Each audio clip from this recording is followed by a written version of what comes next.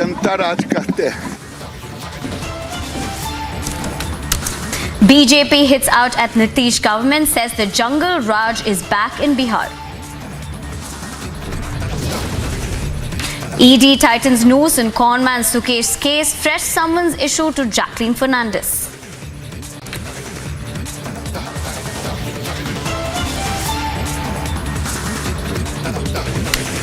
Thanks for staying with us on Live and Breaking. I'm Nivedna Prabhu. Big news coming in. Delhi police issues a fresh summon to Jacqueline Fernandez. Now, the Delhi police postponed their questioning scheduled on Monday as the actor cited prior commitments and asked for another date. However, she was asked to join the investigation on September 14th, that is today, to appear at 11 a.m. today. That is the latest development coming in terms of Jacqueline Fernandez has been asked to appear at 11 a.m. today. Now, the questions, of course, are in connection with the Sukesh Chandrasekhar case. Now, the Economic Offences Wing of Delhi Police did ask her questions as well in the alleged 200 crore extortion case. Now, for more information on this, we have Piyush joining us. Piyush, what we understand, of course, is she's been asked to appear at 11 a.m. today, but give us what are the other details that we're gathering so far? So, as you rightly said that, there have been several delays on which Jacqueline Fernandez, that was to appear to interrogate on the Delhi police extortion case. But this did not happen, and now for the third time when she is being asked to come to Delhi police special cell office at here in Mandir Marg, she has come and she would be interrogated. She would be questioned of her links with Sukesh Chandrasekhar, a conman who is being accused of extorting over 200 crore in amount from prominent businessmen that also include promoter of Ranbaxy. So yes, it would be very interesting now to see that what kind of questions would be given to her from the Delhi police special cell, and would any of her links with this conman Sukesh Chandrasekhar will be revealed. I also want to tell you that before Jacqueline Fernandez, another prominent Bollywood dancer cum actress, Noora Fatehi, was also questioned by Delhi police. Her questioning, ranged from over 6 hours. So now it is going to be very interesting to see that how long would the questioning of Jacqueline Fernandez also be there. There were two earlier summons that was issued to Jacqueline Fernandez, namely on August 29 and September 12, but she did not appear on these dates, citing that she had some prior commitments of her Bollywood shooting. So now, after several delays, she has again been asked to come to Delhi Police Special Cell, where she is going to be questioned for her links with conman Sukesh Chandrasekhar, or whether she had any kind of connections in this 200 crore extortion case. So yes, troubling times ahead for Jacqueline Fernandez. Back to you in the studio. Piyush, talking about the ED charge sheet and also claimed that Fernandez was aware of Sukesh's involvement in criminal cases, right? And yet indulged in financial transactions with him. What are the details we have about, that side of the particular development? So yes, Delhi police in its charge sheet has mentioned the name of Jacqueline Fernandez, and as you are aware, and it has also come out more in open of how Jacqueline Fernandez photographs with Sukesh Chandra has come and been revealed on several social media sites.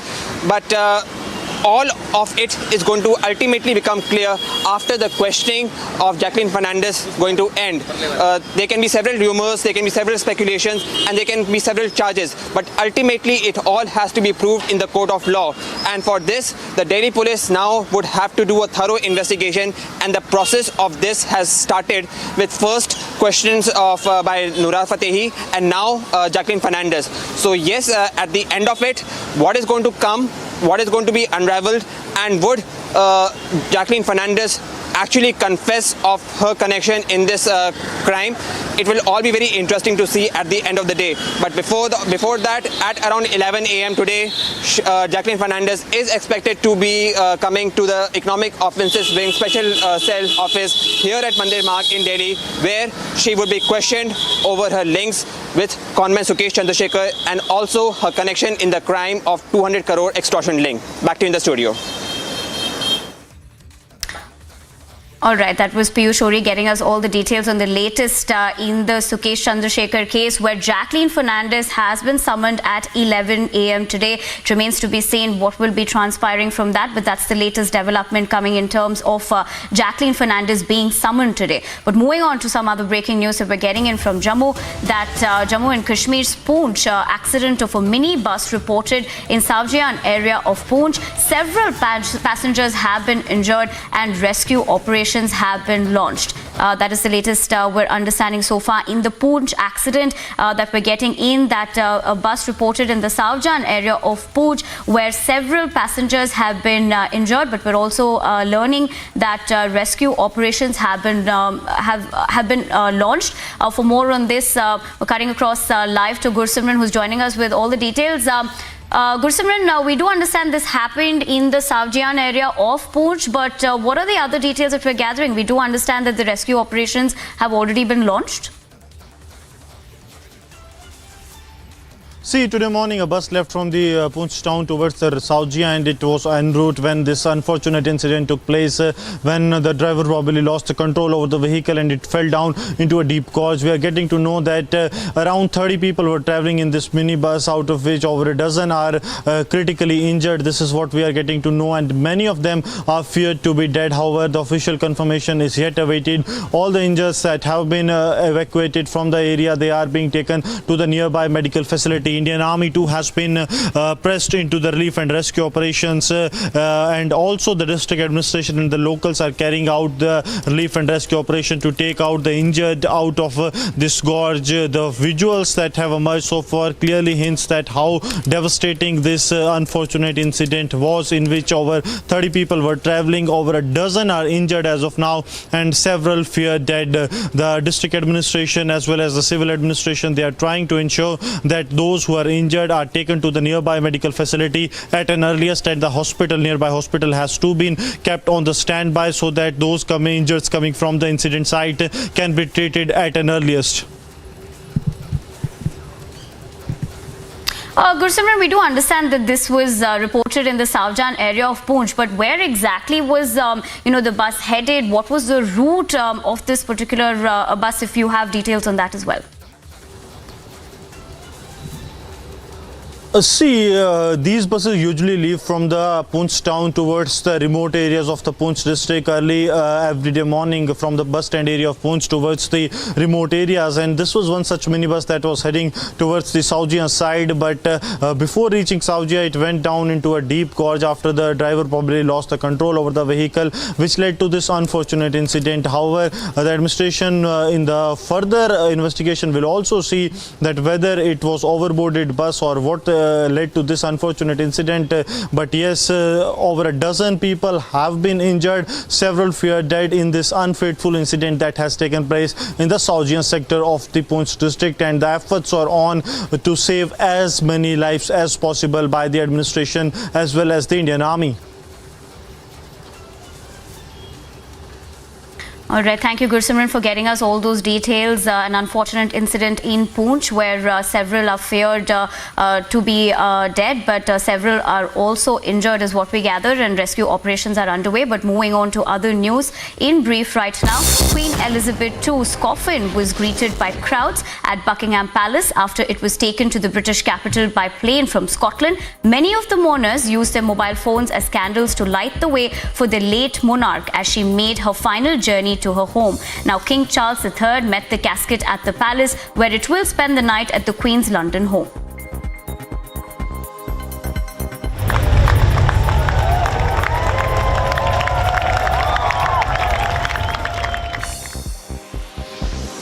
Lower gas costs slowed US inflation for a second straight month in August, but most other prices across the economy kept rising, and evidence that inflation remains a heavy burden for American households.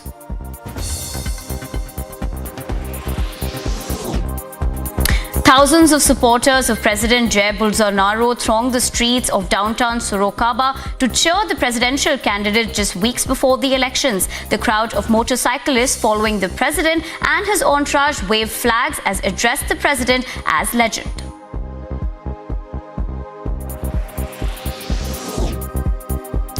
Thousands of Haitians took to the streets of Port-au-Prince for the second day to protest yet another hike in gas prices announced by the government. No injuries or deaths were reported during the day's incidents. Protesters have called for the ousting of Prime Minister Ariel Henry, who took over the country after the assassination of President Jovenel Moise in July 2021.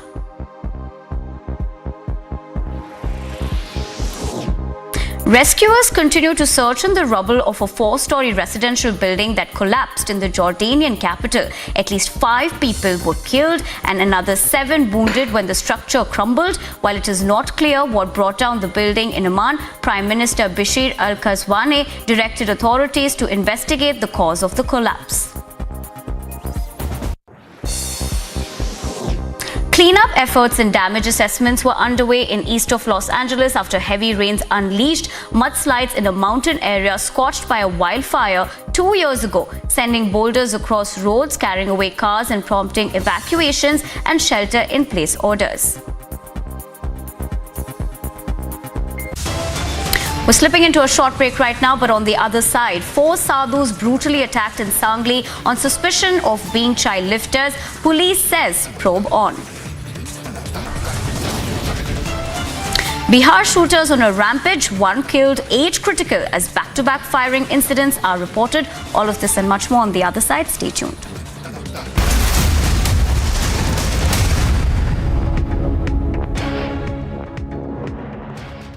At Amity, we believe students should have an all-round exposure. The Study Abroad program gives students the option to do 5 weeks or more at any of the Amity campuses across the world in cities like New York, San Francisco, London, Melbourne, Dubai, Singapore, etc. A truly unique opportunity only at Amity. इस गाड़ी की live तस्वीरें आप देख रहे हैं, इसमें सुखांतु मजूमदार को ले जाया जा रहा है. We can see water cannons are used widely across this whole rally. Now just look at that. The police force are now advancing. Stone pelting is still on.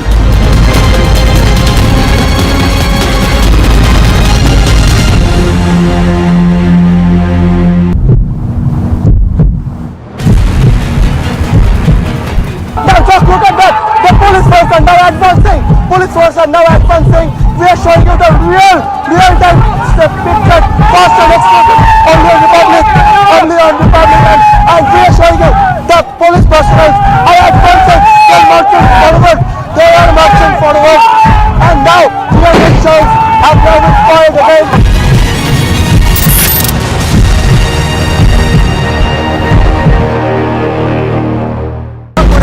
এগিয়ে যাওয়ার কিন্তু যে ব্যারিকেড তৈরি করা হয়েছিল সকাল থেকে সেই ছবি দেখো, পুলিশ কর্মী আদানে গ্যাস ছুটতে ছুটতে এগিয়ে যাচ্ছে যে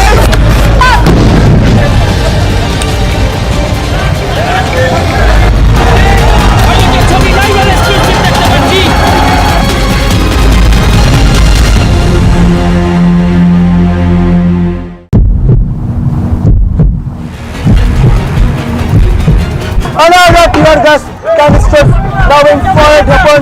Again, police is trying to ensure that the mob which is pelting stones upon police is dispersed, and now it's kind of battered down with the sound, and one police person is injured. And he is bleeding, and his colleagues are now taking him away from this battleground.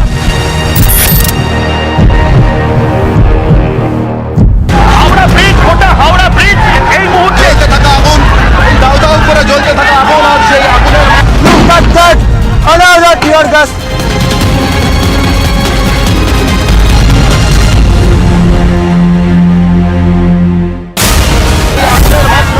BJP কর্মী সমর্থকদের এই মুহূর্তে তুমি প্রেমে নজর রাখো, জল কামান लगातार पत्थरों की बौछार हुई. As you can see, the stone pelting has already been started.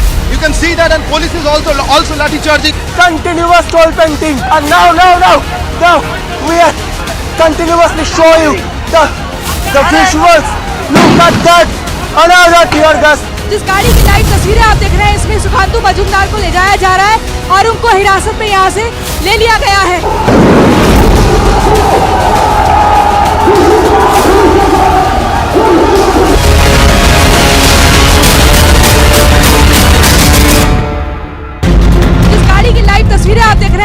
सुधांतु Majumdar को ले जाया जा रहा है। We can see water cannons are used widely across this whole rally. Now just look at that. The police force are now advancing. Sean pelting is still on.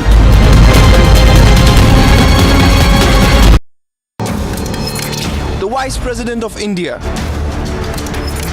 the Solicitor General, the most renowned lawyers, biggest politicians, top academicians, the most respected names in the Indian judiciary come together for the unmissable edition of the Ram Jethmalani Memorial Lecture on September 17th, only on Republic TV.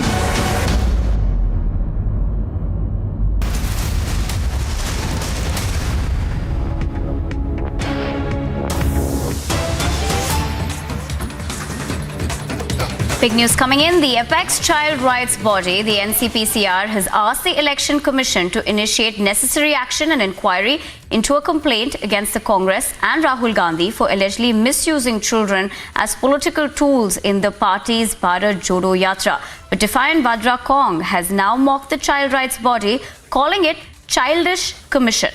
Now, this is in regard to the Bharat Jodo Yatra, where the NCPCR has asked the Election Commission to initiate necessary action against the Congress party as well as Rahul Gandhi for allegedly misusing children as political tools in the campaign that is currently underway of the Congress in terms of the Bharat Jodo Yatra. But Congress, on the other side, has mocked the child rights body, calling it a childish commission.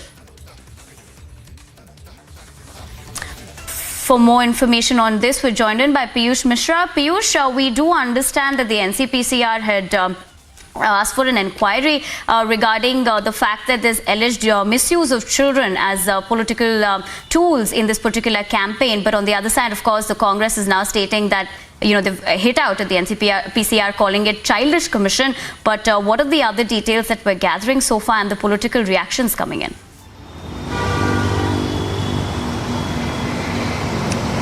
Well, as far as this entire story is concerned, remember that yesterday NCPCR had written a letter to the Election Commission of India requesting the poll body to take actions into the kind of pictures those are surfaced in which Rahul Gandhi is seen with children during the Bharat Jodo Yatra. In fact, one more picture had surfaced in which Rahul Gandhi was seen handing over the flag of Congress party to a small kid.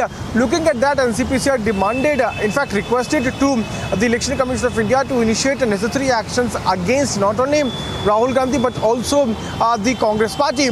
Now, Jairam Ramesh, who is also head of media cell of Congress party, has hit out at the NCPCR, calling it a childish commission, and he has tweeted, and I quote, childish commission is directed by Jhoot Kirani, which means that he is not only attacking the NCPCR but also Smriti Irani, because she is the one who heads the Women and Child Development Ministry, and he is now saying that that ministry is now directing NCPCR to initiate or to write to Election Commission of India to initiate actions against Rahul Gandhi. Also, we are in excess of that particular letter which was written by NCPCR, and I am quoting from that particular letter. The commission, and I quote, the commission is in receipt of a complaint dated 12 September 2022 wherein it has been alleged that Mr. Rahul Gandhi, Member of Parliament, the Indian National Congress, and its Department for Children named Jawahar Bal Manch is targeting children with political intentions. A nationwide political campaign named Bharat Jodo Yatra, mass contact program on September 7, 2022 and its inception. So this is what the NCPCR is now saying and demanding actions to be initiated as children are being used as the political tool. This is what being alleged by NCPCR. After this very short break, we will be getting more and more details and also reaction of BJP on this big statement coming in of Congress leader Jairam Ramesh, where he is now seen hitting out at NCPCR. Stay tuned for more updates. We also have the NCPCR chief joining us on the phone line. Sir, this is, of course, a statement coming out from Jairam Ramesh regarding this, quite an irresponsible statement if we happen to look at it. So, Mr. Priyank, what is your reaction to this? देखिए, इन्होंने अगर NCPCR को childish commission कहा है तो NCPCR का काम तो बच्चों के बीच में ही काम करने का है, बच्चों के ही अधिकारों के संरक्षण का है।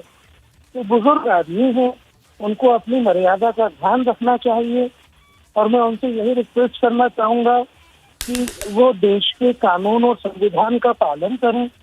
अगर रिप्रेजेंटेशन ऑफ पीपल्स एक्ट 1951 मना करता है बच्चों का पॉलिटिकल पार्टीज द्वारा उपयोग करना, तो उसकी मर्यादा का पालन करना उनका काम है और वो पालन कर सकें वो सुनिश्चित करवाना हमारा काम है।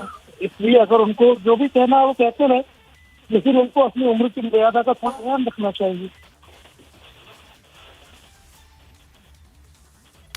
सर, ये जो अभी इंक्वायरी भी they are looking at in terms of allegedly using these children as political tools in the Bharat Jodo Yatra campaign, उसके बारे में आपको क्या कहना है? देखिए, कांग्रेस पार्टी का हमारे पास शिकायत आई थी। तो शिकायत में ये बताया गया कि वो जवाहर लाल मंच करके एक उन्होंने बच्चों का विंग बना रखा है। तो किसी भी पॉलिटिकल पार्टी द्वारा बच्चों का विंग बनाया जाना इलीगल एक्टिविटी है, क्योंकि ये रिप्रेजेंटेशन ऑफ पीपल्स एक्ट 1951 के सेक्शन 29 के वायलेशन में है। इसके साथ कांग्रेस का खुद का भी जो संविधान है, तो जयराम जी को पढ़ना चाहिए संविधान किसकी पार्टी का।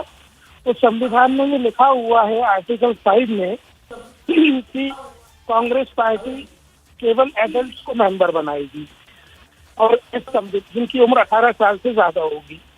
और ये संविधान उन्होंने जमा किया है निर्वाचन आयोग को, तब उन्हें एक पॉलिटिकल पार्टी के रूप में मान्यता मिली है। तो वो खुद के ही बनाए हुए रूल्स को तोड़ेंगे। और प्रियांक जी, धन्यवाद हमसे बात करने के लिए इस इशू के बारे में। Well, that was the NCPCR chief Priyank Kanagu talking to us about the latest reaction. On one hand, of course, where the NCPCR has initiated this inquiry about children allegedly being misused as a political tool, and also reacting on Jairam Ramesh's statement as well, calling the NCPCR a childish commission. But moving on now. Massive political controversy as the NCPCR has now written to Election Commission seeking actions to be taken against Rahul Gandhi and Congress Party. After this very short break, we will be getting more details as Congress Party reacts on this and calls NCPCR a childish commission. Stay tuned for more updates.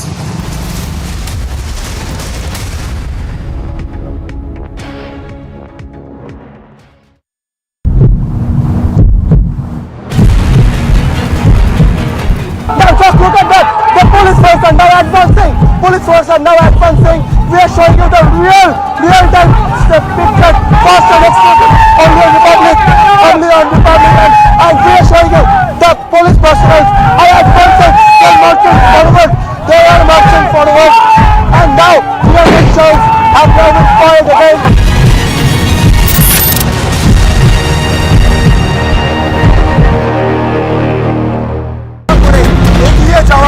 কিন্তু যে barricade তৈরি করা হয়েছিল সকাল থেকে, সেই ছবি দেখো, পুলিশ কর্মীরা লেগে ছুটতে ছুটতে এগিয়ে যাচ্ছে। যে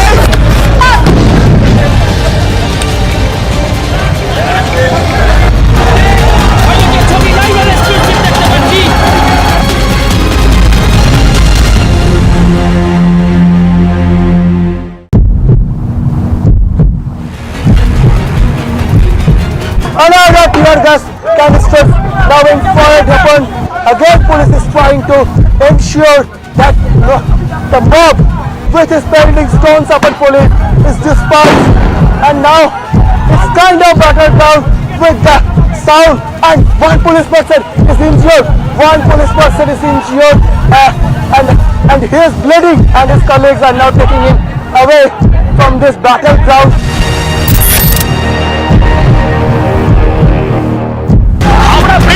হাওড়া ব্রিজ এই মুহূর্তে থাকা আগুন, দাউ দাউ করে জ্বলতে থাকা আগুন, আর সেই আগুনের Look at that! Another tear gas.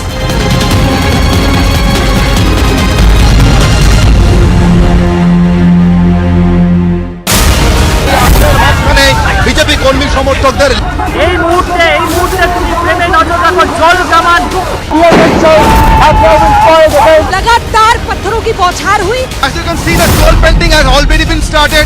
You can see that, and police is also lathi charging. Continuous troll painting, and now we are continuously show you the visuals. Look at that, another tear gas. जिस गाड़ी की live तस्वीरें आप देख रहे हैं, इसमें सुखांतु मजूमदार को ले जाया जा रहा है और उनको हिरासत में यहाँ से ले लिया गया है।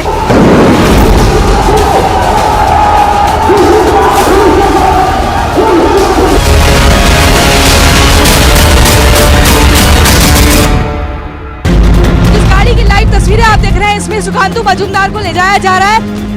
We can see water cannons are used widely across this whole rally.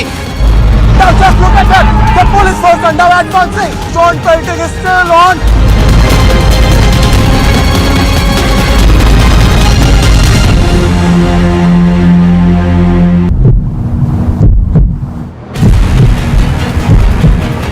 Now just look at that, the police force are now advancing.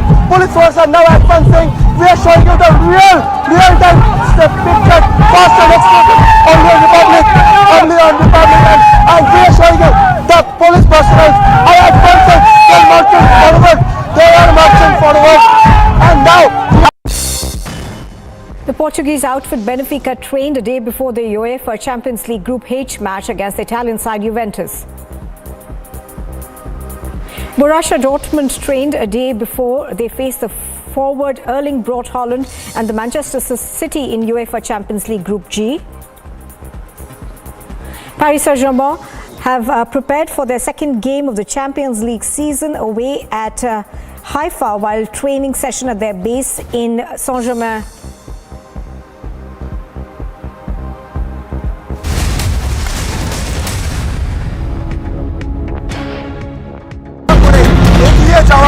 কিন্তু যে ব্যারিকেড তৈরি করা হয়েছিল সকাল থেকে সেই ছবি দেখো, পুলিশ কর্মীরা লেগে ছুটতে ছুটতে এগিয়ে যাচ্ছে।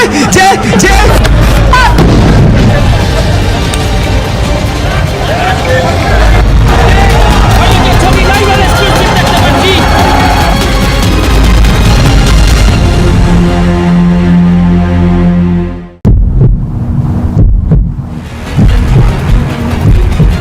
another tear gas canisters now being fired upon.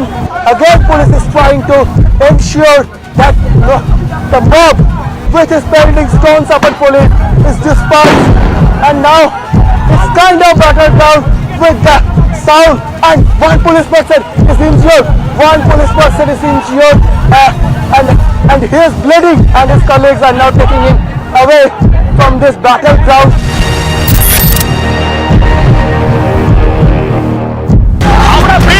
Howrah bridge এই মুহূর্তে থাকা আগুন, দাউ দাউ করে জ্বলতে থাকা আগুন, আর সেই আগুনের Look at that, another tear gas.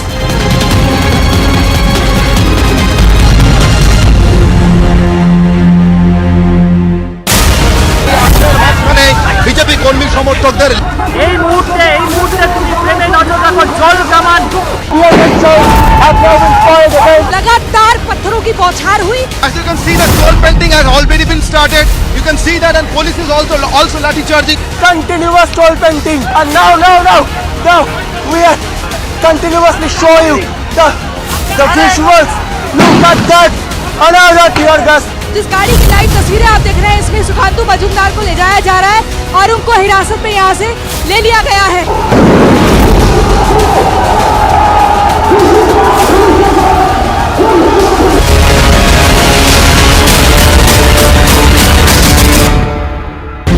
जिस गाड़ी की लाइव तस्वीरें आप देख रहे हैं, इसमें सुखांतु मजूमदार को ले जाया जा रहा है।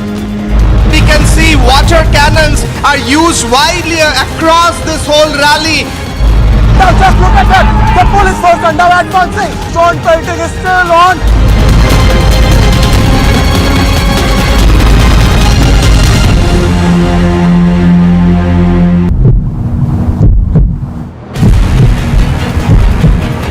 Now just look at that, the police force are now advancing.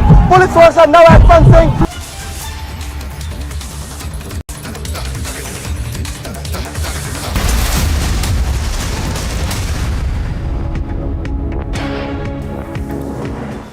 The Home Minister Amit Shah is in Surat set to inaugurate a plethora of development projects.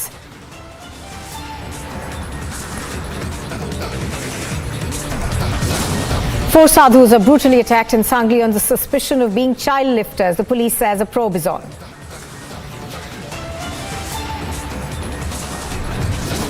Bihar shooters are on a rampage. One person is killed, 8 critical as back-to-back firing incidents are reported. The ED tightens its nose on conman Sukesh's case. Fresh summons are issued to Jacqueline Fernandez. The Child Rights Panel alleges misuse of children at Rahul Gandhi's rally, but the Congress party remains defiant, mocks the NCPCR.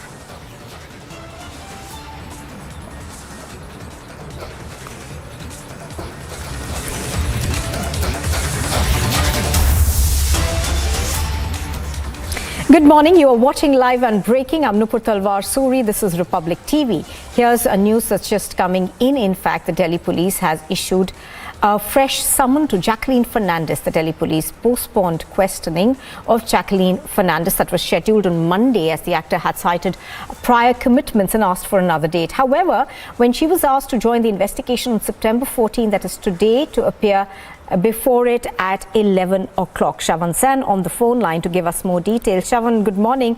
Shavan, tell us more about these summons that have been issued to Jacqueline Fernandez. She, of course, is co-accused in this case. Nupur, this comes after the economic offences wing of the Delhi police had recorded the statement of another Bollywood actor, Nora Singh. Now, this was primarily because when the economic offences wing had recorded the statement of Sukesh Chandrasekhar, he had basically admitted that he had met several actors while he was lodged inside the jail and while being on parole. And that is the primary reason why they have essentially been called in for questioning. In fact, the Economic Offences Wing had also filed the case under the Prevention of Corruption Act, that too against Thrashed jail officials.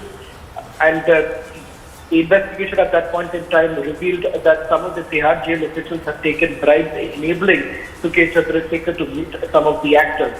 Now, as far as Jacqueline Fernandez is concerned, remember, she has been made as a co-accused in the supplementary charge sheet that has been filed by the Enforcement Directorate.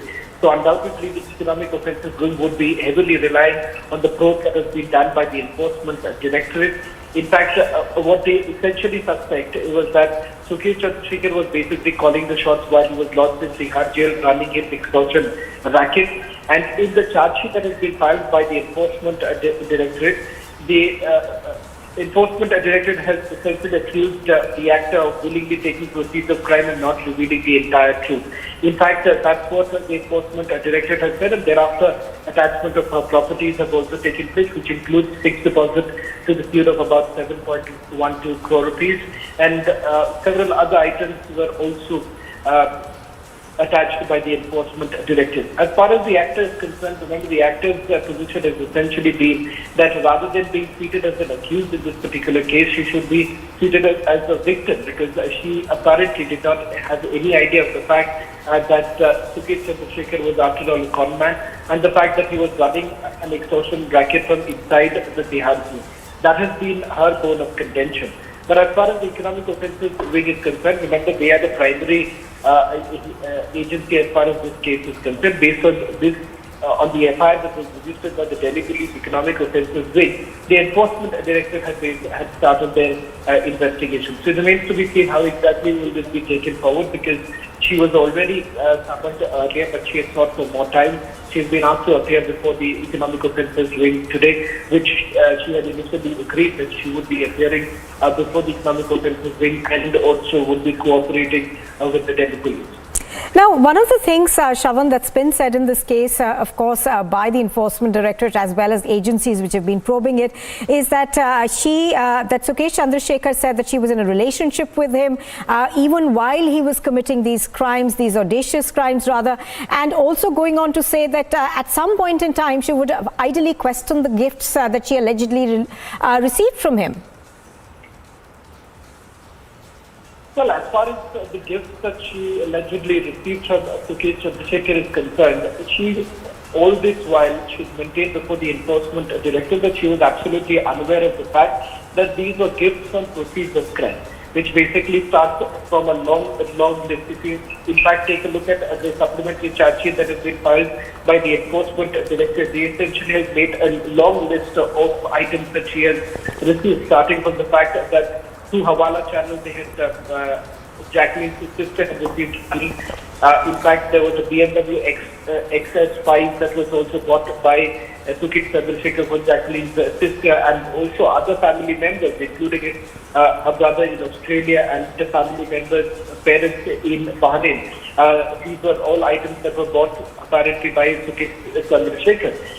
But it was only at a later stage that Jacqueline says that she got to know that that he was running a racket, and the fact that he was also married to another co-accused, that is Leena. In fact, if you take a look at the items that have been attached so far by the Enforcement Director, basically includes about 5 watches, 65 shoes, clothes items, which is roughly runs into about 47 of them, bags about 32, paintings 9, touch crockery sets 1, and there is a long list of items that she's received from Sukit Chandrasekhar. But she's essentially also indicated that she's willing to return all of them, and in fact also some parts, if I'm given to understand, would be perhaps have already been returned by Jacqueline Fernandez to the Enforcement Director, but that does not really absolve her from the fact that she's essentially that she was aware of the fact after the point in time that she was aware of the antecedents of Sukit Chandrasekhar. And also, Shravan, perhaps that she was aware of the fact that these were proceeds of crime. Stay with us, Shravan. Let's also bring in Piyush Ori right now. He's reporting from New Delhi. Piyush, good morning. Of course, we are expecting Jacqueline Fernandez to present herself before the ED. The time that's been given is about 11 o'clock. Her previous, the times that she's been summoned, she's asked for another time at several locations. So give us a sense of what we're expecting today, Piyush. So good morning, Nupur, and as you rightly said that after several delays, Jacqueline Fernandez is all set to appear today to a Delhi Police Special Cell Unit of Economic Offences Wing, where she would be interrogated, she would be questioned of her link with the conman Sukit Chandrasekhar and her connection in the getting the proceeds of crime in this extortion of 200 crore.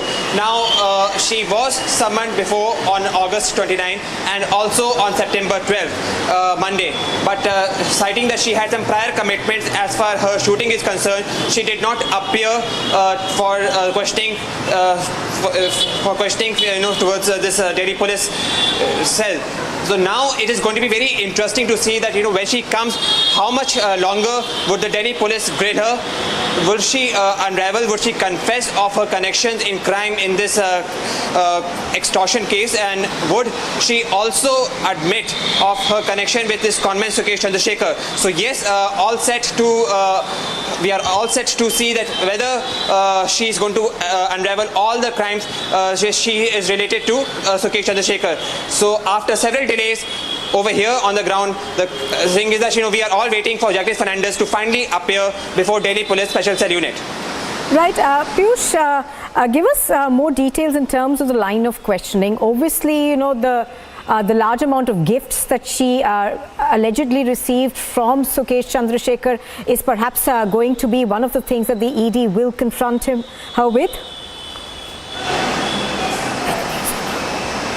So definitely, Nupur, the first and the foremost thing is that she would be confronted with the amount of gifts which was presented to her allegedly by Sukit Chandrasekhar, and the Delhi Police would try to find out that were these gifts actually a result of the proceeds of crime that Sukit Chandrasekhar was able to generate from the extortion he was able to get from several businessmen while he was trying to indulge in this crime.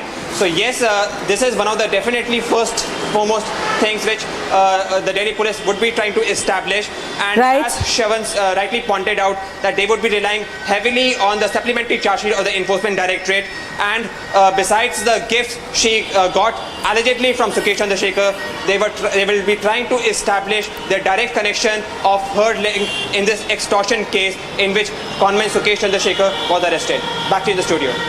All right, Piyush Ori reporting on that and getting us the details on this. Now, what we are given to understand is, of course, the ED will also perhaps try to join the dots as far as whether she knew about how he was committing these crimes. Because if one were to go by the account of Sukesh Chandrasekhar, he says that he was in a relationship with her and that he also knew her brother, he knew her parents. That's at least what he's maintained so far.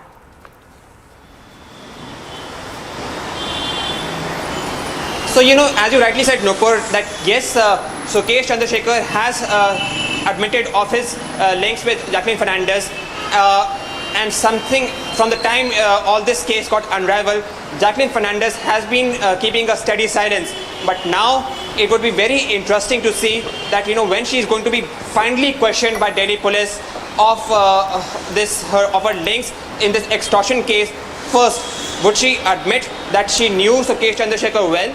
Second, it would be interesting to know that did she know that he was actually involved in this crime, and the gifts she was receiving, was this due to the proceeds of crime which was being generated by Sukesh Chandrasekhar in the crime which he was indulged in. So yes, there is going to be several very tough questions which Jacqueline Fernandez would be expected to answer. And at the end of the day, it would be interesting to see that would Jacqueline Fernandez finally spill the beans of her links, of her connection in this 200 crore extortion case in which Sukesh Chandrasekhar conman is the main accused. Back to you in the studio. Now, what's very interesting, Piyush, is just the list of gifts that she accepted from him.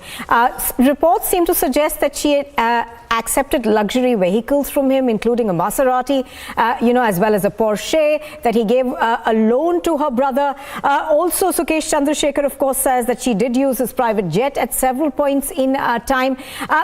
One would...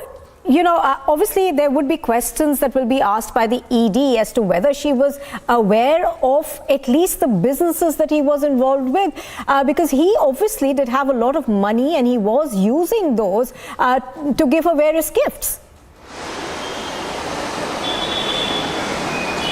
So, when you mention about the gifts, you can understand the enormity of the scam which was first unraveled by Enforcement Directorate and now also being investigated subsequently by the Delhi police. With the kind of gifts, with the kind of expensive gifts which Jacqueline Fernandez was utilizing, it is very interesting to know now that how she was actually able to get these gifts. How Sukesh Chandrasekhar was able to give these gifts and these expensive gifts, and why only her?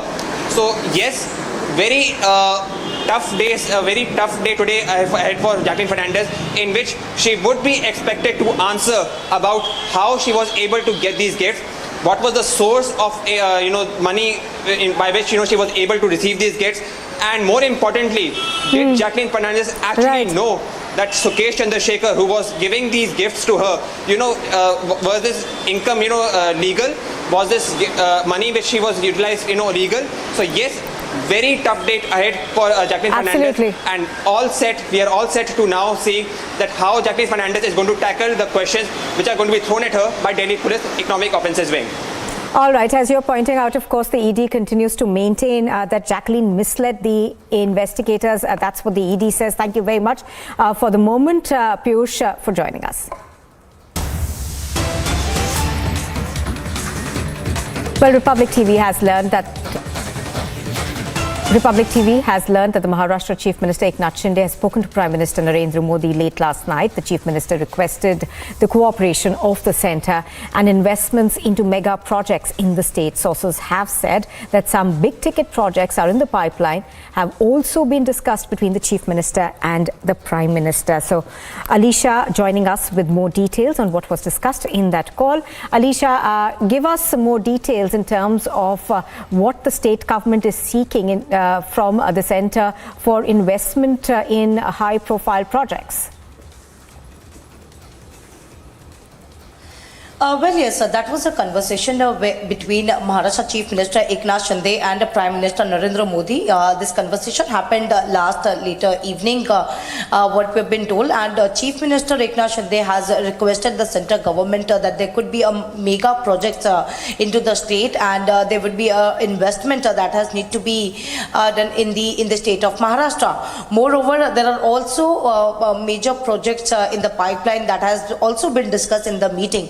So this conversation between Chief Minister Eknath Shinde and Prime Minister Narendra Modi happened right after Aditya Thackeray yesterday held a press conference over the Vedanta Limited has shifted a semiconductor JV to Gujarat, and he clearly hits out at the Maharashtra government, clearly mentioning that the investment that was confirmed to Maharashtra, but how it could be possible and what happened in the last minute that the decision by the Vedanta Limited has taken where it is completely shifted to Gujarat. So there was clearly hit out by the Mahavikas Aghadi and specifically Aditya Thackeray, who held a press conference yesterday, and right after that where we see that Chief Minister Eknath Shinde had a conversation with Prime Minister Narendra Modi requesting for the certain investment in the major mega projects in the state.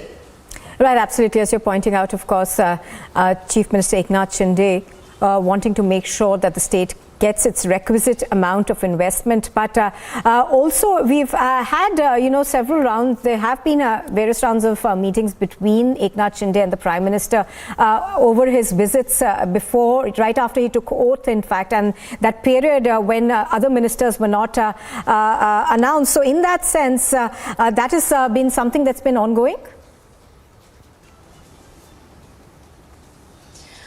Well, as of now, if we talk about the conversation that happened last evening, is what we have been told and confirmed that the conversation between Chief Minister and Prime Minister is only over the mega project.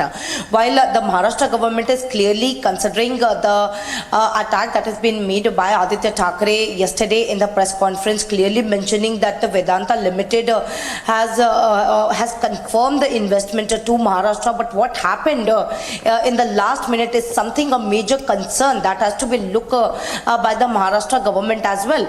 So now the conversation that happened, and CM Chief Minister has clearly requested our Prime Minister for the mega project that has come up and that is to be brought to the center as well, and he seek help for the investment as well, because he also mentioned that there are mega project in the pipeline that has also been discussed. So not the other major project that has already been into the it has been a line, and that is something to be brought in the state of Maharashtra. That should not be missed, and there should not be a question that should be raised by the other parties, specifically from the Uddhav camp, because yesterday is what that happened.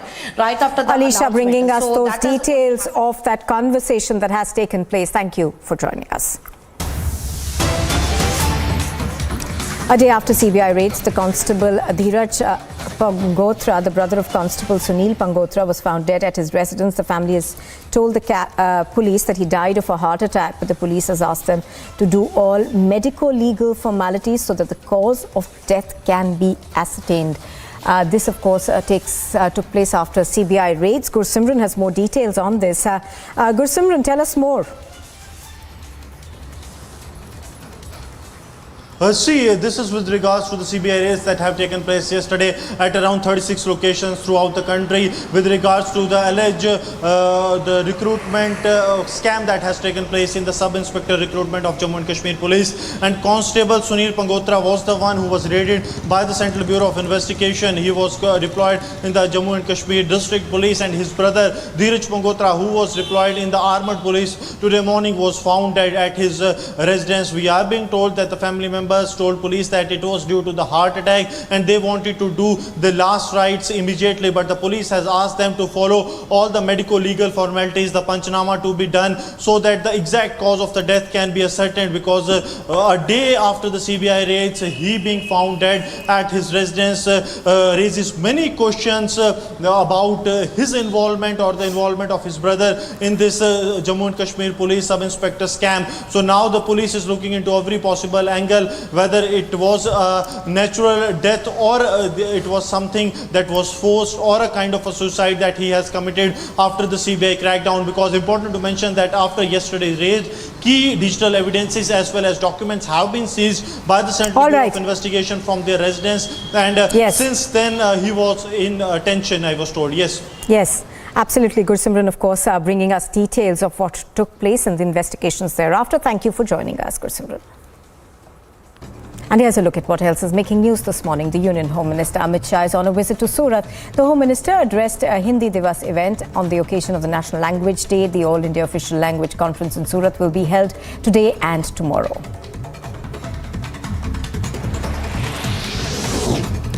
In a letter addressed to Congress President Sonia Gandhi, Kamrul Islam Chaudhry called the party's Assam unit unstable. Chaudhry also said that he and other workers of the party felt demoralized after no action was taken against the Congress MLAs who had cross-voted in the recently held presidential elections, despite public acknowledgement of the same by senior leaders of the party.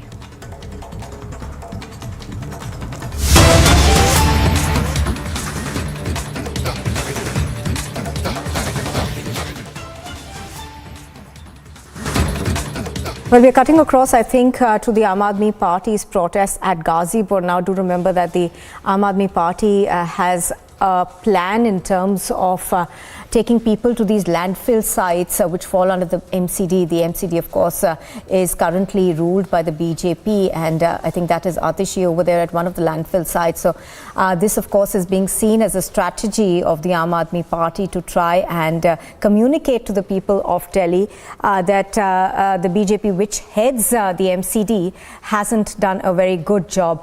Let's go across to Piyush, who's reporting on this. Piyush, give us a sense of what's happening around you. We are given to understand that the Aam Aadmi Party is hoping to take people from Delhi to these landfill sites to essentially expose the MCD's faults.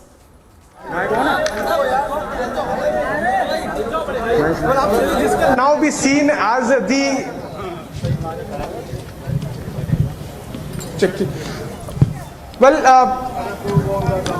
Well, what we are now given to understand is that it is now being seen as the Aam Aadmi Party's pitch for the MCD polls, and before that, the Aam Aadmi Party MLAs have reached here at the Ghazipur landfill site. I would ask Anish Sharma to pan his camera and show you the live pictures of these MLAs of Aam Aadmi Party who have reached here to take part in the protest. Aam Aadmi Party MLAs including Atishi, Kuldeep, and also other MLAs of Aam Aadmi Party, they have reached here. They are right now having some sort of argument with the Delhi police, because Delhi police has now stopped them and it is not allowing them to move beyond a point at this landfill site. Delhi police have now barricaded. Let me try to get in a word. From Atishi and try to understand. She has come here. Ma'am, if you can tell us what's the reason you have come here, ma'am? What's your comment on this? To say on this. What's the reason as to why you have come here and you have been stopped here? So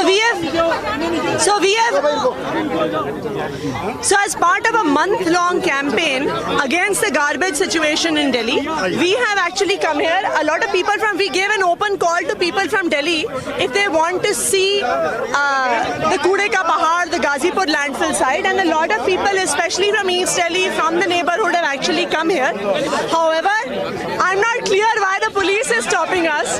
After all, this 140-meter high garbage mountain can be seen from trains, can be seen from roads.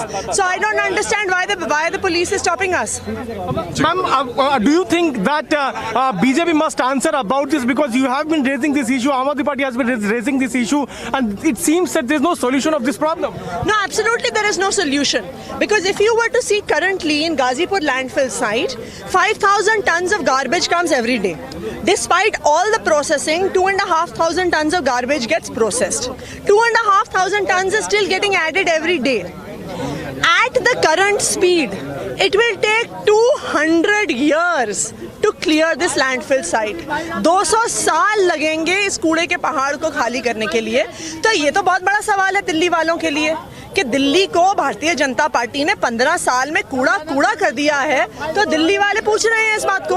But they are asking questions over the multiple issues those are there against you, be it about the corruption or the excise scam or the construction of school scams. They are asking questions. So we are very happy to answer any questions. We are happy for any inquiry. But Bharatiya Janata party will have to answer this ना कि भाई आपने दिल्ली को कूड़े का ढेर क्यों बना दिया है. आप दिल्ली में कहीं पे भी घुसिए, आप साउथ से घुसिए तो एक पहाड़ दिखता है, आप नॉर्थ से घुसिए तो दूसरा पहाड़ दिखता है. जब दिल्ली वालों के रिश्तेदार उनसे मिलने आते हैं ना तो कहते हैं देखो ट्रेन में जब तुम आओगे तो जब कूड़े का पहाड़ दिख जाएगा ना इसका मतलब है कि दिल्ली के अंदर घुस गए हैं हम. ये दिल्ली की सच्चाई है. The party is now upping the ante and now raising questions over the Ghazipur landfill site. You can see the live pictures coming in from Delhi's Ghazipur area, which is a massive security of Delhi police, and now the party MLAs have reached here to protest against this landfill site, the heap of mountain which is here at Ghazipur. After this very short bit, we will be getting more and more pictures as our protest against BJP in national capital.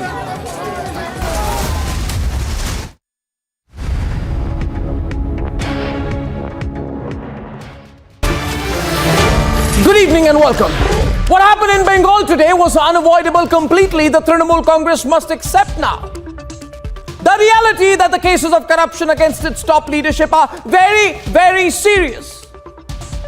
And that people across the country, and especially people in Bengal, are enraged about the sheer daredevilry of every corruption case of the TMC, every scam, the coal scam, the teachers' recruitment scam, the cattle smuggling scam, the unending syndicate scam. It's scam after scam in Bengal, and they must also accept that the right to protest is central to democracy.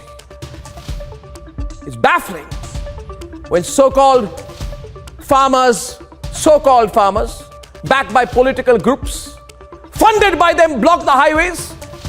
Then the TMC defends their decision and says, no, right to protest is a must in a democracy. But what happens in Bengal when political opponents want to march? Just march, simply march, peacefully march to the state secretariat against the rampant corruption of the state government. Then the Trinamool Congress decides to show police strength, attack the protesters. Look at those pictures, viewers. And even attack women. In a well-planned way, attack women. The brutality of the police action in Bengal has shocked the entire country today. What is the police doing in Bengal today? What are these tactics? What about the credibility of the police force in Bengal? What about their norms? Today, the democracy in danger crowd is also quiet. Finger on their lips, not one word.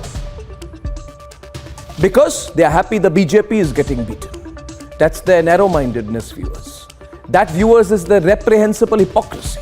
The hypocrisy Republic challenges. The hypocrisy that you and I, ladies and gentlemen, must not allow. I'm back with 3 debates tonight, all packed.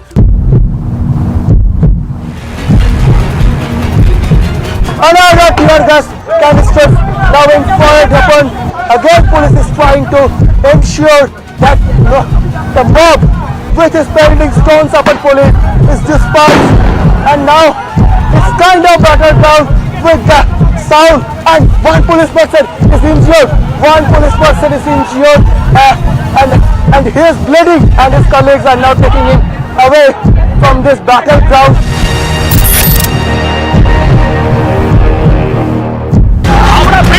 Howrah bridge এই মুহূর্তে থাকা আগুন, দাউ দাউ করে জ্বলতে থাকা আগুন, আর সেই আগুনের Look at that! Another tear gas.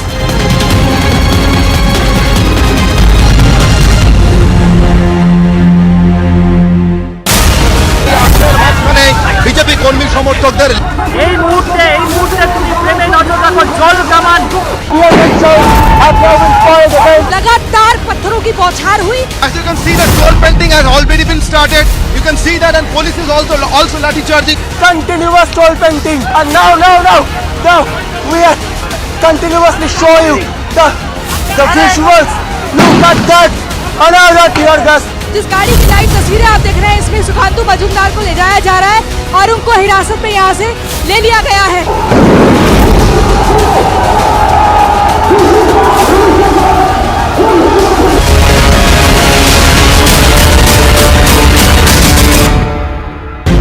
जिस गाड़ी की लाइव तस्वीरें आप देख रहे हैं इसमें सुखांतु मजूमदार को ले जाया जा रहा है। We can see water cannons are used widely across this whole rally. Now just look at that. The police force are now advancing. Stone pelting is still on.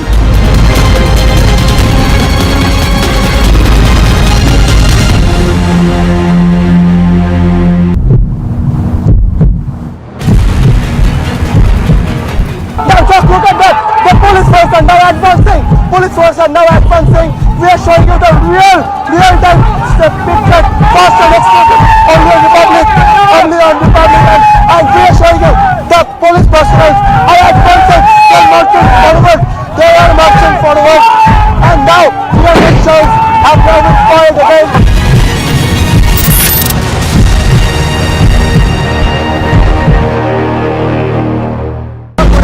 এগিয়ে যাওয়ার কিন্তু যে ব্যারিকেড তৈরি করা হয়েছিল সকাল থেকে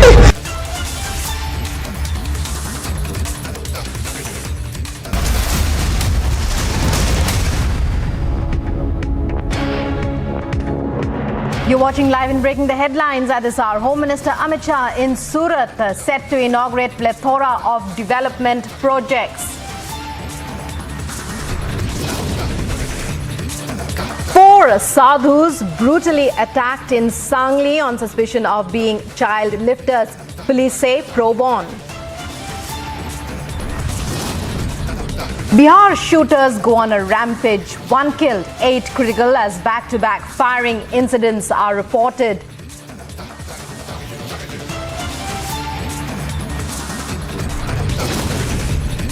BJP hits out at Nitish government, says Jungle Raj is back in Bihar.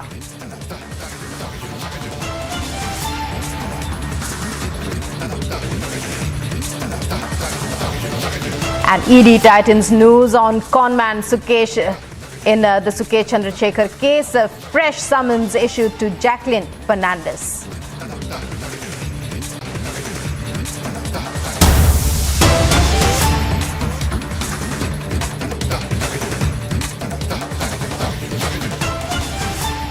And we're starting off with breaking inputs coming in at this hour.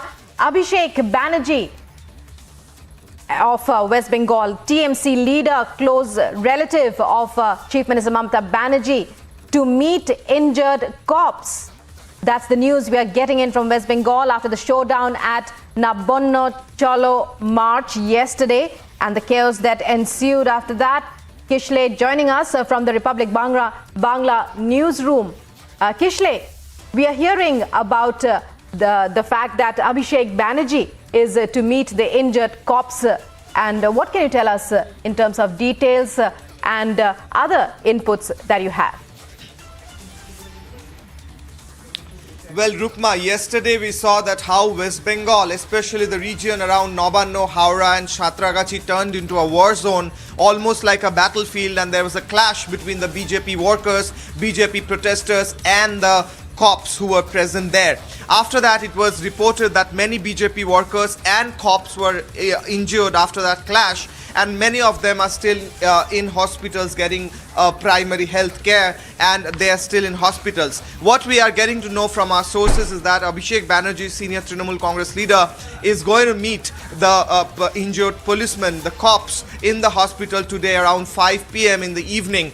And after that, he will probably conduct a press conference giving out a political statement about yesterday's clash. Therefore, it's very clear that Abhishek Banerjee, who does not hold any constitutional position, he's the Trinamool Congress leader and has his positions there, is trying to make a political statement there, openly stating that what happened yesterday was a fault from the side of BJP and that the police officials and cops who are injured, Trinamool Congress is beside them.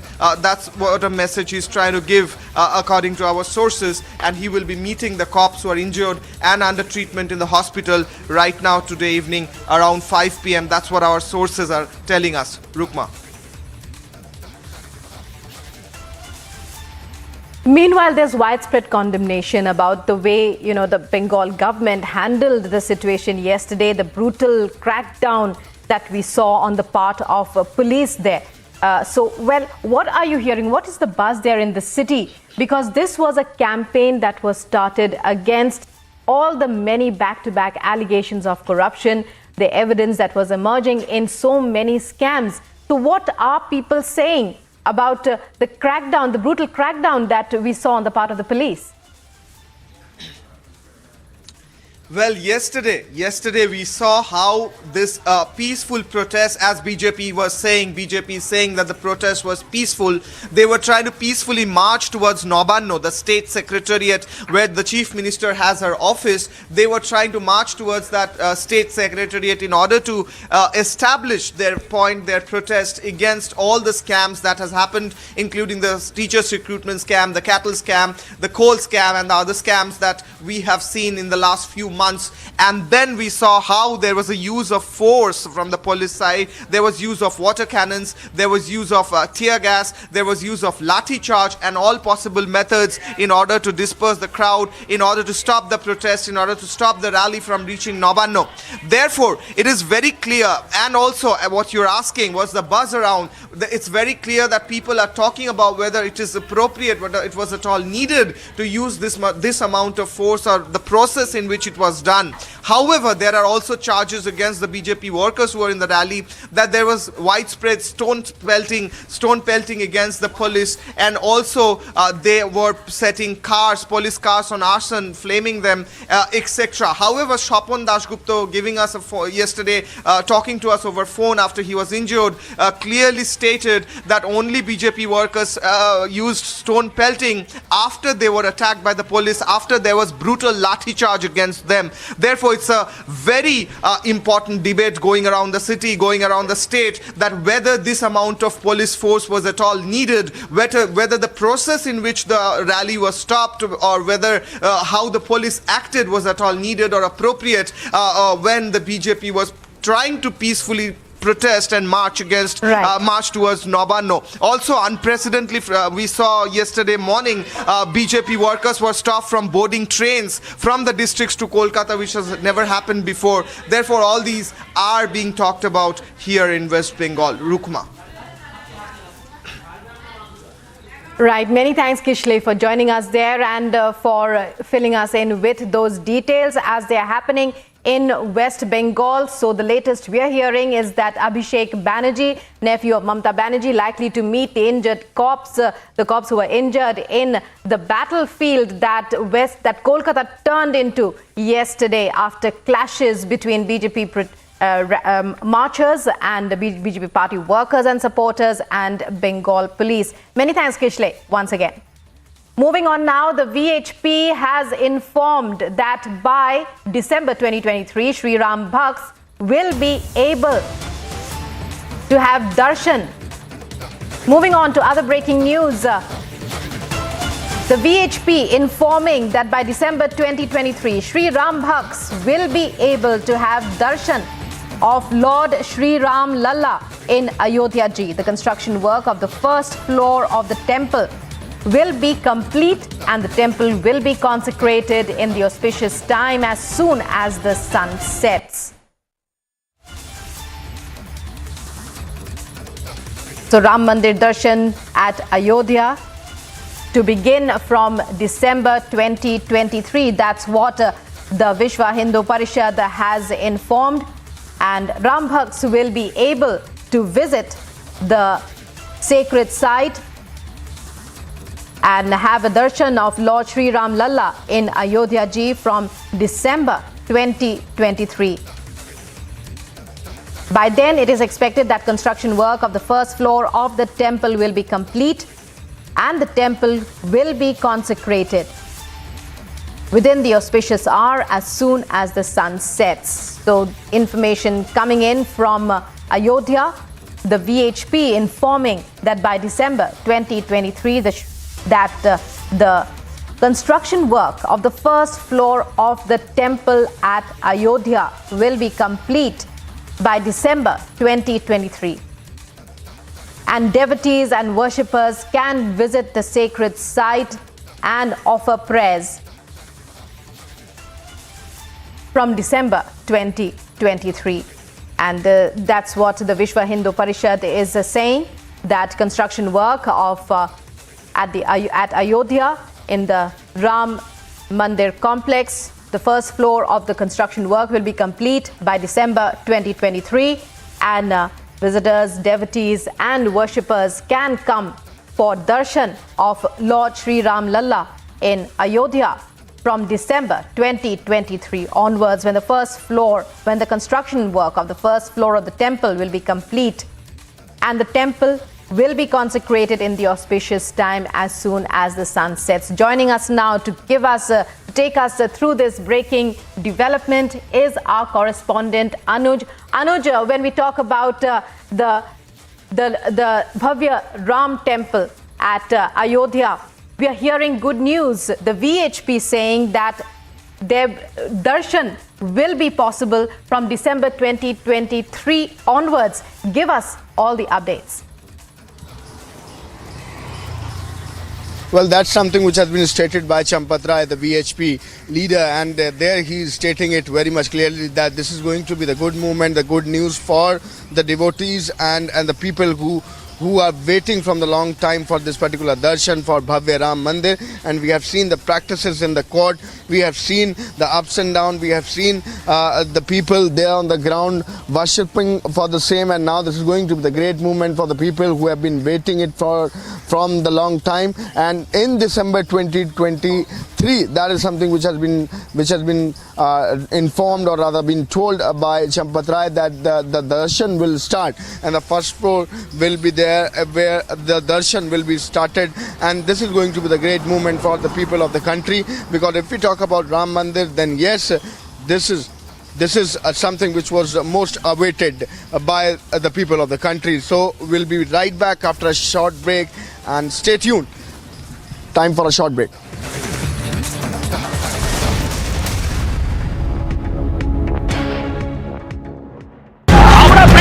Howrah bridge এই মুহূর্তে থাকা আগুন দাউ দাউ করে জ্বলতে থাকা আগুন, আর সেই আগুনের look at that, another tear gas.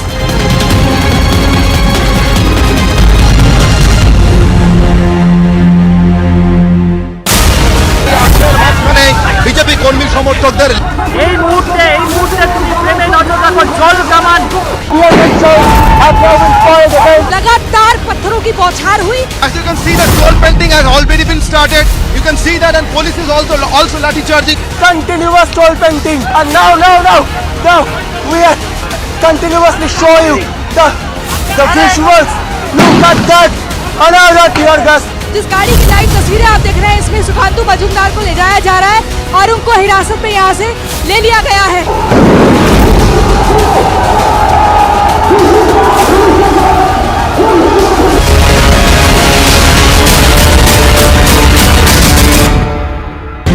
जिस गाड़ी की लाइव तस्वीरें आप देख रहे हैं, इसमें सुखांतु मजूमदार को ले जाया जा रहा है. We can see water cannons are used widely across this whole rally. Now just look at that, the police force are now advancing. Troll painting is still on.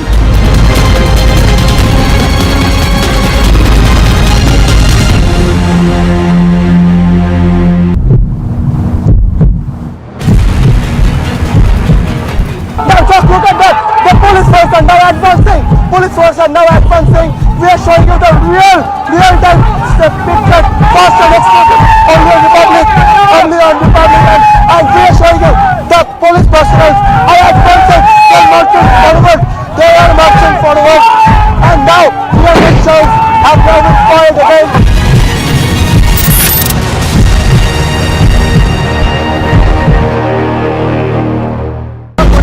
এগিয়ে যাওয়ার, কিন্তু যে ব্যারিকেড তৈরি করা হয়েছিল সকাল থেকে, সেই ছবি দেখো, পুলিশ কর্মী আদালে গ্যাস ছুটতে ছুটতে এগিয়ে যাচ্ছে।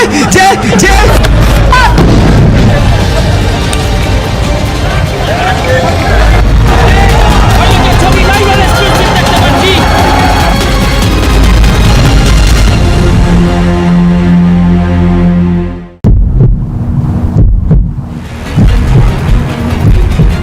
another tear gas canisters now being fired upon. Again, police is trying to ensure that the mob with his pelting stones upon police is dispersed, and now it's kind of battled down with the sound, and one police person is injured. And he is bleeding, and his colleagues are now taking him away from this battleground.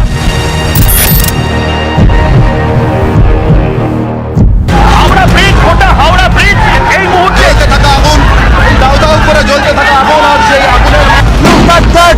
Another tear gas.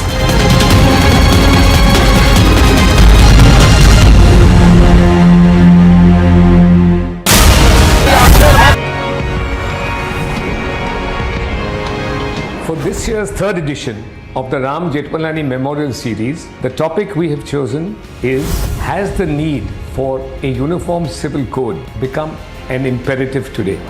Mr. Jethmalani felt very passionately about this issue and had written several articles. He was an ardent believer that the issue promoted both social harmony and indeed promoted nationalism as well.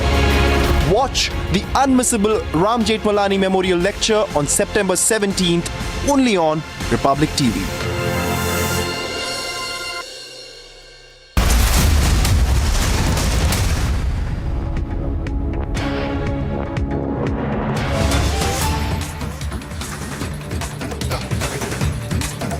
Welcome back, and breaking news coming in now regarding the Congress in Goa. 8 Congress MLAs we are hearing are all set to join the Bharatiya Janata Party. 8 MLAs have reached Goa Assembly Complex to carry out formalities in the Speaker's chamber.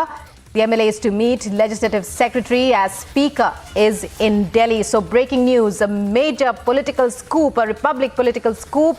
8 Congress MLAs in Goa, all set to join the BJP. Republic has accessed the names of all the 8 Congress MLAs. So 8 Congress MLAs, Republic has found out. Republic has accessed the names of all the 8 Congress MLAs who are all set to join the BJP in Goa. And Alisha to take us through this breaking news. Alisha, 8 Congress MLAs of the Goa Congress likely to join the Bharatiya Janata Party. Take us through this breaking development. What are the names that you're hearing? Rukma, it's very important because this is a split that we have been witnessing since many time, and finally it's happening is what we have been told. It's a true third split in Goa Congress, where the 8 Congress MLAs has already reached Goa Assembly to meet the Legislative Secretary because they wanted to complete the formality. So in the daytime today, where we have been expecting the resignation from the 8 Congress MLAs, where they're going to resign and they are all set to join Bharatiya Janata Party is what we have been told. Well, yes, the Republic has accessed all the names of all the 8 MLAs who are already present in the assembly complex, and they are meeting Legislative Secretary because Speaker is in Delhi and not in Goa, which is why they are meeting Legislative Secretary, where they are going to even hand over their resignation is what we have been told. If I read out the names, one is a Congress, one is a former Congress Goa Chief Minister Digambar Kamath. Second is a Michael Lobo. Third is a Delilah Lobo, is a wife of Michael Lobo. Kedar Nayak, Rajesh Faldesai, Alexo Sequeira, Sankalpa Amonkar, Rodolfo Fernandez. So these are the 8 Congress MLAs who has already reached Goa Assembly, this is something the formality which is need to be done in the Speaker chamber is what we have been told, with the Legislative Secretary who is at that present, and this is something a split, a 2/3 split in the Goa Congress which we are witnessing as of now, and even there were many of the statement that has earlier came before from the Congress itself that they are really very much unhappy with the leadership which is why they wanted to quit the party, and it's happening is what we have been told. Right. Well, what does this mean? Well, Alisha will be coming back to you, but it's a major political scoop that Alisha is reporting at this point. 8 Congress MLAs of Goa all set to join the BJP. We'll be coming back to you, Alisha. Stay with us. It's time now. Well, we'll be back with more on Live and Breaking. Stay tuned here on Republic.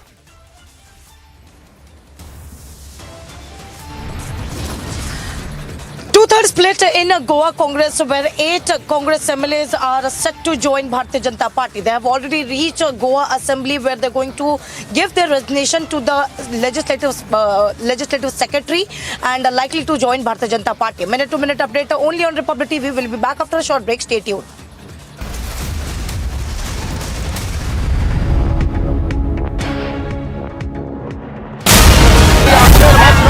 BJP কর্মী সমর্থকদের এই মুহূর্তে তুমি প্রেমে নজর রাখো জল কামান लगातार पत्थरों की बौछार हुई. As you can see, the troll painting has already been started. You can see that, and police is also lathi charging. Continuous troll painting, and now we are continuously show you the visuals. Look at that, another tear gas.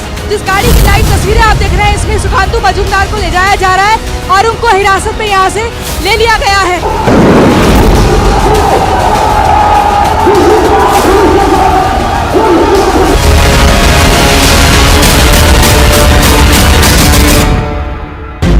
जिस गाड़ी की live तस्वीरें आप देख रहे हैं, इसमें सुखांतु मजूमदार को ले जाया जा रहा है.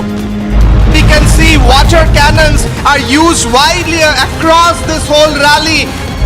Now just look at that, the police force are now advancing. Troll painting is still on.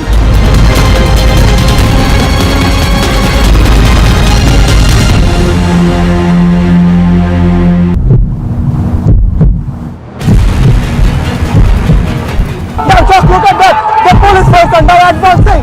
Police force are now advancing.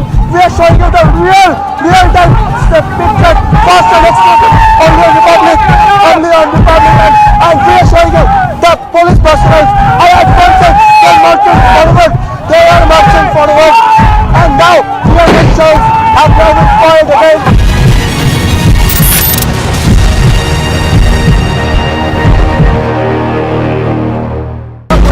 এগিয়ে যাওয়ার কিন্তু যে ব্যারিকেড তৈরি করা হয়েছিল সকাল থেকে, সেই ছবি দেখো, পুলিশ কর্মী আদালে গিয়ে ছুটতে এগিয়ে যাচ্ছে যে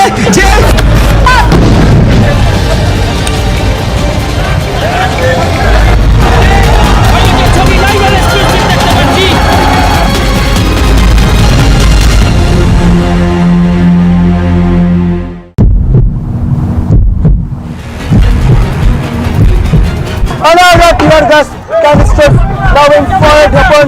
Again, police is trying to ensure that the mob which is pelting stones upon police is dispersed, and now it's kind of battered down with the sound, and one police person is injured. And he is bleeding, and his colleagues are now taking him away from this battleground.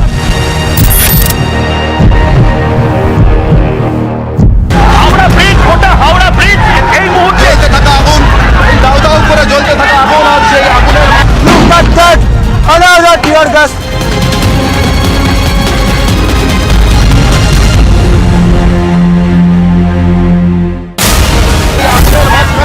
BJP কর্মী সমর্থকদের এই মুহূর্তে তুমি প্রেমে নজর রাখো জল কামান लगातार पत्थरों की बौछार हुई. As you can see, the troll painting has already been started. You can see that, and police is also lathi charging. Continuous troll painting, and now we are continuously show you the visuals. Look at that, another tear gas. जिस गाड़ी की live तस्वीरें आप देख रहे हैं, इसमें सुखांतु Majumdar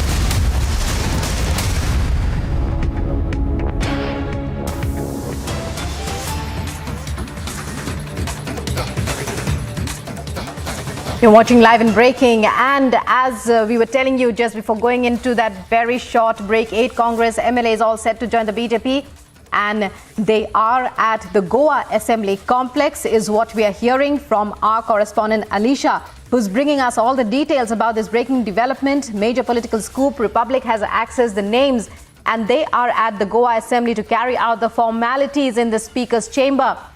But since the Speaker is in New Delhi, as Alisha was telling us, they are to meet, the Congress decimated in another state. That's what's been happening. It's over to you, Alisha, now to take us through this breaking development. In fact, there were rumbles of a mutiny in August itself, and it was already out in most major, in almost all, well, it was almost public knowledge that there was a mutiny brewing in the Goa Congress towards the end of August. It was clear to everyone. Well, yes, Rukma, you rightly pointed out, because it's in the assembly as well, where there was a rift between within the Congress, and now it has been confirmed to the to Republic as well. And first, let me read out the names that has been have confirmed to Republic, including the former Chief Minister of Goa, Digambar Kamath. So there are 8. It's a 2/3 split in Goa Congress, where the 8 Congress MLAs are all set to join Bharatiya Janata Party, and they have already reached to the Goa Assembly. They are going to meet a legislative secretary for the formalities, and also to meet a Goa Chief Minister Pramod Sawant. So lately, the formality of the resignation is something going to be done by the Congress MLA, and they are also going to meet Pramod Sawant at a speaker's chamber. At this point of time, where the speaker is in Delhi, so the formalities will be done with the legislative secretary as well. Minute-to-minute update and all the exclusive information only on Republic TV. We'll be back after a short break. Stay tuned.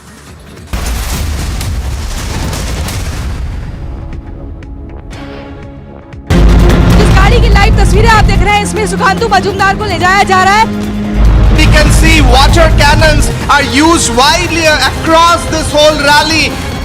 Now just look at that. The police force are now advancing. Stone pelting is still on.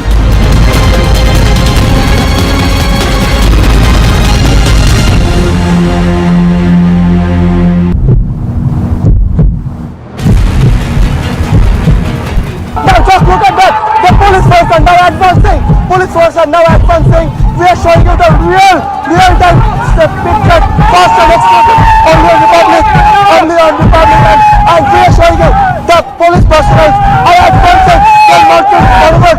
They are marching forward, and now the elections have now been fired again.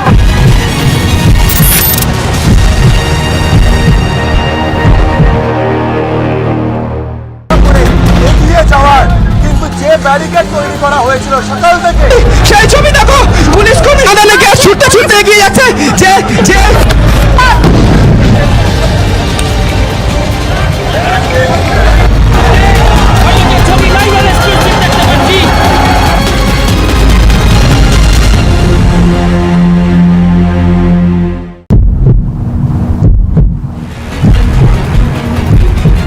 another tear gas canisters now being fired upon. Again, police is trying to ensure that the mob, which is pelting stones upon police, is dispersed. And now it's kind of battered down with the sound, and one police person is injured. And he is bleeding, and his colleagues are now taking him away from this battleground.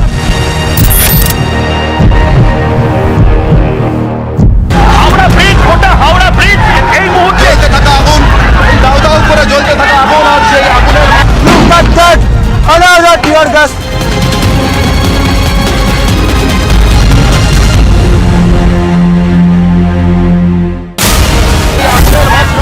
BJP কর্মী সমর্থকদের এই মুহূর্তে তুমি প্রেমে নজর রাখো, জল কামান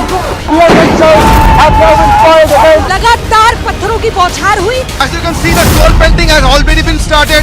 You can see that, and police is also lathi charging. Continuous toll painting, and now we are continuously showing you the visuals.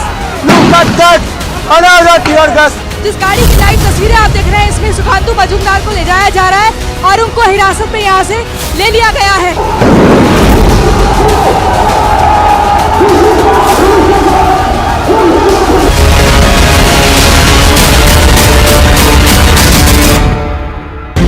जिस गाड़ी की लाइव तस्वीरें आप देख रहे हैं, इसमें सुखांतु मजूमदार को ले जाया जा रहा है. We can see water cannons are used widely across this whole rally. Now just look at that. The police force are now advancing. Stone pelting is still on.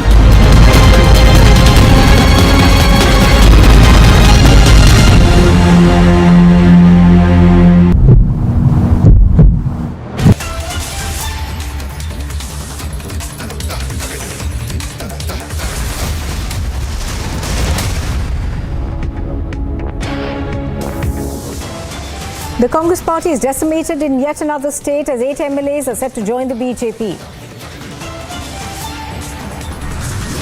No end to the Congress's self-combustion. It's a complete two-thirds split in the Congress in Goa. 4 Sadhus are brutally attacked in Maharashtra, Sangli. The BJP vows strict action.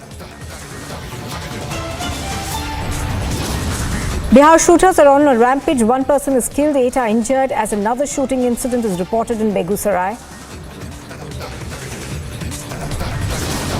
200 crore scam gets bigger. Fresh summons are issued to Jacqueline Fernandez. The Home Minister addresses the country on the occasion of Hindi Divas as Hindi unites us.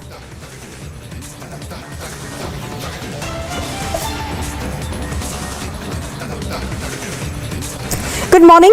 Thank you very much for staying with us on Live on Breaking on Republic TV. I'm Nupur Talwar Suri. The big story that we've been tracking, the Delhi police has issued fresh summons to Jacqueline Fernandez. The Delhi police had earlier postponed their questioning scheduled on Monday as the actor cited prior commitments and asked for another date. However, she was asked to join the investigation today and to appear before the investigation agency at about 11 o'clock this morning.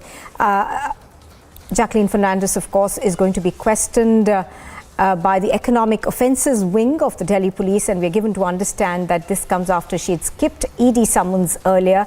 She has, of course, been named as a co-accused in a supplementary charge sheet that has been filed in this particular case. The allegation against Jacqueline Fernandez right now, of course, is that she knew that the gifts that she was receiving from Sukesh Chandrasekhar were proceeds of crime. Harsha is reporting on this. She's outside the Economic Offences Wing of the Delhi Police. Harsha, she was supposed to make an appearance at about 11 o'clock this morning. What are you hearing? Is she going to be coming there? Exactly, Nupur. We are getting to know that the Jacqueline Fernandez will surely come today for the interrogation. She already had skipped two summon earlier, which were issued to her on August 29th and on September 12th. This is the third summon which has been issued to Jacqueline Fernandez. We are outside, Nupur. We are outside Economic Offences Wing. I would like to show you the visuals right now. Pinky Irani has reached. Pinky Irani is also named in the charge sheet which has been registered by ED. In that charge sheet, it has been said that Pinky Irani was the one who had set up the meeting between Jacqueline Fernandez and Sukesh Chandrasekhar.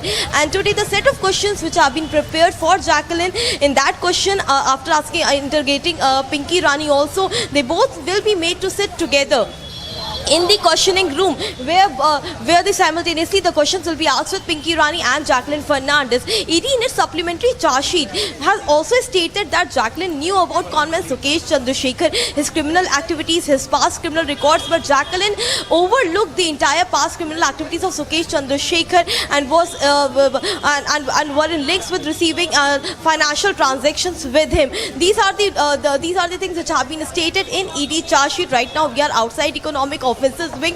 Firstly, when the case was registered in August in 2021, at that time Jacqueline was called twice, on August 30th and October 20th, where Jacqueline admitted that she had received luxurious gifts from conman Sukesh Chandrasekhar, allegedly in the scam of rupees 200 crore extortion. And today this is the third summon which have been given to all right.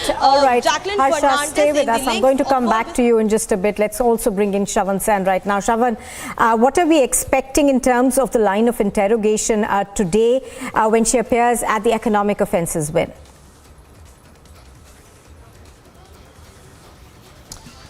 Well, Nupur, if you really look at the action that has been taken by the Delhi Police Economic Offences Wing, one would essentially say that it's a little delayed, given the fact that based on the Economic Offences Wing's FIR, the Delhi Police, the Enforcement Directorate, I beg your pardon, had basically registered a case. Now, what has really transpired over the last few months? First, let's take a look at the Enforcement Directorate. The Enforcement Directorate has already filed 2 charge sheets. One, the main charge sheet was against Sukesh Chandrasekhar, and the second, that is the supplementary charge sheet, in which Jacqueline Fernandez has been made as a co-accused. Why is it?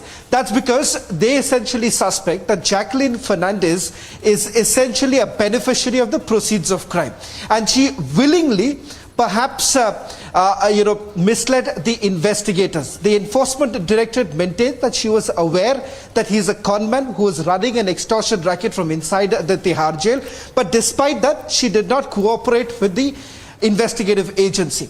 That has been rejected by the actor herself. Her lawyers have essentially indicated that she should have been treated as a victim rather than as an accused. Now, why is it the Economic Offences Wing has essentially stepped in? That's because when the questioning of Sukesh Chandrasekhar had taken place, he has admitted before the Delhi Police Economic Offences Wing that he had met certain Bollywood actors while he was lodged inside the jail, and he had also met them while he was on parole. Now, when he was on parole, there were 2 meetings that had taken place. Those 2 meetings were actually with Jacqueline Fernandez, and at that point in time, it was perhaps the actor wasn't really aware that he was already been booked by the Delhi police, and the fact that he was behind bars. Perhaps that information was hidden from Jacqueline Fernandez, if you simply go by the claim that has been made. Now, the Economic Offences Wing has also filed a charge sheet in this particular case, in which they have booked certain Tihar jail officials. Reason being that they were being bribed by Sukesh Chandrasekhar so that he was allowed to carry on with this entire extortion racket from inside the Tihar jail, and the fact that they allowed him to meet certain Bollywood actors. Nora Fateh happens to be the other Bollywood actor who was called in for questioning by the Delhi Police Economic Offences Wing. Once today, Jacqueline Fernandez presents herself before the investigators. It is expected that the questioning perhaps would go on for about 5 to 6 hours is what we are being told. The line of questioning essentially would be whether at all she was in touch with Sukesh Chandrasekhar even before he was booked by the Delhi police, one. Secondly, whether at all there was any meeting that took place between Jacqueline Fernandez and Sukesh Chandrasekhar when he was out on parole.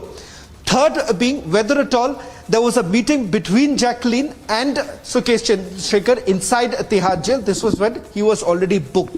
Now, whether at all she was aware of the extortion racket that he was carrying out is also another aspect that is going to be probed at this stage. Because what is it about Sukesh Chandrasekhar? I would say he's the king of con. Simply because, remember, from inside the Tihar jail, using certain technology, impersonating as someone from the Union Home Minister's office, was making calls to a top businessman and his family members, threatening them that if they essentially want the case to be withdrawn or they want certain sort of help, then perhaps she will have to cough up some amount of money. Right. And that is exactly what has happened. In this particular case, a top businessman's family member was essentially duped by Sukesh Chandrasekhar simply on the grounds that this was a call that he was making on behalf of the Union Home Minister, and the fact that he's an important person within the Union Home Ministry, and that is the reason why the person should cooperate. The same goes in the case of Jacqueline Fernandez also, because it is given to understand that Jacqueline Fernandez initially did not want to meet Sukesh Chandrasekhar, if you go by the claims that have been made by the Enforcement Directorate.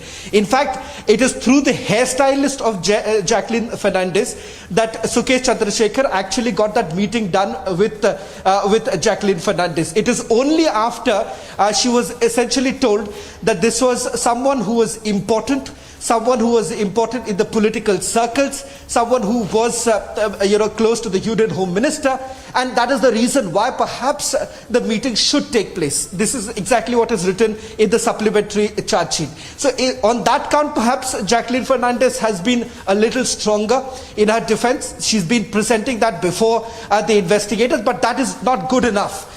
Reason being that there have been other meetings that have taken place. The other important thing is that the proceeds of crime. there have been expensive gifts that have been received by Jacqueline Fernandez, Right. all of which given by Sukesh Chandrasekhar, and not just her. Her family members have also benefited from the proceeds of crime, starting from luxury vehicles to properties, you name it. So in all that of that sense, have been Shravan, gifted by Sukesh Chandrasekhar to Jacqueline Fernandez. So in that sense, Shravan, do you feel perhaps that the line of questioning will move from the point that she actually met him to, what Sukesh Chandrasekhar says, that the two of them had a relationship, in fact, and that perhaps during at least that relationship, she may have been aware of what was happening?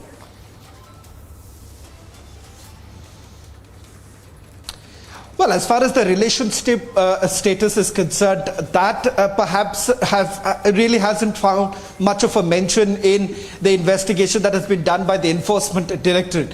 I'm not very sure, Nupur, at this point in time, whether at all the Economic Offences Wing will be really looking at that aspect. Perhaps we'll have to wait and watch to get more details from the Economic Offences Wing after the questioning gets over. We could also, get in the latest detail as to what's really happening on the ground. Our reporters are also there, so we could perhaps dip in and try and find out whether at all she's appeared, because it's already 11:10. She was expected to come in around 11 o'clock this morning. She was summoned earlier, but she did not respond to those summons, basically seeking more time from the Delhi Police Economic Offences Wing, which was essentially granted. But just to answer your question before we go across to Harsha, who's there at the Delhi Police Economic Offences Wing.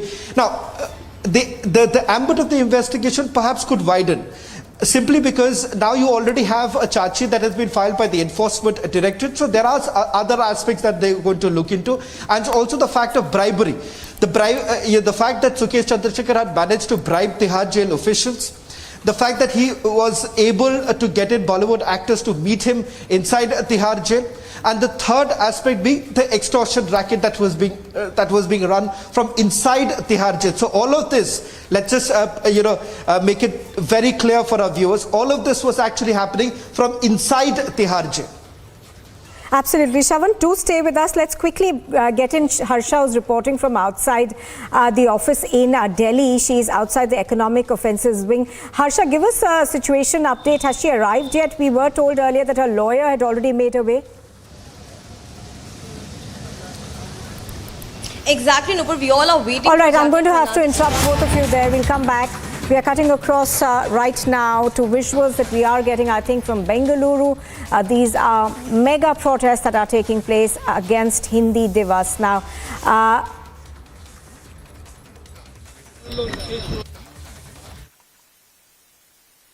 of course, are taking place in Bengaluru. These are protests that are being carried out by the JDS. Do remember that today and tomorrow are both being celebrated as Hindi Divas across the country. We also, of course, had a statement and an address coming from the Home Minister Amit Shah earlier this morning. But Hindi, of course, and one language for the whole country is something that hasn't really found depth across the south of India.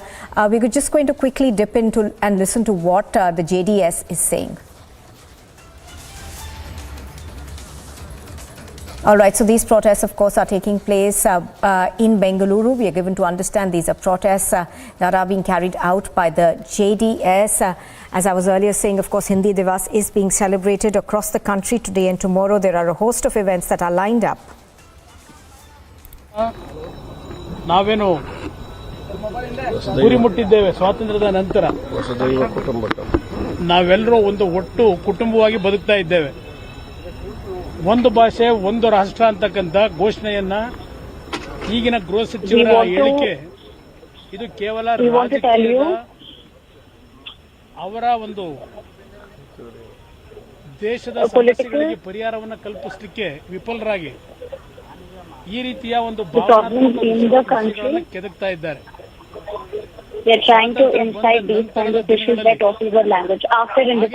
ಕೇಂದ್ರ ಸರ್ಕಾರವೂ ಸಹ ಹಿಂದಿ ಭಾಷೆಯನ್ನು ದೇಶದಲ್ಲಿ ಹೇರಬೇಕು ಅಂತ ಹೇಳಿ ಪ್ರಯತ್ನ ಪಟ್ಟು ವಿಫಲರಾಗಿರುವಂತಹ ಎಡೆ ಮಾಡಿಕೊಟ್ಟಂತ ಘಟನೆಗಳು ನಮ್ಮ ಮುಂದೆ ಇದ್ದಾವೆ.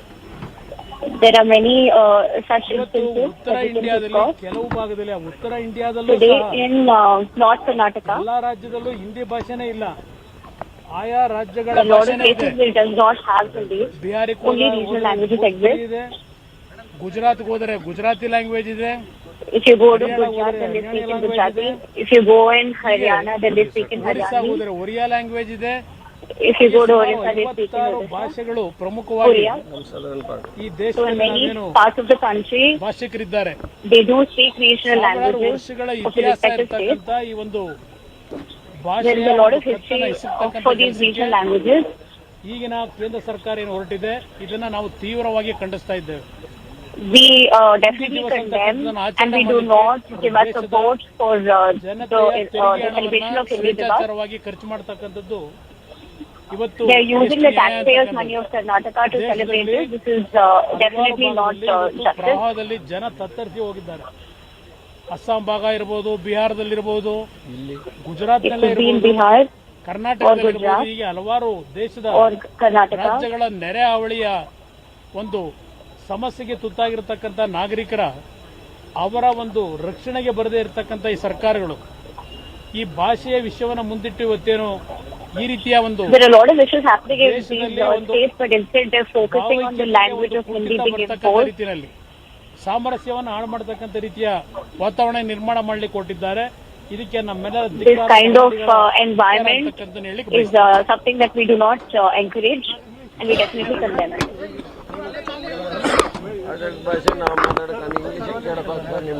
How can you speak English? How can you speak English? English is coming.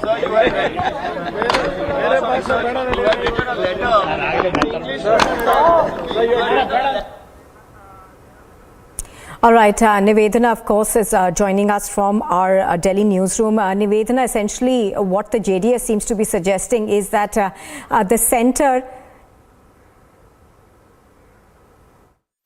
Your party command to celebrate in this country all the languages which you are using in different states. That languages also can be from the central government. They can celebrate the Kannada Divas, other language divas. They can introduce. They can individually. For that way we will go support. So they're spending the government exchequer's money, you have said. Yes. They're not going back. They're saying we'll celebrate. There's nothing wrong in celebrating Hindi No, of the government. we are facing several problems in this country. Not in Karnataka. To get 2 meals, people are actually how they are struggling. Yes. This is our issue. First, you protect the interest of the people. Food, shelter. Then we discuss about all these sensitive issues. So last thing, government is saying if you learn Hindi, when you go to North India, you'll get a job. Where will you get the job? In North India, if you go. How they will give? You are providing Hindi people. Kannadigas only.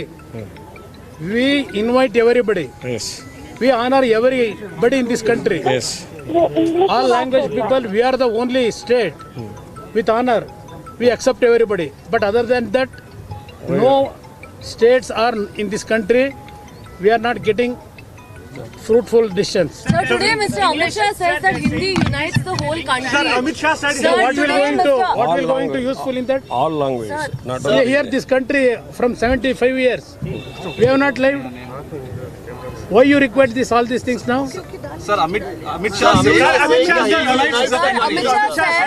How it will going to unite? the whole country. No, the country is not in united position. We are not in united. We are not united now. From last 75 years, we live like brothers and sisters. What is the necessary now? By introducing this kind of thing, how are you going to unite the country? You wanted to divide the country by using these kind of silly issues. Thank you, sir. Where is the Hindi in southern part of the country?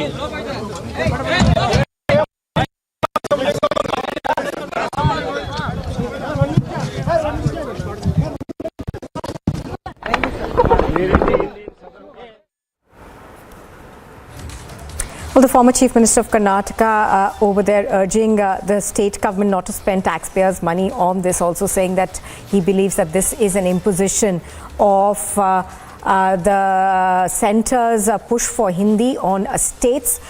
This, of course, is not the first time that we have seen the JDS protest against Hindi as the language. Now, do remember that Amit Shah earlier spoke about how Hindi essentially is the one language that unites the people Let's once again listen in to what the JDS leaders said. This country, this unity, this country's unity, you wanted to break it? This is our question. Is it an imposition, you call it, sir? Yeah, definitely. Why you are forcing? People who wanted to learn several languages, they will learn. You leave it to them. They will choose their language. Congress is also supporting the Hindi Divas today. No, both Congress and BJP. I know, even from 1947, Congress also, they tried to impose this Hindi in the country. In Congress role, when they tried to impose this issue, what happened in country?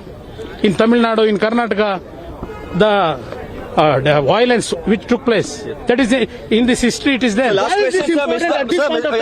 It is not important for the country. This is important for BJP only. Sir, yesterday they said during Devegowda's time as well, Hindi Divas was celebrated. So only because of elections, this is being brought up. This one charge that BJP made yesterday. No. That is not real fact. Let us see. We will discuss later. Essentially, Kumaraswamy over there opposing what he says is the imposition of Hindi by the centre. He is, of course, questioning the observance of Hindi Divas at the cost of state languages that he says are far older.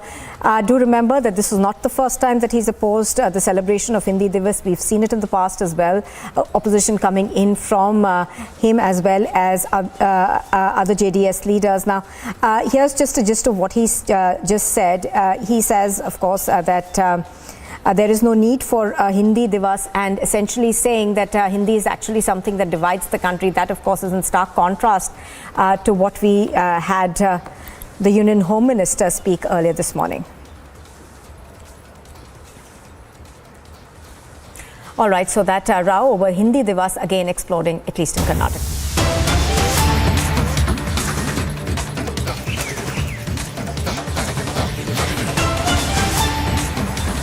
All right, pictures on your screen are of Jacqueline Fernandez, the Bollywood actor, reaching the office of the Economic Offences Cell of the Delhi Police. There you can see it, Jacqueline Fernandez arriving at the Economic Offences Wing in New Delhi. She will face questioning by the investigation agency in charges that have been laid out against her. Let me go back to Harsha. We're going to play out those pictures for you in just a bit once again. So that, of course, was Jacqueline Fernandez arriving for questioning. Harsha, if I can come back to you on this one. Harsha, tell us what is happening over there. We just saw her moving inside. Exactly, Nupur. Jacqueline Fernandez has just reached EOW office, Economic Offences Wing here in Delhi at Mandir Marg Way. And right now, I'll show you the visuals from Economic Offences Wing. Right now, she has reached along with her lawyer here, and the questioning will start in links with the alleged scam and links with the Sukesh Chandrasekhar con man. How did she receive gifts? And the set of almost 50 questions, Nupur, has been prepared for Jacqueline Fernandez, because literally she used the proceeds of crime and valuable gifts for herself and for her family members, relatives in India as well as in abroad, which amounts to the offence of section 3 of the PMLA Act of money laundering. And in the entire case today, Economic Offences Wing is going to question Jacqueline Fernandez. The time which was given to her, Nupur, was of 11 a.m. but certainly she has reached just now at 11:20. Pinky Rani is already here. Pinky Rani is that source through which conman Sukesh Chandrasekhar sent the gifts to Jacqueline Fernandez, and Pinky Rani is also the person who had set up the meeting of Jacqueline Fernandez. Of course, Harsha, she will be questioned in this. She's been named in the supplementary charge sheet as a co-accused. Jacqueline Fernandez, of course, over there making her way to face questioning by the Delhi Police's Economic Offences Wing. In the supplementary charge sheet that's been filed by the Economic Offences Wing, she's been named as a co-accused in the conman Sukesh Chandrasekhar's case. Harsha, back with us. Harsha, give us a sense of what's happening over there. I think she's accompanied by her lawyer as well. And there was Pinky Tejwani also, who went inside earlier. Exactly, Nupur. Jacqueline Fernandez came along with her lawyer. Jacqueline Fernandez reached Delhi yesterday only, and according to Delhi police officials, they have asked Jacqueline Fernandez to stay in Delhi for almost a day or two because she could be called again and again for interrogation. And let me tell you, Nupur, Enforcement Directorate has registered a supplementary charge sheet where Jacqueline Fernandez have been named as an accused, where she already knew about Sukesh Chandrasekhar, but she overlooked his criminal past, his criminal activities, and was linked with the financial transactions with him. And EOW Economic Offences Wing, which comes under Delhi Police, is today questioning Jacqueline Fernandez. On September 2nd, ED officials had called Noora Fateh, where Noora Fateh was questioned for more than 8 hours, and today Economic Offences Wing will interrogate Jacqueline Fernandez. Pinky Irani has also been called today, Nupur, because she is a very important person in between Sukesh Chandrasekhar and Jacqueline Fernandez. She was the one person who had set up the meeting between Jacqueline Fernandez and conman Sukesh Chandrasekhar. In fact, the gifts which was sent to Jacqueline Fernandez by conman Sukesh Chandrasekhar while he was in Tihar jail, Pinky Rani was the key person who had sent the gift from the side of Sukesh Chandrasekhar and arranged the entire meeting between Jacqueline and Sukesh Chandrasekhar. So today, when she has been called here, both of them will be made to sit in the questioning room together, and the set of questions will be asked for both of them. We are getting to know that the EWO wing has prepared a set of almost 50 questions, which is linked to how Jacqueline met Sukesh Chandrasekhar, how did she contact Sukesh Chandrasekhar in that period where Sukesh Chandrasekhar was posing as a government official from inside Tihar jail. At that time, how did she meet, and what were the gifts that she received from conman Sukesh Chandrasekhar? Because there were so many valuable and luxurious gifts which Jacqueline Fernandez had received from conman Sukesh Chandrasekhar, be it bags, be it luxury handsets, be it luxurious vehicles, cars, be it the pets, and not only Jacqueline Fernandez, but Jacqueline Fernandez used these proceeds of crime and valuable gifts for using it for herself and for her family member in abroad as well. So right now, Nopal, the very important interrogation day today is as Jacqueline will be questioned in this entire thing. And one more thing, when ED names in its supplementary charge sheet Jacqueline Fernandez as an accused, where ED clearly stated that she knew about Sukesh Chandrasekhar and she overlooked his criminal activities. At that time, Jacqueline Fernandez's lawyer stated the claims which were made by Jacqueline Fernandez was that she is being framed in this entire matter. The partiality is being done with him because all the other actresses also met Sukesh Chandrasekhar and had received luxurious and valuable gifts from conman Sukesh Chandrasekhar. These are the claims which was being made by Jacqueline Fernandez, but clearly a few months back we also saw the sequence of pictures, photographs and videos in their own personal space of Sukesh Chandrasekhar and Jacqueline Fernandez as well. And there are CDR, there are call records, there are different, so many things where it is being proved that Jacqueline Fernandez knew everything about Sukesh Chandrasekhar.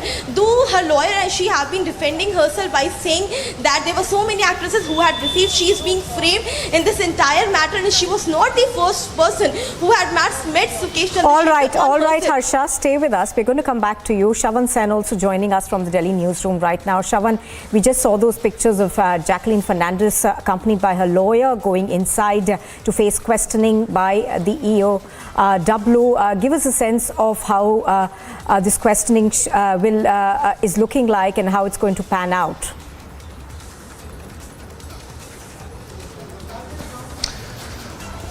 Well, Nupur, this questioning comes at a time when she's already been named as a co-accused in the case that has been filed by the Enforcement Directorate.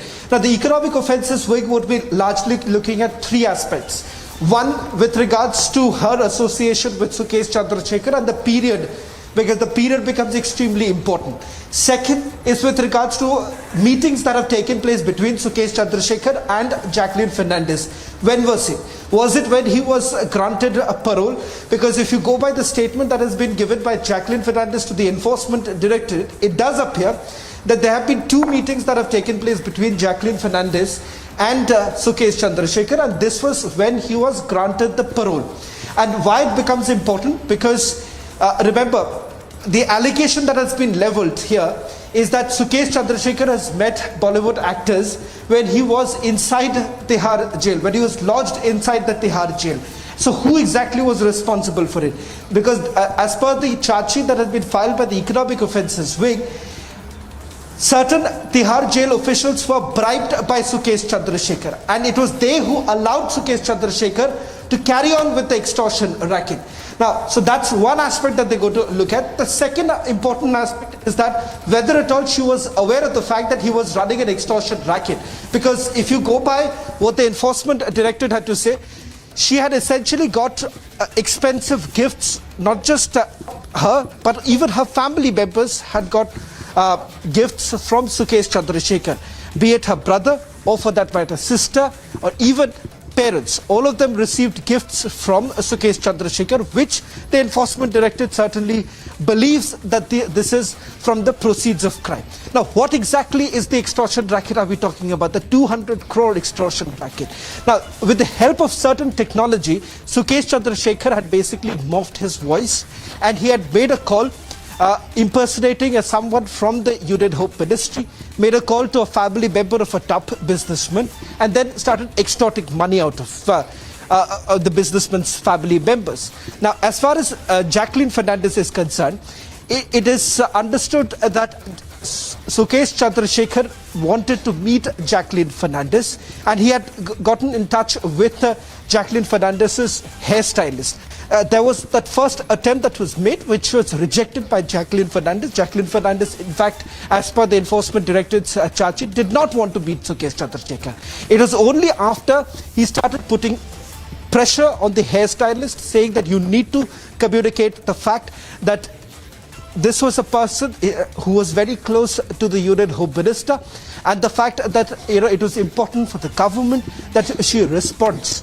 And that is the reason why it turns out that when messages were sent, WhatsApp messages when were sent by Sukesh Chandrasekhar to Jacqueline Fernandez on her personal mobile number, she then started responding to it. Thereafter, we are not very sure with respect to the fact that how exactly the relationship flourished. That is something that the agencies would be looking at, because that is the very period when the extortion racket was also taking place. Whether at all she was aware or not is something that's going to be important for the economic offences wing, because for the enforcement directorate, they were largely concerned about the proceeds of crime. But how exactly was the money utilized by Sukesh Chandrasekhar? It turns out that Sukesh Chandrasekhar had also given money to a filmmaker, even to a writer that Jacqueline Fernandez was very interested in, because she was interested in a web series to be created, and that is the reason why hard cash was actually given to one of the writers here based out of the national capital. So what's important to point out here is that the association is important. Whether at all she was aware of the extortion racket is also very important for the investigation. And thirdly, with respect to how long was the association, because the time period becomes extremely crucial for this entire investigation.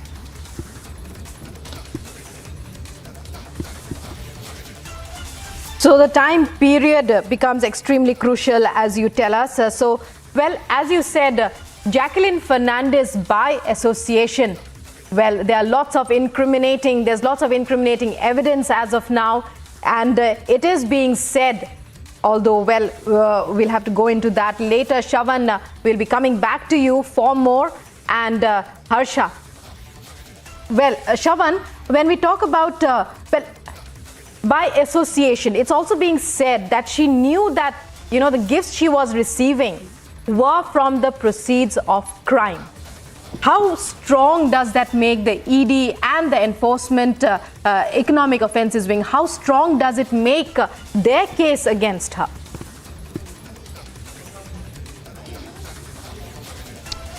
Well, Rukma, that is for the court to decide whether at all the material evidence that has been provided by the enforcement directorate, does that hold any value, or as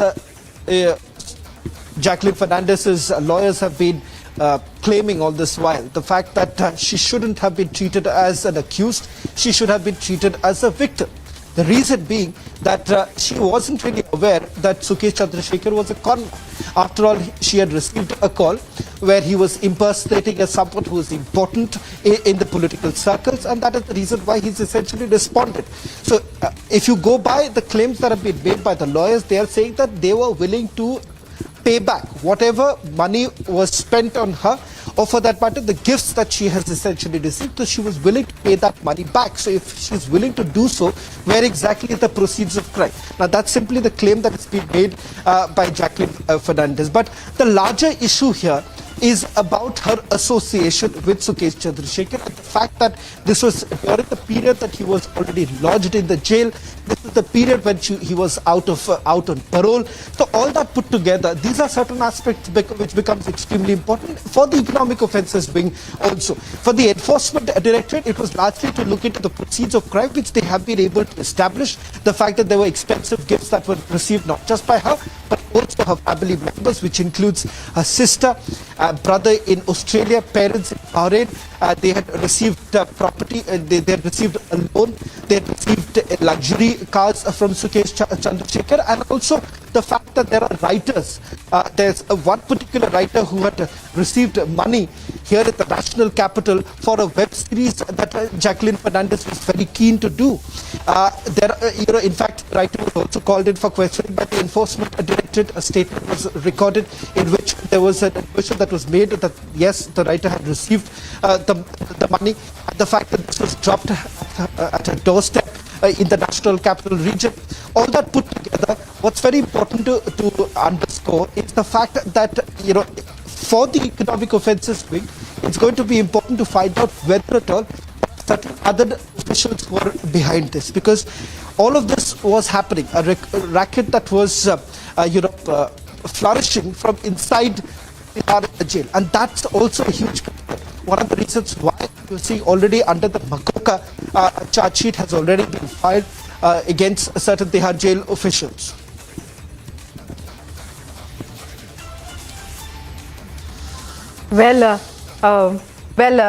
Shravan, stay with us. We'll be coming back to you as more updates are coming in on this story. So it's a major breaking story. Jacqueline Fernandez summoned in the case involving Sukesh Chandrasekhar, and it's amounting to crores of rupees here. It's said that, as Shravan was telling us, gifts worth nearly 6 crore rupees, as we had known earlier. Shravan and Harsha with us on this story. We'll be coming back to you for more.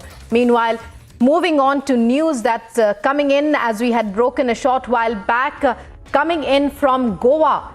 Well, a big jolt to the Congress in the coastal state there, as 8 MLAs are all set, as we were telling you just a short while back, to join the Bharatiya Janata Party.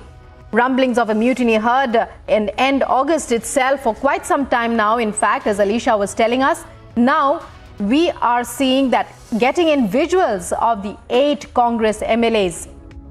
And these are visuals of them with Chief Minister of Goa, Pramod Sawant. And earlier we had given you the names of the 8 Congress MLAs. Among them, former Chief Minister Digambar Kamath, as also Michael Lobo. And, all in all, 8 Congress MLAs. So it's a big jolt for the Congress party in Goa. These are visuals of the rebel Congress MLAs with Goa Chief Minister Pramod Sawant. Rumblings of a mutiny were heard, have been heard for quite some time now, as far as, the Goa Congress is concerned. Alisha with us once again. Alisha, we are getting those visuals. So, it's done now. 8 Congress MLAs have joined the Bharatiya Janata Party. Is it confirmed? We are seeing the visuals of 8 Congress MLAs with the Goa Chief Minister. What are you hearing from your sources? Correct you, it's not they have joined Bharatiya Janata Party, but it is what the 8 Congress MLA is meeting Goa Chief Minister Pramod Sawant. It has also been said that out of 11 Congress MLA, there are 8 Congress MLA who have reached to the Goa Assembly, and where the speaker was not available, he's in Delhi, but what we have been told that is coming back to the Goa, but they even met a legislative secretary and inform these are some of the formality that is to be taken place, and there are 8 Congress MLAs who have reached to the assembly, and they've been meeting not only the legislative secretary but also Goa Chief Minister Pramod Sawant. What we have been even told that there is a Congress legislative meeting that took place this early morning, where 8 out of total 11 Congress MLAs passed a resolution to merge the Goa INC party into the BJP. So this is something, a situation same like a Maharashtra is what we have been saying, not exactly the same, because what they have decided, because here it's a two faction in Maharashtra of Eknath Shinde and Uddhav Thackeray, but there is a what in the situation in Goa where the total 40 constituency seats and where the Bharatiya Janata Party is almost to the 2021, but now the Congress, 8 Congress MLAs that have decided, and they have already passed a resolution to merge Goa Congress into BJP, and that is something going to happen later this evening.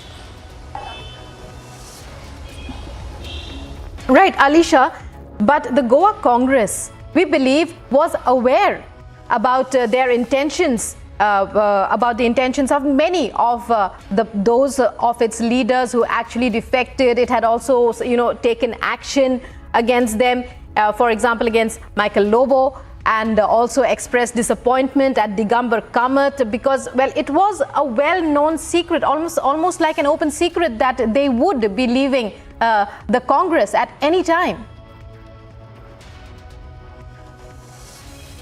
Well, yes, there were even several meetings that held between Michael Lobo and Digambar Kamath with Chief Minister Pramod Sawant earlier as well, and there was also the speculation, but now that speculation has turned to be the fact, because this Congress MLA who has reached has had an earlier legislative meeting this early morning, and later they went to the assembly to meet the speaker, but the speaker is in Delhi, after which they met the legislative secretary, and also we saw that Pramod Sawant who has also reached the same assembly.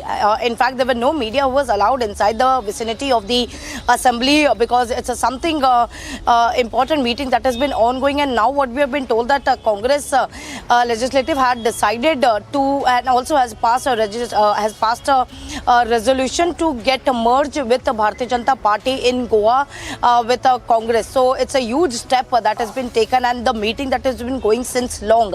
Well, in fact, there are also many statements that has coming off the record, clearly mentioning that Congress is really not happy with the leadership as well, and this is where the decision has to be taken, which actually showed the downfall of the Congress in the last election, which held in 2022, in March of 2022, and the result that shows that many of the seats in Goa that actually belongs to Congress, but now the people have shown the trust to the Bharatiya Janata Party, which clearly shows the disappointment of many of the Congress MLA, and now they have finally decided to get merged with the Bharatiya Janata Party, and what we have been even told by our sources that this is something going to happen later this evening, because the meeting has already happened at earlier where the Congress legislative meeting that happened this early morning, after which they went to the assembly, and the visuals we can see, the first visual which have been accessed by Republic, where clearly sees that there are the 8 Congress MLAs who are meeting Goa Chief Minister Pramod Sawant, and lately there is also a resolution that has been passed by the Goa Congress,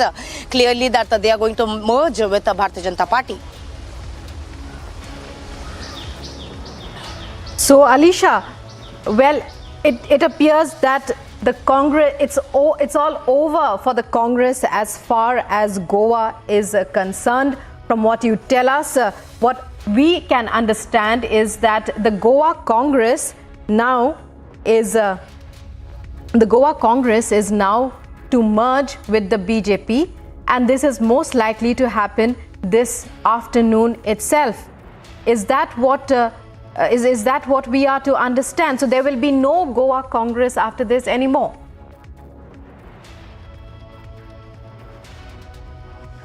Or is it just these 8 MLAs who will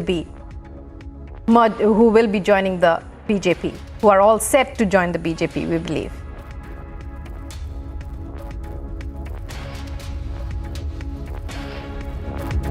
Alisha.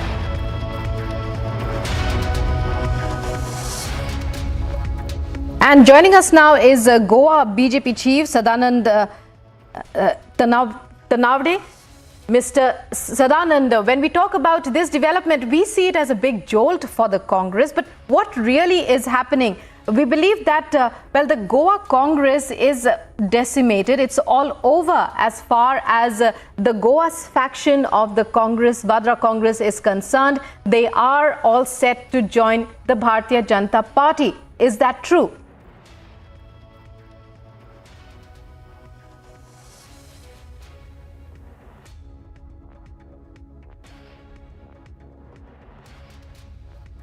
Sadananji, if you can hear me.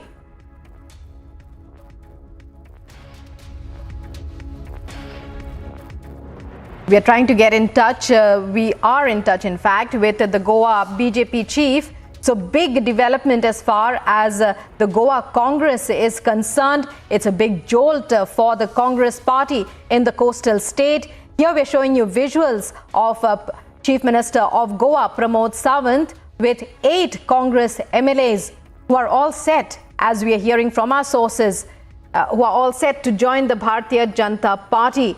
Here they are being seen to be meeting with the Goa Chief Minister Pramod Sawant. Alisha telling us, giving us the names of all the 8 Congress MLAs. Well, there are 11 Congress MLAs in all in the assembly, and 8 of them are all set, we believe, to join the BJP. In fact, from what we hear from Alisha, is that they had passed a resolution. A resolution was passed to merge the Goa Congress with the BJP.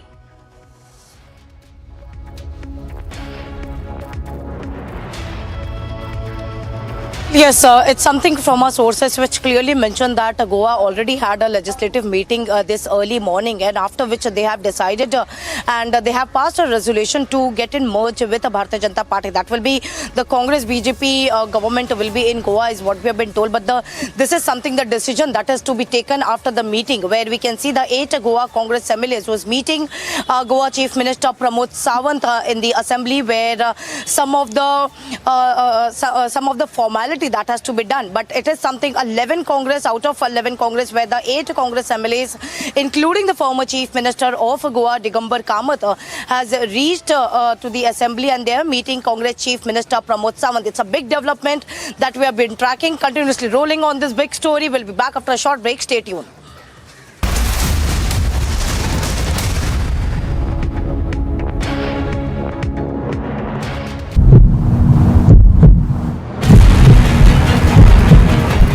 Just look at that. The police force are now advancing. Police force are now advancing. We are showing you the real-time picture, fast and exclusive, only on Republic, and we are showing you the police personnel are advancing. They are marching forward.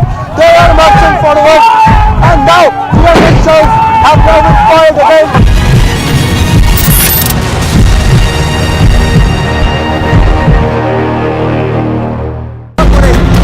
যাওয়ার কিন্তু যে barricade তৈরি করা হয়েছিল সকাল থেকে, সেই ছবি দেখো, পুলিশ কর্মী ওদের লেগে ছুটতে ছুটতে এগিয়ে যাচ্ছে।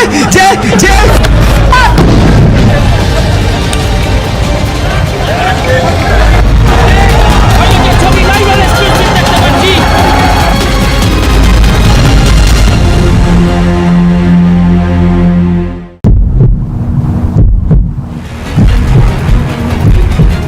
another tear gas canisters now being fired upon.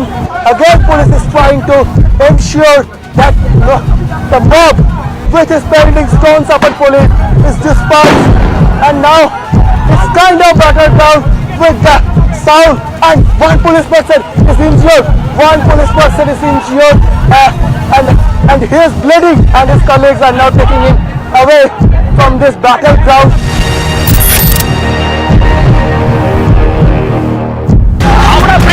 Howrah bridge এই মুহূর্তে থাকা আগুন, দাউ দাউ করে জ্বলতে থাকা আগুন, আর সেই আগুনের look at that, another tear gas.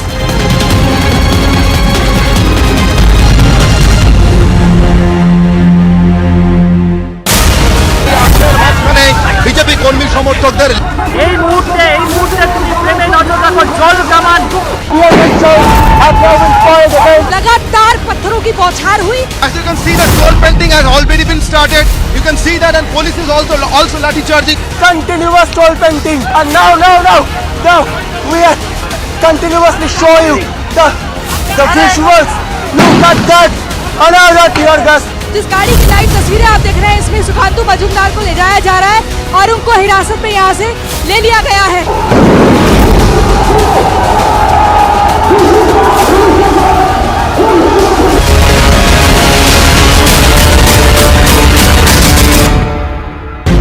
जिस गाड़ी की लाइव तस्वीरें आप देख रहे हैं इसमें सुखांतु मजूमदार को ले जाया जा रहा है। We can see water cannons are used widely across this whole rally. Now just look at that. The police force are now advancing. Stone pelting is still on.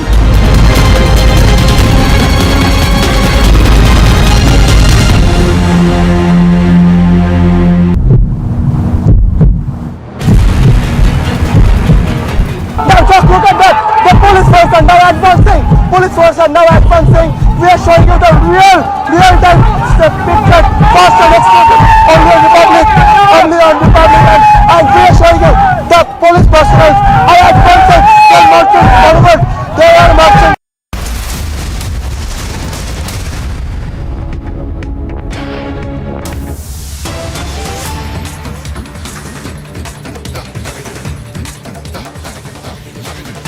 And more breaking news coming in from Maharashtra. 6 people have been arrested after 4 sadhus were brutally attacked by villagers in Sangli in the state.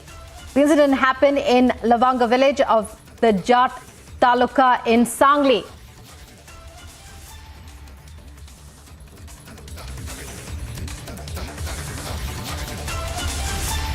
According to police, 4 sadhus are the residents of Uttar Pradesh and they were on their way to Pandharpur from Bijapur. परराज्य के कुछ साधु कर्नाटका से पंढरपुर जाते वक्त उन्होंने लवंगा गांव में पूछा कि पंढरपुर का रास्ता कहाँ है। उस समय लवंगा गांव में कुछ घटना घड़ी है जिसमें इन साधु संतों पर कुछ गांव के लोगों ने असॉल्ट किया है। पुलिस को इन्फॉर्मेशन मिलने के बाद पुलिस उस स्पॉट पे गई और उन साधुओं को हॉस्पिटल ले जाकर उनका औषध उपचार करा के उनसे घटना जो हुई है उसकी इन्फॉर्मेशन ली गई। उन साधुओं को आगे मंदिर जाना था, इस वजह से वो कंप्लेंट उन्होंने नहीं दिया। इस घटना की पुलिस ने सो मोटो कॉग्निजेंस लिया है। उमदी पुलिस स्टेशन के हद्दी में हर्ट और राइट सेक्शंस अप्लाई करके ऑफेंस रजिस्टर किया गया है। 6 अक्यूज़ को अरेस्ट किया गया है और जो इतर अक्यूज़ है उनको ढूंढने का काम चल रहा है और जल्दी हम इतर अक्यूज़ को भी अरेस्ट करेंगे। Well, Sangli police has taken a suo moto and registered an FIR under section 353 and 354 in a brutally attack on sadhus. In this entire case where the 6 people have been arrested and the case also registered against the 15 unknown person. Continuously rolling on this big story. We'll be back after a short break. Stay tuned.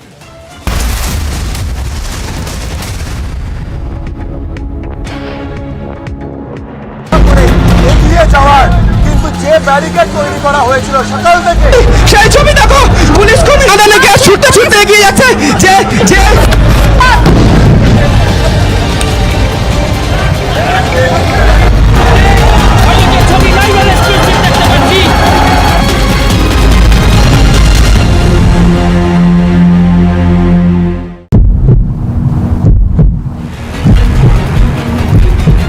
another tear gas canisters now in fired weapon.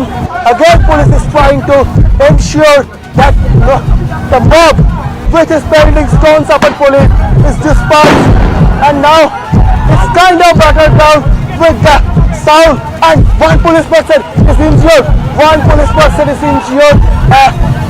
And he is bleeding, and his colleagues are now taking him away from this battleground.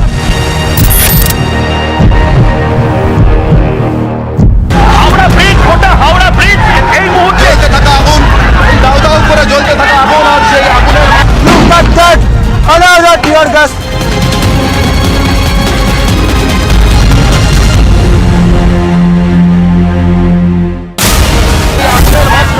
BJP কর্মী সমর্থকদের এই মুহূর্তে তুমি ট্রেনে নজর রাখো, জল কামান लगातार पत्थरों की बौछार हुई। As you can see, the troll pelting has already been started. You can see that, and police is also lathi charging. Continuous troll painting, and now we are continuously show you the visuals. Look at that, another tear gas. जिस गाड़ी की live तस्वीरें आप देख रहे हैं, इसमें सुखांतु मजूमदार को ले जाया जा रहा है और उनको हिरासत में यहाँ से ले लिया गया है।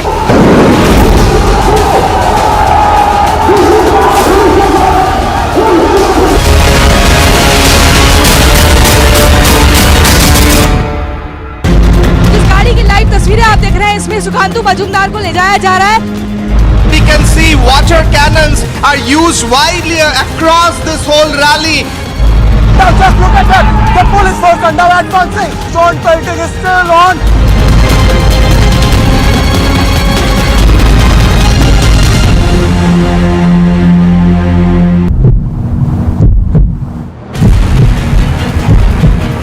Now just look at that, the police force are now advancing. Police force are now advancing. We are showing you the real-time picture, fast and exclusive, only on Republic, and we are showing you the police personnel are advancing, they are marching forward, and now the elections have now been filed again.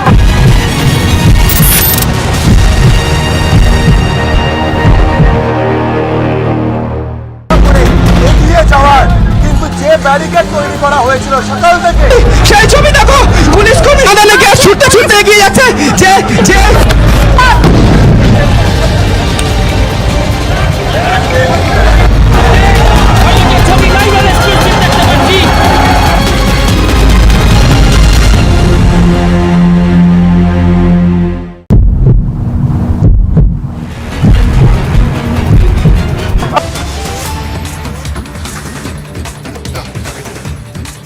And breaking news now coming in now about Gujarat ATS apprehending a Pakistani boat 6 miles inside Indian waters. The boat had 40 kgs of drugs valued at 200 crore rupees. 2 fast attack boats of the ICG caught the Pakistani boat 33 nautical miles off the Jakhau coast in Gujarat. The Pakistani crew along with the boat are being brought to Jakhau for further investigations. All the news and updates here on Republic. Stay tuned.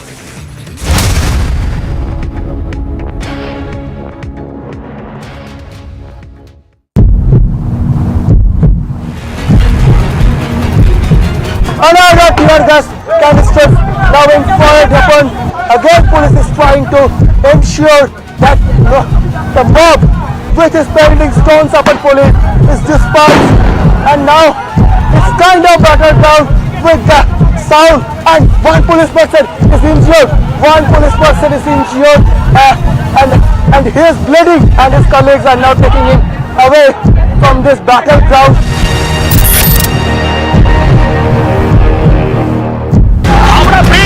Howrah bridge এই মুহূর্তে থাকা আগুন, দাউ দাউ করে জ্বলতে থাকা আগুন, আর সেই আগুনের Look at that, another tear gas.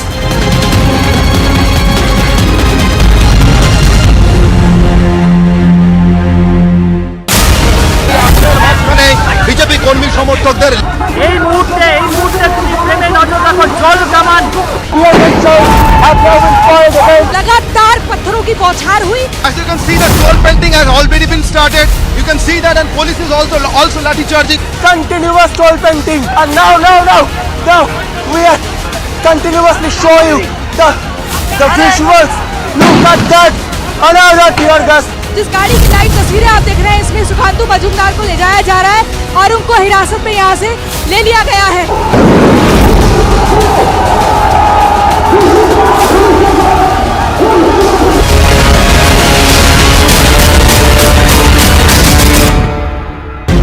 जिस गाड़ी की लाइव तस्वीरें आप देख रहे हैं, इसमें सुखांतु मजूमदार को ले जाया जा रहा है। We can see water cannons are used widely across this whole rally. Now just look at that, the police force are now advancing. Troll pelting is still on.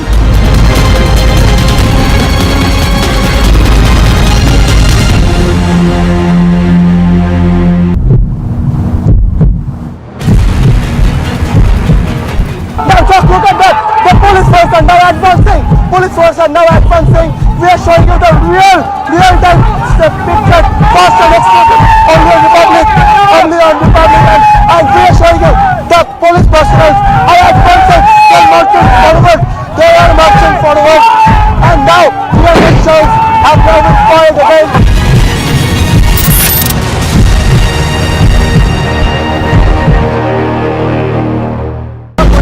এগিয়ে যাওয়ার কিন্তু যে ব্যারিকেড তৈরি করা হয়েছিল সকাল থেকে সেই ছবি দেখো, পুলিশ কর্মী আদালে গ্যাস ছুটতে ছুটতে এগিয়ে যাচ্ছে। যে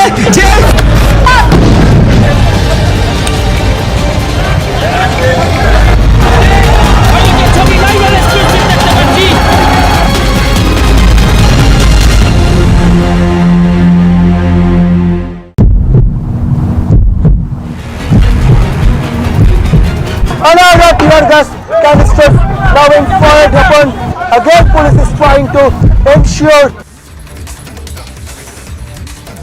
You're watching live in breaking. In joint operation, the Indian Coast Guard and Gujarat ATS apprehended a Pakistani boat 6 miles inside Indian waters with 40 kgs of drugs valued at 200 crore rupees.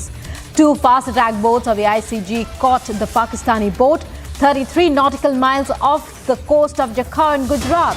The Pakistani crew along with the boat are being brought to Jakhau for further investigations.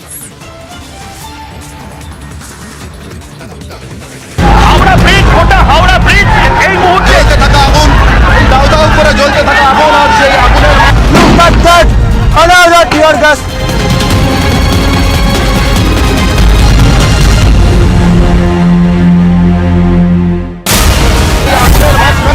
BJP কর্মী সমর্থকদের এই মুহূর্তে তুমি প্রেমে নজর রাখো, জল কামান। लगातार पत्थरों की बौछार हुई। As you can see, the troll pelting has already been started. You can see that, and police is also lathi charging. Continuous troll painting, and now we are continuously show you the visuals. Look at that! Another tear gas. जिस गाड़ी की live तस्वीरें आप देख रहे हैं, इसमें सुखांतु मजूमदार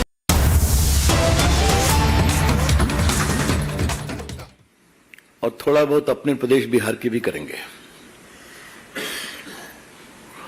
बंगाल में कल अत्याचार,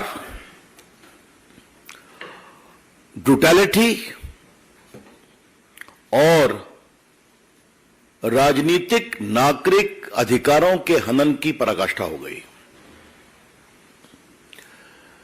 The government of Mamta ji surpassed all limits of brutality, repression, and police torture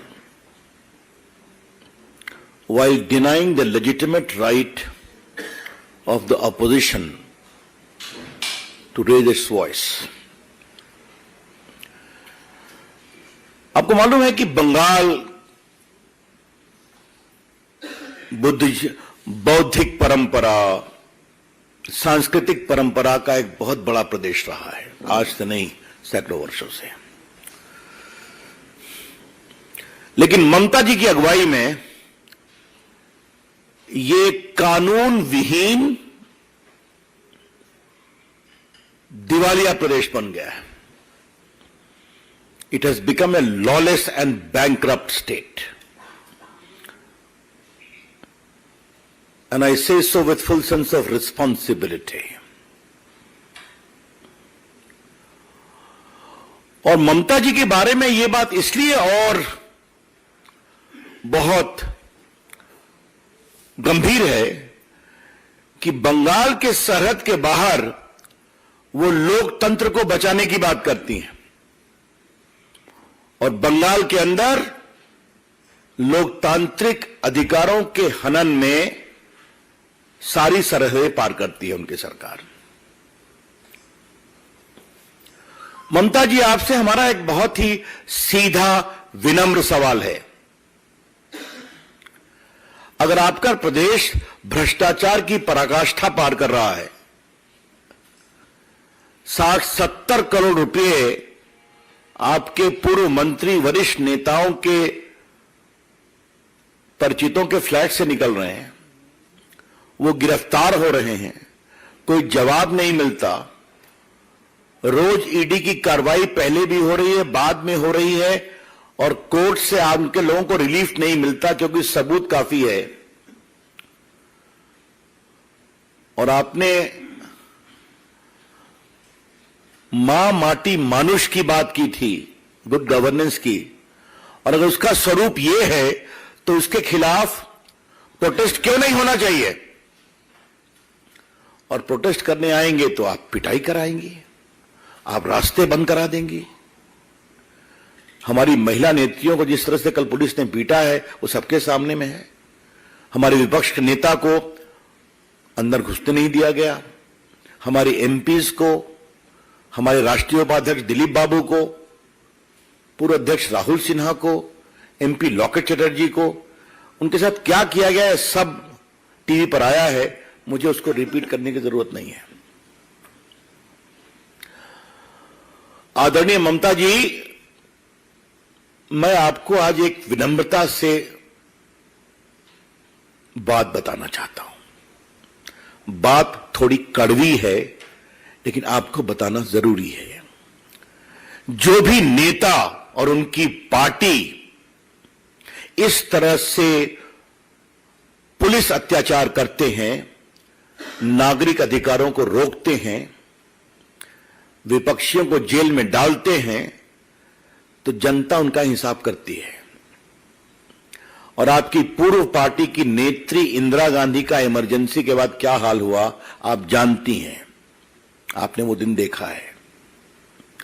और ममता जी, मुझे तो आपसे एक और बात कहनी है। आपने तो सीपीएम की सरकार में उसको खुद भोगा है ना। उनकी सरकार ने आपके ऊपर लाठी चलाई थी। आज भी आप अपने 7 अमर शहीद कार्यकर्ताओं की याद में कार्यक्रम करती हैं ना। सब भूल गई आप भी सीपीएम की सरकार से भी अधिक तेज चल पड़ी हैं अत्याचार में, अधिकारों के हनन में और पुलिस के द्वारा ब्रुटैलिटी में। तो यह बहुत ही भर्त्सना योग्य है।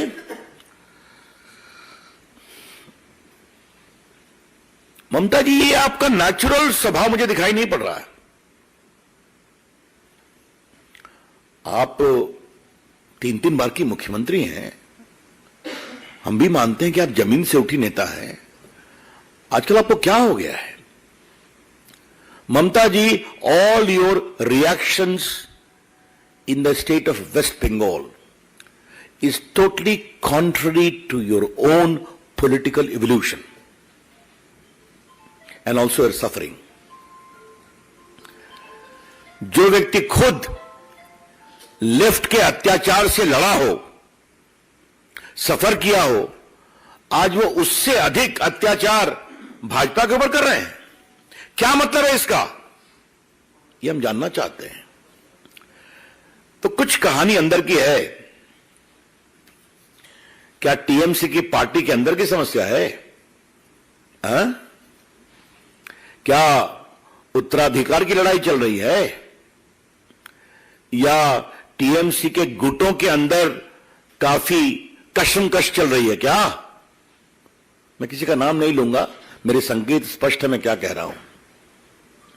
तो क्या उसके कारण ये समस्या हो रही है? तो उसको डाइवर्ट करने के लिए विपक्ष के ऊपर इतना बड़ा पुलिसिया अत्याचार किया जा रहा है। मैं बहुत विनम्रता से कहना चाहता हूं ममता जी को कि आपकी पार्टी और आपकी सरकार जितना भाजपा के नेताओं, भाजपा के काडर पर अत्याचार करेगी, भाजपा उतनी ही आगे बढ़ेगी।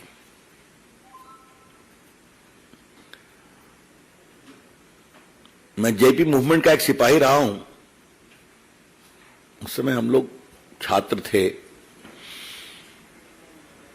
मुझे याद है कि जेपी को रोकने की इंदिरा गांधी ने क्या क्या कोशिश नहीं की थी और उस कारवां को रोक नहीं पाए।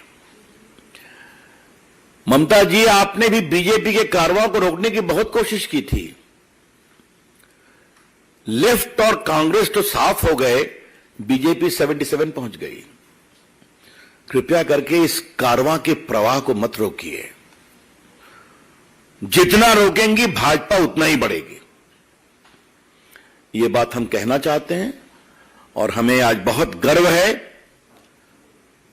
हमारे नेताओं पर।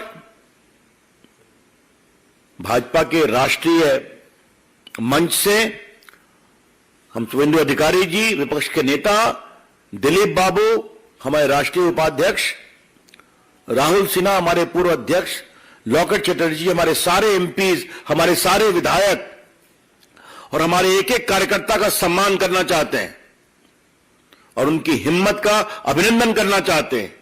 जिस तरह से उन्होंने कल संघर्ष किया, ट्रेन रोक दी गई, हावड़ा ब्रिज को भी शायद घेर लिया गया। पता नहीं, मुझे याद नहीं है कि मेरी स्मृति में हावड़ा ब्रिज पर ट्रैफिक को बंद किया गया हो, ये तो मैंने नहीं देखा है, barricades.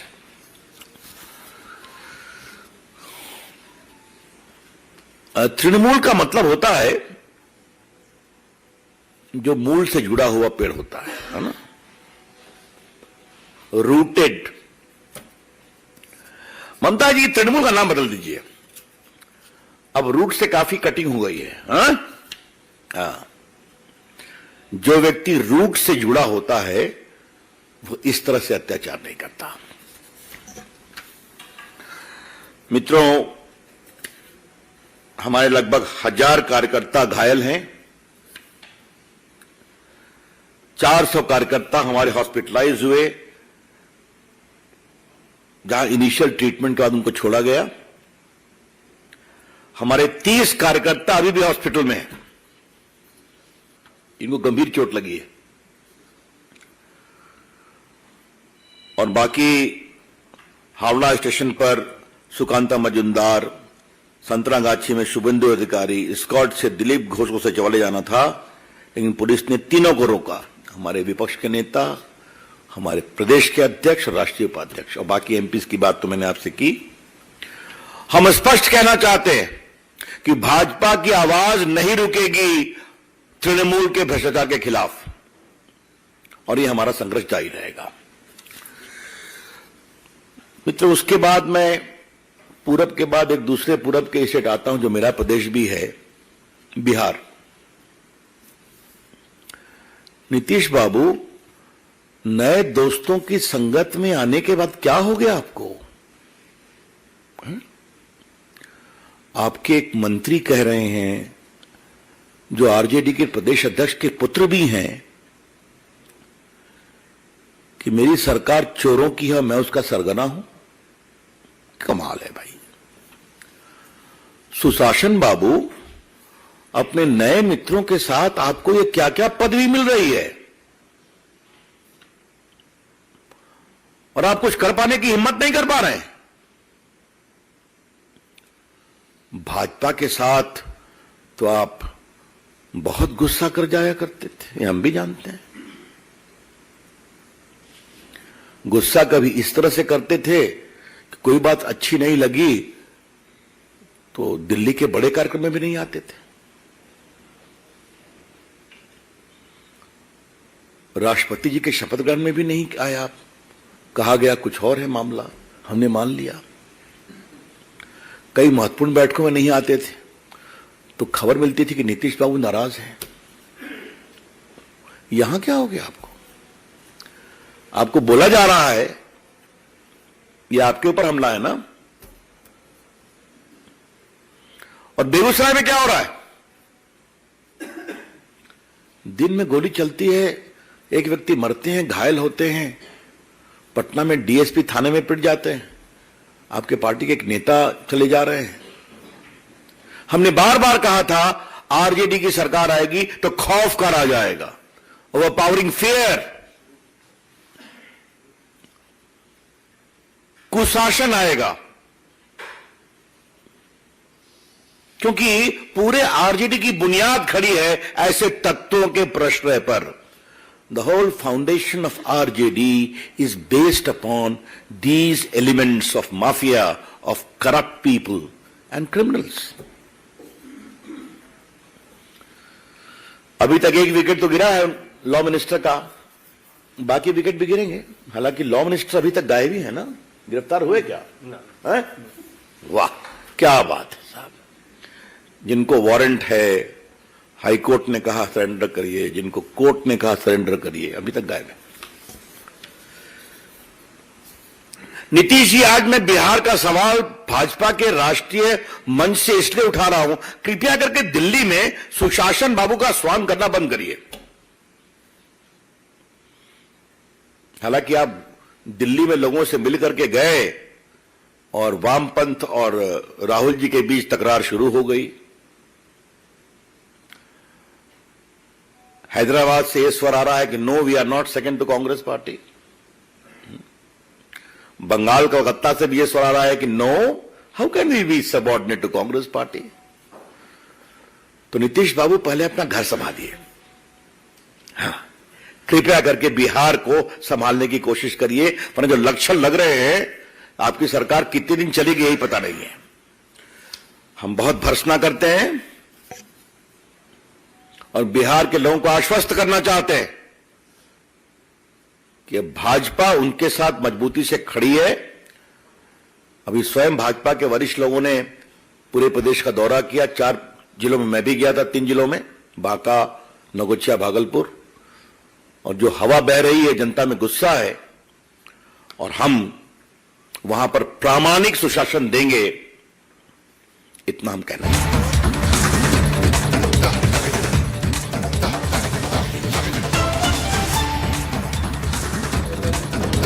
Prime minister Shri Narendraji Modi, आमचो चीफ मिनिस्टर गोंयचो डॉक्टर प्रमोद सावंत याचे हात स्ट्रॉंग करपाक आनी हिंगासोर कामां सगल्यांची गोंयच्या लोकांची आनी सगळे कॉन्स्टिट्युएन्सीनी बरी जावची आनी जे काँग्रेस पार्टी जे म्हणटा की आमी भारत जोडो यात्रा जी तेंच्यांनी चालू केल्ली आहा कन्याकुमारी टील काश्मीर म्हणून ती आमी हिंगासर आयज गोंयान सुरवात केल्ली आहा की काँग्रेस छोडो आनी भारतीय जनता पार्टी को जोडो आनी ही जोडटाना आमी इतलोच उद्देश दिता लोकांक की प्रायम मिनिस्टर जो आमचो आहा नरेंद्रजी मोदी ताचे विजन जे आहा हे आमी फुडें व्हरपाक We want to take the Prime Minister's vision forward. This is what Michael Lobo is currently telling the people of Goa. Facilities जो हा जो गोंयच्यो जितक्यो योजनो जो सुरवात the different schemes and facilities that have been given by the center. Smooth functioning. We welcome them. जावचे म्हणून गोंयान त्या खातीर आमी सगळे जाण with the help of the BJP, Goa will move forward, and that's why we have joined the BJP today. एक minute मागे बीजेपी सर आणि एकूच प्रश्न मीडिया जेन्ना तुमकां विचारताले तेन्ना तुमी मिडिया म्हणजे अक्षरशः पिशान काडटाले आयज मिडिया फट ठरले काय तुमी खरें ठरले सर्कमस्टन्सिसा प्रमाणे राजकारणात मनीस डिसिजन घेतात हांवें सुरवातेकच सांगिल्लें I have said in the beginning itself, this is the Gambar Kamat who is currently speaking. हाचे वेल्यान मुक्त केलो त्या वेळाचेर as leader of opposition, I'd like to say that जें कितें चलना तें बरोबर न्ही whatever the Congress party did in the past, it is not done right. Letter केलें तें लेटर जर कोणें वाचून पळयलें जाल्यार तातूंतल्यान तुमकां कन्क्लुजन्स ड्रॉ करपाक मेळटले They have given a letter and I hope there is no confusion about it that Congress Jodo programme करपाक जाय the Congress Bharat Jodo program is wrong. प्रधानमंत्री नरेंद्र मोदीच्या नेतृत्वात सकल जो विकास चलता देशात म्हणजे पहिले खेपे We will follow Prime Minister Modi's vision for Goa and the nation. कोणा कापस्ताद जायना त्या खंयच्याय कंट्रींत गेला जाल्यार भारतीय नागरिका कडेन डिसरिस्पेक्टान पळोवपाची कारण तशें वातावरण The Congress only wants to disrespect the nation in whichever country it goes, but Prime Minister Modi is keeping the flag high. आणि हे सगळें घडटा आसतना गोंयचोय विकास खंयच्याच हातूंत कमी पडचो न्ही गोंयांत डॉक्टर प्रमोद सावंताच्या नेतृत्वा खाली सरकार आसा And we will work under the leadership of Pramod Sawant, who is working for the people of Goa. सर्वांगीण विकास जो प्रधानमंत्री देशाचो करता ताचो फायदो गोंयकारांकय मेळचो गोंयचोय विकास जावचो Joining the BJP is beneficial for us because the Prime Minister cares about Goa. तांचे सगळ्यांचे म्हणणें आशिल्लें की कितें कांयच करना पार्टी जर कांयच करना तेन्ना आमी कितें तरी एक डिसिजन घेवन काबार करया They have taken the decision to join the BJP in the right step. आज हे महत्वाचे डिसिजन आम्ही सगळ्यांनी घेतले आसा. This is a collective decision taken by the party members. एकूण मिनिट आज काँग्रेसचे 8 आमदार Bharatiya Janata party Today 8 Congress MLAs who have joined the BJP. We have welcomed them. पार्टीच्या ऑफिसात रितसर प्रोसेस पुराय जातलो. म्हणल्यार हांव बाप मायकल लोबो दिगंबर कामत आणि त्यांच्या बरोबर आयिल्ले बाकी सगळे जाण. I would like to thank Michael Lobo and Digambar Kamath माननीय पंतप्रधान नरेंद्र मोदीजी for believing in Prime Minister Modi's leadership and vision and joining गोयच्या विकासा खातीर the Goa BJP. सरकारात ते आयल्या त्यांनी सपोर्ट केला. हांव तांच्या सगळ्यांचे स्वागत करता.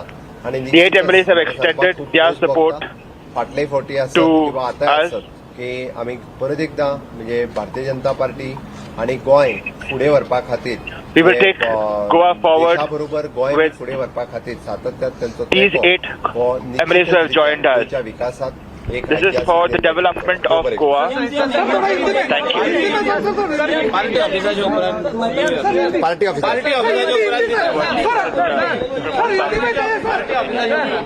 सर माझे 2 word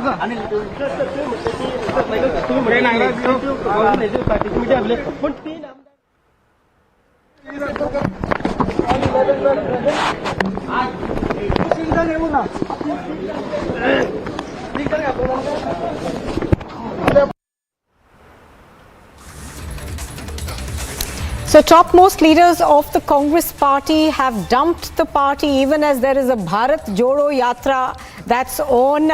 That's of course reached midway yet, but obviously Bharat Jodo is not working for the Congress as we speak.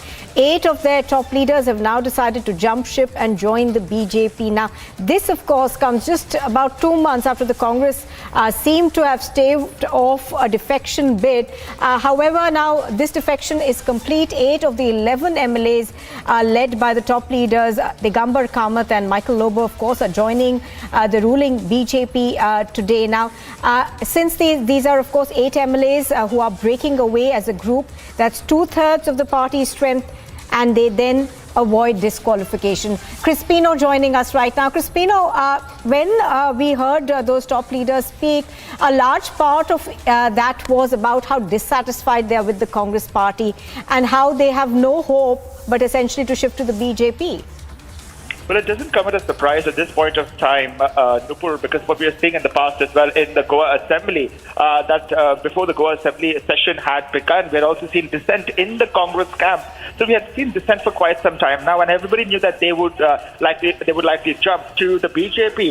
And also pertinent to note here is that before the election, these very same Congress MLAs who have jumped ship to the BJP had gone to various places of worship and had promised and taken an oath, a display of oath as to not to switch to the party. So it's a complete farce here when we see them actually going against that particular show of display, that oath taking in front of the religious places of worship, and here that they join the party. But more importantly here, the big point here is that they are dissatisfied with the Congress party. They're dissatisfied with the Bharat Jodo campaign of Rahul Gandhi. And they have said very clearly, as we have seen, how Digambar Kamath has spoken to the media, as well as Kalangud MLA Michael Lobo speaking to the media, saying that with Prime Minister Modi's vision, they will take the flag of BJP high in the next remainder of the term of the government.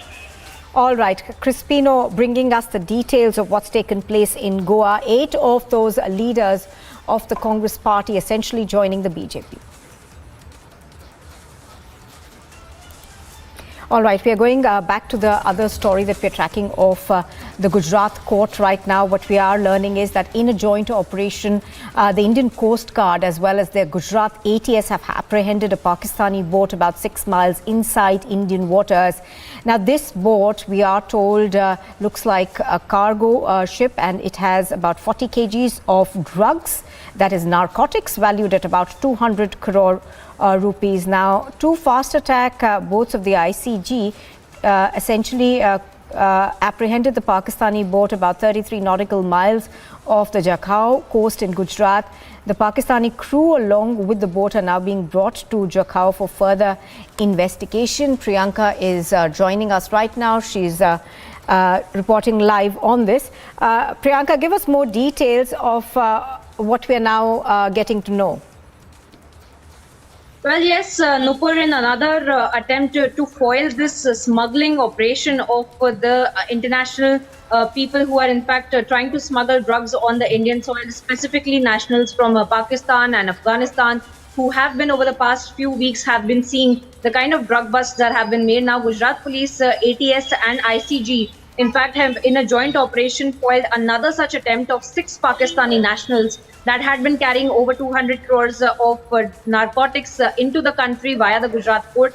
Now, as we have seen over the past few months and in several news breaks that we have also seen that there are massive attempts by these people, in fact, trying to smuggle the narcotics on the Indian soil via the Gujarat ports, and which is why we see the higher number of busts that have also been made because of the intelligence that is being received by the Gujarat ATS and the Gujarat Police's seriousness in trying to foil these attempts that are being made to smuggle these drugs into the country via the Gujarat port. Specifically, now we are seeing in this particular case that at least 6 Pakistani nationals have been apprehended, and they will also be interrogated over the entire narcotics and how it was being procured and how it was being brought into the country as well.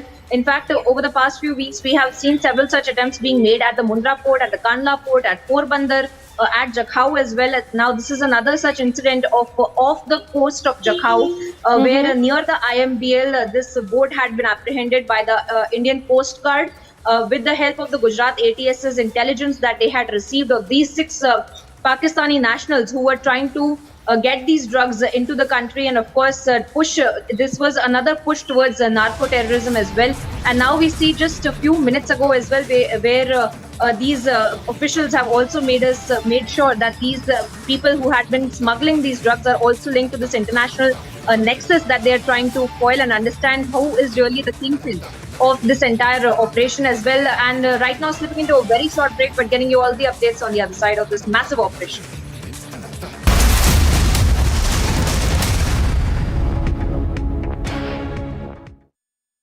At Amity, we believe students should have an all-round exposure. The Study Abroad program gives students the option to do 5 weeks or more at any of the Amity campuses across the world in cities like New York, San Francisco, London, Melbourne, Dubai, Singapore, etc. A truly unique opportunity only at Amity. BJP কর্মী সমর্থকদের এই মুহূর্তে তুমি প্রেমে নজর রাখো জল কামান लगातार पत्थरों की बौछार हुई. As you can see, the troll pelting has already been started. You can see that, and police is also lathi charging. Continuous troll painting, and now we are continuously show you the visuals. Look at that, another tear gas. जिस गाड़ी की live तस्वीरें आप देख रहे हैं, इसमें सुखांतु मजूमदार को ले जाया जा रहा है और उनको हिरासत में यहाँ से ले लिया गया है.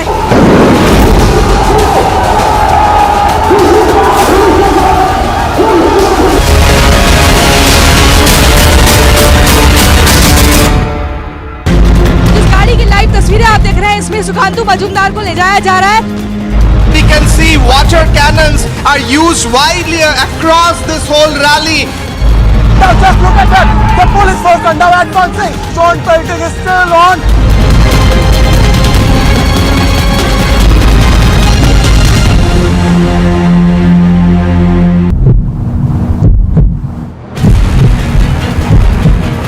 Now just look at that, the police force are now advancing. Police force are now advancing. We are showing you the real-time picture, fast and exclusive, only on Republic, and we are showing you the police personnel are advancing. They are marching forward, and now the elections have now been foiled again.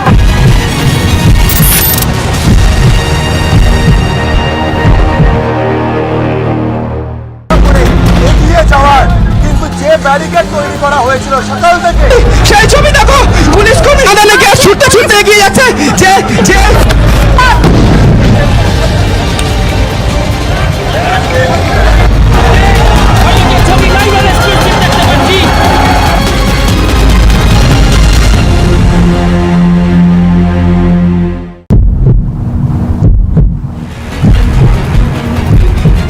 another tear gas canisters now being fired upon.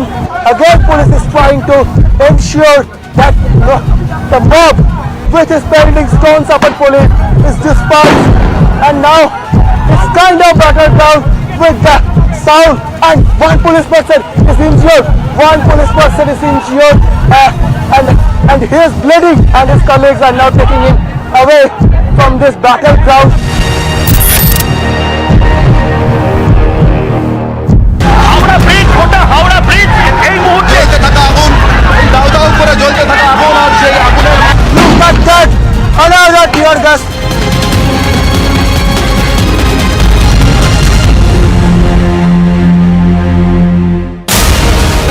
মাঝখানে BJP কর্মী সমর্থকদের এই মুহূর্তে তুমি প্রেমে নজর রাখো, জল কামান।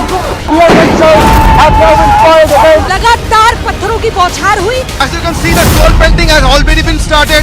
You can see that, and police is also lathi charging. Continuous troll painting, and now we are.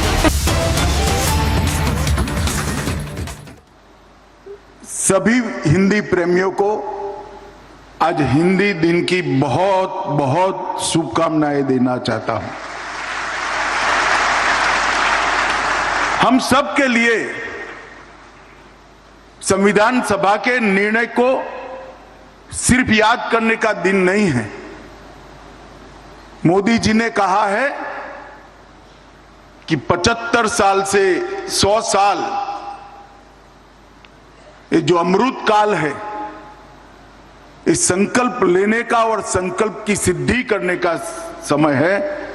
हम सब ने, पूरे देशवासियों ने संकल्प लेने की जरूरत है कि 25 साल के अंदर हमारा देश पूरे देशवासियों ने संकल्प लेने की जरूरत है कि 25 साल के अंदर हमारा देश कोई भाषा की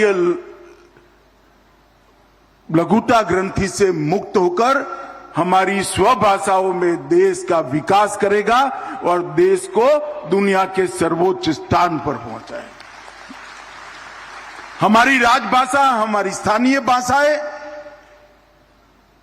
विश्व की सबसे समृद्ध भाषाओं में, और जब तक हम ये बात का संकल्प नहीं करते कि इस देश का शासन, इस देश का प्रशासन, इस देश का ज्ञान, इस देश का अनुसंधान हमारी भाषाओं में होगा, राजभाषा में होगा, तब तक इस देश की क्षमताओं का हम उपयोग नहीं कर सकते हैं।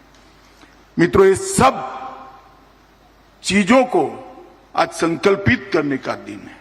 इसलिए मैं देश भर में, दुनिया भर में फैले हुए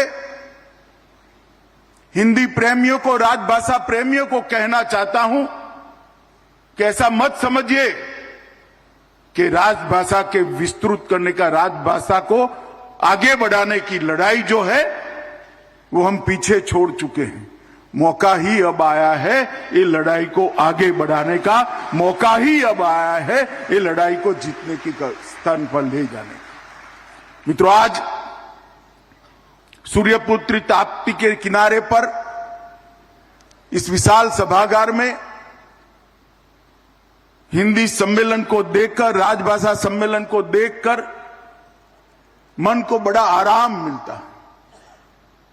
हिंदी के इस सम्मेलन के लिए, राजभाषा के इस सम्मेलन के लिए हमने सूरत का चयन इसलिए किया था, 2 कारण थे। एक तो सूरत वीर नर्मद की भूमि है। वीर नर्मद ने शायद देश में सबसे पहले अपनी भाषाओं के महत्व को उजागर किया था। उन्होंने देश भर में अपनी भाषाओं में इस देश का व्यवहार हो, इसका आग्रह रखा था। उन्हें पूरे गुजराती लोगों को एक स्वप्न दिया था गरवी गुजरात का, और उसके साथ साथ उन्होंने अंग्रेजों के खिलाफ सबसे पहले कहा था, इस देश का शासन, इस देश का व्यवहार ये हिंदी में चलना चाहिए, कोई विदेशी भाषा में नहीं चाहिए। ये वीर नर्मद की भूमि है। और दूसरा, ये सूरत उत्साह की भूमि है। ये सूरत मनोरथ रखने वालों की भूमि है, और ये सूरत मनोरथ सिद्ध करने वालों की भी भूमि है। इसीलिए सूरत को हमने तय किया था। पहले काशी में गए थे, यहां खड़ी बोली से हिंदी का आज का स्वरूप लाने में काशी का बहुत बड़ा योगदान रहा। और आज सूरत आए हैं, जहां वीर नर्मद के 1900 के पहले के संकल्प को चरितार्थ करने का संकल्प हमने करना है। मित्रों, महात्मा गांधी ने राजभाषा के लिए एक ही वाक्य में बहुत सुंदर उसकी जरूरियात का व्याख्यान किया था। उन्होंने कहा था, राजभाषा हिंदी के बिना ये राष्ट्र गूंगा है, हिंदी ही राष्ट्र को बोलता कर सकती है। बहुत बड़ा वाक्य है। हमारी स्वभाषाओं के गौरव को महात्मा गांधी ने एक ही वाक्य से पूरे विश्व के सामने रखने का काम किया था। और मैं आज कहता हूं मित्रों, हिंदी हमारे मन की भाषा है, हिंदी हमारे राष्ट्र प्रेम की भाषा है, और हिंदी आम हिंद के जन की भाषा है, आम जन की भाषा है। हमें इसको आगे बढ़ाना है। मित्रों, आज आजादी का अमृत महोत्सव है, तब मैं इतना जरूर कहना चाहता हूं कि मोदी जी राष्ट्रीय शिक्षा नीति 2020 लेकर जो आए हैं, इसका हम सब जरूर बारीकी से इसका अध्ययन करें। इसकी आत्मा क्या है, इसका अध्ययन करें। मोदी जी ने नई शिक्षा नीति में, राष्ट्रीय शिक्षा नीति 2020 के अंदर सबसे बड़ा भार अगर किसी चीज पर दिया है तो उस पर दिया है कि प्राथमिक शिक्षा और इसके आगे की शिक्षाओं में भी स्वभाषा का सबसे बड़ा उपयोग होना चाहिए। प्राथमिक शिक्षा स्वभाषा में ही होगी। इसके आगे बढ़कर कहा, अनुसंधान के क्षेत्र में भी स्वभाषा का उपयोग होना चाहिए। कोर्टों की भाषा, मेडिकल विज्ञान की भाषा, तकनीक की भाषा और इंजीनियरिंग के पाठ्यक्रम स्वभाषा में रूपांतरित होकर आने वाले दिनों में इसका अनुसंधान भी स्वभाषा में हो, राजभाषा में हो, इस दिशा में ले जाने का उन्होंने बीज नई शिक्षा नीति के अंदर, राष्ट्रीय शिक्षा नीति 2020 के अंदर बोया है। और मित्रों, मुझे भरोसा है कि आजादी का शताब्दी जब ये देश मना रहा होगा, तभी जो बीज मोदी जी ने 2020 में बोया है, एक वट वृक्ष बनकर इस देश की सभी भाषाओं को पल्लवित कर भाषा के क्षेत्र में भी हमें आत्मनिर्भर बनाएगा। मित्रों, स्थानीय भाषा और हमारी हिंदी, ये हमारे सांस्कृतिक धारा प्रवाह का प्राण है। हमारी संस्कृति को, हमारे इतिहास को और आने अनेक पीढ़ियों से हमारा जो साहित्य सर्जन हुआ है, इसकी आत्मा को अगर समझना है तो राजभाषा को सीखना ही पड़ेगा। अगर इसकी आत्मा को समझना है तो हमारी स्थानीय भाषाओं को मजबूत बनाना पड़ेगा। और राजभाषा और स्थानीय भाषा मिलकर पूरे देश के मन में से ये भाषा की ये लघुता ग्रंथि को जो अंग्रेजों ने निर्मित किया है, उसको उखाड़ कर फेंकने का समय अब आ गया है। इसलिए आज का दिन जो देश को हर क्षेत्र में स्वावलंबी बनाना चाहते हैं, देश को हर क्षेत्र में आत्मनिर्भर बनाना चाहते हैं, उनके लिए बहुत महत्वपूर्ण है। लोकमान्य तिलक ने स्वराज मेरा जन्मसिद्ध अधिकार है, इसका जयघोष किया। अगर तिलक महाराज को कोई ध्यान से समझता है और तिलक महाराज के सारे भाषणों को ध्यान से अगर किसी ने पढ़े हैं तो वे रोक टोक तिलक महाराज की स्वराज की कल्पना का व्याख्या कर सकता है। तिलक महाराज के स्वराज की कल्पना में सिर्फ शासन में परिवर्तन नहीं था, शासन तो परिवर्तित हो ही, इस देश का शासन इस देश के लोग ही करे, वो तो एक प्रमुख मांग थी। परंतु उसके साथ साथ स्वभाषा, स्वधर्म, स्वसंस्कृति, इसके लिए भी स्वराज की मांग तिलक महाराज ने उठाई थी। और आज मुझे विश्वास है कि मोदी जी के नेतृत्व में देश जिस रास्ते पर चल रहा है, वो रास्ते पर तिलक महाराज के स्वराज की परिकल्पना को हम सार्थक करेंगे और देश उसी रास्ते पर चलेगा। मैं आज राजभाषा दिन के मौके पर देश के युवाओं को भी कहना चाहता हूं, भाषा क्षमता की परिचायक नहीं है, भाषा अभिव्यक्ति है। क्षमता आपके अंदर पड़ी है। आपकी क्षमता का परिचय किसी भाषा का मोहताज नहीं है।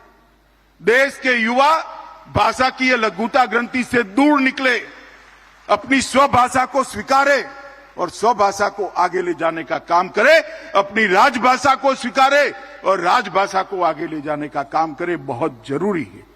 जब तक देश का युवा अपनी क्षमताओं के आधार पर अपनी भाषा में अपने मौलिक चिंतन की अभिव्यक्ति नहीं करेगा, वो कभी भी अपनी क्षमताओं को पूर्णतया समाज के सामने नहीं रख सकता, क्योंकि अपने मौलिक चिंतन की अभिव्यक्ति स्वभाषा से अच्छी किसी भी भाषा में नहीं हो सकती। ये हमने समझ कर रखना चाहिए। ढेर सारे शिक्षाविदों ने प्राथमिक शिक्षा और बच्चे की ग्रहण शक्ति पर जितने भी अध्ययन किए हैं, वो सारे अध्ययन एक ही बात को इंगित करते हैं कि बच्चा स्वभाषा में जो ग्रहण कर सकता है, वो बच्चा आगे जाके मौलिक चिंतन कर सकता है। और मित्रों, जो मौलिक चिंतन कर सकता है वो ही अनुसंधान कर सकता है, और जो अनुसंधान कर सकता है वो ही क्षमता प्राप्त कर सकता है। ये पूरी श्रृंखला को भाषा के बगैर पंगु बनाने का काम आगे चलने वाली सरकारों ने किया है। मोदी जी ने एक भी शब्द बोले बगैर विश्व में जहां जहां भी मंच मिला, गौरव के साथ हिंदी में पूरे विश्व को संबोधित किया है। और मैं कह सकता हूं कि विश्व के मंच पर अंग्रेजी बोलने वाले सारे नेताओं से ज्यादा वजन से अगर किसी को सुना गया है तो मेरे और आपके नेता, हमारे देश के प्रधानमंत्री नरेंद्र मोदी को सुना, क्योंकि उन्होंने अपनी भाषा में अपनी बात रखी थी। उनकी अभिव्यक्ति सटीक थी, मन की गहराइयों से आती थी, दिल की गहराइयों से इनकी अभिव्यक्ति आती थी, इसलिए इसकी स्वीकृति भी ज्यादा आई। मैं आज अभिभावकों को भी, बच्चों के अभिभावकों को भी एक बात करना चाहता हूं। मेरी बात मानकर आप बच्चों के शिक्षा का माध्यम तो एकदम बदलेंगे नहीं, मुझे मालूम है, परंतु कम से कम ठीक है ना भाई, कोई बात नहीं, ये समय भी आ जाएगा, मगर कम से कम अपने घर में बच्चों से बातचीत की भाषा अपनी रखिएगा।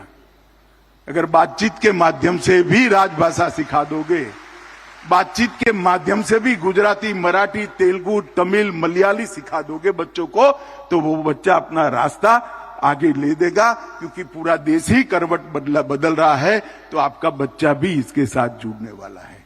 मैं तो मेरा अभिभावकों से बहुत आग्रह है कि एक बार बच्चों को उनके सुनहरे भविष्य के लिए अपनी भाषा जरूर सिखाइए।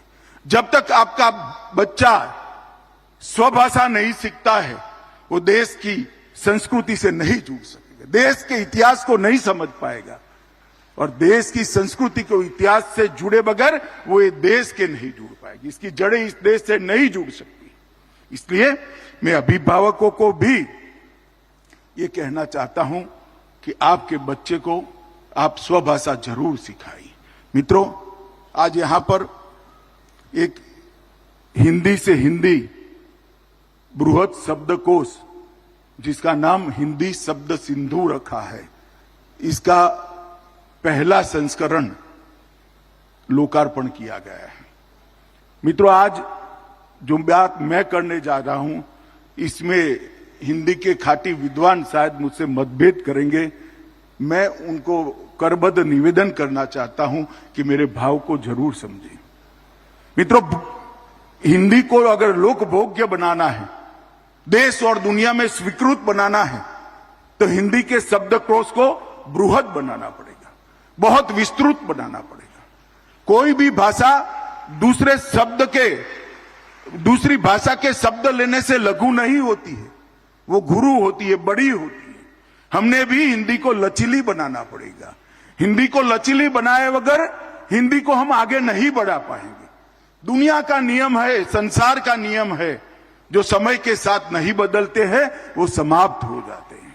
हिंदी को स्वीकृत बनाना पड़ेगा। अनेक भाषाओं से इसमें हमने शब्दों को लिया है जो आज की बोलचाल के शब्द बन चुके हैं, इसको हिंदी ने भी स्वीकारना पड़ेगा। हिंदी के शब्द को भी दुनिया की 70 से ज्यादा भाषाओं ने स्वीकारा है। हमने भी ये बड़प्पन दिखाना पड़ेगा। भारत की स्थानीय भाषाओं के सारे शब्दों को, जो हिंदी के आम बोलचाल के शब्द बन चुके हैं, इसको स्वीकार कर ये बृहद हिंदी शब्द सिंधु का संस्करण आज लोगों के सामने रखा है। मेरा हिंदी के विद्वानों को, देश भर के हिंदी के विद्वानों को करबद्ध निवेदन है, बड़ा मन रखकर, बड़ा हृदय रखकर हिंदी के भले के लिए इस शब्दकोश को स्वीकार करिएगा। आपकी स्वीकृति के बगैर वो आगे नहीं बढ़ पाएगा। जब तक हम हिंदी को लचीला नहीं बनाएंगे, हिंदी को सर्व स्वीकृत नहीं बनाएंगे, हम हिंदी को आगे नहीं बढ़ा सकते।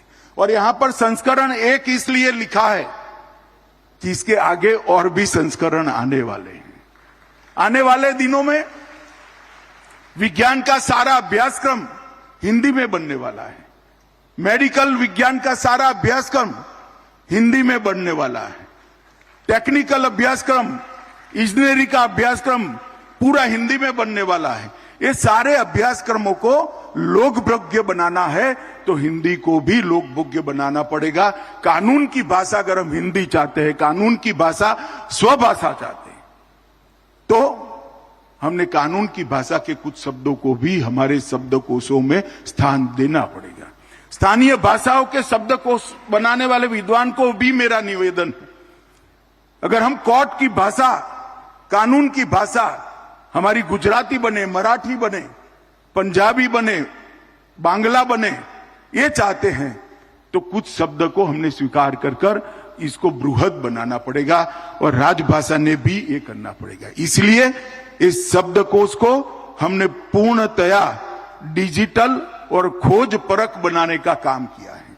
ये डिजिटल है और खोज परख भी है, तो विभिन्न विषयों पर, जनसंचार के विषय में, मेडिकल साइंस के विषय में, खेत कुल के विषय में, अंतरिक्ष विज्ञान के विषय में, भौतिकी, रसायन और भूमिति के विषय में, गणित के विषय में ढेर सारी शब्दावली को इसके अंदर समाहित की है। कानून के भी, कोर्ट की बोलचाल के बहुत सारे शब्दों को इसके अंदर हमने समाया है, क्योंकि जब फैसलों का अनुवाद करने का समय आएगा, फैसलों को राजभाषा में अनुवादित कर उसको देने का समय आएगा, तब ऐसा न हो कि कोई शब्द मिले ही नहीं। इसको बहुत गहन मेहनत कर बनाया गया है। मैं हिंदी के विद्वानों को अनुरोध करना चाहता हूं कि इस बृहद शब्दकोश को आपका आशीर्वाद भी मिले, समर्थन भी मिले और आप इसको जनता के बीच में बड़े उत्साह के साथ ले जाइए, इसका उपयोग भी बढ़ाइए, ये अनुरोध करने आया हूं।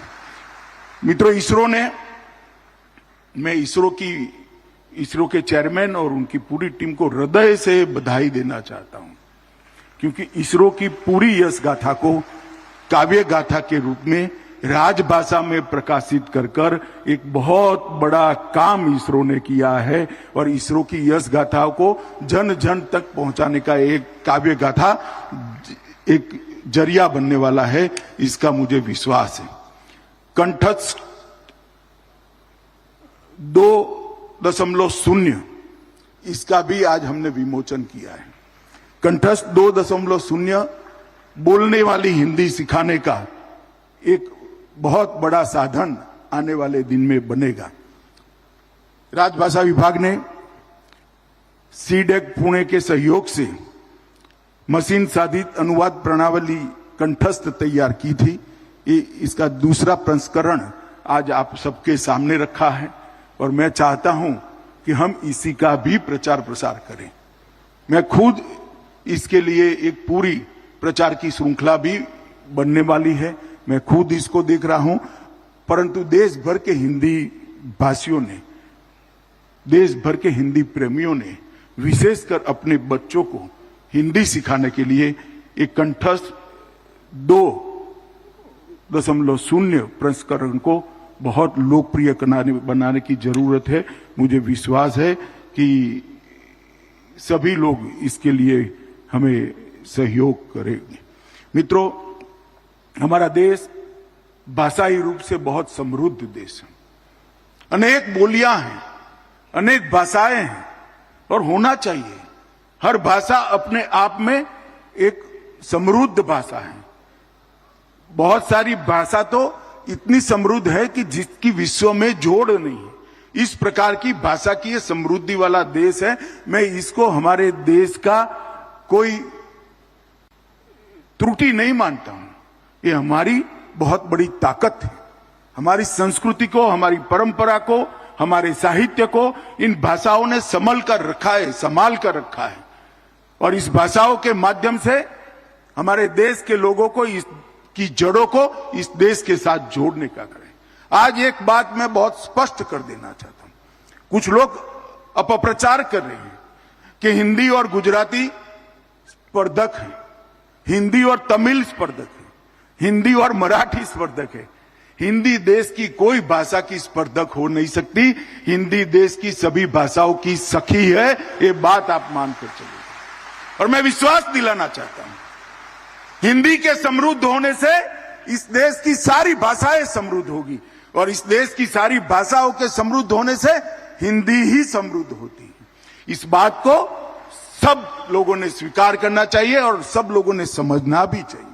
जहां तक भाषाओं के सह अस्तित्व को हम नहीं स्वीकार करते हैं, तब तक अपनी भाषाओं में अपना देश चले, वो सपने को हम सिद्ध नहीं कर सकते हैं। और मैं बहुत मन से कहना चाहता हूं कि हर भाषा को, हर बोली को जिंदा रखना हमारा लक्ष्य होना चाहिए। हर भाषा को, हर बोली को समृद्ध करना हमारा लक्ष्य होना चाहिए और ये सभी भाषाओं की समृद्धि से ही हिंदी समृद्ध हो सकती है। मैं आपको बहुत स्पष्टता से बताने 2010 तक मैं गुजरात के राजनीतिक क्षेत्र का कार्यकर्ता था। गुजरात तक मेरा क्षेत्र सीमित था, मैं राष्ट्रीय राजनीति में नहीं था। 11 से मैं राष्ट्रीय राजनीति के अंदर गया। मैं आज बहुत विश्वास के साथ और बहुत अनुभव के आधार पर कहना चाहता हूं, अगर मैं गुजराती माध्यम में न पढ़ा होता तो राजभाषा इतनी अच्छी से बोल नहीं पाता। मुझे हिंदी सीखने में सरलता इसलिए रही है कि मेरी पढ़ाई लिखाई गुजराती माध्यम की स्कूल में हुई है। गुजराती माध्यम की शाला में मेरी पढ़ाई लिखाई हुई, इसी के कारण मैं हिंदी को इतनी जल्दी सीख पाया हूं। मेहनत तो करनी पड़ती है, परंतु सीखने में बड़ी सरलता होती है। और मेरे पास 2 ऑप्शन थे, हिंदी सीखना या अंग्रेजी सीखना। हमारे बहुत सारे नेताओं ने कहा कि इतनी मेहनत कर रहे हो तो स्पीकिंग इंग्लिश के लिए क्यों मेहनत नहीं कर रहे हो। मैंने कहा मैं बोलूंगा तो मेरी भाषा में ही बोलूंगा और मैं जो बोलूंगा वो मेरे काम के आधार पर पूरा देश सुनेगा। और मित्रों, मैं आपको मेरा अनुभव कहता हूं, अगर मैं राजभाषा न सीखा होता तो देश को मेरी बात में नहीं समझा सकता था। मेरे पार्टी के काम के लिए किसी भी देश राज्य में गया, मुझे अपनी बात समझाने में बहुत सरलता रही, क्योंकि मैं हिंदी में बोलता था। अगर मैं अंग्रेजी में बोलता तो इतनी सरलता से न समझा पाता।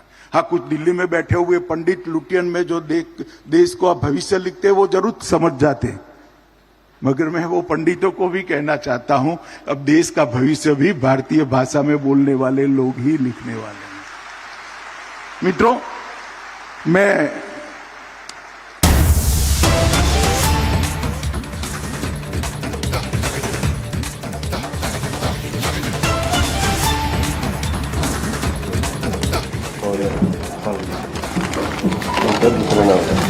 Alex Sikir. तू पहिली शॉल घाल.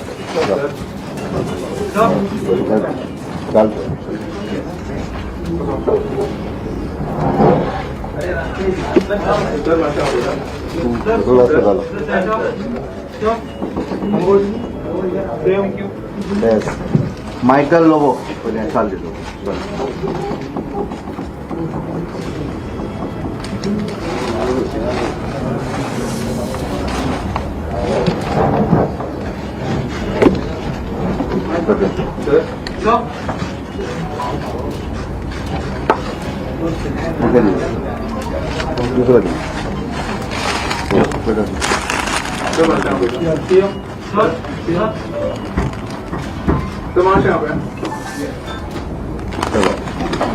केदार नाईक. केदार तो केदार पुढे receive they.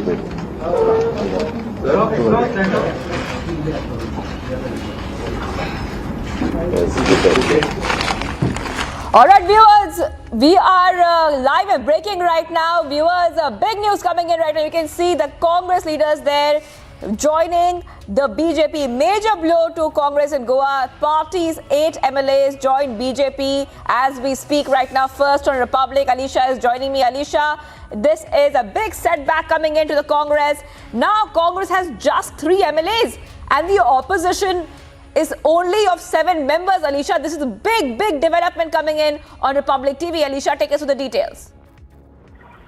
Well, yes, Shivangi, it's in total there was 11 Congress MLAs and now the 8 Congress MLAs who have joined Bharatiya Janata Party, even speaking to the media right outside the assembly, where the meeting held between Chief Minister Pramod Sawant and the other Congress MLA, where the Michael Lobo has clearly mentioned that this is something a resolution of Congress Chodo and BJP Ko Jodo. So this is what been mentioned, and which is why now even Pramod Sawant has said that they have extended their support to Bharatiya Janata Party and also mentioned that they want to work under the leadership of Prime Minister Narendra Modi. After which this is the decision. After which this is the decision that has been taken by the 8 Congress MLA. Now the visuals on your screen clearly sees that they are joining Congress MLAs are joining Bharatiya Janata Party in the presence of Goa Chief Minister Pramod Sawant in the BJP office in Panaji. That has actually been mentioned, and we even heard Digambar Kamath. Digambar Kamath was a former Chief Minister of Goa, clearly mentioned that they are not happy with the Congress leadership. Also mentioned that what has happened with Gulab Nabi Azad, the letter that was stated and clearly put on allegations on the Congress leadership is something agreed by the Congress MLA in Goa, after which they decided to join Bharatiya Janata Party. And importantly, what mentioned that this is something not a Congress Jodo, but something it's a Congress Chodo and BJP Ko Jodo is the the pledge that has been taken by the Congress. So it's of course a big jolt to the Congress in Goa, as well as we know during the election period where the 40 Congress MLA has taken a pledge in the presence of Rahul Gandhi, clearly mentioning that they are not ever going to leave the party even if the party does not win the election. But what we have been witnessing at this point of time, there are Congress MLA who are unhappy with the leadership of Congress. That has been also mentioned by Michael Lobo, or whether senior Congress leader Digambar Kamath, stating that the leadership has never come to whenever the request that has been sought by the leadership, but they never has come or never even heard the request, which is why now if this should really benefit the people of Goa, and the decision that has been taken to join Bharatiya Janata Party for the benefit of the people in the state, which is why they want to work under the leadership of Prime Minister Narendra Modi. Bharat Jodo Yatra असली गोंयांतल्यान काँग्रेस छोडो यात्रा सुरुवात जाता. 8 आमदारांचे हांव भारतीय जनता पार्टीत स्वागत करता. आणि जशें तेंच्यांनी म्हटलां की ऑनरेबल प्रायम मिनिस्टर नरेंद्र मोदीजी हांचे नवभारत निर्माण ही संकल्पना ह्या अमृत काळात साकार करपा खातीर आणि गोंयचो विकास फुडें व्हरपा खातीर जशे 8 आमदार आमच्या बरोबर आयल्या त्यांचे खरोखरूच मना काळजांतल्यान हांव परत एकदा स्वागत करता. आणि निश्चित रित्या आमी जशें म्हणटा की फाटल्या टेन्युअरात भारतीय जनता पार्टीचे 27 आमदार आशिल्ले आणि आम्ही संकल्प सोडलेलो 22 सोंपच्या पयलीं 28 आमदार भारतीय जनता पार्टीचे स्वताचे आसा आणि गोंयांत भारतीय जनता पार्टीची पाळामुळा घट्ट जावपाक लागलेली आसा. येता त्या 2024च्या निवडणुकेत आमी निश्चितच दोनूय सीट तर जिखतलेच, बट गोंयच्यान जी काँग्रेस छोडो यात्रा सुरवात जाल्या ती पुराय देशभर गोंयांत वेगवेगळे काँग्रेसचे लिडर हे सोडून देश राष्ट्र हिता खातीर welcoming the 8 MLAs of the Congress party into the BJP fold. Kanyakumari पासून काश्मीर पर्यंत ही पुराय येता त्या 2024 400+ seat Pramod Sawant saying that MLAs joining the party, they will take the vision of Prime Minister Modi forward in the country, and he would urge the people of Goa to lend their support to these MLAs who have joined the Bharatiya Janata Party at this point of time. Unconditional सगळेजण join झाले आसा. ताचेर एकूच Sangla He says that there have been no preconditions to joining the BJP. They have joined out of their own free will into the Bharatiya Janata Party. This is all for the development of Goa and to take Prime Minister Modi's vision forward. परत एकदा सांगता, Bharatiya Janata party ही केंद्रीय नेतृत्व करपी party आसा. ही regional party न्ही. आमी सदांच राष्ट्र The Bharatiya Janata Party is not a regional party, it is a national party, and these MLAs have joined the BJP now. 33 रुलिंगान झाले ना. अपोजिशन आसा मरे आता उरल्या काँग्रेसचे 3 आमदार तांकांय तुम्ही अपील करता की ते येवचे म्हणून की टोटल गोंयच्यान काँग्रेस क्लीन जावपाची म्हणून. हांवें म्हटलां की काँग्रेस छोडो आंदोलन सुरू जाल्लें. कोणाक जर जॉईन अजूनय जायन दिसता आसत जाल्यार We will tell you more details soon, but our 8 MLAs have joined us.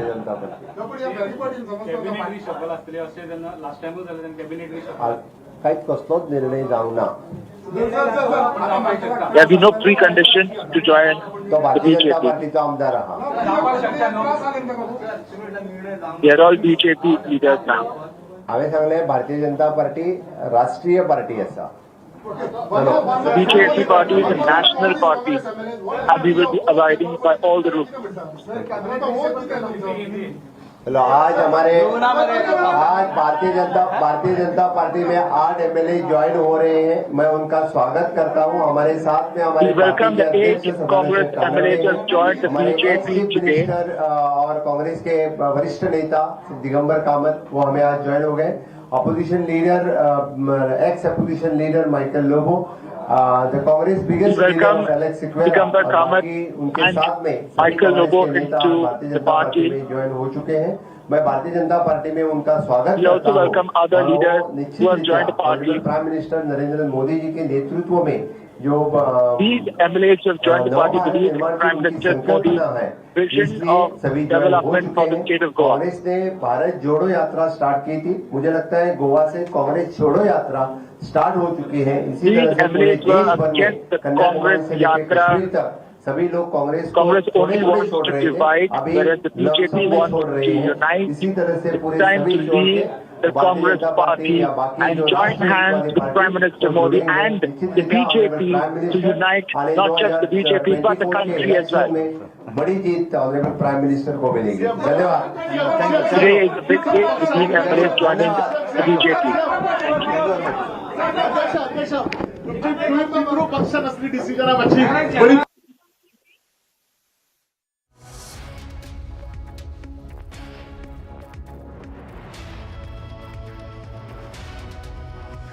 All right, viewers, we just heard the CM Pramod Sawant at this point of time, where he is saying that the Congress MLAs have now joined the BJP in Goa.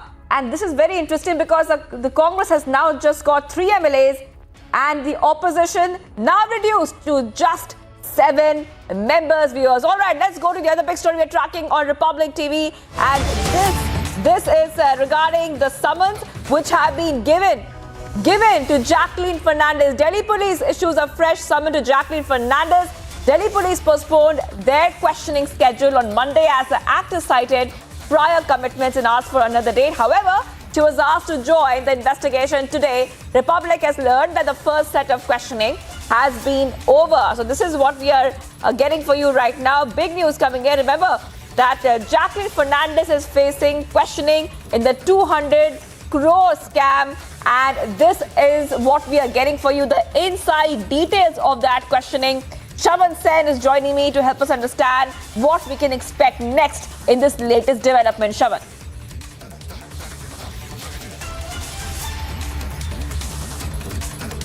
All right, Shaman is joining us in just a moment. What we can tell you is the Delhi police has issued a fresh summon to Jacqueline Fernandez. Delhi police has postponed their questioning scheduled as the actor cited prior commitments and asked for another date.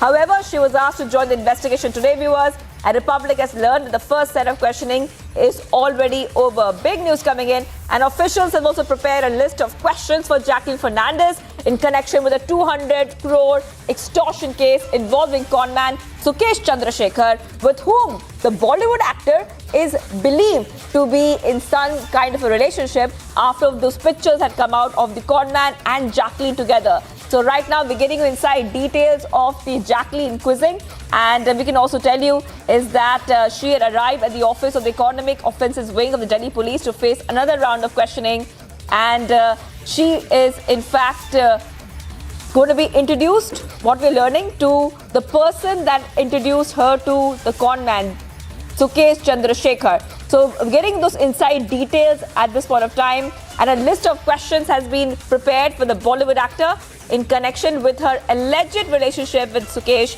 and all the gifts that she had received from him. And she would also be asked about the exact number of times that she met Sukesh. So many questions have been prepared. Over 55 questions have been prepared so that Jacqueline will be facing those questions, in fact. And what we can tell you right now is that a fresh summon has been served to Jacqueline Fernandez at Delhi police, but have postponed their questioning schedule on Monday as the actor cited prior commitments and asked for another date. But now she has been asked to join the investigation, and Republic has learned that the first set of questioning is already over. In fact, many questions will be posed to Jacqueline Fernandez. Shaman Sen is joining me to help us understand what we can expect next in the quizzing of Jacqueline Fernandez today. Shaman. Well, in fact, Shivangi, a list of about 55 questions have already been prepared by the Delhi Police's Economic Offences Wing. Now, largely there are about 6 to 7 key areas.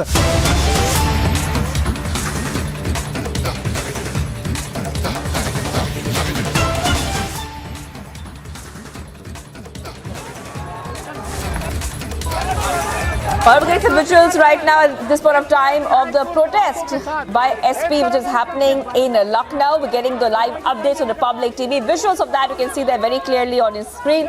Samajwadi Party protests in Lucknow, and we have also learned that some SP MLAs have been detained during the protest against the state government. The protesters there asking for some questions, asking for some answers and on the price hike. So big details coming in right now from Lucknow. लगातार प्रयास कर रही है कि लोग प्रदर्शन न करें, जनता की आवाज को, जनता की बातों को आगे समस्याएं प्रशासन के सामने न आए। माननीय राष्ट्रीय अध्यक्ष जी के निर्देश पर जनता की आवाज को लेकर के शांतिपूर्वक धरना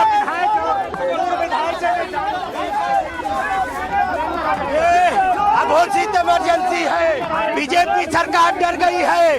माननीय अखिलेश यादव जी के आह्वान पे ये धरना होने जा रहा था। महंगाई, बेरोजगारी, भ्रष्ट कानून व्यवस्था, किसानों के आरक्षण खत्म किया जा रहा। सरकार डर गई है, हम लोगों को गिरफ्तार कराया है, बर्बर तरीके से लाठीचार्ज करा के। महंगाई को लेकर के, बेरोजगारी को लेकर के और बढ़ते अपराध को लेकर के शांतिपूर्ण ढंग से धरना प्रदर्शन करना चाह रहे थे। आज ये योगी सरकार पुलिस को आगे करके हम विधायकों को डिटेन करने का काम कर रही है। महंगाई के सवाल पे, बेरोजगारी के सवाल पे ये सरकार घबराती है, इन मुद्दों पे बात नहीं करना चाहती।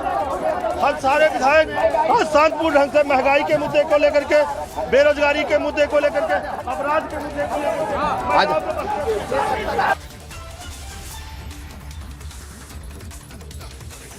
All right, SP leaders being detained as of now. These are live visuals we're getting for you from Lucknow, where the clash is happening in Lucknow, where we can tell you is that the protest is against state government for the price hike. Well, that is the demand that they have for the state government. That's the questions they're asking, and they want answers on the price hike. That's what we can tell you right now. Also, many SP MLAs have been detained by the police. They are being taken to Eco Garden as of now.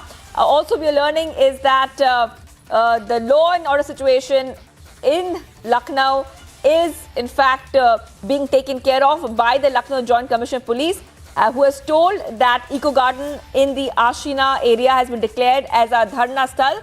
That's why all the SP MLAs have been taken there and allowed to stage a protest. All right, so we're getting some fresh visuals right now from Lucknow, where Samajwadi Party is protesting in Lucknow.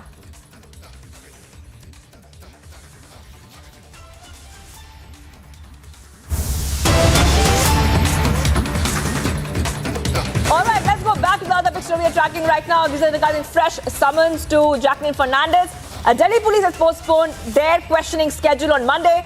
So this questioning was on Monday. It was postponed to today because Jacqueline Fernandez had asked for another date. But Shravan Sen will take us through all the details and also help us really understand at this point of time that what will be the questions which we pose to Jacqueline Fernandez. We're getting all the inside details of the Jacqueline questioning. 55 questions have been prepared for that. Shravan, take us through those 55 questions that will be asked to her and what can we expect next now?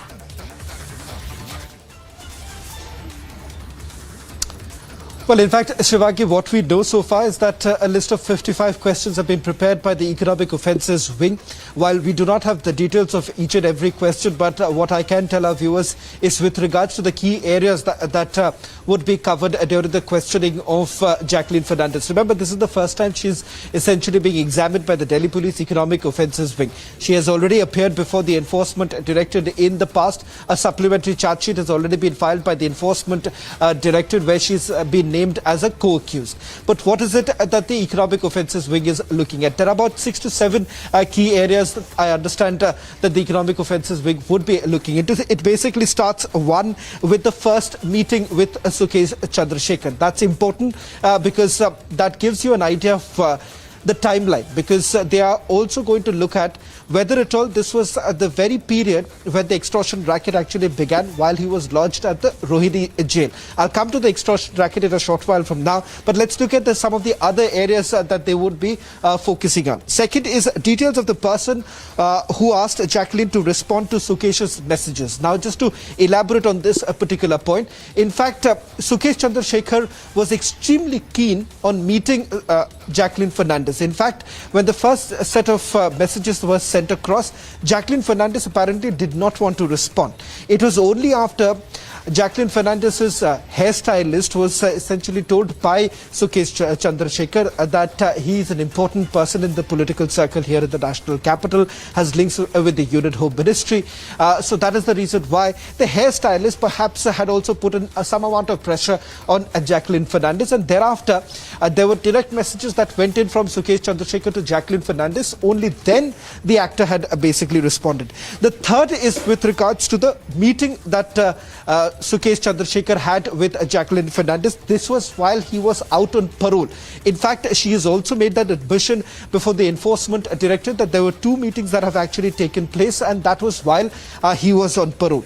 The fourth is how did Sukesh introduce himself? Because important to point out here is that his first identity was not as Sukesh Chandrasekhar. He had basically he acted as he was an impersonator. The fact that he was using the name of one government official has also come under the scanner. The fifth is the details of any offer that was given by Sukesh to Jacqueline, because what we are picking up is that money was given by Sukesh Chandrasekhar to a writer based here in the National Capital Region. In fact, the writer's statement has also been recorded by the Enforcement Directorate, and this was only because Jacqueline Fernandez was very keen on the writer to be on board for a web series for which money was essentially paid by Sukesh Chandrasekhar. That's the fifth. The sixth point is details of monetary transaction between Sukesh and Jacqueline. Given the fact that the Enforcement Directorate has looked into the broader aspects of not just Jacqueline Fernandez but also others who have been linked with Jacqueline Fernandez and those who have received those expensive gifts, starting from her sister back in London, brother in Australia, and then of course you also have parents who are based out of Bahrain who've received those gifts or loans from Sukesh Chandrasekhar. However, these details have also been incorporated in the charge sheet, the supplementary charge sheet that has been filed by the Enforcement Directorate. There are obviously several questions that needs to be raised at this point in time as far as the conduct of the Delhi Police Economic Offences Wing also. Because if you look at it, it's over, perhaps over 300 days before this case was actually registered by the Economic Offences Wing. And the fact that, Sukesh Chandrasekhar was already booked, the fact that Sukesh Chandrasekhar was already in their custody, and then primary charge sheet was already filed. The question is that why did the Economic Offences Wing not call in the actor in the past? It is only after the Enforcement Directorate had filed the supplementary charge sheet that we are really looking at the Economic Offences Wing now stepping in, calling in other Bollywood actors. As I understand, the reason essentially being is that Sukesh Chandrasekhar has also admitted before the Economic Offences Wing that while he was lodged at the Rohini jail and the extortion racket was being carried out, there are certain meetings that he's had with Bollywood actors. Now, who are the Bollywood actors? That is something that the Economic Offences Wing will have to look into. Secondly, how was this really possible? Given the fact that he was in a high security jail in Rohini, lodged in Rohini, and that is the reason why in the primary charge sheet that has been filed by the Economic Offences Wing, they have basically detailed out the fact that there are certain Tihar jail officials and Rohini jail officials who have been bribed by Sukesh Chandrasekhar, and they have also been charge sheeted by the Economic Offences Wing. So net right now the focus would be on the time period as I had pointed out in terms of the money or the expensive gifts that she has received from Sukesh Chandrasekhar, and whether at all she was aware of the fact that this kind of an extortion racket was being carried out. That's going to be the key area right now for the investigation.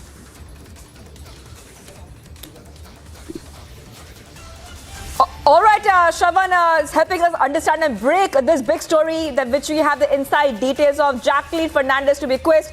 And Harsha is also joining us live. She's joining us live from the Economic Offences Wing of the Delhi Police.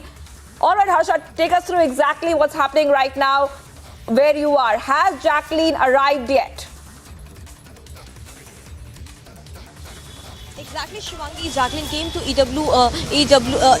EOW office at around 11:30 a.m. She was supposed to come at 11 o'clock, but before she arrived at this office, Pinky Irani, who is also the main person between Sukesh Chandrasekhar and Jacqueline Fernandez, the one who set up the meeting between Jacqueline Fernandez and Sukesh Chandrasekhar, she arrived at 11 a.m. and after that Jacqueline Fernandez came here at 11:30.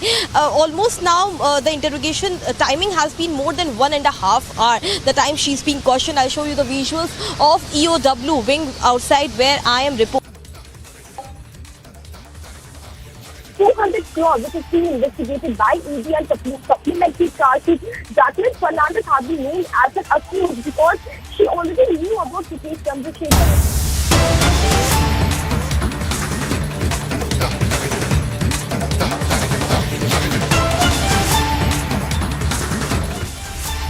All right, viewers, we're getting some more updates right now. Let's move on to the other big story we're tracking. The controversial cleric has called for violence. A cleric calls for violence on madrasa. Survey says welcome surveyors with slippers. Big controversial comment coming there, viewers, right now. Big controversial comment of a cleric who's calling directly for violence. A cleric is calling for violence in the madrasa survey. And he's going on to say that I'm calling all the surveyors with slippers. Let's hear that sound bite.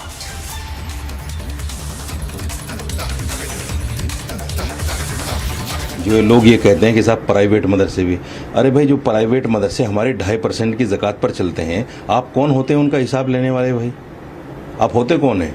क्या आप उनका सर्वे कराएंगे कि साहब चंदा का, मैं बता रहा हूँ ना कि मैं ज़कात देता हूँ 2.5%, मेरी ज़कात से चलता है मदरसा।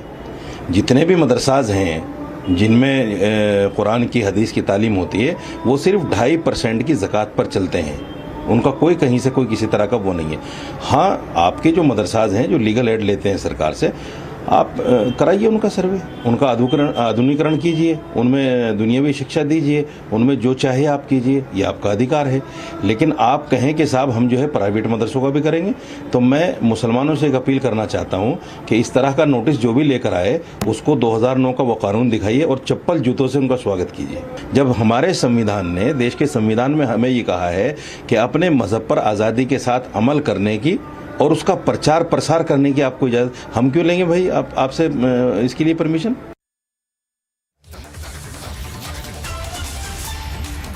All right, and joining me is Piyush Mishra, who's going to get us details of this story. It's a very controversial comment there, where he's categorically saying, this cleric is saying, and we heard that, our viewers also heard that right now, that I welcome all surveyors with slippers. And this is coming after the UP government has begun its madrasa survey. Piyush, take us to the details of what we are learning. And who is this cleric?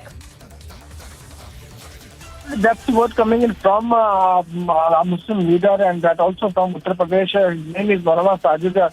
He is the Muslim cleric, and he has spoken out over the politics which is playing out in the state of Uttar Pradesh as far as the survey is concerned of madrasas. Now he's coming out and saying that the madrasas work on 2.5 charity, and he's also requesting all the Muslims to welcome people with slippers and sandals who come to them and ask them for the survey in madrasas. In which he's also saying that the people should be shown, the team should be also shown the 2009 notice and welcome them with slippers and sandals. He's also adding about the fact that unrecognized madrasas also do not need any kind of permission.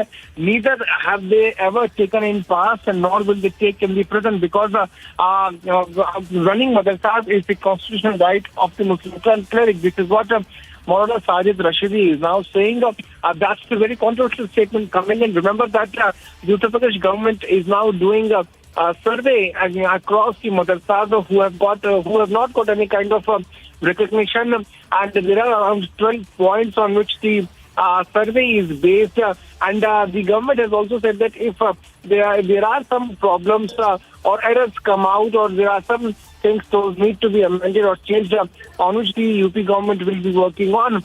But there are people who have come out like Rashid, like this Muslim cleric, whose name is Maulana Sajid Rashidi. Earlier we had heard from Osad Afuz Owaisi.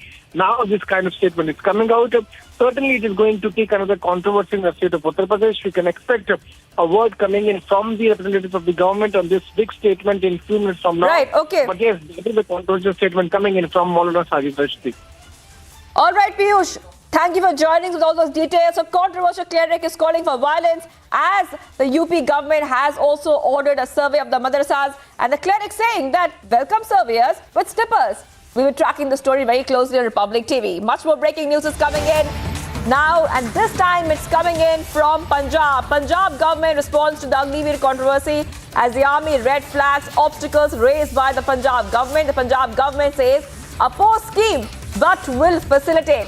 So the Punjab government then responding to the controversy around Agniveer, as the army has red flagged the obstacles which has been raised by the Punjab government, and the Punjab government saying that we are opposing the scheme but we will facilitate it. So this is what we are learning right now, that Agniveer rally may also be postponed. That's what we are learning. The Punjab government is stalling the Agniveer scheme right now. But the Punjab government also saying that we are opposing the scheme but will facilitate it further. And this is coming in after the Punjab government has responded to the Agniveer controversy as the army red flags obstacles raised by the Punjab government. So this is the big news coming in right now. Remember, the central government on June 14 launched the Agnipat scheme, which is a recruitment plan for the armed forces aiming at reducing salary. And that's the objection maybe that they have raised. And this is a big news coming in right now. And the army recruitment for Agnipat has already been declared. As far as the entry is concerned, the educational and physical standards, no compromise will be made. After 4 years, one has to be trained, disciplined, and manpower will be available to the army. There's an age limit from 17.5 years to 23 years with the minimum qualification of 10th class. That is the Agnipath scheme, which already has been declared open. But the Punjab government right now is responding to the Agniveer controversy, as the army has red flagged the obstacles which have been raised by the Punjab government. And the Punjab government is saying that we are opposing the scheme, but we will facilitate it further. The Agniveer rally may have to be postponed. That is what we are learning at this point of time. Some controversies also being raised around Agniveer, and some protests had also happened over the Agniveer scheme earlier. But right now, what we are learning so far is that the Agnipath scheme in Punjab, when it comes to the Punjab government, they're clearly saying that they are opposing the scheme at this point of time, but they will go ahead and facilitate it. All right, viewers, much more coming up on the other side of this very, very short break. The Punjab government is stalling the Agniveer scheme. Well, that's what they are saying, but they will facilitate it further. That's what they are saying as well. Well, we will track this story very, very closely. Stay tuned to Republic TV.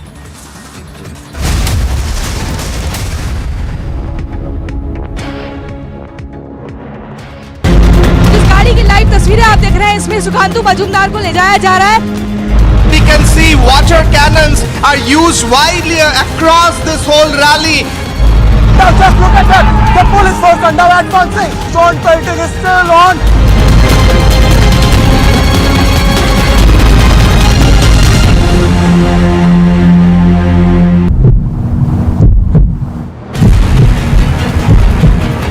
Now just look at that. The police force are now advancing. Police force are now advancing.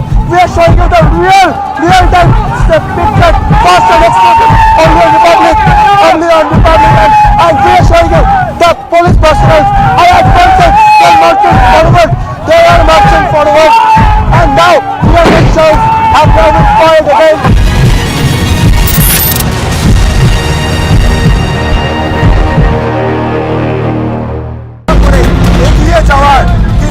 Barricade তৈরি করা হয়েছিল সকাল থেকে, সেই ছবি দেখো, police কর্মীরা লেগে ছুটতে ছুটতে এগিয়ে যাচ্ছে।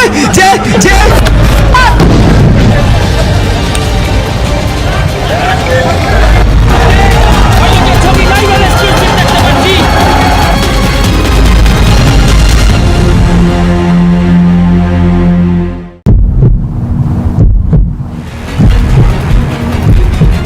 another tear gas canisters now being fired upon.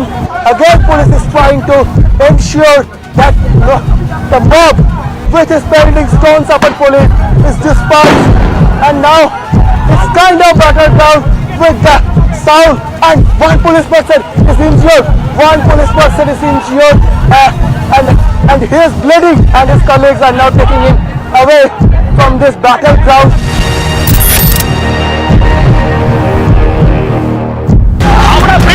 Howrah bridge এই মুহূর্তে থাকা আগুন, দাউ দাউ করে জ্বলতে থাকা আগুন, আর সেই আগুনের Look at that! Another tear gas.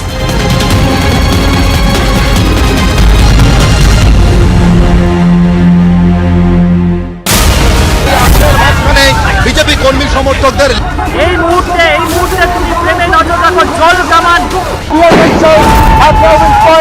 लगातार पत्थरों की बौछार हुई. As you can see, the toll painting has already been started.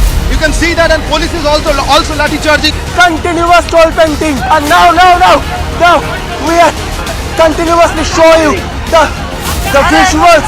Look at that! Another tear gas. जिस गाड़ी की लाइव तस्वीरें आप देख रहे हैं, इसमें सुखांतु मजूमदार को ले जाया जा रहा है और उनको हिरासत में यहाँ से ले लिया गया है.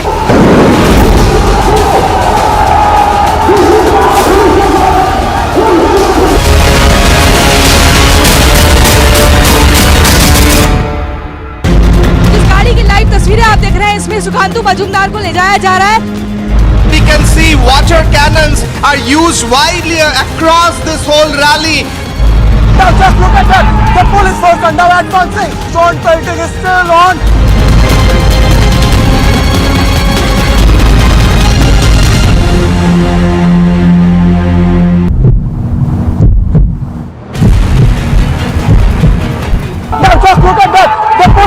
now advancing. Police force are now advancing. We are showing you the real biggest politicians, top academicians, the most respected names in the Indian judiciary come together for the unmissable edition of the Ram Jethmalani Memorial Lecture on September 17th, only on Republic TV.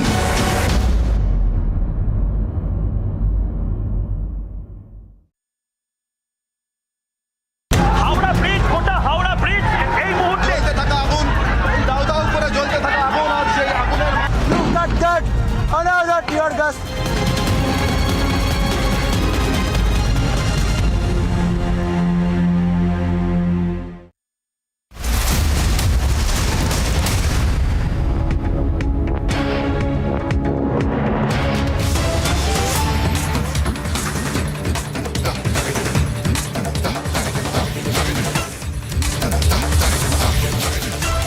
And the breaking news coming in now, Punjab government response to Agniveer controversy as the army red flags obstacles raised by the Punjab government.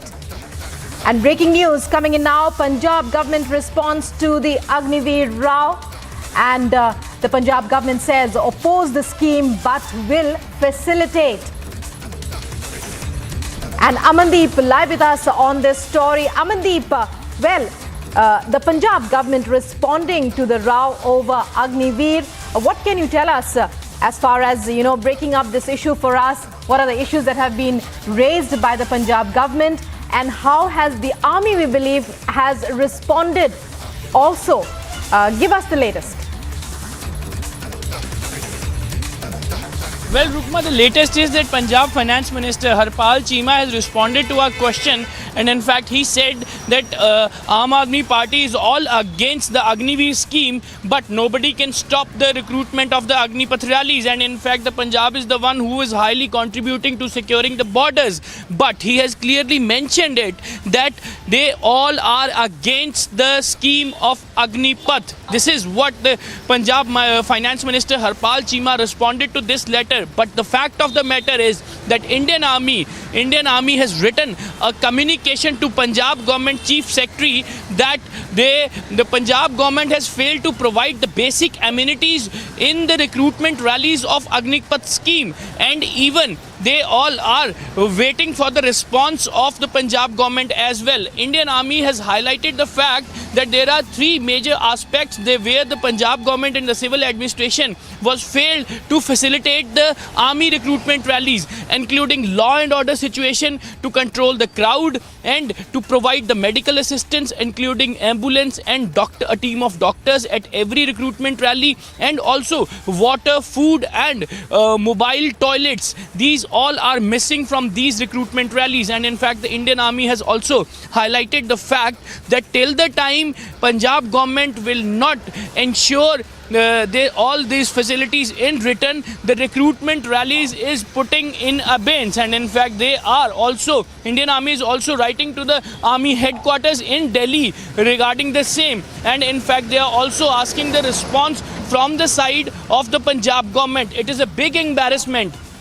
And another important point that was highlighted by the Indian Army is that in every rally, every recruitment rally, each day 3,000 to 4,000 youngsters are participating in this Agnipath recruitment scheme. And when the people are coming in with a huge response, the footfall is so high. Why the civil administration is not providing the all basic amenities to the recruitment rally, which is the responsibility of the state government? State government is entirely responsible to facilitate these kind of recruitment rally, though internal process is entirely taken over by the Indian Army. But yes, the facilities should be provided by the Punjab government, and Punjab government is remaining mum. They are saying they are having a very vague kind of response to this authentic letter that Aam Aadmi Party is all against the Agnipath scheme, but yes, nobody can stop the recruitment of the Indian Army, and even the Punjab is contributing in a very high number for securing the borders. This is the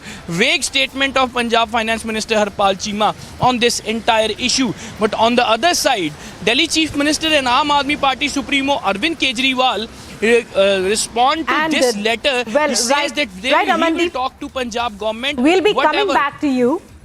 We'll be coming back to you for more on this, but joining us now on the phone line is Major General K.K. Sinha.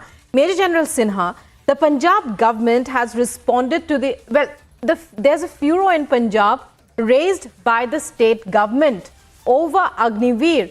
As our reporter Amandeep was just telling us, the state government has so far not done the necessary facilitation so that Agniveer recruitments can proceed smoothly. That is the work. But now, however, it has agreed to do so in spite in spite of the fact that it says it does not agree with the scheme. Your response?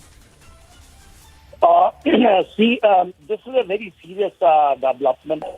Punjab is the major contributor state which contributes towards, in the armed forces, especially in ranks and file. And, this is a tradition which has been there. I am from the Sikh regiment. So that is a major catchment area. See, what is happening now, they might be, have some reservation, or they are opposing the government, the dispensation of Punjab government as on today against the Agnipath. But the responsibility of providing, all administrative and logistic infrastructure, including the security during, all this recruitment rallies by the state government.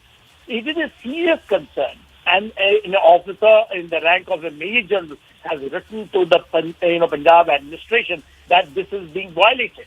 If this is happening on the ground, it is a very, very serious matter. Agnipath scheme, it is a wonderful scheme, but because you are not, with the present dispensation with the central government, you can oppose that.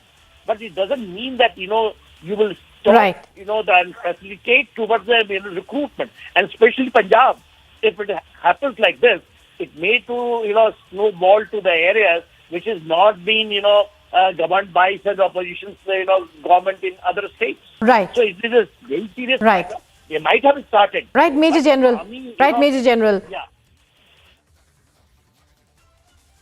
Right, Major General. Many thanks for sharing your thoughts with us.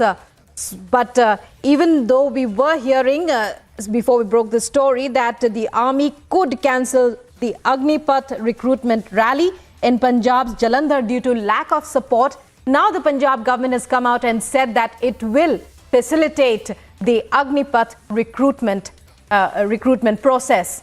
And moving on to other breaking news coming in now.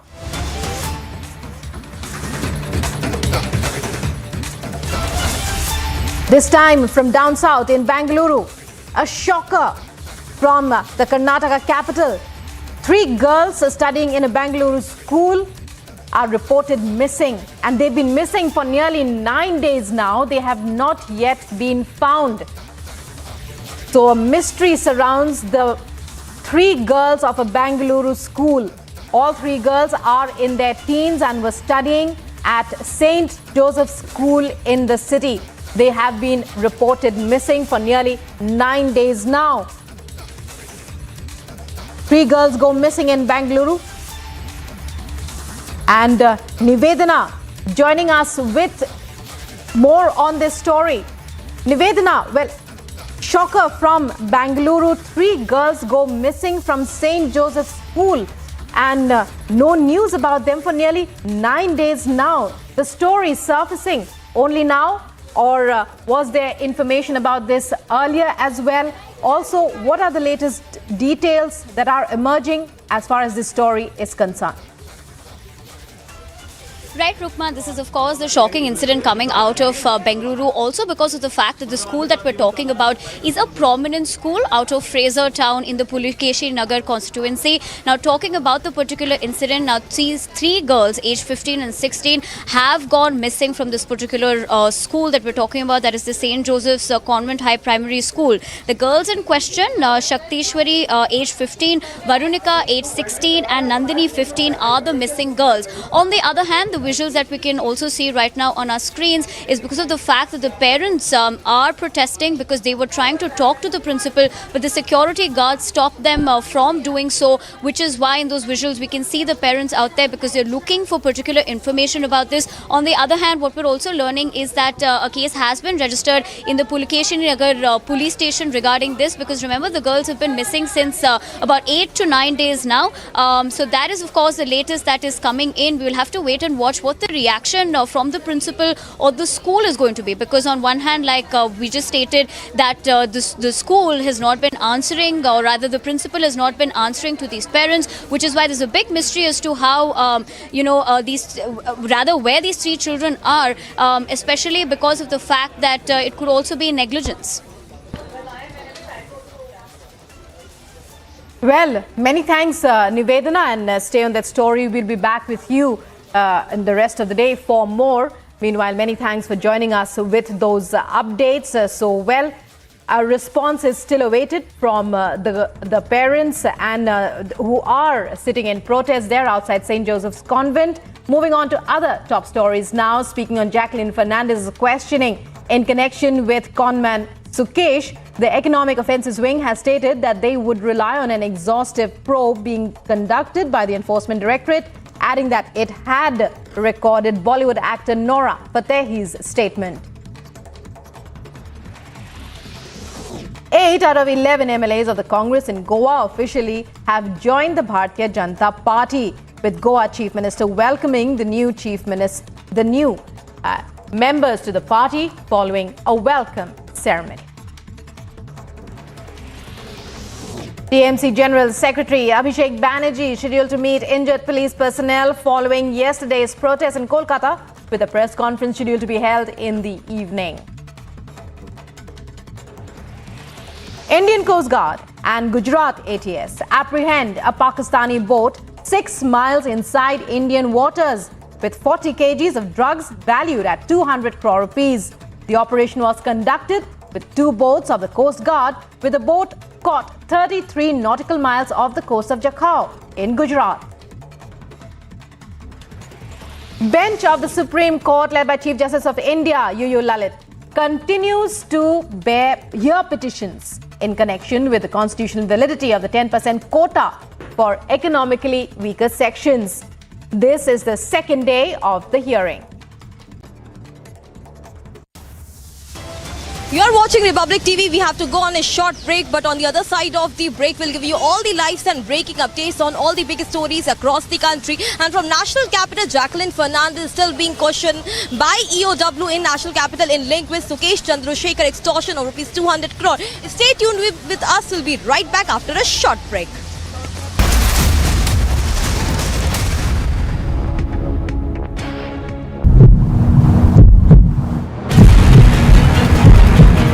Now just look at that. The police force are now advancing. We are showing you the real-time picture, fast and exclusive only on Republic. And we are showing you the police personnel are advancing. They are marching forward. And now the elections have now been filed again.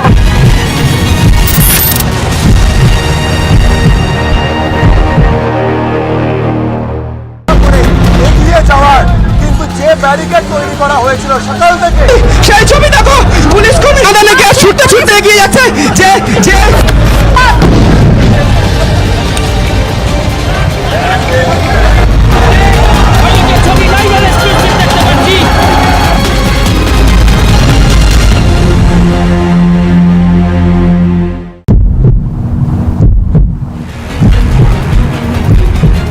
another tear gas canisters now being fired upon. Again, police is trying to ensure that the mob with his pelting stones upon police is dispersed, and now it's kind of battered down with the sound, and one police person is injured. And he is bleeding, and his colleagues are now taking him away from this battleground.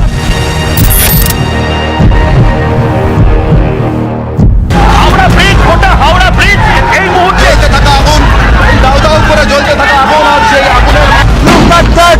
Another tear gas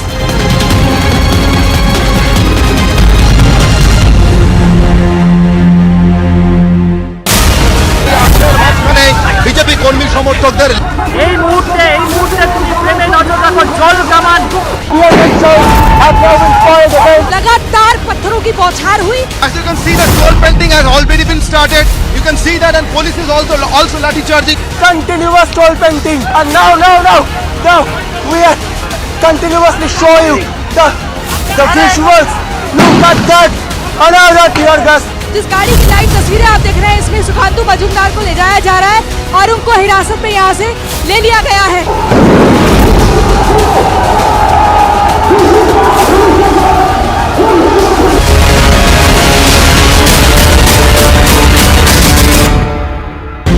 जिस गाड़ी की live तस्वीरें आप देख रहे हैं इसमें सुखांतु मजूमदार को ले जाया जा रहा है. We can see water cannons are used widely across this whole rally. Now just look at that, the police force are now advancing. Troll painting is still on.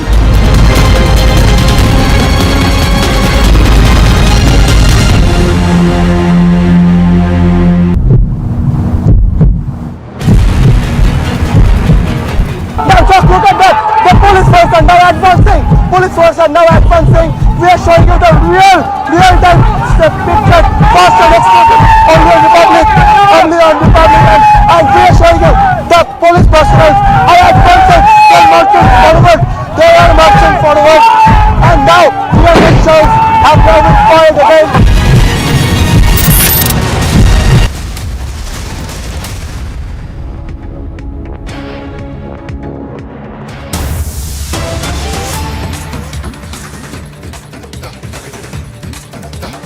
Nityananda Olakadu, a social worker and member of Udupi Civic Committee, rolled on a pothole in a way to highlight the poor condition of roads and potholes on the roads in Udupi in Karnataka.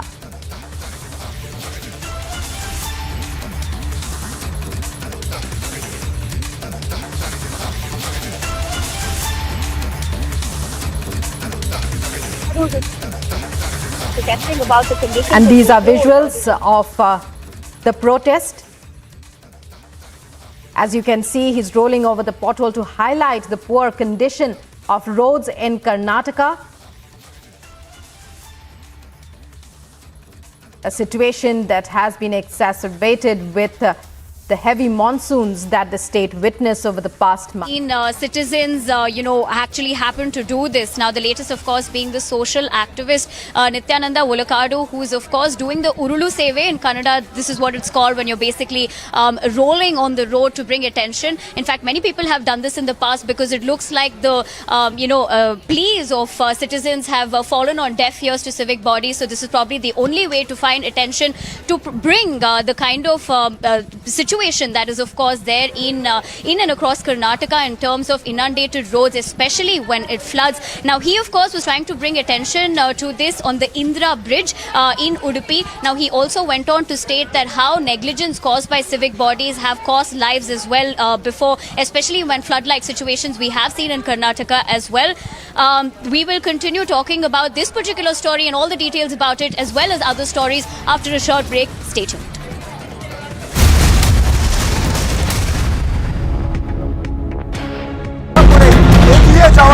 কিন্তু যে barricade তৈরি করা হয়েছিল সকাল থেকে সেই ছবি দেখো, পুলিশ কর্মী আদালে গ্যাস ছুটতে ছুটতে এগিয়ে যাচ্ছে যে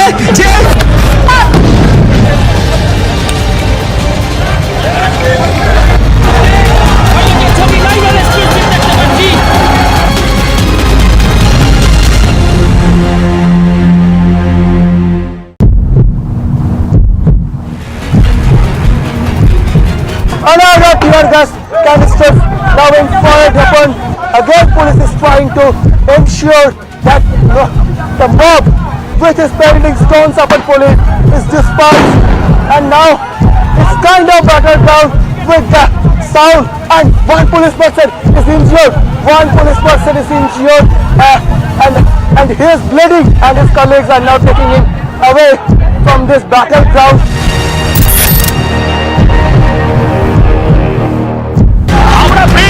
হাওড়া ব্রিজ এই মুহূর্তে থাকা আগুন, দাউ দাউ করে জ্বলতে থাকা আগুন, আর সেই আগুনের Look at that! Another tear gas.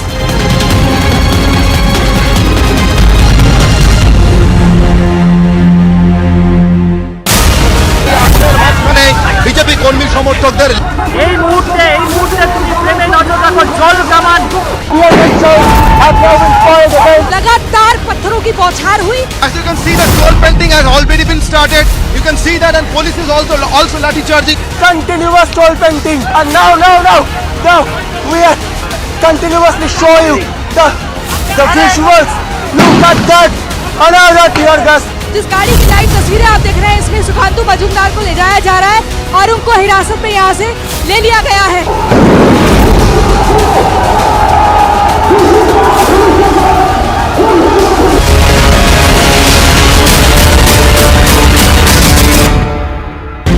जिस गाड़ी की लाइव तस्वीरें आप देख रहे हैं इसमें सुखांतु मजूमदार को ले जाया जा रहा है. We can see water cannons are used widely across this whole rally. Now just look at that, the police force are now advancing. Troll painting is still on.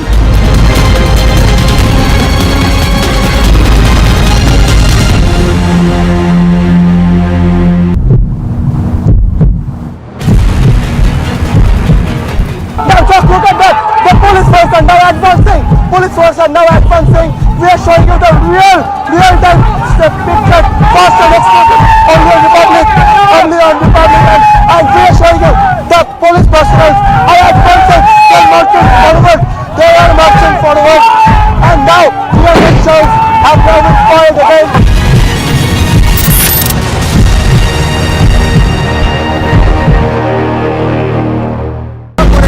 এগিয়ে যাওয়ার কিন্তু যে ব্যারিকেড তৈরি করা হয়েছিল সকাল থেকে সেই ছবি দেখো, পুলিশ কর্মী তাদেরকে ছুটতে এগিয়ে যাচ্ছে যে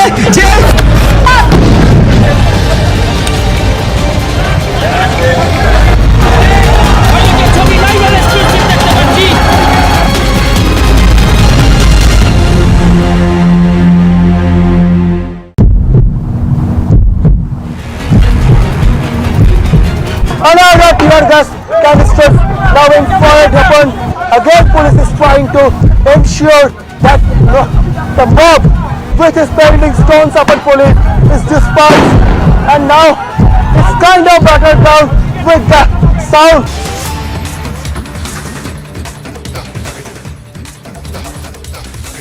And breaking news coming in from Ahmedabad in Gujarat. A massive tragedy reported. 7 laborers we are hearing have lost their lives in the tragedy. It's an incident which took place in an under construction structure.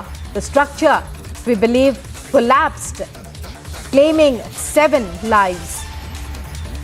And these are visuals of the structure that collapsed. Priyanka, my colleague, is tracking the story. Priyanka, take us through what happened. We believe 7 lives have been lost, 7 laborers. Take us through each and every detail as it happened. Well, Rukma, let me show our viewers what's really happening behind me. This is the under construction building in which during the time of the construction, in fact, while working on a scaffolding near the lift structure that was being built inside of this building on the 7th floor. Now, that is where the laborers had been working. At least 8 laborers had been there working on the scaffolding that had been not very nicely made, because of which this entire incident has happened. And these laborers have, fallen down and taken a fall from the 7th floor. In fact, we are getting all the latest as far as the condition of the laborers is also concerned, Rukma, because at least 8 of the laborers that have been shifted to hospitals. We are being told that 3 of them were in fact in critical condition when they had been found here at the building itself. And now we are also being told that the official figure that has also unfortunately increased of the kind of tragedy that has taken place. The mayor has confirmed that at least 7 of those laborers have lost their lives in this entire accident that has taken place. In fact, I'll see if I can make my way through here as well, because this is where this entire incident had taken place, and we had seen how those laborers had to be shifted to the hospital. post which, and now we are getting a status update on the condition of those laborers, that at least 7 of them have lost their lives. The mayor has confirmed this to us. The chief fire officer in fact has also stated that all of these 8 laborers had been shifted, and we are being told that there is an investigation that will be carried out in this entire matter with the police as well, that will be taking the statements of the builders to understand whether or not there was some incident of negligence that has also come to light with respect to these laborers who had been working in unsafe conditions as well. So all of that is under investigation as of now, as of this moment, because they're being told that the laborers have lost their lives, and of course the contractor has also been contacted. Apart from that, the builder has also been contacted, is what we're being given to understand. The mayor has in fact just now come here to take stock of the situation, and he is in fact talking to all of the officials. He's speaking to the authorities as well to understand what exactly had happened, what was the issue that had taken place as well. And we'll get in a word from them as well later, because we are speaking to the authorities here. The chief fire superintendent in fact we have already spoken to, and he has also said that there will be an investigation into the same. In fact, here he is right now. Let's try to get in a word from him, because we do see that the situation is getting dire. Sir, अगर मैं आपसे पूछ पाऊँ, sir ये जो labourers हैं यहाँ पे कौन से फ्लोर पे काम कर रहे थे, किस तरह से ये पूरा इंसिडेंट हुआ है और आगे क्या कार्रवाई की जाएगी? वो 13वें माले पे काम कर रहे थे. अब आगे जो कार्यवाही की जाएगी वो कॉरपोरेशन के जो भी नियम है उनके मुताबिक कार्यवाही की जाएगी. ठीक है. आगे इसमें क्या इन्वेस्टिगेशन की जाएगी? क्या बिल्डर से भी पूछताछ की जाएगी? ये किस तरह से अनसेफ कंडीशंस में ये सारे लेबरर्स काम किस तरह से काम कर रहे थे, ये किस तरह से हुआ, ये सारी जानकारी इन्वेस्टिगेशन किया जाएगा. वो पुलिस कर रही है अभी. ठीक है. Alright, so we are being told that the investigation will be carried out by the police officials to understand how exactly this entire incident has come to light of 8 laborers that had been working in unsafe conditions, because of which at least 7 of the laborers have confirmed to have lost their lives, unfortunately. And we are tracking all the updates on this very tragic development here in Ahmedabad. We'll be getting you all the updates as far as the investigation is also concerned. Right now, slipping into a very short break.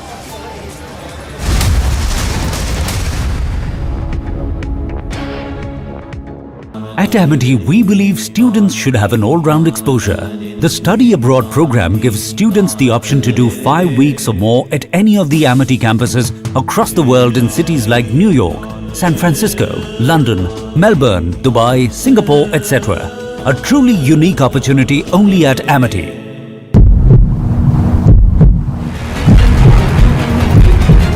Another tear gas canister now being fired upon.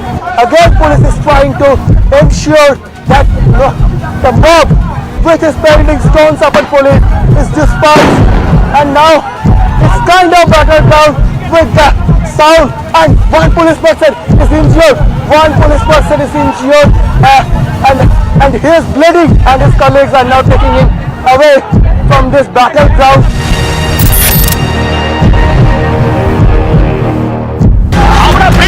Howrah bridge এই মুহূর্তে থাকা আগুন দাউ দাউ করে জ্বলতে থাকা আগুন আর সেই আগুনের Look at that! Another tear gas.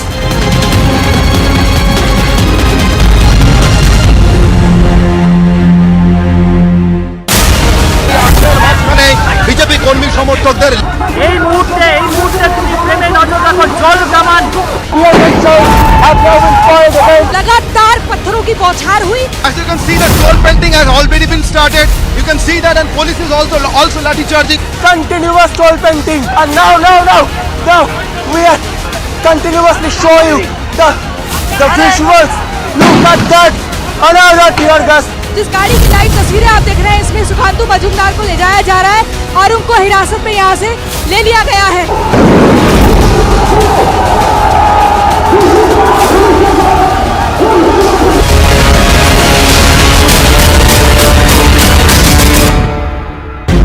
जिस गाड़ी की लाइव तस्वीरें आप देख रहे हैं, इसमें सुखांतु मजूमदार को ले जाया जा रहा है. We can see water cannons are used widely across this whole rally. Now just look at that! The police force are now advancing. Stone pelting is still on.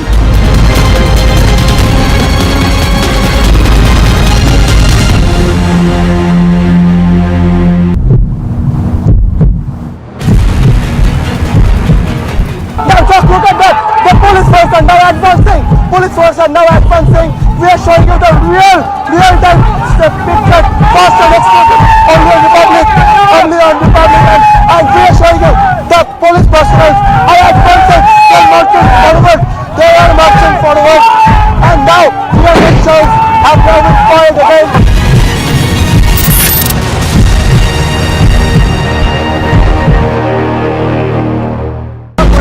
এগিয়ে যাওয়ার কিন্তু যে ব্যারিকেড তৈরি করা হয়েছিল সকাল থেকে সেই ছবি দেখো, পুলিশ কর্মী আদানে গ্যাস ছুটতে ছুটতে এগিয়ে যাচ্ছে।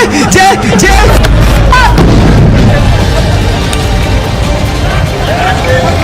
गाड़ी की लाइव तस्वीरें आप देख रहे हैं, इसमें सुखांतु मजूमदार को ले जाया जा रहा है।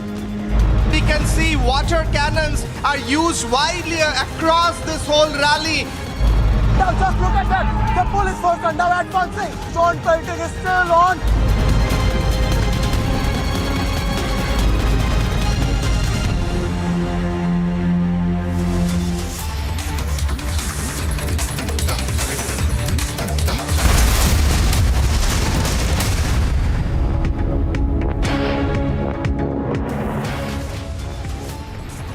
Viewers, controversial cleric calls for violence on madrasas. Survey calls welcome surveyors with slippers.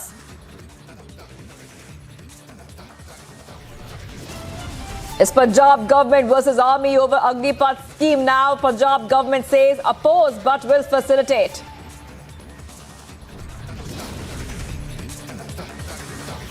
Goa Congress decimated in yet another state as 8 MLAs joined BJP.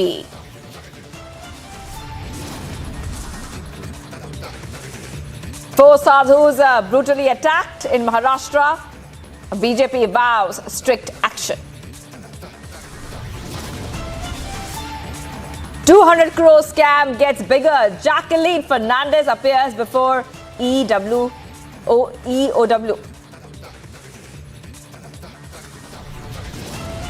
विभिन्न भारतीय भाषाओं के साथ समन्वय स्थापित करते हुए हिंदी ने जनमानस के मन में एक विशेष स्थान भी प्राप्त किया है। Big row over Hindi Divas. Shah makes a big statement, says Hindi unites us, but JDS stages protest.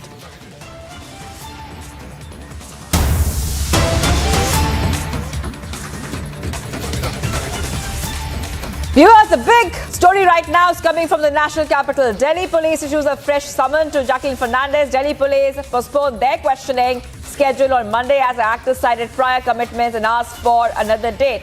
But right now, Jacqueline Fernandez is being examined as a suspect in the extortion case registered by the Economic Offences Wing of the Delhi police, and Harsha is exactly at the spot where Jacqueline Fernandez is being questioned. But before I go to Harsha, I want to go first to Shravan Sent so we can understand exactly what we can expect next, because Shravan has the inside details of Jacqueline's questioning today. Shravan, over to you. Well, in fact, this is a big lead as far as this case goes, because all this while Jacqueline Fernandez's legal team has essentially been indicating that she should rather be treated as a victim in this particular case.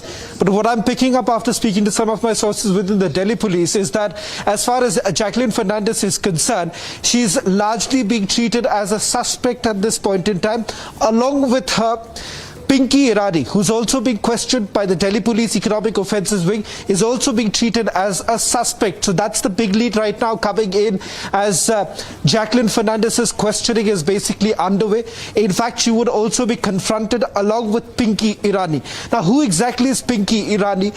We are being told that Pinky Irani essentially has played an instrumental role in introducing Jacqueline Fernandez with Sukesh Chandrasekhar.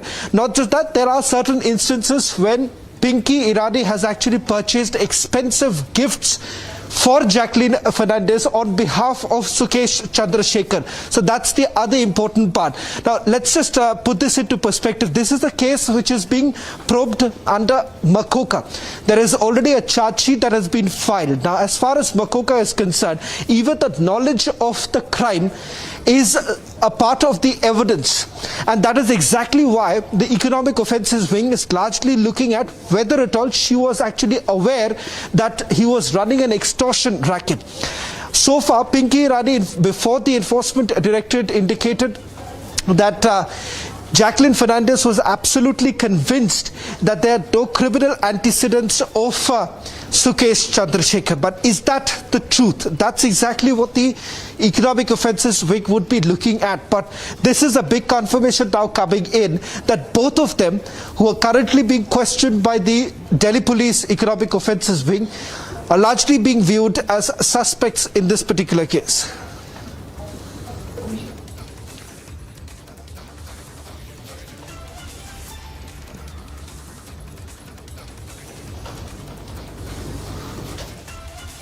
All right, viewers, Shravan is getting us all the details at this point of time. And let's also go across to Harsha, who's joining us from the Economic Offences Wing, where the questioning is taking place. Harsha, like Shravan was saying at this point of time, that, you know, Pinky will be meeting Jacqueline Fernandez because Pinky was the one that apparently had introduced Jacqueline to the convent. Harsha, just take us through what's happening at this point of time. Exactly, Shivangi, right now I'm outside Economic Offences Wing office only. At 11:30 am Jacqueline reached, and it's been almost more than 2.5 hours since the questioning of Jacqueline with EOW officers is being done.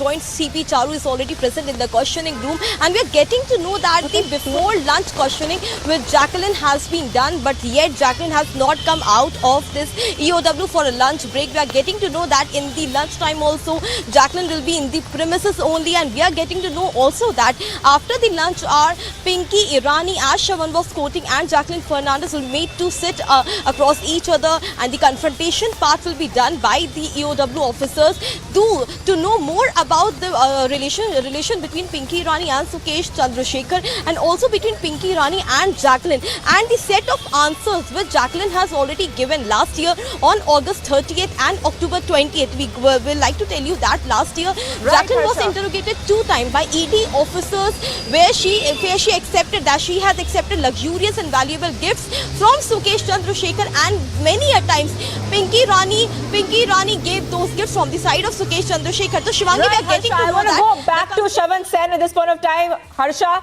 keep updating us with what's happening. Interrogations happening right now. Jacqueline Fernandez is being quizzed where Harsha is. But I want to go back to Shravan Sen, who can also help us understand what we can expect next. Because in the supplementary charge sheet, Shravan, Jacqueline was aware of Sukesh's exploits. That's exactly what it says. So that is going to definitely be coming up during the quizzing of Jacqueline Fernandez, Shravan. Well, Shivangi, you're basically citing what was there in the Enforcement Directorate's supplementary charge sheet, in which Jacqueline Fernandez has been named as a co-accused. Now, as far as the Delhi Police Economic Offences Wing is concerned, they would also be looking at 2 aspects. One, the fact that whether she was in the know-how of the conspiracy of the extortion racket. The very fact that lodged at Rohini jail, he was being able to carry out the extortion racket. In fact, calls were basically made to a top businessman's wife, and the extortion racket continued for almost a year. Whether at all she was aware of this. Second, when did they actually meet? Was it right in between when the extortion racket was being carried out? That's another aspect that they would be looking at. But what's important to point out here is that while Jacqueline Fernandez's team would like everyone to believe that she should be treated as a victim, but it turns out the investigative agencies are not in the same space of mind at this point in time, simply because they believe that the evidence is basically against her, is against Jacqueline Fernandez at this point in time, simply because they believe that the meeting between Pinky Irani and Jacqueline Fernandez, or the fact that they were in touch, indicates that she perhaps knew much more than what she is essentially revealing at this point in time. And there are certain contradictory responses that have basically come in from the actor, and that is the reason why it appears that she's currently in the dock right now. As we speak, I'm given to understand that both of them are being confronted, but at this point in time, of the 55 questions that were essentially prepared, not very sure how much has essentially been covered over the last few hours, because she entered around 11 o'clock this morning.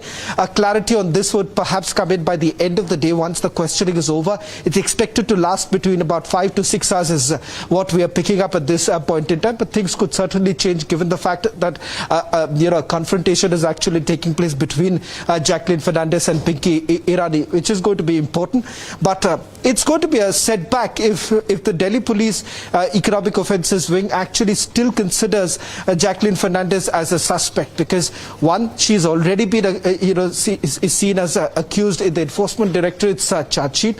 If she's seen as a suspect and if they continue on the same line, then there is a high possibility that in the supplementary charge sheet that is also going to be filed by the Delhi Police Economic Offences Wing, there's a high possibility that she could once again figure in that particular charge sheet too. All right, Shaman is getting us all the details, and Harsha is also getting us all the details from ground in the Jacqueline Fernandez quizzing. What we can tell you is that Jacqueline Fernandez is being examined as a suspect in the extortion case, and Jacqueline was confronted with Pinky Irani, and Irani was the one who introduced Jacqueline Fernandez to Sukesh. All right, let's have a look at the other big story we are tracking right now, and this is over the Agniveer Rao. This story is coming from Punjab. Punjab CM has directed, at this point of time, that all DCs to facilitate Agniveer recruitment rallies. Punjab CM has said that any laxity shall be viewed very seriously. Every effort will be made to recruit maximum number of candidates to army from the state. The Punjab government has responded to Agniveer controversy as army has red flagged obstacles raised by the Punjab government. And right now, the Punjab CM is blaming the bureaucracy for the obstacles. Very, very interesting turn of developments. A blame game happening over Agniveer. Amandeep is joining me live to help us understand what we can expect next. Now, Amandeep, it looks like the Punjab CM has finally directed all the DCs to facilitate the Agniveer recruitment rallies. When can we expect these rallies to begin?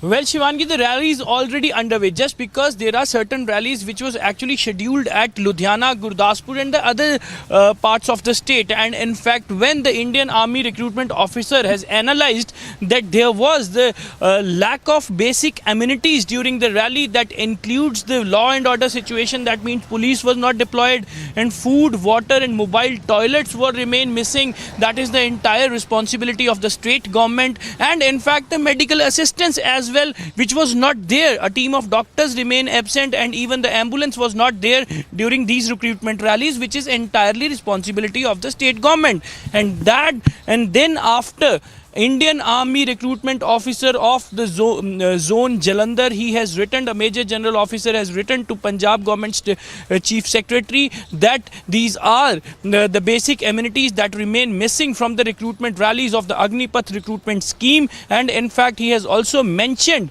that till the time Punjab government will not ensure in the written that they will provide all kind of basic facilities to the recruitment rallies, the rallies put in abeyance. That means all the rallies put on hold, and the Indian Army recruitment officer will communicate to Indian Army headquarters as well. And in fact, now Punjab Chief Minister is directing all the deputy commissioners to facilitate the recruitment rallies of Agnipath. That means earlier DCs were not actually following the line which supposed to be followed by them.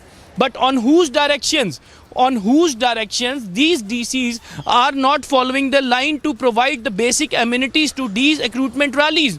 Just because this is not the first time that Indian Army has opened their recruitment in the Punjab. It had been happening since years, since previous governments. But this kind of situation has never been witnessed in Punjab. And even all kind of facilities were being provided by the civil administration as well as the police. To control the crowd, to control the law and order situation is the responsibility of the police. They had been paying their responsibility since years. But what happened now?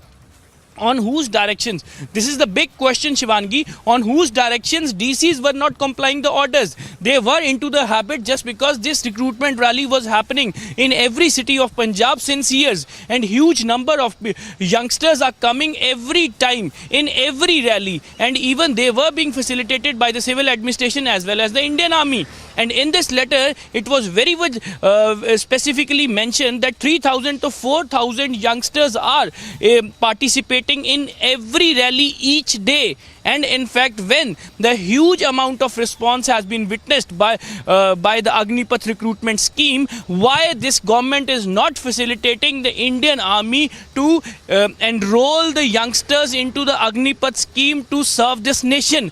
Big questions are arise, but the latest development is that Punjab Chief Minister Bhagwant Mann has directed all the deputy commissioners to facilitate with all kind of facilities to Indian Army recruitment rallies, and even he has also highlighted that laxity will be taken seriously by the Chief Minister. And now the point is that either Punjab Chief Minister is going to mark any kind of inquiry that who is the responsible, that why the Indian Army has written to Punjab government, why this situation has been turned so much awkward to Punjab government to face to just roll out the orders to the deputy commissioners, which was a routine process, and every DC is very much aware that what kind of facilities to be provided during the recruitment rallies. Yes, Shivangi. Right. And also, Amandeep, you're talking about the Punjab government there and what they're saying, that they are blaming the bureaucrats at this point of time. But the Punjab CM, Bhagwant Mann, has termed the recruitment scheme as whimsical and an irrational move of the NDA government. And that's what he had said. He had given that statement in the assembly. The army also saying that they're not getting logistical support for these rallies which have to be held for the recruitment of the Agniveers. Amandeep, take us through those details. Well, absolutely. Shivangi, let's put everything into the perspective. Aam Aadmi Party is all against the Agnipath scheme, and their political stand is that this is not a relevant scheme and it is not securing the future of the youngsters. But on ground, Shivangi, the reality is, which was actually mentioned in that letter, that 3,000 to 4,000 youngsters are participating every day in this recruitment rallies. And without knowing the ground reality. Amandeep, just hold on with us. I'm being joined by Wing Commander Praful Bakshi. I'll be coming back to you. Thank you for joining us, Wing Commander Praful Bakshi here. What is your reaction coming in at this point of time? Because a blame game has started over the Agniveer rallies there in Punjab. Absolutely right. The blame game will start. But the question is, people realize that the Agniveer, the scheme is going to help the young student who is coming to find a good job, and furthermore make him stand, give him training, and make him prepare him for further life. That is the positive point of Agniveer. But this goes against the political manipulation. The opposition will not like it, so obviously they let it down. So it's not a rocket science to understand. Any opposition in a democracy, the first thing they do is to let down the center, because they don't want the center to take the credit. Now, that is one aspect of the life. But you as a journalist must ask, is the Agniveer going to help the army, or is it helping the youth? Yes, it is helping the youth. But is it helping the army in any way? Is it making the army more efficient? That question you also must ask. That question nobody asks. Yes, Agniveer is going to help. I'm telling you, a chap who is just matriculated, he comes and finds a job for 40,000 for next 4 years, then gets some training in record keeping, in filing, in light weapon. I mean, he is furthermore trained to take up any job. Anybody, you and me, will pick up a boy who was trained by 4 years in army than the normal person. So there is no problem. This is only a manipulation by the opposition to let the center down. This is the aspect of helping the youth. But I go further and ask, is it going to help the army? Why don't we talk of that? Is army a Rozgar Yojana to find jobs for the youth, or look after the security of the country? What is more important? I must, the televisions and the anchors and the media must ask this question also. Right. And Wing Commander Praful Bakshi, thank you for joining us here. Defense expert joining us on this big story we're tracking right now.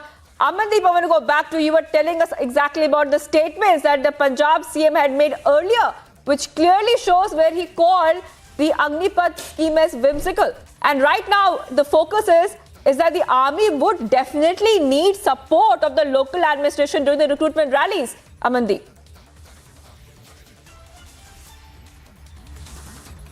All right, I'll go to Amandeep in a second. Colonel Rohit Dev is joining us as well on the phone line. Thank you for joining us, Colonel. What is your reaction coming in? Now, I was asking this to our correspondent as well, Amandeep, where it's very, very important that the army gets support from the government for these recruitment rallies. Colonel. That's true. And I would like to say that Punjab has been one of the bedrock states of our military. In fact, not besides the regiment, but their influx of youth into the army, the officer cadre, is huge since independence. And for a state machinery like Punjab, whether we want to talk about the IS cadre, the chief secretary who has been approached by the zonal officer or the principal secretary, I think they need to pull up the socks. Because it's a border state. The border state hinges on a lot of, goodwill which the army gets into that state. The youth of that state have been involved with the army in many facets of their life. It's actually appalling. And just to take back your memory and jog back to June, if I'm not wrong, you can check it. Don't misquote me. But the Punjab Assembly, by a voice vote, had actually tried to resist this Agnipath scheme and called for a rollback. So the bureaucracy is drawing a lot of gumption and courage from the fallacies which the politicians are committing on the floor of the assembly. And both be warned that this is not the way you take the future of youth and this country ahead. Both be warned that the youth will also not like this to happen, because at a state when you are looking for jobs, you understand what happened just before the rollout of the scheme and what happened with the Air Force. 3,000 vacancies and 1.5 lakh, or I think more than that, kind of an application. Don't play with the youth. Don't create concerns. I heard a previous speaker also from the military talking about the ill effects of this scheme. I don't agree with him. I think the youth deserve what they get, and they deserve jobs.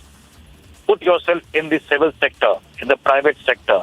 You're not guaranteed a job for 35 years. So that's the way it's going to be. So try and live up to the change. See that change happen. Yes, if there are problems with the change, people will, course correct. They will rectify. But to call out a system like this for political coin and trying to emphasize that on bureaucracy, I think it's a very sad thing to happen. And that too, especially a state like Punjab, from where the nation draws a lot of, stories of courage, valor, and commitment to the nation. For the bureaucrat and the political machine to do that is appalling. All right, thank you, Colonel Rohit Dev, for joining us, defense expert on the big story we're tracking right now. Blame game has started over the Agniveer rallies, viewers. Right now, after opposing the scheme, the Punjab CM has said that now he will facilitate the rallies. Punjab CM has directed all the DCs to facilitate Agniveer recruitment rallies and has said that any laxity shall be viewed seriously. Every effort will be made to recruit maximum number of candidates into the army from Punjab. Time for a very short break. We continue to be live and breaking and get you all the updates from across India and globally.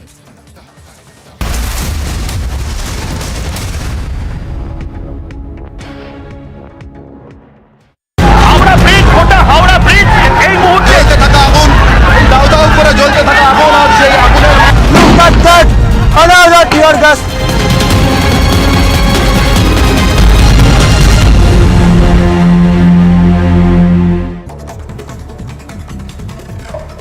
And here's a look at what else is making news this morning. The Union Home Minister Amit Shah is on a visit to Surat. The Home Minister will address Hindi Divas event on the occasion of the National Language Day.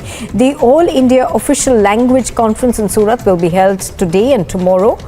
The program will have two separate sessions. During one of the sessions, various topics related to Hindi language will be discussed.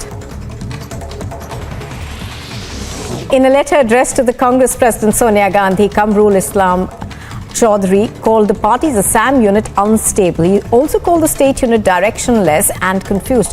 Chaudhary said that he and other workers of the party felt demoralized after no action was taken against the Congress MLAs who had cross-voted in the recently held presidential elections, despite public acknowledgement of the same by senior leaders of the party. जिस गाड़ी की live तस्वीरें आप देख रहे हैं, इसमें सुखांतु मजूमदार को ले जाया जा रहा है. We can see water cannons are used widely across this whole rally. Now just look at that. The police force are now advancing. Stone pelting is still on.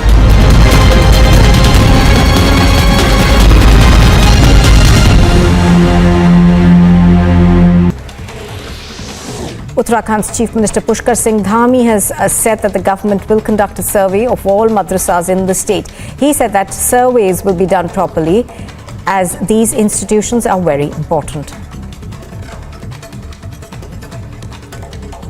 समय समय पर अनेक जगह से अनेक प्रकार की बातें आती हैं, इसलिए एक बार मदरसों का ठीक प्रकार से सर्वे होना बहुत ज़रूरी है और हम इनका सर्वे करवाएंगे, क्योंकि ये संस्थाएं भी हमारी ठीक होनी चाहिए, इसलिए सर्वे बहुत ज़रूरी है। এগিয়ে যাওয়ার কিন্তু যে ব্যারিকেড তৈরি করা হয়েছিল সকাল থেকে সেই ছবি দেখো, পুলিশ কর্মী আদালে গ্যাস ছুটতে এগিয়ে যাচ্ছে যে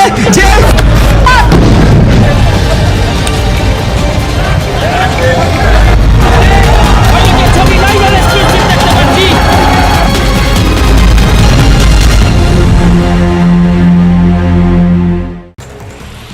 23 unrecognized madrasas in Uttar Pradesh have been marked. A timeline has been fixed by the administration, according to which the committee was to be formed by the 10th of September, and after serving madrasas and reports are to be submitted to the district magistrate by the 5th of October.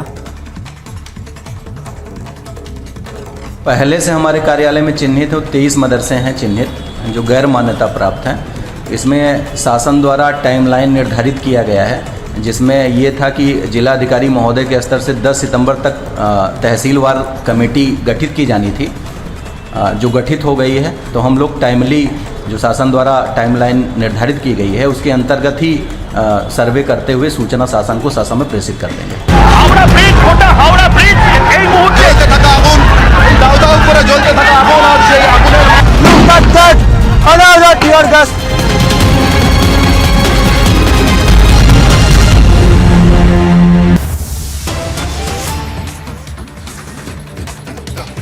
Viewers, some breaking updates coming in. Delhi High Court has asked former MP Dr. Swamy to now vacate his government bungalow in 6 weeks. This bungalow was allotted to him in January 2016.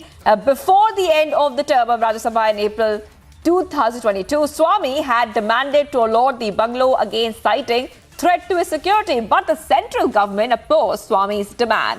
And our executive editor, Legal, is going to help us understand this development. Legal.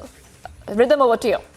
Well, yes, we remember Dr. Swamy had moved to High Court arguing that there were security arrangements which are required to be made for a Z category protectee, and the accommodation which was allotted should continue in his favor. However, Justice Yashwant Verma, disposing of Swamy's writ petition, has said that they are of the view that while the original allotment was made for a period of 5 years, it's come to an end, and there is no material to show by Swamy that requires the allotment of government accommodation to a Z-class protectee. On the other hand, the ASG Sanjay Jain, who appeared for the census submission, Swamy will continue to remain a Z category protectee, the policy. All right, let me first go across to Dr. Subramanian Swamy on the phone line.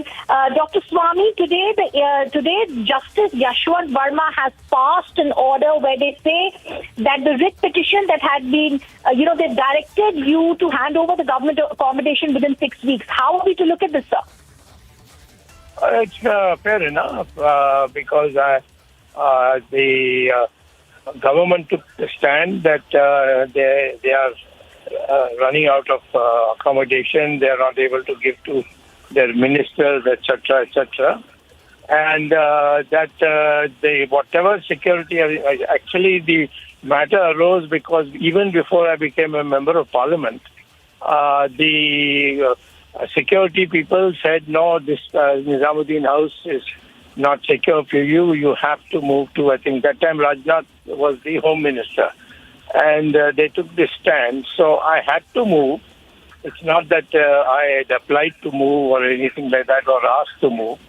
I moved because they said that for security purposes, we have to secure your entire house. You're on Z security, which is the highest for civilians. And that reason I moved.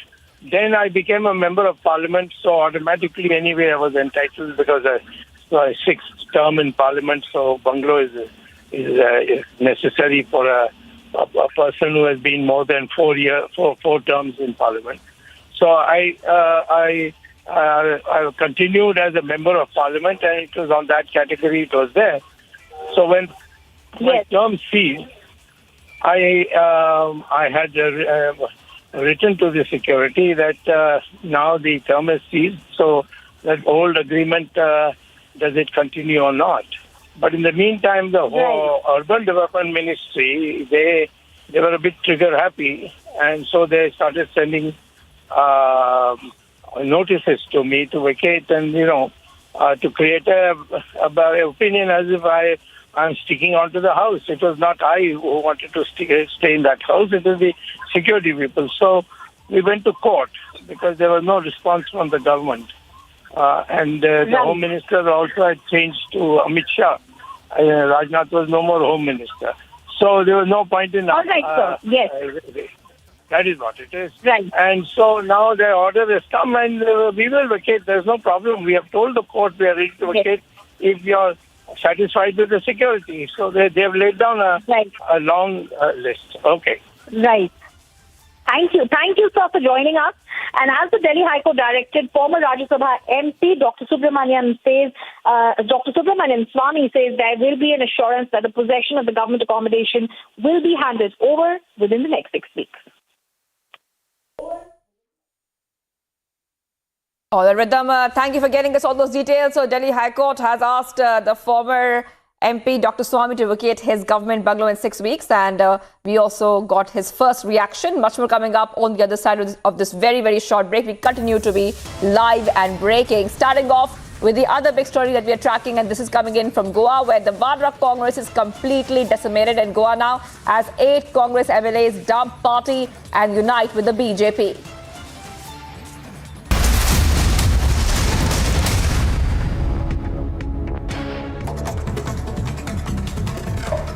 And here's a look at what else is making news this morning. The Union Home Minister Amit Shah is on a visit to Surat. The Home Minister will address Hindi Divas event on the occasion of the National Language Day. The All India Official Language Conference in Surat will be held today and tomorrow. The program will have 2 separate sessions. During one of the sessions, various topics related to Hindi language will be discussed.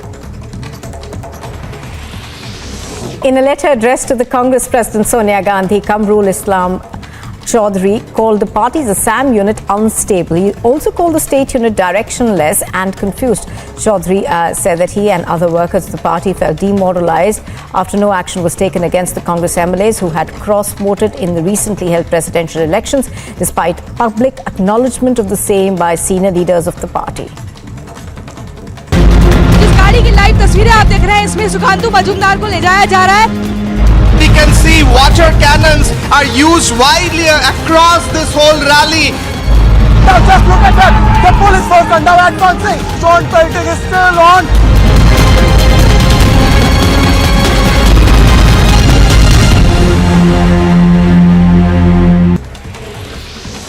Uttarakhand's Chief Minister Pushkar Singh Dhami has said that the government will conduct a survey of all madrasas in the state. He said that surveys will be done properly, as these institutions are very important. समय समय पर अनेक जगह से अनेक प्रकार की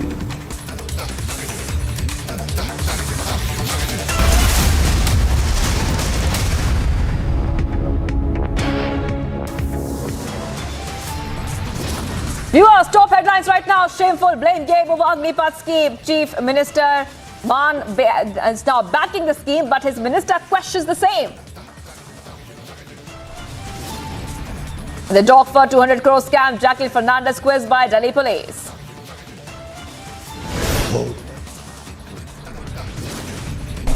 के बिना ये राष्ट्र गूंगा है, हिंदी ही राष्ट्र को बोलता कर सकती है. Shah sends across big message of unity, but JDS protests continue in Bengaluru.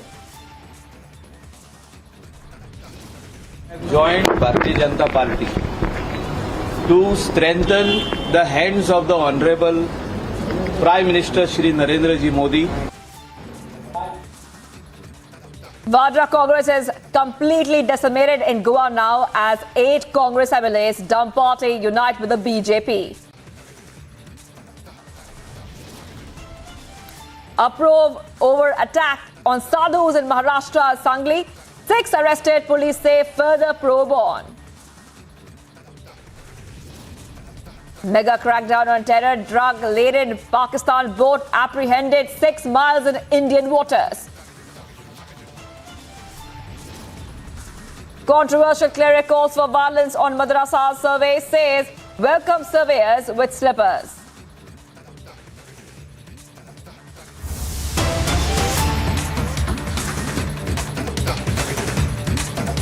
Viewers, getting some breaking news right now after Yogi now bulldozers roll on gangster properties in Haryana. Big step against illegal properties under the Khattar government, and those are the big updates coming in that after the Yogi's stance on illegal properties in Uttar Pradesh, now we are learning is that bulldozers are rolling, and this is happening as you can clearly see on your screen.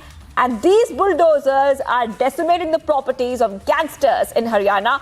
This is definitely a big step against illegal properties under the Khattar government. Remember that Yogi Adityanath has also made it very, very clear that there's no place for illegal properties in the state of UP. The same we are seeing in Haryana. And I'm being joined right now by Amandeep, who's going to get us more details. Amandeep, take us through exactly what we are seeing on our screens right now. And do we have any details about these gangster properties which are being completely razed to the ground?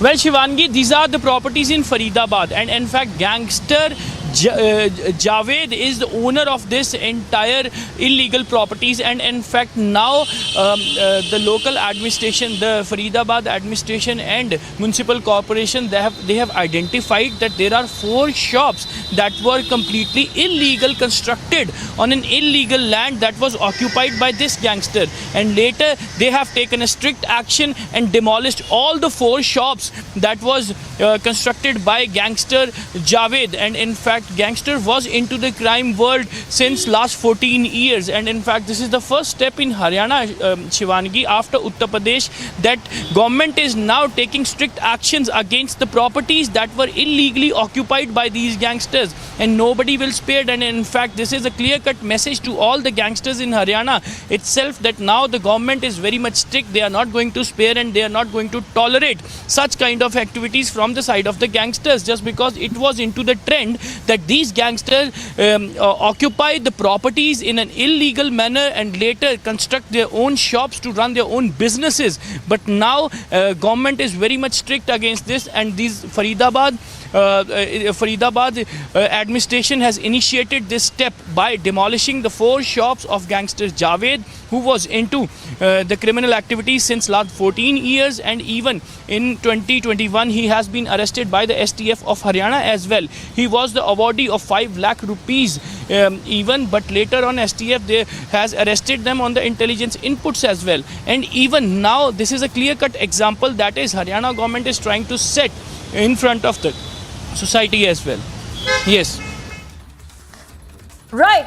All right, Amandeep, thank you for joining us there. So, big bulldozer action there in Haryana where the properties of gangsters are being razed to the ground. Visuals of that you can see on your screen, viewers. And this is happening under the Khattar government. Thank you so much, Amandeep, for getting us those details. More breaking news coming in, and this is coming in from Punjab now. So the Punjab CM has directed all DCs to facilitate Agniveer recruitment rallies. Punjab CM has said that any laxity shall be viewed seriously. Every effort will be made to recruit maximum number of candidates in the army from the state. The Punjab government has responded to Agniveer controversy as army has red flag obstacles raised by Punjab government. All right, I'm being joined by Niranjan right now from our Mumbai newsroom. Niranjan, it looks like a blame game has started, and where the Punjab CM is categorically blaming the bureaucracy for the obstacles being faced in those rallies. Well, that's correct. Looking at the responses that are coming in and the blame game that is being played in Punjab right now, the Chief Minister has tweeted, following the news reports we broke this morning on Republic TV, how this drive by the army was stalled. The army had written a letter speaking about how there was lack of cooperation, mostly from the civic administration, and how they were not getting any support in the Agniveer recruitment drive. Let's go across and get you some responses, because at the end of the day, it's the country's national security that is being undermined. Amandeep, there are two voices. By the way, there are two voices in the government in Punjab right now. There is a minister who says, we oppose Agniveer, but we will do what we have to do, try and support the scheme. There is a chief minister who says we will go all out to back the army and ensure maximum recruitment. Now, obviously, there is politics at play here. I want to get Major General G.D. Bakshi also on the phone line. I'll get him on the phone line right now. And Amandeep, the fact is, a lot of youth from Punjab, and we're all very, very, very proud of all our brave hearts in Punjab, and so many of the youth in Punjab enroll to serve in the army. And for them, to deny them that opportunity is the biggest disservice.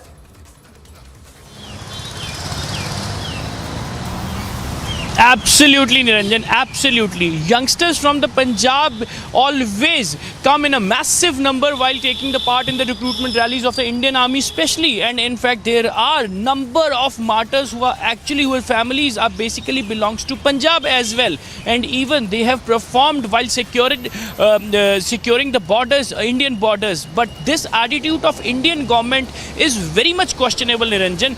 The Punjab government is duty bound to I need to take a short break before I have basic have amenities Major to G.D. Indian Bakshi on the phone line. Stay with me. Just getting in some responses now, Amandeep. Getting in some responses now. Major G.D. Bakshi joining us on the phone line. Jal Bakshi, some of our, so many of our youth from Punjab have been waiting for the Agniveer scheme. But to deny them that opportunity, the Chief Minister has blamed the bureaucracy. The army has said they're not getting support. And it's really, really pathetic. Sir, this blame game that's going on, how do you view what's going on? Major General G.D. Bakshi. Niranjan, I'd like to point out that due to COVID, for the last 2 years, the army had to stop recruitment.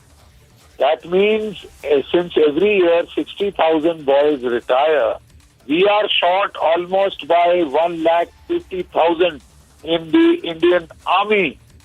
This is a dire emergency. We can't afford it. You've seen how Russia is suffering because of lack of manpower. And here we have a shortage of manpower. We have to recoup it urgently.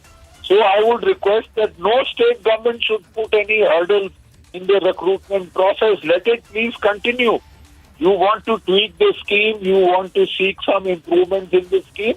The army has said they are open to it and they are looking at those things. The government is looking at those things, whether the age, whether the color service period should go up from 4 to 7 or retention from 25 to 50%. They are all part of tweaking the scheme.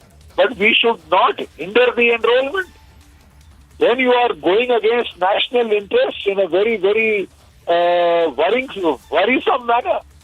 Like I said, 2 years we've had no recruitment. The people are desperate for jobs.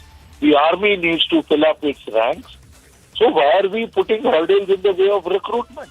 You want to suggest improvements of the scheme? Talk to the central government, talk to the armed forces, and they will carry them out. As it is, they are also carrying out a constant review. But to stop recruitment is very much harmful to the national interest. Yeah. And do you think the Chief Minister, in this case, General Bakshi, one question from you and then I'll take a short break. Short answer, if General Bakshi, this attempt to blame the bureaucracy, can that be taken at face value? No. I mean, for a chief minister, state chief minister, to tell us that his bureaucracy is not listening to him, I mean, that raises some serious question marks whether the governance is going on in accordance with the constitution. Then, I mean, that can't be. How can the bureaucracy not listen to the elected political dispensation? No. I do not buy that argument, because to the contrary, there are pressures put on the bureaucracy and police services and others to do the state government's bidding in all cases. So here is a new line, and it doesn't sound credible at all. Yeah. Thank you, Major General Bakshi. We'll come back to the story. Will continue to be one of our top stories on Republic. The saddest part about this story, the saddest part is, ladies and gentlemen, even if, as we get you the details of how the army has raised a red flag saying they may have to cancel the recruitment drive in Punjab, there is a sitting minister says his government and his party oppose the Agniveer scheme. And I'm saying it with all seriousness. There is a minister, we'll play out the soundbite as well after the short break. A minister says, we oppose the Agniveer scheme, on record. The chief minister says, we back the army. There is a big divide, and it's a divide that will be very costly for the country. We'll take a short break now and come back with the breaking news update. Stay tuned.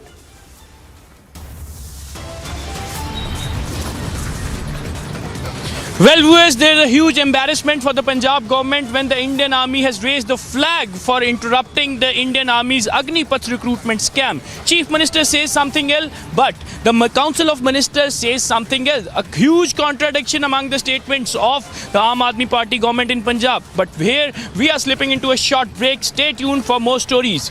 Stay tuned to Republic.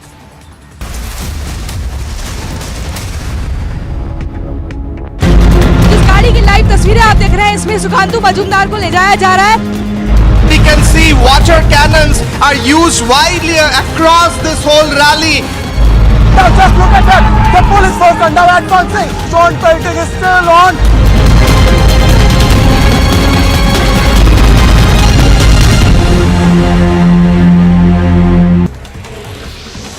Uttarakhand's Chief Minister Pushkar Singh Dhami has said that the government will conduct a survey of all madrasas in the state. He said that surveys will be done properly as these institutions are very important.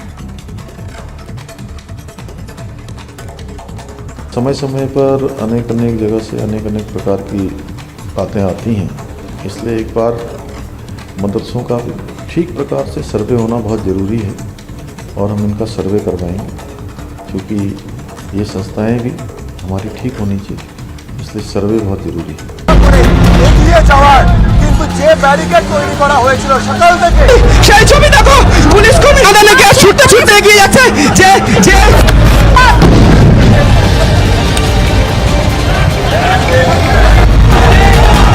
ছবি live street দেখতে পাচ্ছি।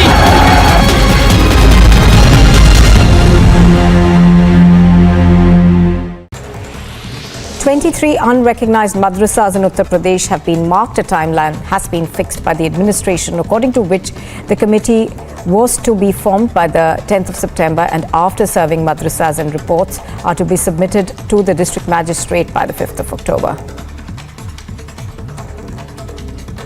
पहले से हमारे कार्यालय में चिन्हित 23 मदरसे हैं चिन्हित जो गैर मान्यता प्राप्त हैं।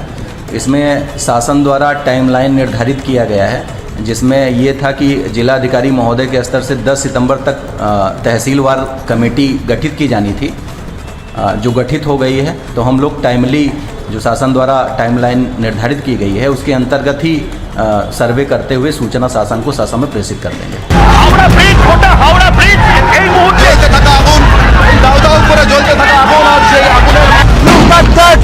Another tear gas.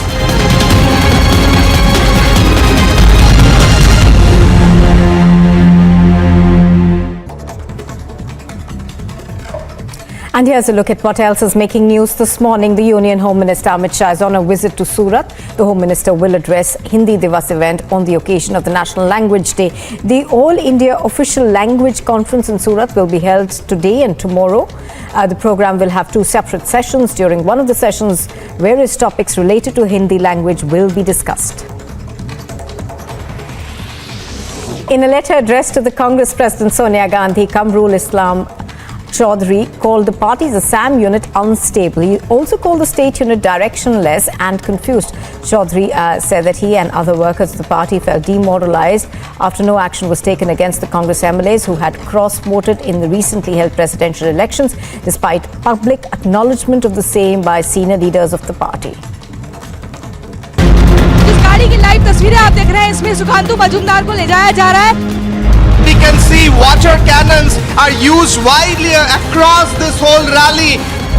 Now just look at that. The police force are now advancing. Stone pelting is still on.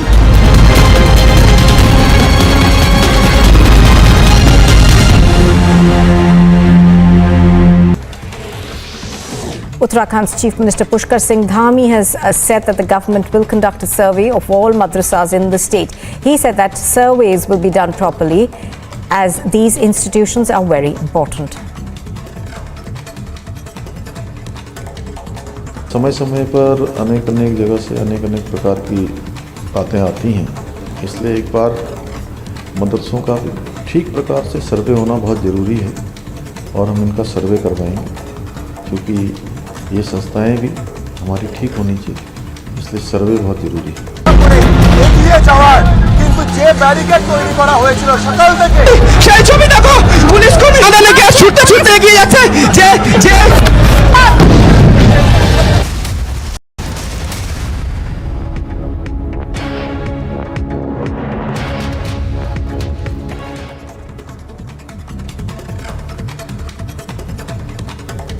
Getting some breaking details now of the country observing Hindi Divas. The Home Minister spoke on several occasions today, and Amit Shah, the Union Home Minister, Cooperatives Minister, said that Hindi is the friend of all Indian languages and it unites the whole nation in the thread of unity. राजभाषा हिंदी के बिना ये राष्ट्र गूंगा है, हिंदी ही राष्ट्र को बोलता कर सकती है। Well, addressing the country on the Hindi Divas, Home Minister Amit Shah has stated that all languages are important for the country. JDS leaders have staged a protest at Gandhi statue in Vidhana Soudha in Bengaluru over Hindi Divas. JDS leader, former Karnataka Chief Minister Kumaraswamy, leading that protest, calling the Hindi Divas an attempt to divide.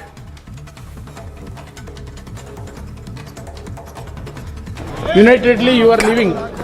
All of us living unitedly as brothers and sisters. Now, why is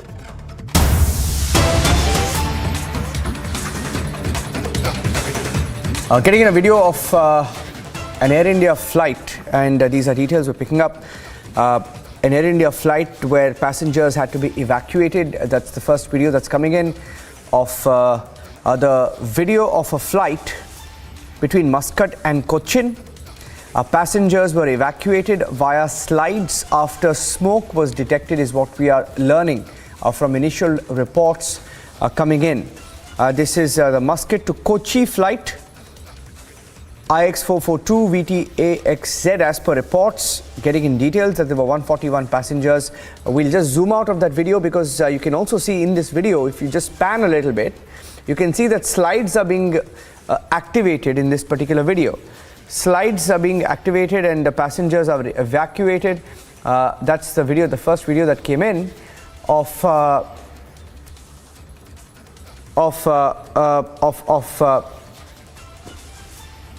happened on board. In fact, we're staying with this video. That's the first video coming in of passengers being evacuated via slides after smoke was detected on Air India Express Muscat Kochi flight IX442 VTAXZ. There were 141 passengers on board, is what we are saying, but hearing, but all of them are reported to be safe at this point. Initial reports coming in, trying to get more details. This was, according to details coming in, an incident of smoke and fire emitting from an Air India Express flight. That's an Air India Express flight, and This was B737, that's the make of the flight, IX442 Muscat to Cochin, VTXZ, during taxi for takeoff. So while the flight was taxiing is when the smoke was detected, and officials, as per reports, saying that there was a check that was done on the flight after that, and all passengers were evacuated on the taxiway itself, and passengers were transported to the terminal. And we're also hearing that the relief flight will soon be organized. About 145 people were on board that flight when the incident was reported. That's the detail that we're picking up at this minute, that smoke was seen. Some reports saying smoke and fire. We can't independently confirm that. Smoke was detected, we are told, and the smoke was detected from an Air India Express B737 flight. The first video that's coming in of that flight, where slides had to be evacuated to evacuate all passengers. There was a little bit of a scare there on the tarmac. This was while the flight was taxiing. The flight was taxiing for takeoff when this happened. This was at Muscat, we are hearing, and this was the video that was doing the rounds on the social media. The passengers have, however, been evacuated via slides after smoke was detected on this Air India Express Muscat Kochi flight IX442. Hearing that there were between 140 to 145 passengers on board, and they've all been evacuated now, and a relief flight will soon be organized to ensure that they get help soon. Taking a short break on Republic TV, we'll come back with some more details, and as and when we have an official statement from Air India on this reported incident. And tracking that story very closely on Republic as we get you details of the Hindi Divas face-off. Amit Shah, the Union Home Minister, giving out a message of complete unity, saying Hindi unites, but some saying that Hindi divides. Telling you all about that.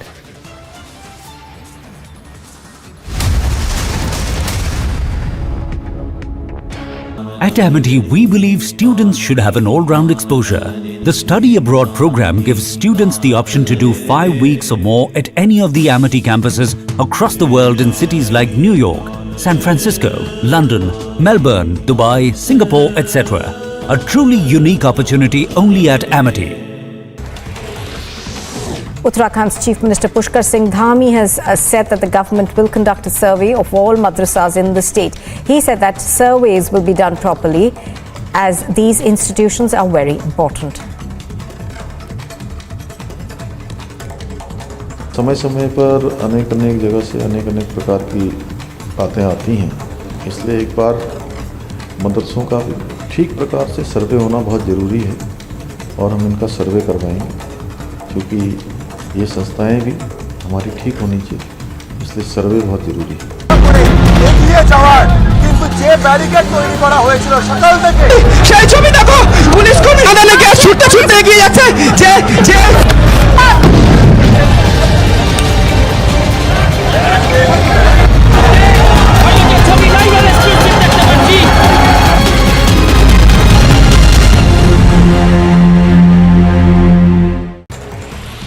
23 unrecognized madrasas in Uttar Pradesh have been marked. A timeline has been fixed by the administration, according to which the committee was to be formed by the 10th of September, and after serving madrasas and reports are to be submitted to the district magistrate by the 5th of October.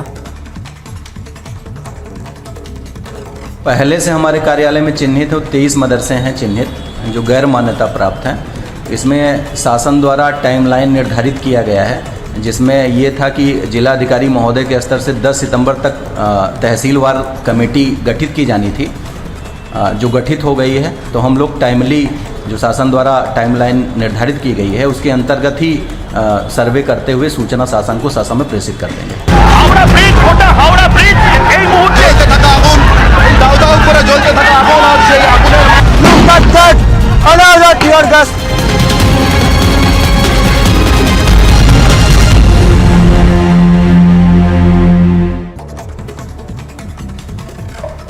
And here's a look at what else is making news this morning. The Union Home Minister Amit Shah is on a visit to Surat. The Home Minister will address Hindi Divas event on the occasion of the National Language Day. The All India Official Language Conference in Surat will be held today and tomorrow. The program will have two separate sessions. During one of the sessions, various topics related to Hindi language will be discussed. In a letter addressed to the Congress President Sonia Gandhi, Kamrul Islam Chaudhary called the party's Assam unit unstable. He also called the state unit directionless and confused. Chaudhary said that he and other workers.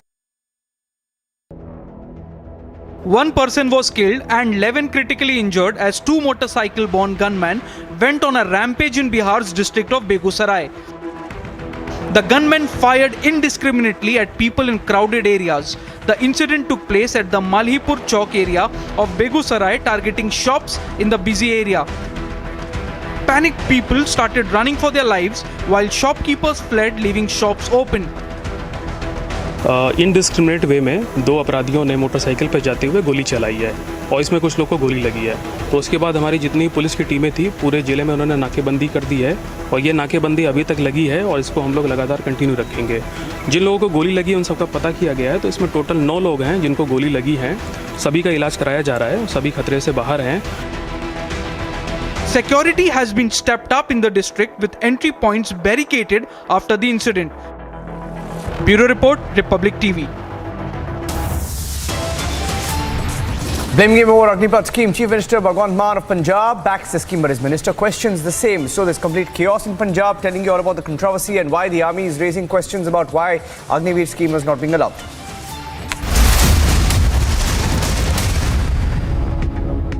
At Amity, we believe students should have an all-round exposure. The study abroad program gives students the option to do 5 weeks or more at any of the Amity campuses across the world in cities like New York, San Francisco, London, Melbourne, Dubai, Singapore, etc. A truly unique opportunity only at Amity.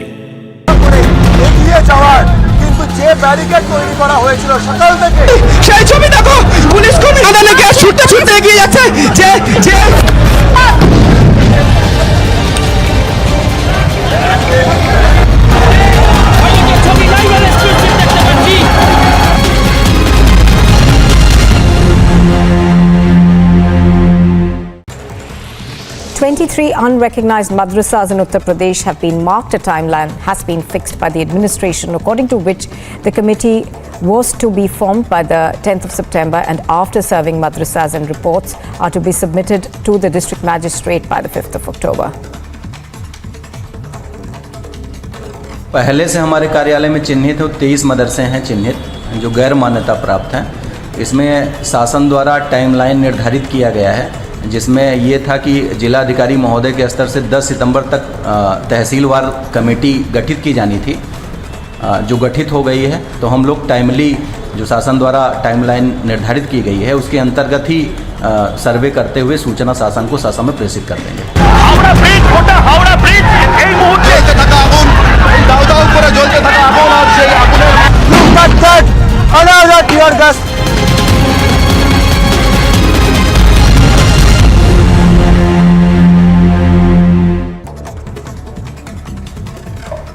And here's a look at what else is making news this morning. The Union Home Minister Amit Shah is on a visit to Surat. The Home Minister will address Hindi Divas event on the occasion of the National Language Day.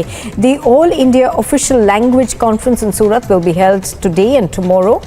The program will have two separate sessions. During one of the sessions, various topics related to Hindi language will be discussed.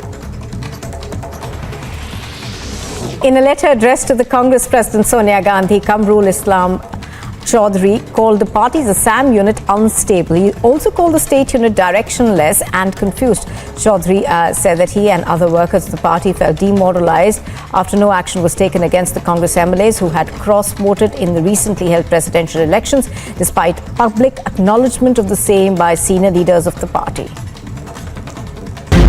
इस गाड़ी की live तस्वीरें आप देख रहे हैं, इसमें सुखांतु मजूमदार को ले जाया जा रहा है। We can see water cannons are used widely across this whole rally. Now just look at that. The police force are now advancing. Stone pelting is still on.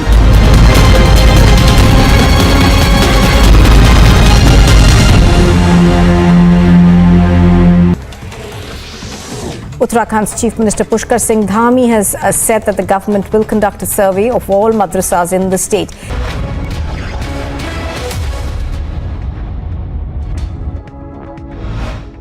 You're watching Superfast 50. I'm Shivangi Shukla. Let's get started. 8 rebel Congress MLAs joined the BJP in Goa, addressing the media alongside the Goa CM Pramod Sawant. Ex-leader of opposition Michael Lobo said that they have taken the decision to merge the Congress legislative party into BJP. Another big jolt to Vadra Congress in Goa as 8 Congress leaders have jumped the ship in the state. Now Vadra Congress is down to 3 MLAs after joining BJP. Digambar Kamat has now said that the Congress is dividing the country. After joining the BJP, the former Congress leader came down heavily on Rahul Gandhi, stating that the Vadra Congress's Bharat Jodo Yatra was a farce.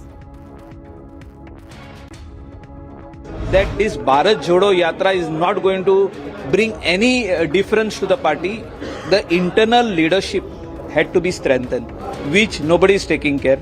So Bharat Jodo Yatra is going to be a failure, and which has started from Goa, that is today, ki Congress chodo. All the leaders are going to leave Congress. You will see in the days to come. The massive setback for the Vadra Congress in Goa. Goa CM Pramod Sawant welcomed the 8 ex-Congress MLAs who joined BJP today. Congress ने भारत जोड़ो यात्रा start की थी. मुझे लगता है गोवा से कांग्रेस छोड़ो यात्रा स्टार्ट हो चुकी है. इसी तरह से पूरे देश भर में कन्याकुमारी से लेकर कश्मीर तक सभी लोग कांग्रेस को थोड़े थोड़े छोड़ रहे थे, अभी लमसम में छोड़ रहे हैं. इसी तरह से पूरे सभी छोड़ के भारतीय जनता पार्टी या बाकी जो राष्ट्रहित वाली पार्टी को जुड़ेंगे. निश्चित रीत्या ऑनरेबल प्राइम मिनिस्टर आने 2024 के इलेक्शन में बड़ी जीत ऑनरेबल प्राइम मिनिस्टर को मिलेगी. Delhi police issued fresh summons to Jacqueline Fernandez to appear today. Delhi police postponed questioning scheduled on Monday as the actress cited prior commitments and asked for another date. However, she joined the investigation today. Bollywood actor Jacqueline Fernandez appears before the economic offences wing of the Delhi police. Reportedly, Jacqueline Fernandez had entered via the back gate. The Bollywood actor questioned in the connection with the 200 crore rupee money laundering case involving Sukesh Chandrasekhar. Speaking on Jacqueline Fernandez's questioning in the connection with conman Sukesh, the Economic Offences Wing stated that they would rely on an exhaustive probe being done by the Enforcement Directorate, adding that it had recorded Bollywood actor Nora Fatehi's statement. A controversial cleric has called for violence on the madrasa's survey. The cleric said that he welcomes surveyors with slippers. आपके जो मदरसाज हैं जो legal aid लेते हैं सरकार से, आप कराइए उनका सर्वे, उनका आधुनिकीकरण कीजिए, उनमें दुनियावी शिक्षा दीजिए, उनमें जो चाहे आप कीजिए, ये आपका अधिकार है. लेकिन आप कहें कि साहब हम जो है प्राइवेट मदरसों का भी करेंगे, तो मैं मुसलमानों से एक अपील करना चाहता हूं कि इस तरह का नोटिस जो भी लेकर आए उसको 2009 का वो कानून दिखाइए और चप्पल जूतों से उनका स्वागत कीजिए.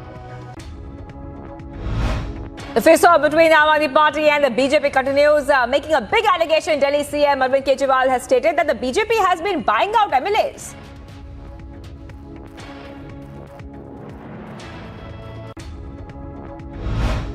ये लोग जो हैं ऑपरेशन लोटस हर स्टेट के लिए चला रहे हैं, हर राज्य के अंदर जा जाके एमएलए खरीद रहे हैं. जाहिर तौर पे फ्री में तो एमएलए खरीद ही नहीं रहे, किसी को सीबीआई ईडी का डर दिखाते हैं और साथ में जैसे अभी हमें पता चला कल कि पंजाब के अंदर भी इन्होंने कोशिश की 25-25 करोड़ रुपए में एमएलए खरीदने की.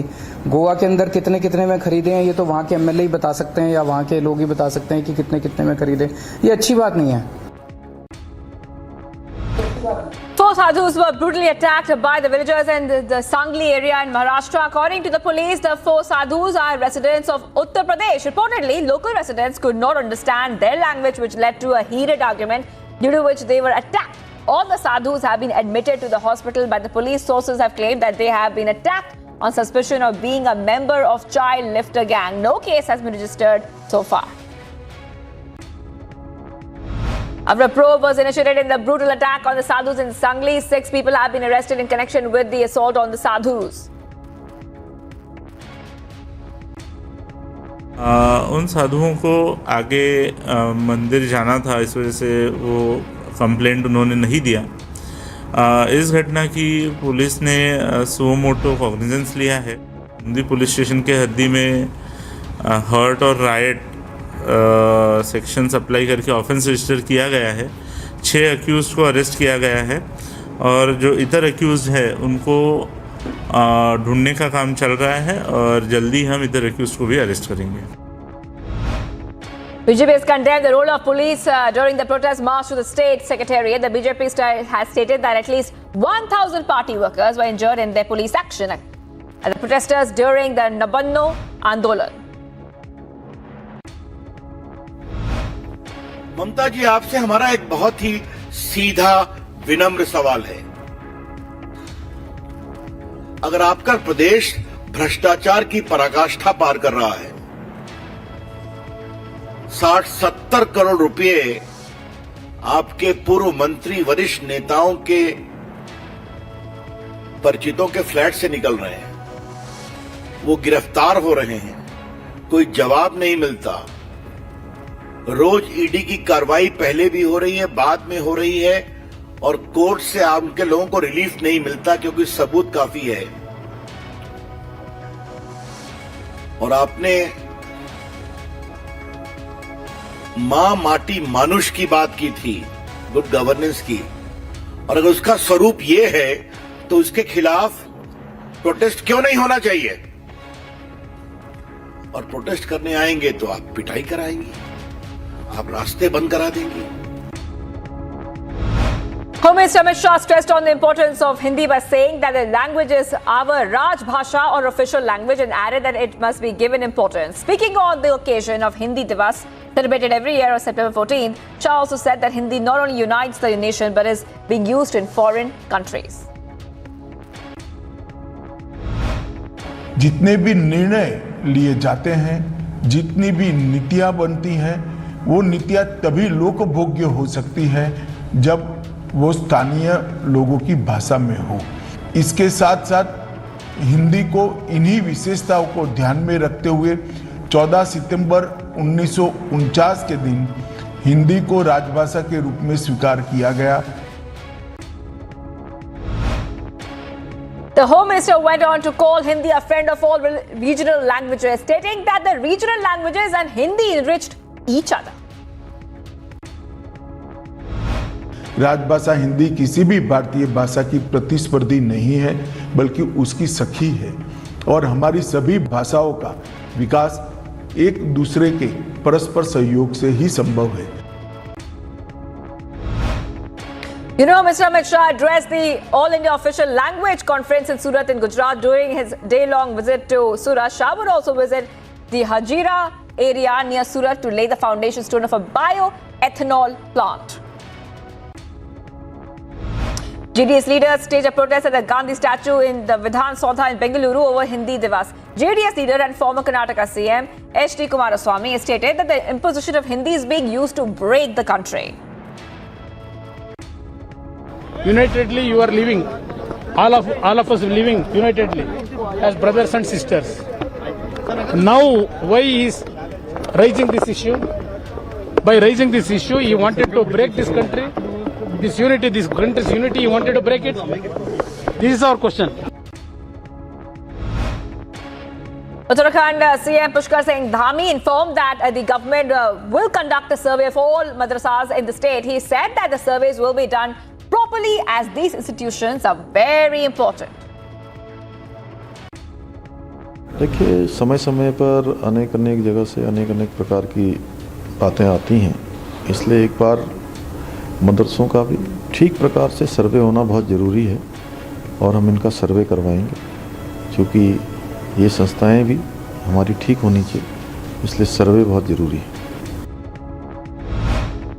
Unrecognized madrasas in the UP state have been marked. A timeline has been fixed by the administration, according to which the committee was to be formed by September 10th. And after surveying the madrasas, the report is to be submitted to the district magistrate by October 5th.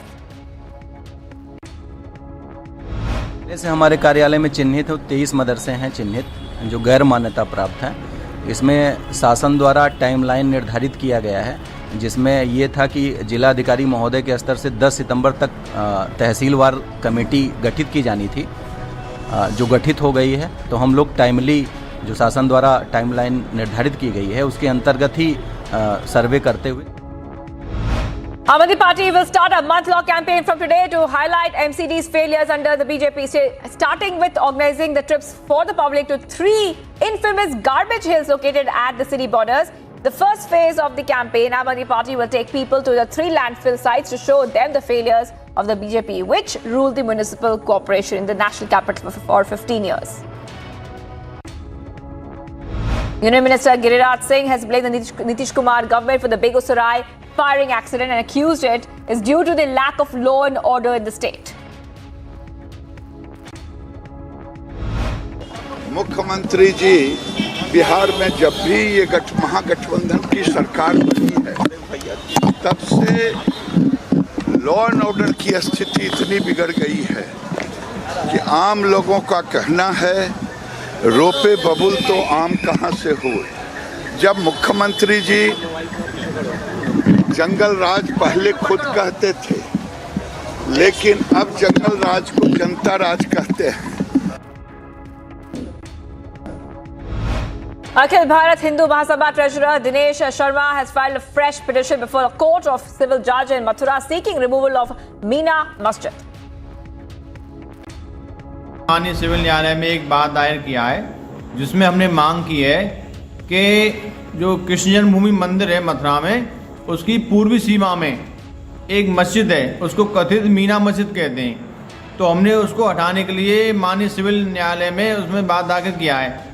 उसमें हमने UP Sunni central वक्फ board को और इंतजामिया committee को party बनाया है। तो माननीय न्यायालय ने उसमें 26 अक्टूबर की डेट लगा दी है।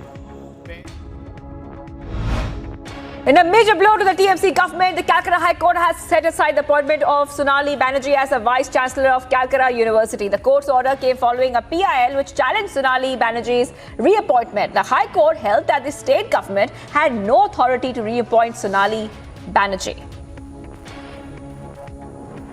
In Bihar's Begusarai, 1 person has been killed and at least 11 have been injured in a firing by bike-borne assailants at different locations. The police said the barricades have been put across the district. The police also informed that the CCTV footage is being examined and an investigation is underway. Acting on an input from the BSF, troops seized 200 bottles of fentanyl to be smuggled to the border area of Mubarakpur in Assam's district of Karimganj. Samajwadi Party MLAs staged a sit-in at the UP Assembly from today to highlight the state of poor law and order situation in the state, rising inflation, unemployment and other issues. The protest began in front of the statue of former Prime Minister Chaudhry Charan Singh on the Assembly premises. Senior leaders will lead the protest on different days till September 18th. In joint operation, Indian Coast Guard and Gujarat ATS apprehended a Pakistani boat 6 miles inside Indian waters with 40 kgs of drugs valued at 200 crore rupees. According to the ICJ officials there, 2 fast-track boats of ICG caught Pakistani boat. The Pakistani crew along with the boat will be brought to the Jakau area for further investigation. Hijab row continues to be heard at the Supreme Court as the petitioner challenging the Karnataka High Court's ruling stated that there was a difference of opinion even between the High Courts over essential religious beliefs. As the Kerala High Court ruled the hijab as an essential religious practice as opposed to the Karnataka High Court's decision. A 2-day meeting to take stock of the construction of the Ram Janmabhoomi temple was held in Ayodhya. Post the meeting, the construction work on the 3-floor superstructure of the Ram temple at ground floor has started in full swing now. Nityananda, a social worker and member of the Udupi Civic Committee, rolled on a pothole in a way to highlight the bad condition of the roads and the potholes on the roads there in Karnataka. 3 people died and 1 was injured in UP's Unnao after the car they were travelling in collided with a truck at the Unnao Ganga Barrage Road of the Ganga Ghat Kotwali area. Ashutosh Kumar, the car who was carrying the 4 individuals had a head-on collision with the truck that severely injured its occupants.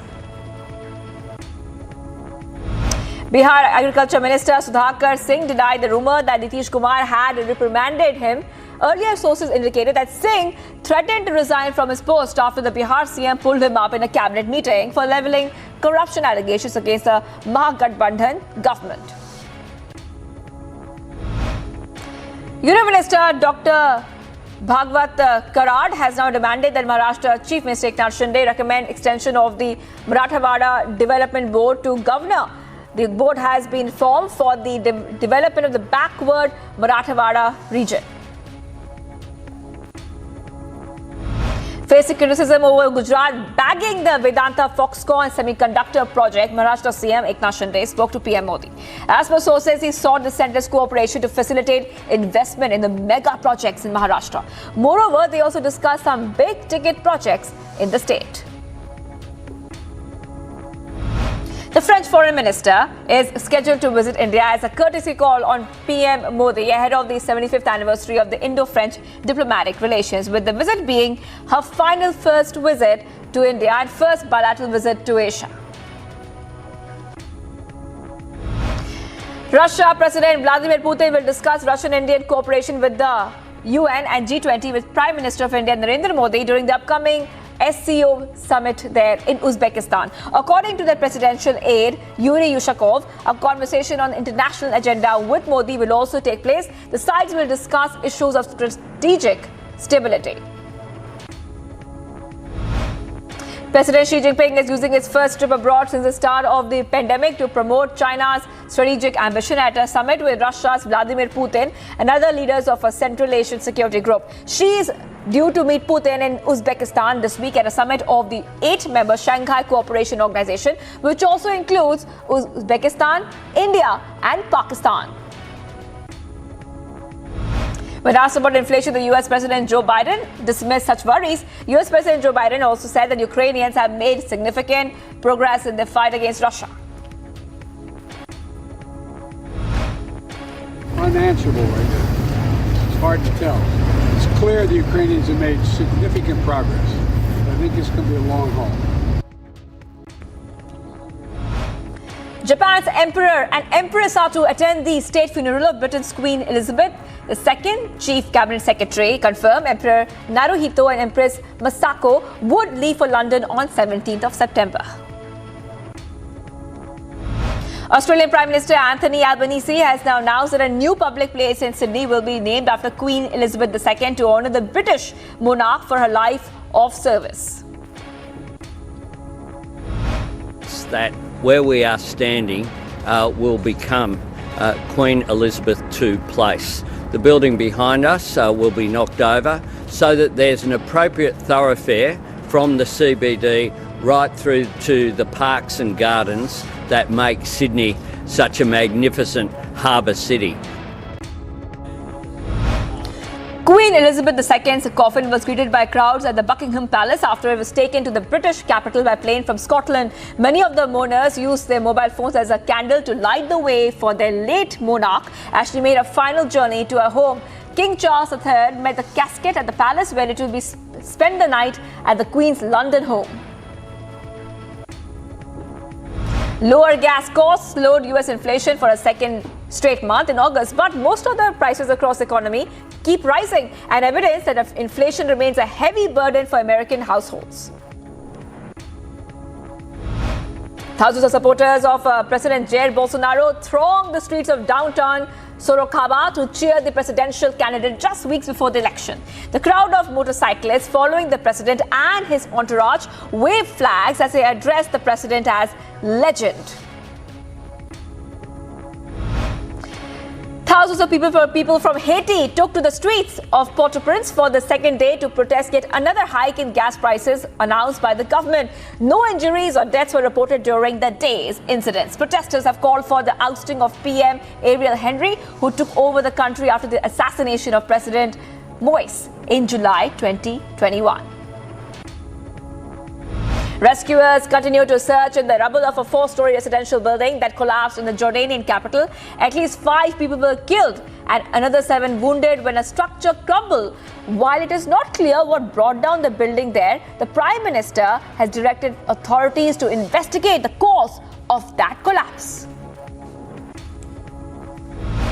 Cleanup efforts and damage assessments were underway in east of Los Angeles after heavy rains unleashed mudslides in a mountain area scorched by a wildfire 2 years ago, sending boulders across roads, carrying away cars and prompting evacuations and shelter-in-place orders.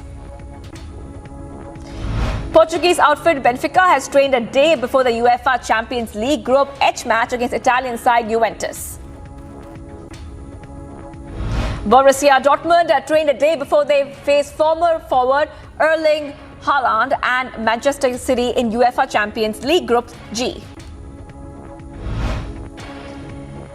But Paris Saint-Germain is now preparing for the second game of the Champions League season away to the Haifa with a training session at the base there. Dinamo Zagreb trained at Milan's San Siro Stadium on the eve of facing AC Milan in their second Champions League Group E match. Austrian champions RB Salzburg trained at Chelsea's Stamford Bridge Stadium as the London club paid tribute to the passing of Queen Elizabeth II on a giant video screen ahead of UEFA Champions League Group E clash.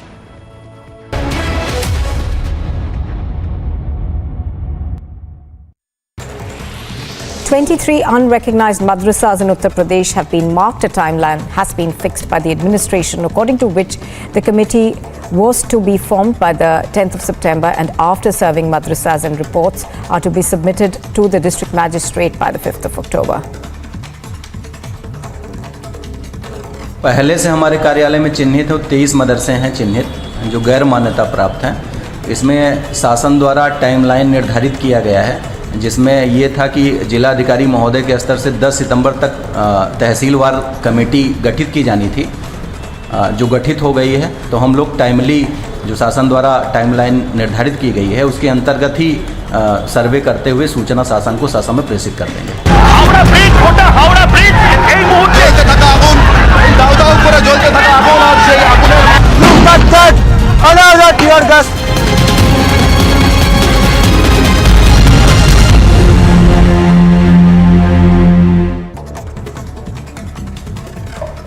And here's a look at what else is making news this morning. The Union Home Minister Amit Shah is on a visit to Surat. The Home Minister will address Hindi Divas event on the occasion of the National Language Day. The All India Official Language Conference in Surat will be held today and tomorrow.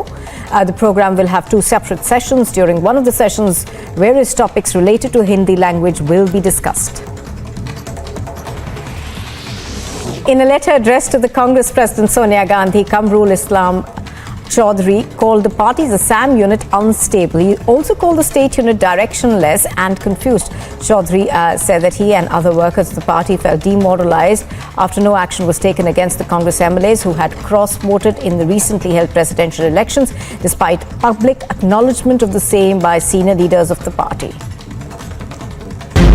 जिस गाड़ी की live तस्वीरें आप देख रहे हैं, इसमें सुखांतु मजूमदार को ले जाया जा रहा है। We can see water cannons are used widely across this whole rally. Now just look at that! The police force are now advancing! Drone fighting is still on!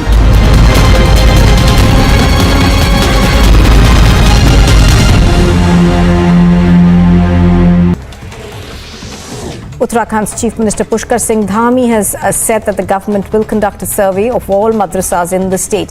He said that surveys will be done properly, as these institutions are very important.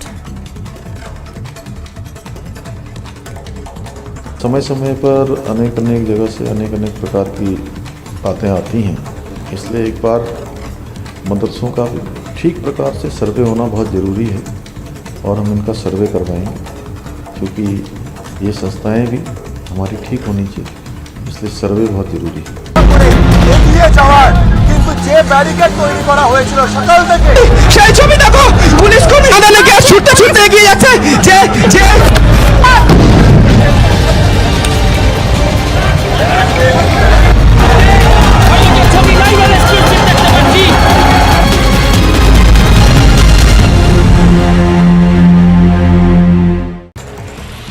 23 One person was killed and 11 critically injured as two motorcycle-borne gunmen went on a rampage in Bihar's district of Begusarai. The gunmen fired indiscriminately at people in crowded areas. The incident took place at the Malhipur Chowk area of Begusarai, targeting shops in the busy area. Panicked people started running for their lives while shopkeepers fled, leaving shops open. Indiscriminate way में दो अपराधियों ने motorcycle पर जाते हुए गोली चलाई है और इसमें कुछ लोग को गोली लगी है। तो उसके बाद हमारी जितनी पुलिस की टीमें थी पूरे ज़िले में उन्होंने नाकेबंदी कर दी है और ये नाकेबंदी अभी तक लगी है और इसको हम लोग लगातार कंटिन्यू रखेंगे। जिन लोगों को गोली लगी है उन सबका पता किया गया है, तो इसमें टोटल 9 लोग हैं जिनको गोली लगी है। सभी का इलाज कराया जा रहा है, सभी खतरे से बाहर हैं। Security has been stepped up in the district with entry points barricaded after the incident. Bureau Report, Republic TV.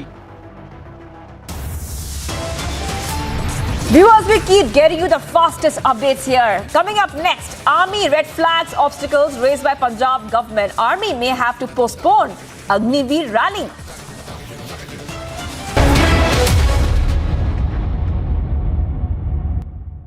Howrah bridge ওটা হাওড়া ব্রিজ এই মুহূর্তে থাকা আগুন দাউ দাউ করে জ্বলতে থাকা আগুন আর সেই আগুনের Look at that! Another tear gas.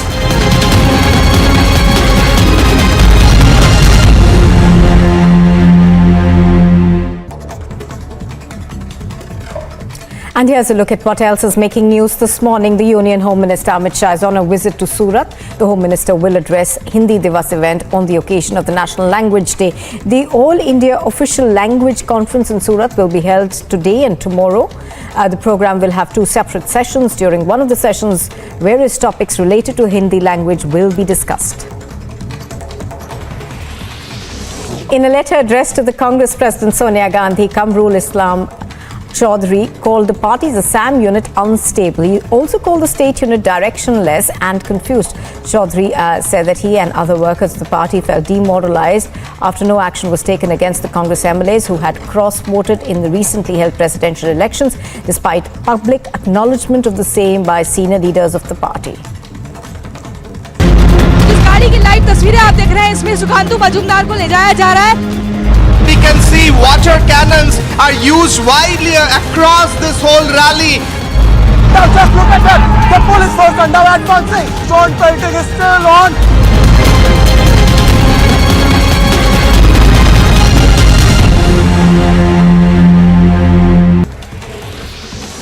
Uttarakhand's Chief Minister Pushkar Singh Dhami has said that the government will conduct a survey of all madrasas in the state. He said that surveys will be done properly, as these institutions are very important.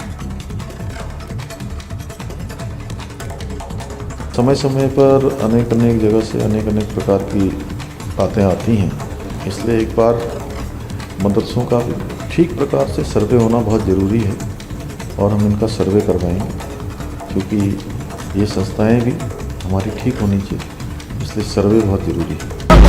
এগিয়ে যাওয়ার কিন্তু যে barricade তৈরি করা হয়েছিল সকাল থেকে সেই ছবি দেখো, পুলিশ কর্মী তাদেরকে ছুটতে ছুটতে এগিয়ে যাচ্ছে যে যে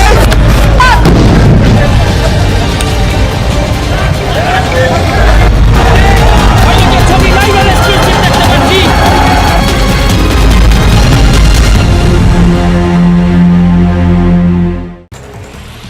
23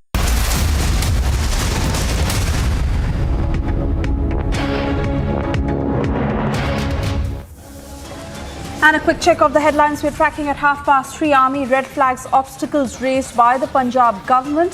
Army may have to postpone Agniveer rally. Shameful blame game over Agnipath scheme. Chief Minister Maan backs the scheme, but his minister questions the same.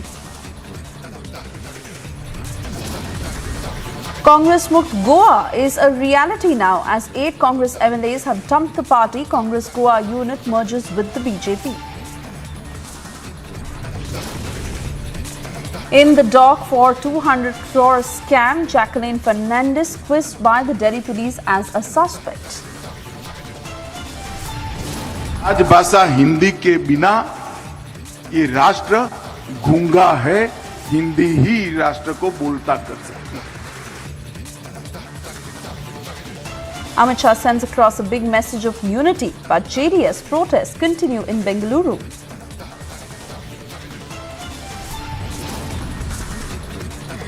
Massive uproar over the attack on Sadhus in Maharashtra, Sangli. 6 have been arrested. The police says further probe is on.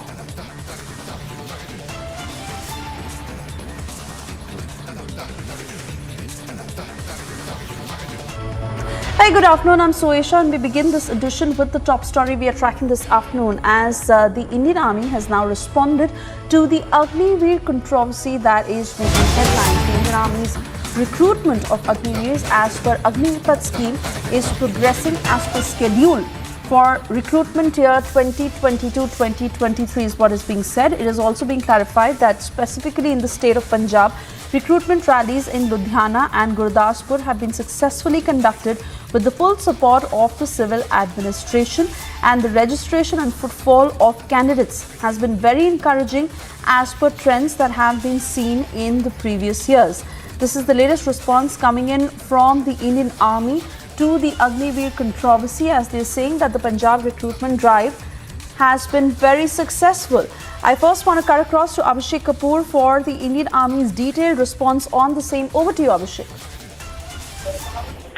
Well, Suresha, yes, so this is a statement coming in attributable to sources in the Army, and it says that in the backdrop, I think this has come out in the backdrop of the controversy that started in Punjab with the minister there saying that they will not allow those Agniveer rallies, and the Army now saying that the Agniveer rallies are on track, the recruitment rallies are on track. Some of them have happened and the rest of them are still going to happen, and they are going to happen there. There is no plan whatsoever to move them from Punjab to any other state because of the controversy. So, for example, in Patiala, between 17th and 30th of September, which means it begins from Saturday, and then in Firozpur from 1st to 16th of November, then Jalandhar between 21st of November and 10th of December. And these apply to women Agniveer recruitments as well. So I think Army basically putting a lid on the controversy that has been going on since morning because of a statement made by the Punjab minister. Of course, the Aam Aadmi Party convener, Arvind Kejriwal, clarified that insofar as their party's position was concerned, they had accepted now that Agniveer scheme has to happen and they would support it. So I think the Army there, from its side at least, by coming out with this information, essentially wanting to put the controversy on rest. Remember, when the Agniveer recruitment scheme was announced, there was some misinformation which led to some misguided youth coming out on the streets.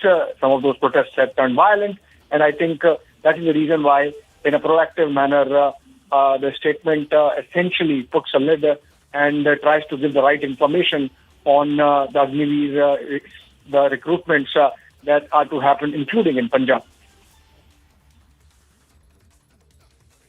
Absolutely, Abhishek, and especially after this statement coming in from the Indian Army, and of course reiterating that this is source-based information, I also want to cut across to Amandeep to get a sense of what things are like on the ground, because Amandeep, fact remains that the Chief Minister does support the Agniveer scheme, but this statement coming in from his minister and the Indian Army making it very clear that on the ground the scheme is very successful and the footfall has been very encouraging. So where does the Punjab government stand on this? Well, absolutely, Swesha. The point is the communication that was sent from the side of Indian Army to Punjab government that specifically mentioned that 3,000 to 4,000 youngsters are participating. Amandeep, I'm sorry I'm having to interrupt you here, but Lieutenant General Sanjay Soy is with us on the phone line. Thank you so much for speaking to Republic this afternoon. Your response to the controversy that has erupted, and especially what has happened within the Punjab government, where we see that the Chief Minister does support the scheme, but his minister making a statement otherwise, and the Army clarifying that the footfall has been very encouraging. First and foremost, I think it is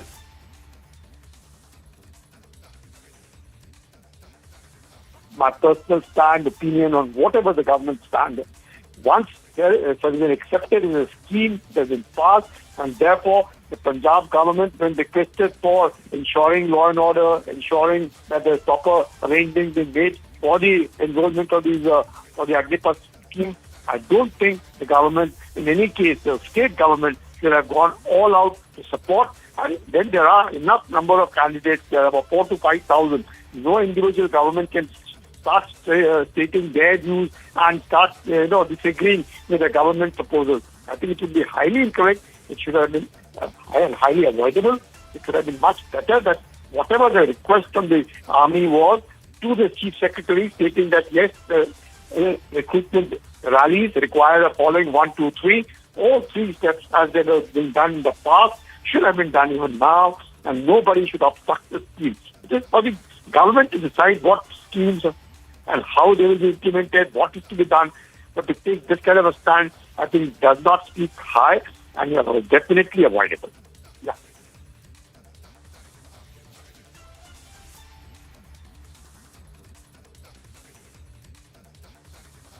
Absolutely, and such kind of statements that are purely demoralizing for no reason, because we had seen the kind of consequences on the ground when certain forces had tried to create tension over the Agniveer scheme. Now it's all settled. The youth is looking forward to being an Agniveer, and similarly what is clear on the ground. But then these political tactics that have no meaning, how does the army respond to it?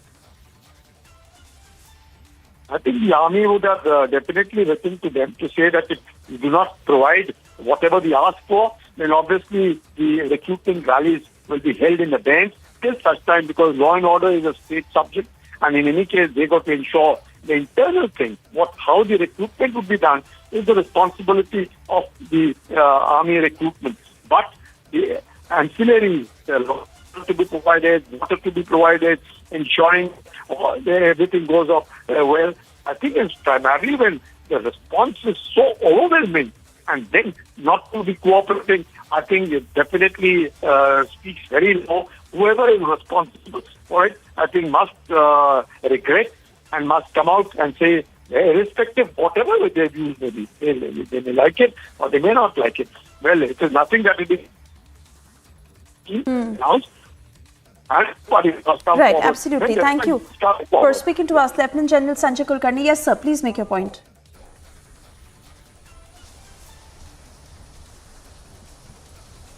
All right, many thanks for speaking to us this afternoon. Amandeep, if I can come back to you to get a sense of the situation on the ground, to how the youth is reacting, and the Punjab government clearly on the back foot now.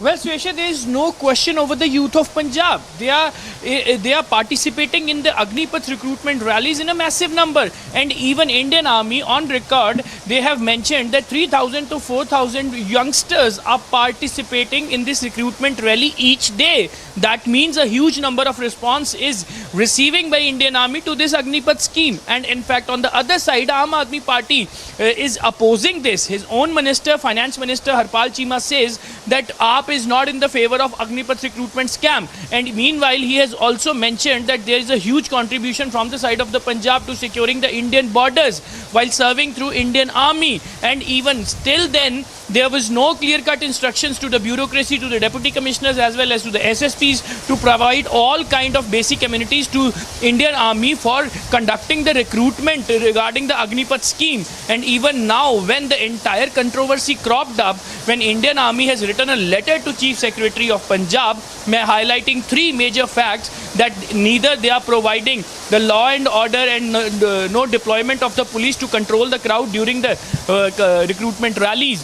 Health services are lacking on the spot in each recruitment rally. No ambulance, no team of doctors were there if any uncertainty happens. And even the third most important point is Not even the water, food and the mobile toilets were not there to facilitate the people who are actually participating in this recruitment rallies. These are the major 3 points that was being highlighted by the Indian Army in a communication that was sent to Punjab government. And now Punjab Chief Minister saying that he has directed all the DCs through Chief Secretary that every kind of facilitation be done to the recruitment rallies of Indian Army, and in fact the accountability will also be fixed if anything happens, if any laxity happen. But now when the routine process, Swesha, the point is that these Indian Army recruitment rallies had been happening in Punjab since years, and even in the different regime of the governments as well, in the Akali regime, in the Congress regime, and even Captain Amrinder Singh had already deployed during his chief ministership a Lieutenant General T.S. Shegil to communicate between the army and the state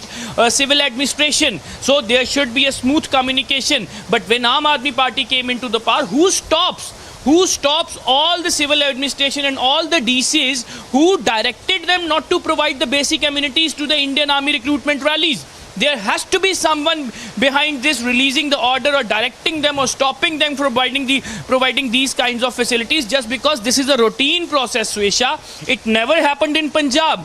Whenever the Indian Army conducted their recruitment rallies in Punjab, every kind of facilitation was done from the state government according to their responsibility. Yes. But now, when no responsibility has been taken place by the Punjab government, so Indian Army has written and highlighted these points. Yes. Very true, and we'll continue to track all the updates on this. For the moment, Amandeep, thank you for joining us. We move on to more breaking news coming in.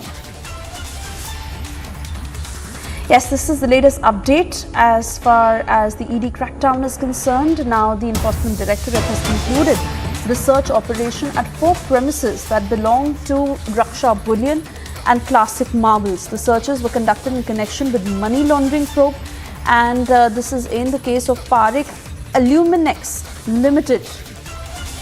Earlier, the ED had recorded money laundering case against Parik Aluminex, which was on the 8th of March in 2018. This was under the PMLA provision, and the company had duped banks and taken loans to the tune of 2,296.58 crore rupees.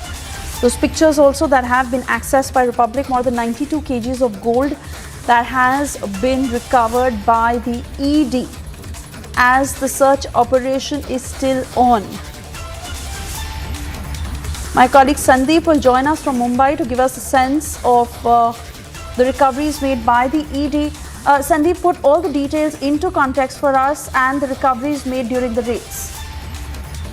Yes, Enforcement Directorate had raided 4 locations in Mumbai, Maharashtra, and in fact, what we have been informed by the Enforcement Directorate, I am having the press release that has been issued by ED, is that 4 premises belonging to Miss Raksha Bullion and MS Classic Marbles.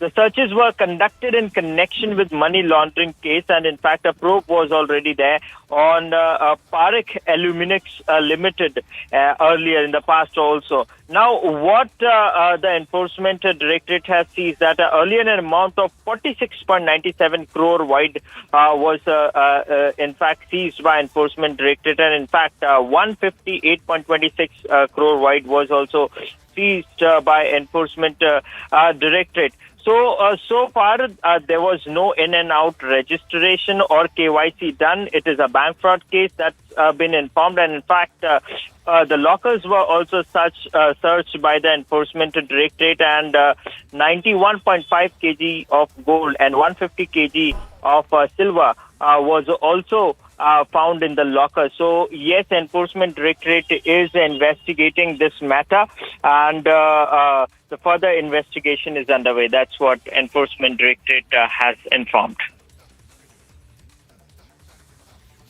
All right, Sandeep, many thanks for getting us those details. On that note, it's time for us to slip into a very short commercial break, but we'll keep our viewers ahead on this story.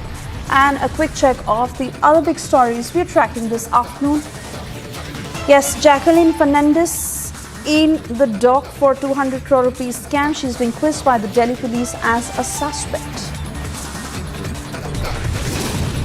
Also, Amit Shah has sent across a big message of unity, but the JDS is continuing its protest in Bengaluru.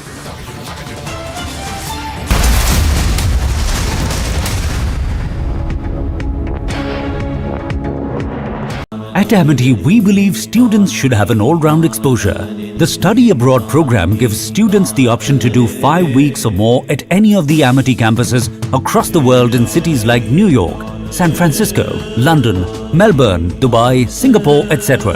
A truly unique opportunity only at Amity. And here's a look at what else is making news this morning. The Union Home Minister Amit Shah is on a visit to Surat. The Home Minister will address Hindi Divas event on the occasion of the National Language Day. The All India Official Language Conference in Surat will be held today and tomorrow. The program will have 2 separate sessions. During one of the sessions, various topics related to Hindi language will be discussed. In a letter addressed to the Congress President Sonia Gandhi, Kamrul Islam Chaudhary called the party's Assam unit unstable. He also called the state unit directionless and confused. Chaudhary said that he and other workers of the party felt demoralized after no action was taken against the Congress MLAs who had cross-voted in the recently held presidential elections, despite public acknowledgement of the same by senior leaders of the party. इस गाड़ी की live तस्वीरें आप देख रहे हैं, इसमें सुखांतु मजूमदार को ले जाया जा रहा है.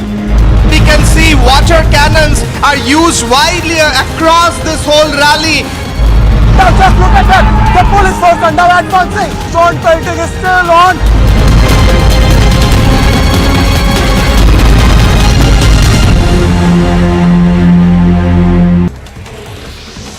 Uttarakhand's Chief Minister Pushkar Singh Dhami has said that the government will conduct a survey of all madrasas in the state. He said that surveys will be done properly, as these institutions are very important.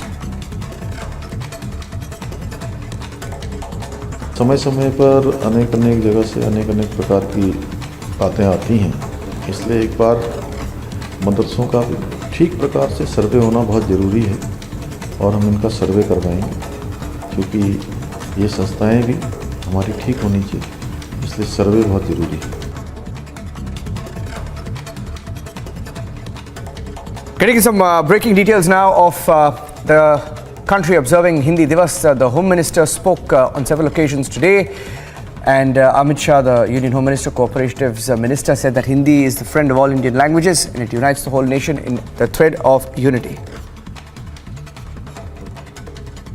राजभाषा हिंदी के बिना ये राष्ट्र गूंगा है, हिंदी ही राष्ट्र को बोलता कर सकती है. Well, addressing the country on the Hindi Divas, Home Minister Amit Shah has stated that all languages are important for the country. JDS leaders have staged a protest at Gandhi statue in Vidhana Saudha in Bengaluru over Hindi Divas. JDS leader, former Karnataka Chief Minister Kumaraswamy, leading that protest, calling the Hindi Divas an attempt to divide. 23 unrecognized madrasas in Uttar Pradesh have been marked. A timeline has been fixed by the administration, according to which the committee was to be formed by the 10th of September, and after serving madrasas and reports are to be submitted to the district magistrate by the 5th of October.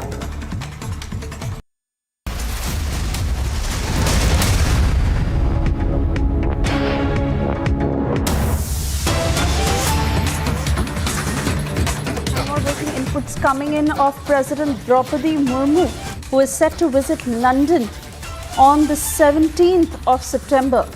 So her visit is from the 17th to the 19th of September 2022. This is to attend the state funeral of Queen Elizabeth II and offer condolences on behalf of the government of India. President Draupadi Murmu, who will be attending the Queen's funeral, and she will be visiting the United Kingdom from the 17th to the 19th of September 2022.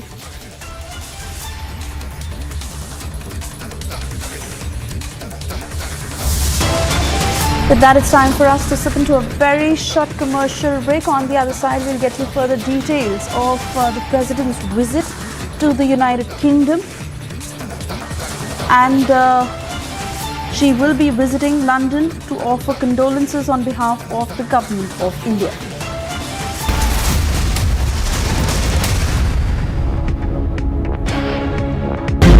इस गाड़ी की live तस्वीरें देख रहे हैं इसमें सुखांतु मजूमदार को ले जाया जा रहा है। We can see water cannons are used widely across this whole rally. Now just look at that. The police force are now advancing. Drone pelting is still on.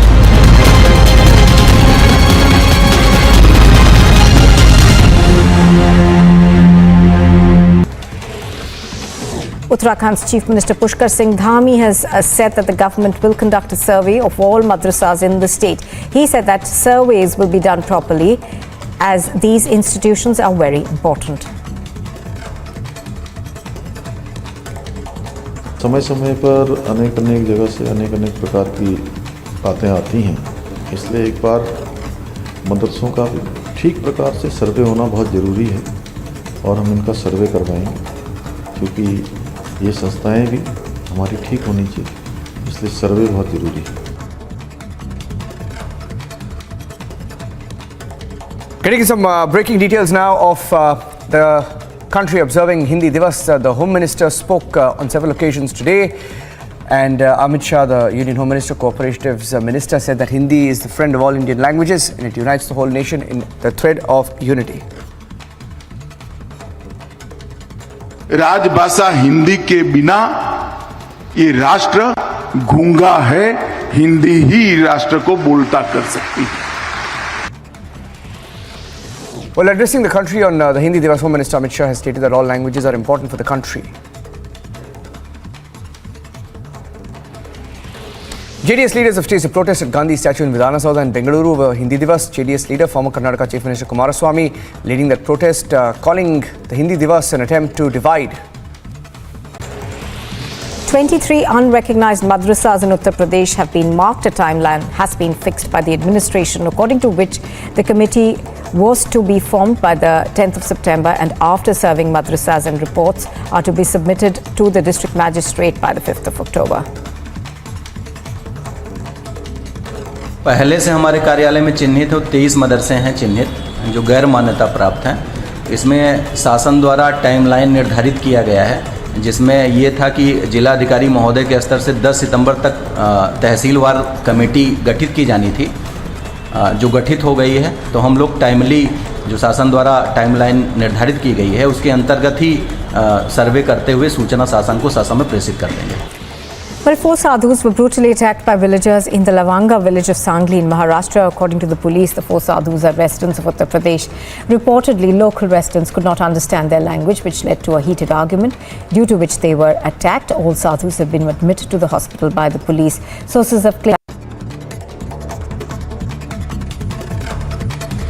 And on to the other top stories we are tracking as the country observed Hindi Divas. Union Home Minister Amit Shah said that Hindi is a friend to all the Indian languages and it unites the whole nation in a thread of unity.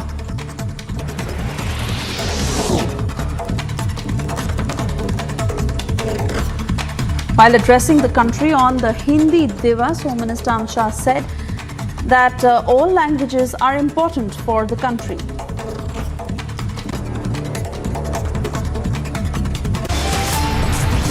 We're slipping into a very short commercial break. On the other side, getting to the latest as the army has red flagged obstacles raised by the Punjab government.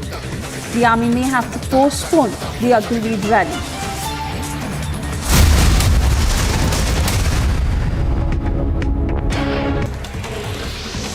Uttarakhand's Chief Minister Pushkar Singh Dhami has said that the government will conduct a survey of all madrasas in the state. He said that surveys will be done properly as these institutions are very important. समय समय पर अनेक जगह से अनेक प्रकार की बातें आती हैं, इसलिए एक बार मदरसों का भी ठीक प्रकार से सर्वे होना बहुत ज़रूरी है और हम इनका सर्वे करवाएंगे, क्योंकि ये संस्थाएं भी हमारी ठीक होनी चाहिए, इसलिए सर्वे बहुत ज़रूरी है। Getting some breaking details now of the country observing Hindi Divas. The Home Minister spoke on several occasions today, and Amit Shah, the Union Home Minister, Cooperatives Minister, said that Hindi is the friend of all Indian languages and it unites the whole nation in the thread of unity. राजभाषा हिंदी के बिना ये राष्ट्र गूंगा है, हिंदी ही राष्ट्र को बोलता कर सकती है। Well, addressing the country on the Hindi Divas, Home Minister Amit Shah has stated that all languages are important for the country. JDS leaders have staged a protest at Gandhi statue in Vidhana Saudha in Bengaluru over Hindi Divas. JDS leader, former Karnataka Chief Minister Kumaraswamy, leading that protest, calling the Hindi Divas an attempt to divide. 23 unrecognized madrasas in Uttar Pradesh have been marked. A timeline has been fixed by the administration, according to which the committee was to be formed by the 10th of September, and after serving madrasas and reports are to be submitted to the district magistrate by the 5th of October.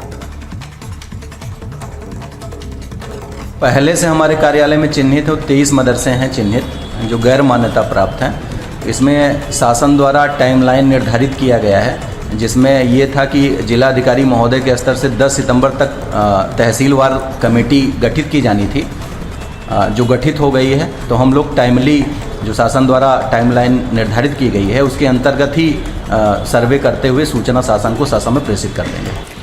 Well, 4 sadhus were brutally attacked by villagers in the Lavanga village of Sangli in Maharashtra. According to the police, the 4 sadhus are residents of Uttar Pradesh. Reportedly, local residents could not understand their language, which led to a heated argument, due to which they were attacked. All sadhus have been admitted to the hospital by the police. Sources have claimed that they were attacked on suspicions of being members of a child lifter gang. No case has been registered so far.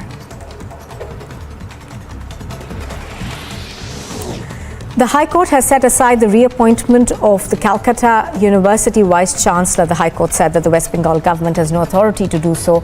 As per provisions of the Varsities Act, Sonali Banerjee was appointed. The Indian Coast Guard and the Gujarat Anti-Terrorist Squad in a joint operation apprehended a Pakistani boat with 40 kilograms of drugs worth over 200 crore rupees. According to officials of the Indian Coast Guard, the Pakistani boat was apprehended at least 6 miles inside Indian waters. The operation was conducted at night after a suspicious boat was observed moving suspiciously on Indian waters. Upon being identified by the Coast Guard, the suspects on the boat threw a consignment off the boat, one that was later recovered by the Coast Guard. Officials of the Indian Coast Guard stated that 2 fast attack boats of the ICG caught a Pakistani boat 33 nautical miles off the coast of Jakhau in Gujarat. This operation was the 5th of its kind conducted by the Indian Coast Guard and Gujarat ATS in 1 year. Bureau Report, Republic TV.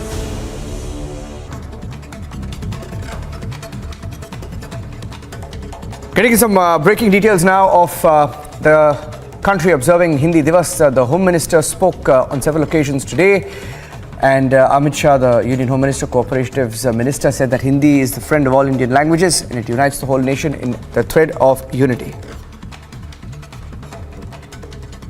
राजभाषा हिंदी के बिना ये राष्ट्र गूंगा है, हिंदी ही राष्ट्र को बोलता कर सकती है।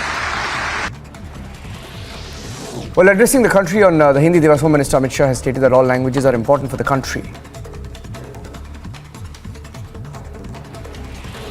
JDS leaders have staged a protest at Gandhi statue in Vidhana Saudha in Bengaluru over Hindi Divas. JDS leader, former Karnataka Chief Minister Kumaraswamy, leading that protest, calling the Hindi Divas an attempt to divide. 23 unrecognized madrasas in Uttar Pradesh have been marked. A timeline has been fixed by the administration, according to which the committee was to be formed by the 10th of September, and after serving madrasas and reports are to be submitted to the district magistrate by the 5th of October. पहले से हमारे कार्यालय में चिन्हित 23 मदरसे हैं चिन्हित जो गैर मान्यता प्राप्त हैं। इसमें शासन द्वारा टाइमलाइन निर्धारित किया गया है, जिसमें ये था कि जिलाधिकारी महोदय के स्तर से 10 सितंबर तक तहसीलवार कमेटी गठित की जानी थी, जो गठित हो गई है। तो हम लोग टाइमली जो शासन द्वारा टाइमलाइन निर्धारित की गई है उसके अंतर्गत ही सर्वे करते हुए सूचना शासन को ससमय प्रेषित कर देंगे। Well, 4 sadhus were brutally attacked by villagers in the Lavanga village of Sangli in Maharashtra. According to the police, the 4 sadhus are residents of Uttar Pradesh. Reportedly, local residents could not understand their language, which led to a heated argument, due to which they were attacked. All sadhus have been admitted to the hospital by the police. Sources have claimed that they were attacked on suspicions of being members of a child lifter gang. No case has been registered so far. The High Court has set aside the reappointment of the Calcutta University Vice Chancellor. The High Court said that the West Bengal government has no authority to do so.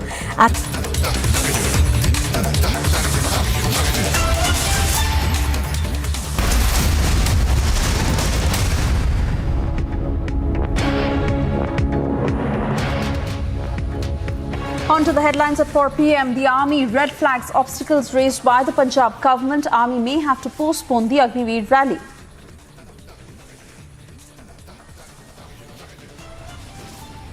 Shameful blame came over Agnipath scheme. Chief Minister Maan backs the scheme, but his minister questions the same. Congress Mukh Goa is a reality now as 8 Congress MLAs have dumped the party. Congress Goa unit merges with BJP.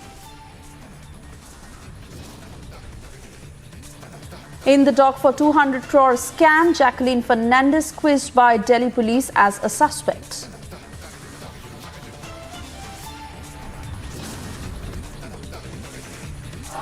ये राष्ट्र गूंगा है, हिंदी ही राष्ट्र को बोलता कर सकती है. Amit Shah sends a big message across on unity, but JDS protests continue in Bengaluru.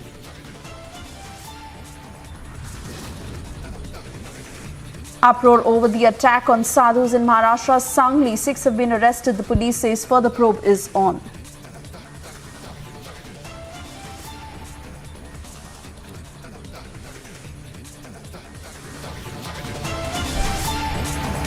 Thank you for staying with Republic. I'm Suesha Samant, and we begin this edition with Mamata Banerjee's response on the drama that was witnessed in West Bengal yesterday over the march that was conducted by the BJP. Now, West Bengal Chief Minister Mamata Banerjee has said in connection with BJP's protest march to the state secretariat that in her response, stating an example, she said that in Puja Bazaar, from Mangal Haat to Bara Bazaar, there is a big market, and during COVID, all these trades and businesses were destroyed due to the spread of the virus. Now, during these pujas, people were trying to start their businesses to earn more money, but it all got ruined because of the crowds. The public has been tremendously harassed, and she also went on to defend the police force, saying that they could have opened fire, but they did not do that. They controlled the crowds in a very restricted manner, and the police took charge of the situation.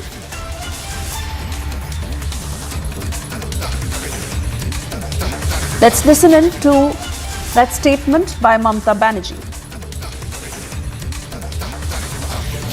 ধরো পুজোর বাজার মোংলা হাট থেকে শুরু করে বড় বাজার থেকে শুরু করে এইগুলো কত বড় মানে একটা বাজার পুরো এমনিতে 2 বছর ধরে কোভিডে সব নষ্ট হয়ে গেছে ট্রেড ব্যবসা পুজোর সময় লোকে একটা ব্যবসা করে বেশি করে টাকা পাবে বলে বিক্রি বাটা করতে পারে সমস্ত কিছু নষ্ট করেছে পাবলিককে হ্যারাসমেন্টের চূড়ান্ত হয়েছে পাবলিক হ্যাঁ পুলিশ ইচ্ছা করলে গুলি চালাতে পারতো কিন্তু পুলিশ গুলি চালাও এটা কাম্য নয় কারণ আমরা অনেকটা পুলিশ রেস্ট্রিক্টেড ওয়েতে চেষ্টা করেছে শান্তিপূর্ণভাবে ম্যানেজ করার And Ishandev is now joining us live on the broadcast. Ishandev, that very detailed coverage on Republic showing pictures from across West Bengal and the chaos that was evident in every which way. And now the Chief Minister is trying to defend her police force, saying that they reacted in a very restrained manner, took control of the situation. They could have opened fire, but how does she possibly explain this, Ishandev? Because with the way the crowds were the police had gone ahead to control the crowds, and the kind of force that was used on them possibly cannot be defended. It was for the entire country to see. Exactly so, as you were saying that how can she utter these kinds of words, because Mamata Banerjee yesterday when she was speaking about the program of BJP which was called Navanno Cholo, she was saying that BJP's balloon has been licked. She was saying that there was no crowd, no gathering in the BJP's program, and she claimed that this was a flop program by BJP, and all the other spokespersons of TMC in West Bengal, they also met the press in several press conferences, and they also claimed that this was a flop program and people were not there. People of Bengal have rejected BJP. This was the claim made by Mamata Banerjee herself and her party spokespersons. But today, Mamata Banerjee's statement is saying something different. She was in an administrative meeting today there in the East Midnapur district near Tomluk, and from in that administrative meeting she has made this observation that police could have opened fire if it wanted, but police has done it. Police has managed the situation in a very restricted manner. It has shown restraint. So if Mamata Banerjee's yesterday's statement was true, that there was no crowd, no public support for the BJP program, then why was the situation out of control that police could have thought of opening fire? If there was no public support, then there was no question of the situation going out of control. So the question of opening fire or thinking about opening fire doesn't arise. So this is an intense debate which is rising out of the statement made by the Chief Minister of West Bengal today, and she has again said that though she doesn't want that the police opens fire on the public, but the situation was not good and the BJP supporters and workers, they harassed the people for a long time. The harassment was huge, and she has said that the puja shoppings has started, and for the last 2 years the business was not good because of the COVID situation and all that. But this year, when everything is everything is coming to some kind of normalcy, at that time such a working day is getting spoilt by the miscreants under the umbrella of BJP. That is not a situation to be expected, and that's why police could have taken much more drastic step, and she has clearly said that police could have opened fire also, but that is not expected. She doesn't support it, and that's why police has shown restraint. This is the comment made by Mamata Banerjee, and from an administrative meeting she has made this comment, and intense political debate is around this because the Chief Minister yesterday said that the program of BJP was a flop one, and BJP's balloon was leaked. She quote unquote made these remarks, but today her comments have got some different connotations than it got yesterday. Back to the studio. Fact is, Ishandev, that it was very poor management of what had erupted in West Bengal yesterday. A complete breakdown of law and order, and the BJP was trying to hold a peaceful march there. But firstly, the TMC government needs to be accountable on the questions that were being asked when it comes to the alleged corrupt practices that the BJP was questioning them on. No accountability on that front. And then when things went completely out of control, and what is being seen as an excessive use of force by the police, now the Chief Minister stating COVID, and then also stating how things were trying to come back to normal, but the situation has erupted, and then defending her police force, saying that they could have fired but they didn't. So the people should be thankful that they at least did not fire. Exactly. So that is the main reason behind this controversy erupting around the Chief Minister's comment, because you have seen, and the whole country has seen, that how there was huge application of force by the police on apparently peaceful marches. There were 3 marches I would like to mention. 3 marches, one from Satragachi, which was destined to be led by Shubhendu Adhikari, the leader of opposition, another by Shukanto Majumdar, the state BJP president, which was scheduled to be started from Howrah Maidan, and the third one from central Kolkata's College Square, led by BJP's national vice president Dilip Ghosh. But all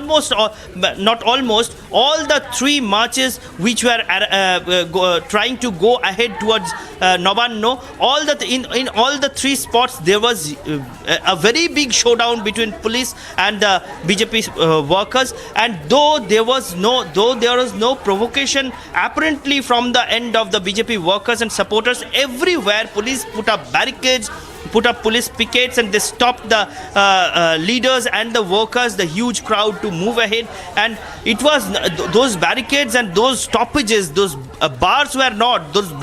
blockades were not made very near to Nabanno.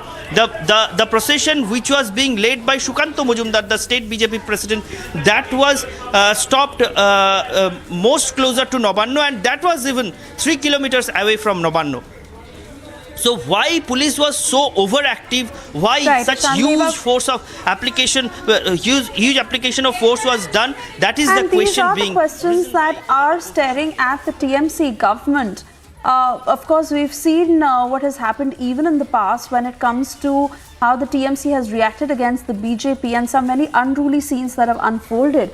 But certainly when it comes to perception of the TMC and how the entire situation was handled is for the people to watch. Shandeep, I want to thank you for the moment for joining us. Other top stories that we'll take a quick check of.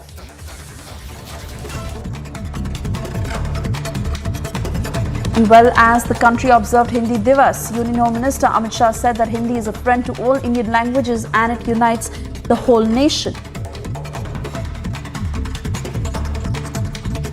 राजभाषा हिंदी के बिना ये राष्ट्र गूंगा है, हिंदी ही राष्ट्र को बोलता कर सकती है. While addressing the country on Hindi Divas, Home Minister Amit Shah stated that all languages are important for the country. राजभाषा हिंदी किसी भी भारतीय भाषा की प्रतिस्पर्धी नहीं है, बल्कि उसकी सखी है और हमारी सभी भाषाओं का विकास एक दूसरे के परस्पर सहयोग से ही संभव है. JDS leaders staged a protest at Gandhi statue in Vidhan Soda in Bengaluru over Hindi Divas. JDS leader and former Karnataka Chief Minister H.D. Kumaraswamy stated that the imposition of Hindi is being used to break the country. All of us living unitedly as brothers and sisters. Now, why he is raising this issue? By raising this issue, he wanted to break this country, this unity, this country's unity. He wanted to break it. This is our question. In a massive setback for the Goa Congress in Goa, 8 MLAs jumped ship, and the Congress Goa unit has now merged with the BJP. Congress ने भारत जोड़ो यात्रा start की थी. मुझे लगता है गोवा से कांग्रेस छोड़ो यात्रा स्टार्ट हो चुकी है. इसी तरह से पूरे देश भर में कन्याकुमारी से लेकर कश्मीर तक सभी लोग कांग्रेस को थोड़े थोड़े छोड़ रहे थे, अभी लमसम में छोड़ रहे हैं. इसी तरह से पूरे सभी छोड़ के भारतीय जनता पार्टी या बाकी जो राष्ट्र हित वाली पार्टी को जुड़ेंगे. निश्चित रीत्या ऑनरेबल प्राइम मिनिस्टर आने 2024 के इलेक्शन में बड़ी जीत ऑनरेबल प्राइम मिनिस्टर को मिलेगी. After joining BJP, Digambar Kamath and other rebel MLAs stated that Goa Congress's Bharat Jodo Yatra is nothing but a farce. That this Bharat Jodo Yatra is not going to bring any difference to the party. The internal leadership had to be strengthened, which nobody is taking care.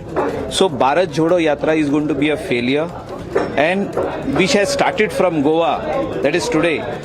Ki Congress chodo. All the leaders are going to leave Congress. You will see in the days to come. The face-off between the Aam Aadmi Party and the BJP continues.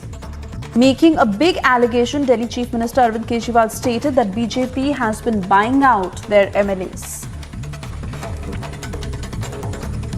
ये लोग जो हैं operation lotus हर state के लिए चला रहे हैं. हर राज्य के अंदर जा जाके एमएलए खरीद रहे हैं. जाहिर तौर पे फ्री में तो एमएलए खरीद ही नहीं रहे. किसी को सीबीआई ईडी का डर दिखाते हैं और साथ में जैसे अभी हमें पता चला कल कि पंजाब के अंदर भी इन्होंने कोशिश की 25-25 करोड़ रुपए में एमएलए खरीदने की. गोवा के अंदर कितने कितने में खरीदे हैं ये तो वहाँ के एमएलए ही बता सकते हैं या वहाँ के लोग ही बता सकते हैं कि कितने कितने में खरीदे. ये अच्छी बात नहीं है. ये अच्छी बात नहीं है. 4 sadhus have been allegedly attacked by the villagers in Maharashtra's Sangli area. According to the police, 4 sadhus are the residents of UP and were going to Pandharpur from Bijapur. The police also has informed that 6 people were arrested.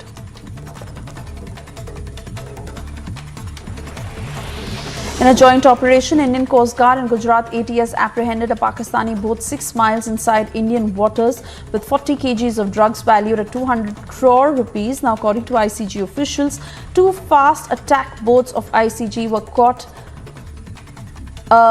in the Pakistani boat of Jhakhau coast in Gujarat. Pakistani crew along with the boat are being brought to Jhakhau for further investigation.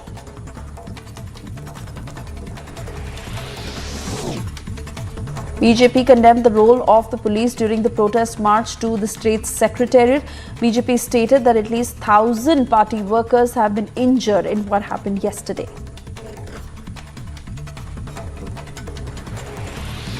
Bollywood actor Jacqueline Fernandez appeared before the Economic Offences Wing of the Delhi Police. Reportedly, Jacqueline had entered the EOW office via the back gate. The Bollywood actor was questioned in connection with the 200 crore rupees money laundering case that involves Sukesh Chandrasekhar.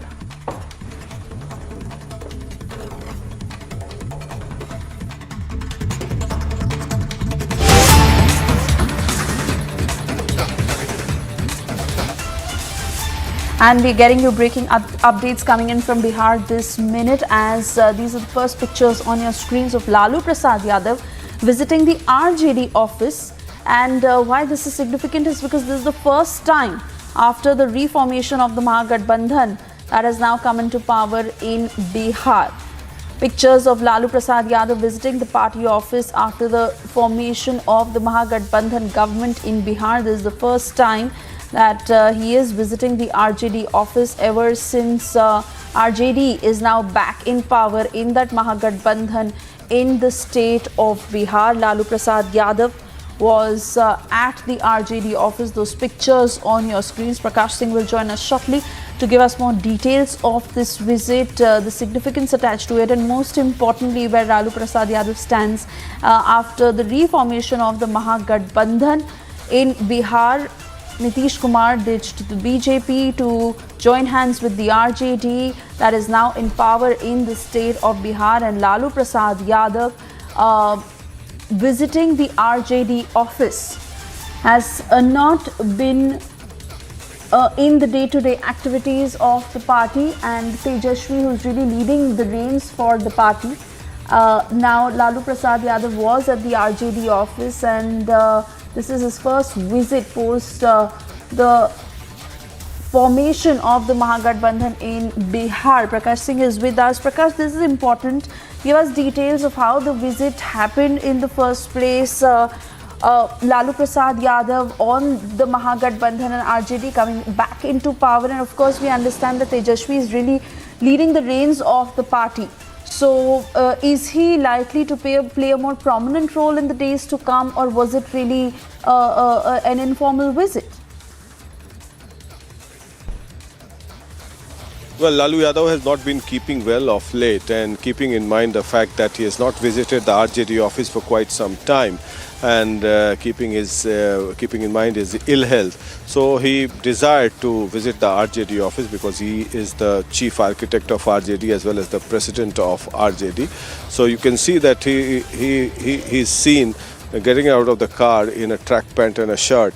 That's his normal attire these days because he doesn't keep well. Yes, as you rightly pointed out, that Tejaswi has donned the mantle and he's leading the party on all fronts, whether it be the formation of the Mahagathbandhan government. But still, Lalu understands politics, he's a charismatic leader, and the dynamics he understands. So the formation of the Mahagathbandhan government was initiated with Lalu and Nitish talking to each other, and thereafter the process began, and Tejaswi has become the face for sure now. So this visit holds a special significance because Lalu Yadav is the creator of the RJD, so he desired to visit the RJD office. Back to you. All right, Prakash, many thanks for getting us these details, and we move on to more breaking news coming in.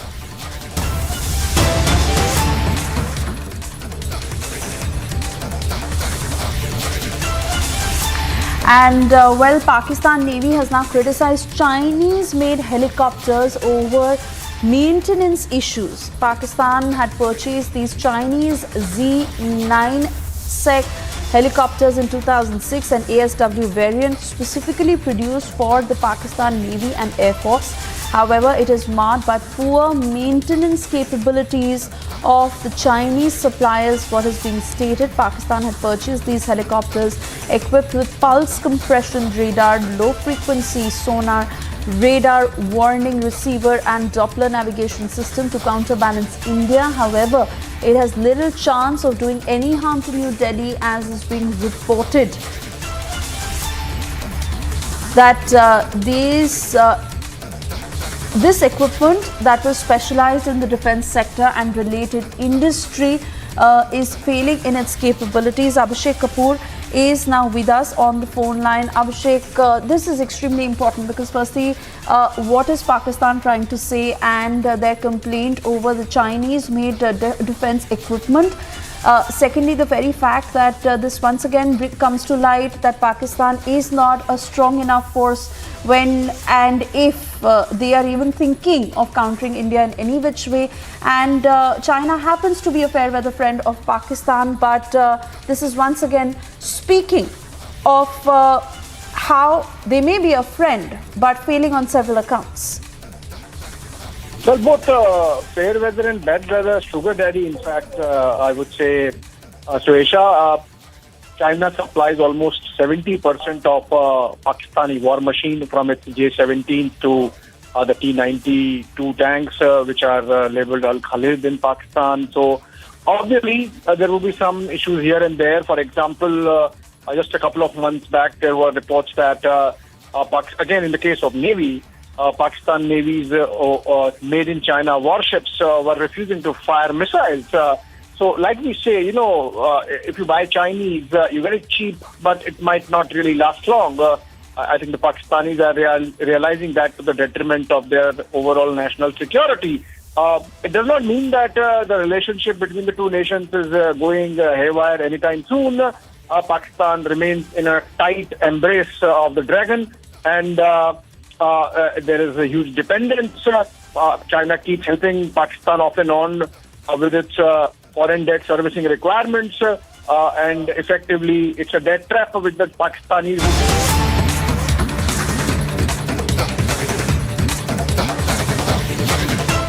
रखने का काम भी हमने किया है, और हमारा प्रयास है जो खिलाड़ी खेल छोड़ने के बाद अलग अलग डिपार्टमेंट्स में काम कर रहा है, अगर उनमें कोच बनने की इच्छा शक्ति है तो उनको कोचिंग, जो ट्रेन द ट्रेनर प्रोग्राम हो, कोच की कोचिंग करने की बात हो, उसको कोचिंग करने के लायक बनाने की बात हो, ये भी हम अपनी ओर से प्रयास कर रहे हैं ताकि वो खेल के साथ एक बार वापस जुड़े और उभरते हुए खिलाड़ियों को आगे ट्रेनिंग दे सके। उसमें भी बहुत सारे विभागों ने अपने अपने खिलाड़ियों को, किसी ने डेपुटेशन पर भेजा है, किसी ने लोन बेसिस पर भेजा है। इससे हमारे देश के अंदर ज़्यादा से ज़्यादा कोचेस की जो डिमांड थी उसकी पूर्ति भी हो रही है, और मुझे लगता है आगे भी हम सब ये करेंगे। आज का ये प्रोग्राम संभव नहीं होता अगर प्रधानमंत्री जी की सोच कि खेल को बढ़ावा देना है, उसको पूरा करने के लिए माननीय ऊर्जा मंत्री आदरणीय श्री आर.के. सिंह जी ने ये कदम नहीं उठाया होता। मैं सर आपका बहुत बहुत आभार अपनी ओर से, सभी खिलाड़ियों की ओर से बहुत बहुत धन्यवाद करता हूँ। PSUs तो बहुत है, लेकिन खेलों से जुड़ने के लिए जो आगे आए हैं उनका मैं इसलिए भी धन्यवाद करता हूँ। एक तो युवाओं को नशे से दूर रखने के लिए काम करेंगे, दूसरा देश की सॉफ्ट पावर को बढ़ाने का काम करेंगे, तीसरा देश का नाम दुनिया भर में रोशन करने के लिए जब किसी दूसरे देश की धरती पर तिरंगा लहराता है और हमारा राष्ट्रीय गान बजता है तो उसका आनंद ही कुछ और होता है, क्योंकि हमारे खिलाड़ी के गले में गोल्ड मेडल और भारतीय राष्ट्रगान की धुन पूरी दुनिया में सुनने को सुनाई देती है। तो मुझे पूर्ण विश्वास है आप आगे भी, बाकी कंपनीज भी आगे आएंगी, ना केवल कंपनीज जो PSUs हैं बल्कि कॉर्पोरेट जगत के बाकी लोग वो भी आगे आए। मेरा उनको निमंत्रण रहेगा।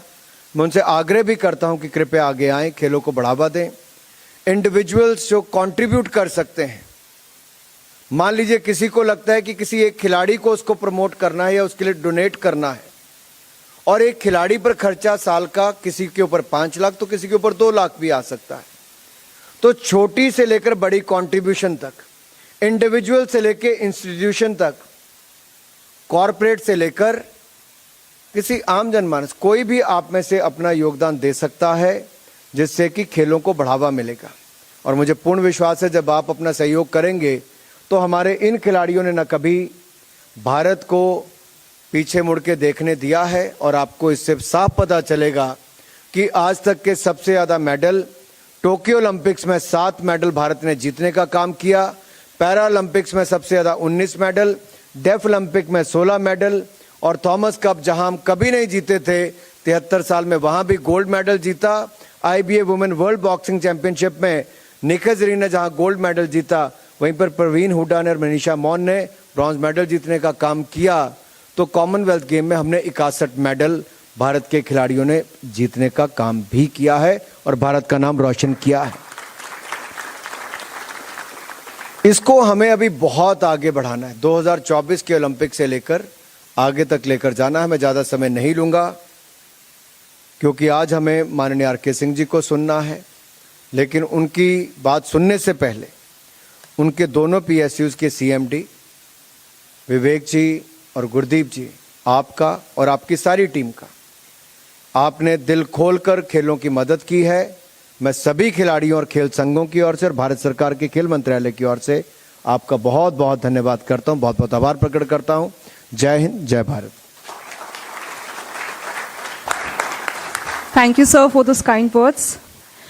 Now it's an honor to invite Shri RK Singh,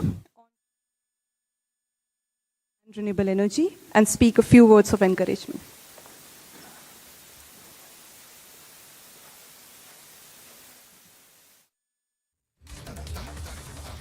And well, Anurag Thakur speaking on the initiatives that have been taken by the government while lauding Indian athletes. We are slipping into a very short commercial break, but we'll be back on this after a short breather. Stay with us.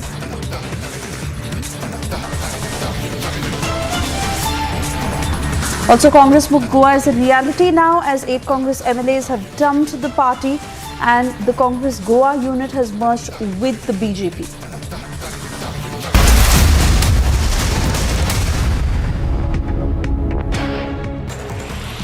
23 unrecognized madrasas in Uttar Pradesh have been marked. A timeline has been fixed by the administration, according to which the committee was to be formed by the 10th of September, and after serving madrasas and reports are to be submitted to the district magistrate by the 5th of October.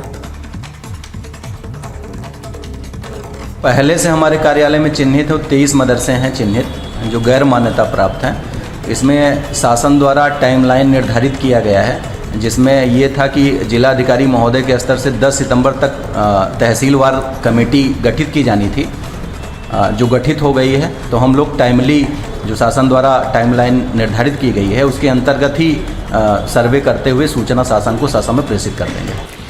Well, 4 sadhus were brutally attacked by villagers in the Lavanga village of Sangli in Maharashtra. According to the police, the 4 sadhus are residents of Uttar Pradesh. Reportedly, local residents could not understand their language, which led to a heated argument, due to which they were attacked. All sadhus have been admitted to the hospital by the police. Sources have claimed that they were attacked on suspicions of being members of a child lifter gang. No case has been registered so far. The High Court has set aside the reappointment of the Calcutta University Vice Chancellor. The High Court said that the West Bengal government has no authority to do so. As per provisions of the Varsities Act, Sonali Banerjee was appointed as the Vice Chancellor of the Calcutta University on the 28th of August in 2017 for 4 years, and her term had expired on the 27th of August this year. And here's a look at what else is making news this morning. The Union Home Minister Amit Shah is on a visit to Surat. The Home Minister will address Hindi Divas event on the occasion of the National Language Day. The All India Official Language Conference in Surat will be held today and tomorrow. The program will have 2 separate sessions. During one of the sessions, various topics related to Hindi language will be discussed. In a letter addressed to the Congress President Sonia Gandhi, Kamrul Islam Chaudhary called the party's Assam unit unstable. He also called the state unit directionless and confused. Chaudhary said that he and other workers of the party felt demoralized after no action was taken against the Congress MLAs who had cross-voted in the recently held presidential elections, despite public acknowledgement of the same by senior leaders of the party.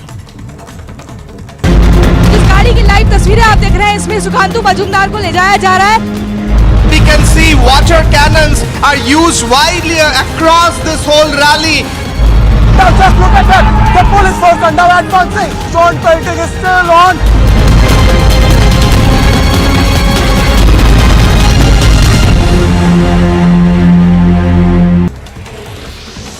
Uttarakhand's Chief Minister Pushkar Singh Dhami has said that the government will conduct a survey of all madrasas in the state. He said that surveys will be done properly as these institutions are very important. समय-समय पर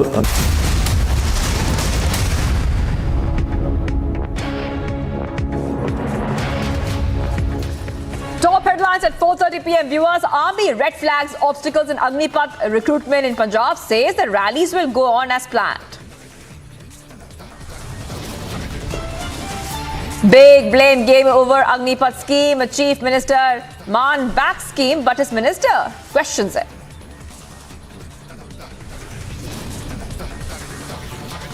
Congress Mukt Goa is a reality now, viewers, as 8 Congress MLAs dump party. Congress Goa unit merges with the BJP.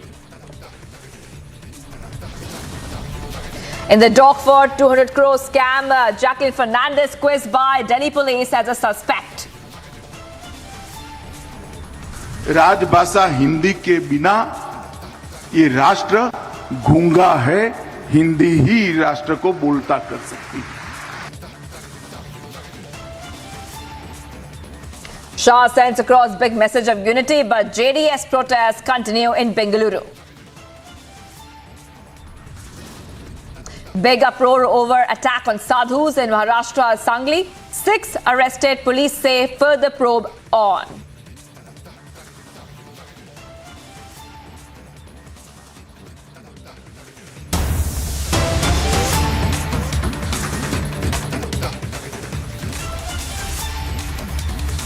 Viewers, we continue to be live and breaking, and the row over Hindi Divas explodes as earlier in the day, JDS had protested against Hindi Divas. Kumaraswamy and other JDS leaders protested against Hindi imposition by the centre. The visuals of those that you're seeing on your screen. And remember that the opposition there, JDS, protested right outside Vidhan Sauda. MLAs even sang Kannada songs and asked the state government to not use public money for Hindi Divas events. Big news coming in as a row over Hindi Divas explodes in Karnataka. A short while back, Amit Shah said that Hindi is a Rashtra Bhasha and Hindi unites the entire nation. For now, let's have a look at all the reactions coming in on this big story. Unitedly, you are living. All of us living unitedly as brothers and sisters. Now, why he is raising this issue?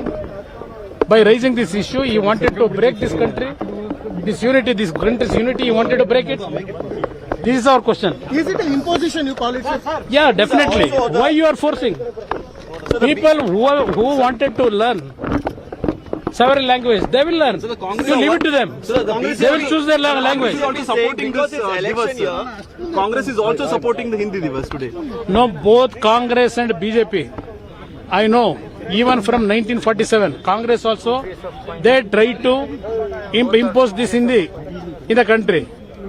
In Congress rule, when they tried to impose this issue, what happened in country?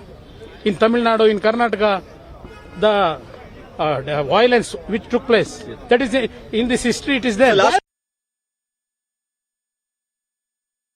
Bharat ಒಂದು ಒಕ್ಕೂಟ ರಾಷ್ಟ್ರ, ವಿವಿಧ ಭಾಷೆ, ವಿವಿಧ ಸಂಸ್ಕೃತಿ ಇರುವಂಥ ರಾಜ್ಯಗಳ ಒಂದು ಒಕ್ಕೂಟ.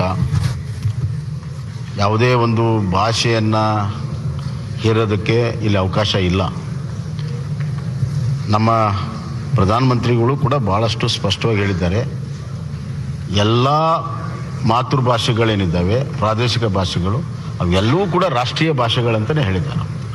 ಹೀಗಾಗಿ ಕನ್ನಡವನ್ನು ಸಂಪೂರ್ಣವಾಗಿ ರಕ್ಷಣೆ ಮಾಡೋದಷ್ಟೇ ಅಲ್ಲ, ಕನ್ನಡವನ್ನು ಬೆಳೆಸೋದಕ್ಕೆ ನಮ್ಮ ಸರ್ಕಾರ ಬದ್ಧವಾಗಿದೆ, ನಮ್ಮ ರಾಜ್ಯವೂ ಕೂಡ ಬದ್ಧಾಗಿದೆ, ನಮ್ಮ ಜನತೆಯೂ ಕೂಡ ಬದ್ಧಾಗಿದೆ.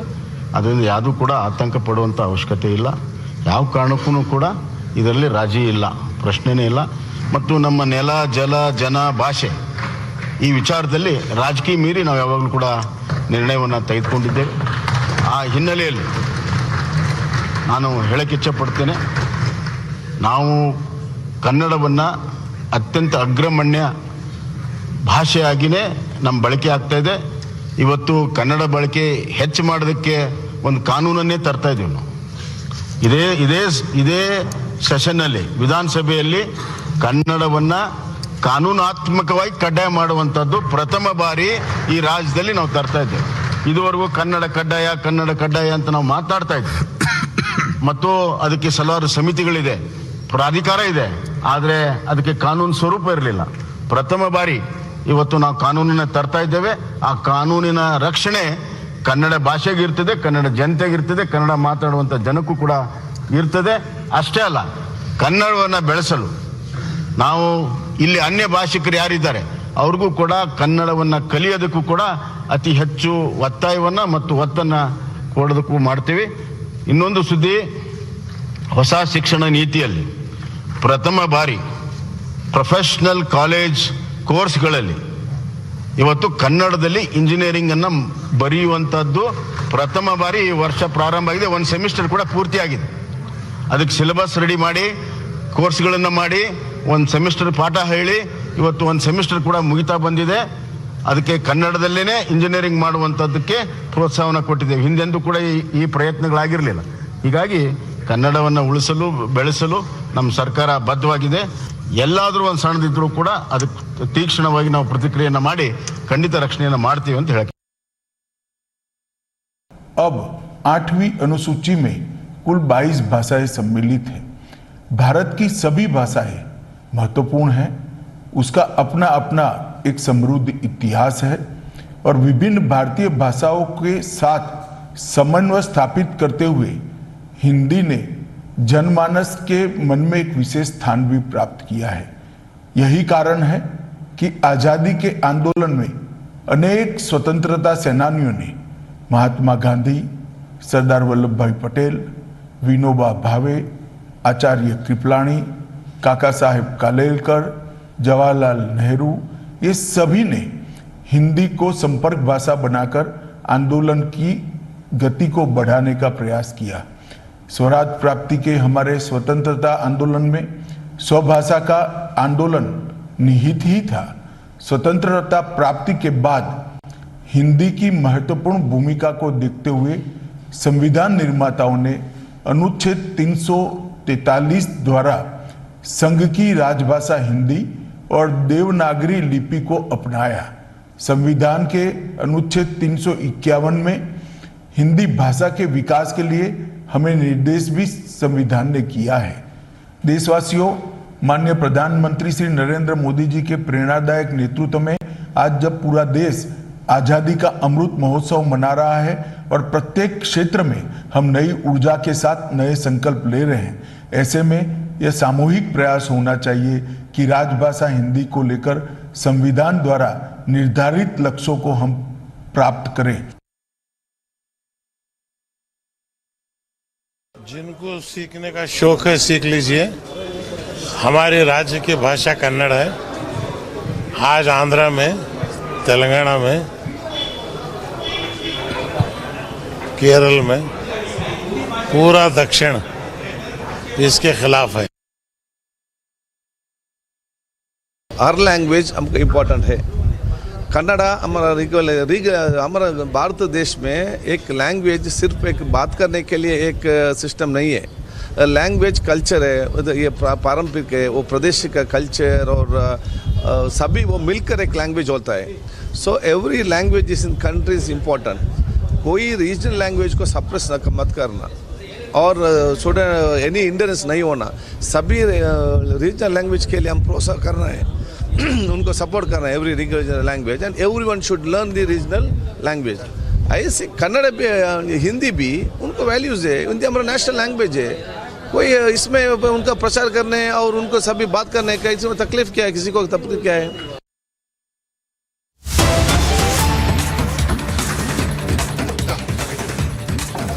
Viewers, we're getting some breaking news coming in. Fire broken out in the Imami Agro Company in Thane. What we are learning so far is that 6 fire tenders have reached the spot. You can see the visuals of the massive fire in Thane on your screen. You can see that a lot of smoke is coming out and a big blaze there in that go-down. It's a go-down which was gutted in a fire in the Purna village near Thane district, and 5 to 6 fire tenders are right now on spot to contain this fire. That's what we're learning so far. Big details coming in. At least 6 fire engines and water tankers have been bought to control that fire. That's what we're learning so far. We're getting some initial updates on the story. But for now, first visuals of the fire coming in from Thane. And this major fire erupted in the go-down of an agri-tech company located in the compound around 6:30 a.m. All right, Sandeep is joining me live. Sandeep, take us to the details of this fire. We can see that it's a massive fire. Have there been any casualties yet? As this fire is concerned, the fire took place at around 6:30 a.m. in the morning in Behwandi, that is in Arihant commercial complex, and the fire is the firefighting operations are still underway. In fact, 6 to 7 fire engines and tenders are at the spot, and they are. The firefighting operation is underway, but yes, so far there hasn't been any kind of casualties been reported. Neither any kind of injuries has been reported so far. But yes, huge fire, and it's since 6:30 a.m. in the morning, and the firefighting operation is still underway. All right. Well, thank you for getting us those details, Sandeep. Big news coming in from Thane, a massive fire which has broken out in Thane, and around 6 fire tenders at the spot to control it. Viewers, a minibus was involved in an accident in the Pooch area. Several passengers have been reported to be injured, and rescue operations have been launched. Here's more. 11 people have lost their life while 25 others are injured in an unfortunate incident when a minibus that was travelling in the Sojian sector of Poonch went down into deep gorge after the driver lost control over the bus. The Jammu and Kashmir administration along with the Indian Army and J&K police has rushed into rescue and relief operations, and the injured are being shifted to the nearby medical facility. The Lieutenant Governor of Jammu and Kashmir has directed the officials for the better treatment be provided to the injured so that precious lives can be saved, and has also announced a 5 lakh compensation to the next of kin of those who have lost their life in this unfortunate incident.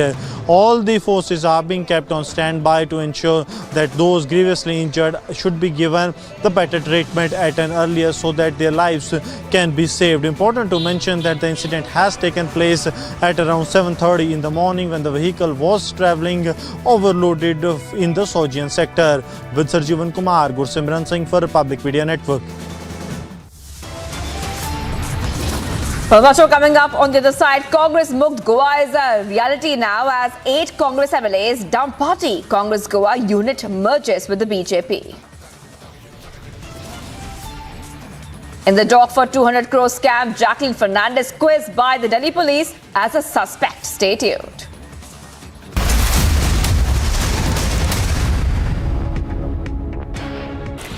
Well, 4 sadhus were brutally attacked by villagers in the Lavanga village of Sangli in Maharashtra. According to the police, the 4 sadhus are residents of Uttar Pradesh. Reportedly, local residents could not understand their language, which led to a heated argument, due to which they were attacked. All sadhus have been admitted to the hospital by the police. Sources have claimed that they were attacked on suspicions of being members of a child lifter gang. No case has been registered so far. The High Court has set aside the reappointment of the Calcutta University Vice Chancellor. The High Court said that the West Bengal government has no authority to do so. As per provisions of the Varsities Act, Sonali Banerjee was appointed as the Vice Chancellor of the Calcutta University on the 28th of August in 2017 for 4 years, and her term had expired on the 27th of August this year. And here's a look at what else is making news this morning. The Union Home Minister Amit Shah is on a visit to Surat. The Home Minister will address Hindi Divas event on the occasion of the National Language Day. The All India Official Language Conference in Surat will be held today and tomorrow. The program will have 2 separate sessions. During one of the sessions, various topics related to Hindi language will be discussed. In a letter addressed to the Congress President Sonia Gandhi, Kamrul Islam Chaudhary called the party's Assam unit unstable. He also called the state unit directionless and confused. Chaudhary said that he and other workers of the party felt demoralized after no action was taken against the Congress MLAs who had cross-voted in the recently held presidential elections, despite public acknowledgement of the same by senior leaders of the party. इस गाड़ी की live तस्वीरें आप देख रहे हैं, इसमें सुकांतु मजूमदार को ले जाया जा रहा है. We can see water cannons are used widely across this whole rally. Now just look at that. The police force are now advancing. Drone fighting is still on.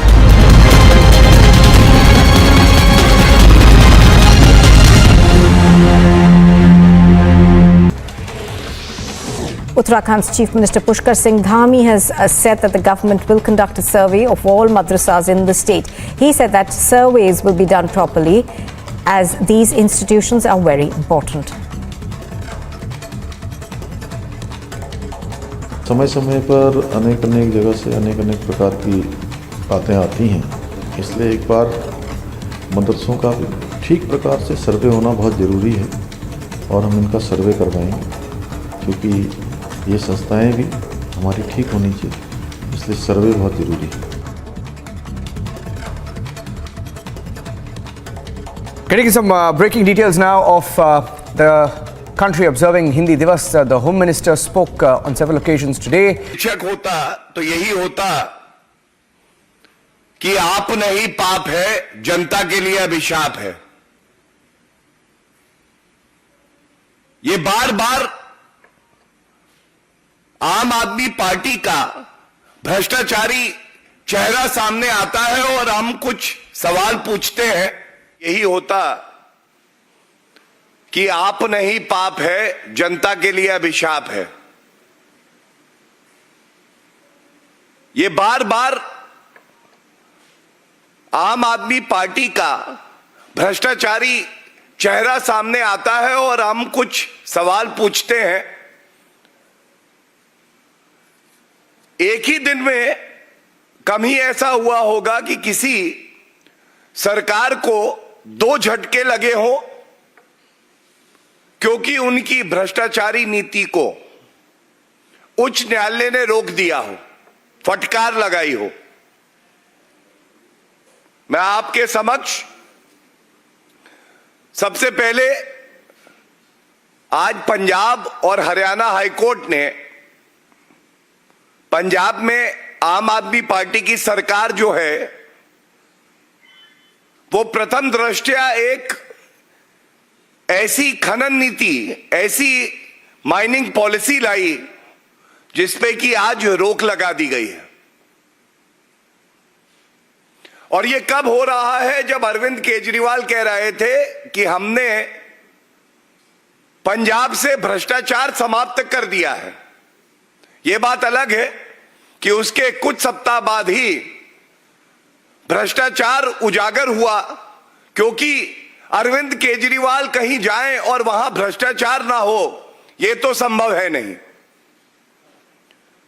अपने स्वास्थ्य मंत्री को हटाया उन्होंने पंजाब में, और उसके बाद आम आदमी पार्टी और अरविंद केजरीवाल की तिजोरी में जनता का धन कैसे आएगा, यह सुनिश्चित करने के लिए ऐसी माइनिंग पॉलिसी लाए जिसके बारे में कोई कल्पना भी नहीं कर सकता.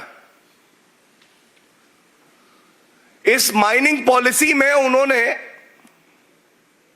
एक्सकवेशन खुदाई की एक नई परिभाषा जड़ी, और यह जानना अति आवश्यक है। यह परिभाषा इसलिए जड़ी गई क्योंकि अवैध खनन की कई शिकायतें जो पंजाब में हो रहा था वहां के मुख्यमंत्री के समक्ष भी आ रही थी। वहां की जनता भी त्रस्त थी और किसान भी त्रस्त थे।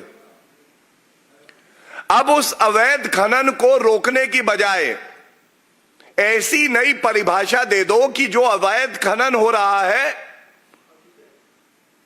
वो सही हो जाए, और जितने भ्रष्टाचारी हैं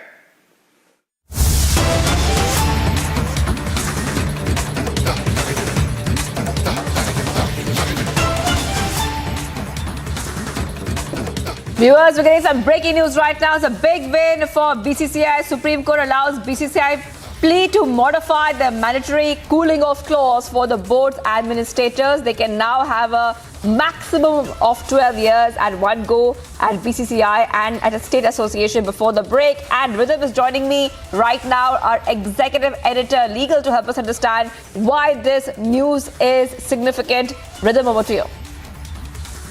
What this really means is the Supreme Court, with this allowing the BCCI's plea to modify the mandatory cooling off clause to the board's administration, now paves the way for the BCCI President Saurav Ganguly, also possibly Secretary Jay Shah, to stay in their positions. Remember, it is only after the Supreme Court had interfered and there were certain committees that had been formed, they had stated that there has to be a cooling off period earlier of mandatory period for 3 years. But after hearing all the sides, this includes Tushar Mehta, the Solicitor General of India, it includes the amicus curiae Maninder Singh, whose detailed reasoning today has been accepted by the court. The Supreme Court has now made some changes. They've said this allows the amendment of the BCCI's constitution. Now they will be able to allow to be the president or the secretary or the office bearer for 2 consecutive terms. So, in a sense, I believe that all the office bearers, the president and the secretary of the BCCI, will get an extension. The Supreme Court accepts the amendment to the BCCI constitution so that its administrators don't have to go cooling off period in 3 years. It will now be 6 plus 6, which is going to be seen as a big relief coming for them. And the Supreme Court also here had mentioned that there are a lot of people make contacts within the time, and then the 3-year period is too short for them to really continue. On the basis of that, after giving a very long hearing to this, the Supreme Court has accepted the amendment to the BCCI constitution. The BCCI had sought relaxation of the mandatory cooling off period between the terms. And as Maninder Singh explained this in a concise note to the courtroom, the Supreme Court has accepted this finally today after giving a big hearing to the case.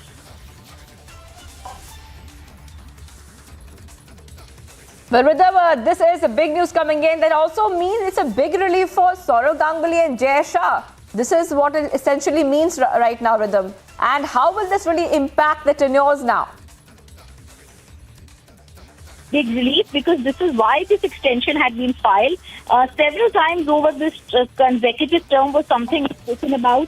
If we actually remember, it was Justice Lodha Committee that had stated that there has to be a cooling off period. The Lodha Committee had recommended of 6 years. After persuasion, it was made 3 years. After persuasion, that Lodha Committee recommendation of cooling off had been made to be 6 years. Right, Rhythm. All the sides relief has been granted to the BCCI office bearers. So essentially, what Rhythm Bhardwaj, our executive editor legal, is saying that 2 consecutive terms are allowed for BCCI chief, 2 terms allowed for secretary office bearers, and cooling off period after 2 straight terms. So maximum of 12 terms, 12 years at one go at BCCI and at state association before the break. Big news coming in, big win for BCCI, relief for Saurav Ganguly as well. Stay tuned.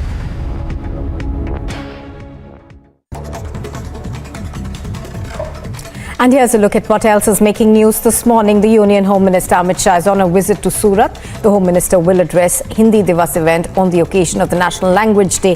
The All India Official Language Conference in Surat will be held today and tomorrow.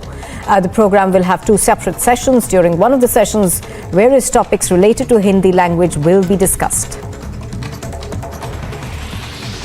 In a letter addressed to the Congress President Sonia Gandhi, Kamrul Islam Chaudhry called the party's Assam unit unstable. He also called the state unit directionless and confused. Chaudhry said that he and other workers of the party felt demoralized after no action was taken against the Congress MLAs who had cross-voted in the recently held presidential elections, despite public acknowledgement of the same by senior leaders of the party.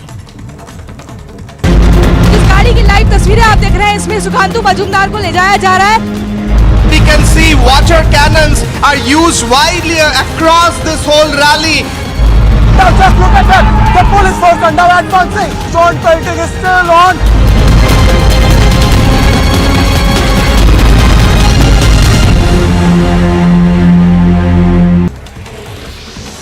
Uttarakhand's Chief Minister Pushkar Singh Dhami has said that the government will conduct a survey of all madrasas in the state. He said that surveys will be done properly, as these institutions are very important. समय समय पर अनेक जगह से अनेक प्रकार की बातें आती हैं, इसलिए एक बार मदरसों का भी ठीक प्रकार से सर्वे होना बहुत ज़रूरी है और हम इनका सर्वे करवाएंगे, क्योंकि ये संस्थाएं भी हमारी ठीक होनी चाहिए, इसलिए सर्वे बहुत ज़रूरी है। Getting some breaking details now of the country observing Hindi Divas. The Home Minister spoke on several occasions today, and Amit Shah, the Union Home Minister, Cooperatives Minister, said that Hindi is the friend of all Indian languages and it unites the whole nation in the thread of unity. राजभाषा हिंदी के बिना ये राष्ट्र गूंगा है, हिंदी ही राष्ट्र को बोलता कर सकती है। Well, addressing the country on the Hindi Divas, Home Minister Amit Shah has stated that all languages are important for the country. JDS leaders have staged a protest at Gandhi statue in Vidhana Saudha in Bengaluru over Hindi Divas. JDS leader, former Karnataka Chief Minister Kumaraswamy, leading that protest, calling the Hindi Divas an attempt to divide. 23 unrecognized madrasas in Uttar Pradesh have been marked. A timeline has been fixed by the administration, according to which the committee was to be formed by the 10th of September, and after serving madrasas and reports are to be submitted to the district magistrate by the 5th of October. पहले से हमारे कार्यालय में चिन्हित 23 मदरसे हैं चिन्हित, जो गैर मान्यता प्राप्त हैं। इसमें शासन द्वारा टाइमलाइन निर्धारित किया गया है, जिसमें ये था कि जिलाधिकारी महोदय के स्तर से 10 सितंबर तक तहसीलवार कमेटी गठित की जानी थी, जो गठित हो गई है। तो हम लोग टाइमली, जो शासन द्वारा टाइमलाइन निर्धारित की गई है, उसके अंतर्गत ही सर्वे करते हुए सूचना शासन को ससमय प्रेषित कर देंगे। Well, 4 sadhus were brutally attacked by villagers in the Lavanga village of Sangli in Maharashtra. According to the police, the 4 sadhus are residents of Uttar Pradesh. Reportedly, local residents could not understand their language, which led to a heated argument, due to which they were attacked. All sadhus have been admitted to the hospital by the police. Sources have claimed that they were attacked on suspicions of being members of a child lifter gang. No case has been registered so far. The High Court has set aside the reappointment of the Calcutta University Vice Chancellor. The High Court said that the West Bengal government has no authority to do so. As per provisions of the Varsities Act, Sonali Banerjee was appointed as the Vice Chancellor of the Calcutta University on the 28th of August in 2000.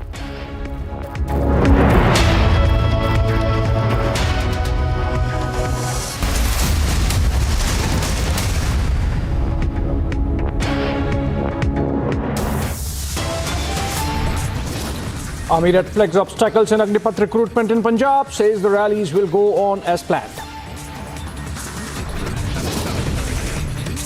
Blame game over Agnipath scheme. Chief Minister Mann backs the scheme, but his minister questions it. Congress booked Goa is a reality now, as 8 Congress MLAs dumped the party. Congress Goa unit merges with the BJP. In the dock for rupees 200 crore scam, Jacqueline Fernandez quizzed by Delhi police as a suspect. राजभाषा हिंदी के बिना ये राष्ट्र गूंगा है, हिंदी ही राष्ट्र को बोलता कर सकती है। Union Home Minister Amit Shah sends cross. Big message of unity. But JDS protests continue in Bengaluru on the issue. Uproar over attack on Sadhus in Maharashtra's Sangli. 6 arrested, police says further probe on.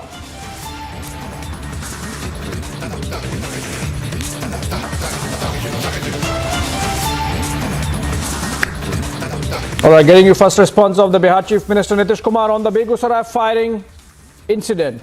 He calls it a conspiracy and says had called a meeting today. 7 police personnel who were on patrolling duty have been suspended.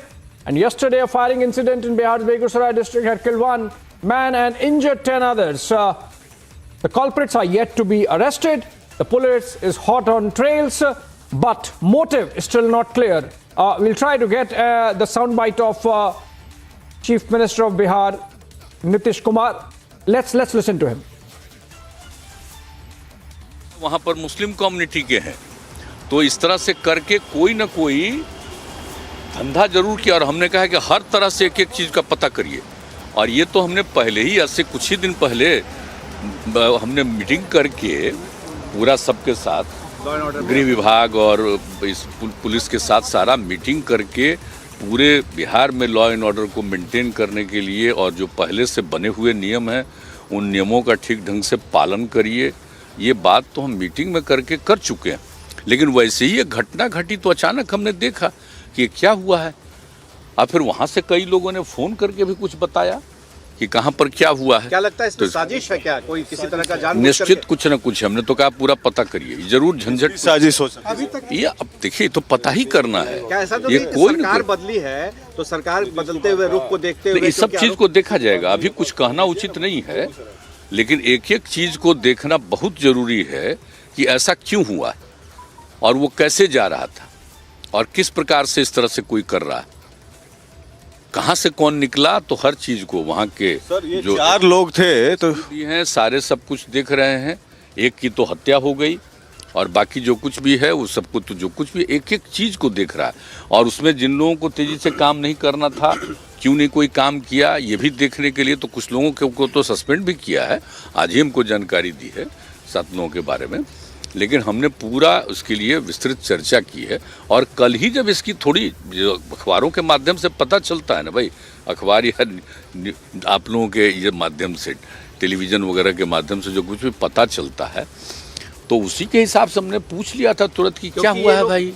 तो उसके बाद कहा कि नहीं देख रहे हैं हम लोग, ये कर रहे हैं, वो सब सारी बातें। लेकिन आज तो हमने पूरा मीटिंग बुला दी। आरोप पहली घटना हुई है और नहीं देखिए, इस तरह की बात आप जानते हैं कि किस तरह से लोगों को सचेत किया हुआ है। आप जरा गौर करिए, हम तो सब जब से काम करने का मौका मिला है तो याद कर लीजिए पुरानी चीज़ों को देख करके कि इस तरह की बातें ज़्यादा कभी नहीं हुई हैं।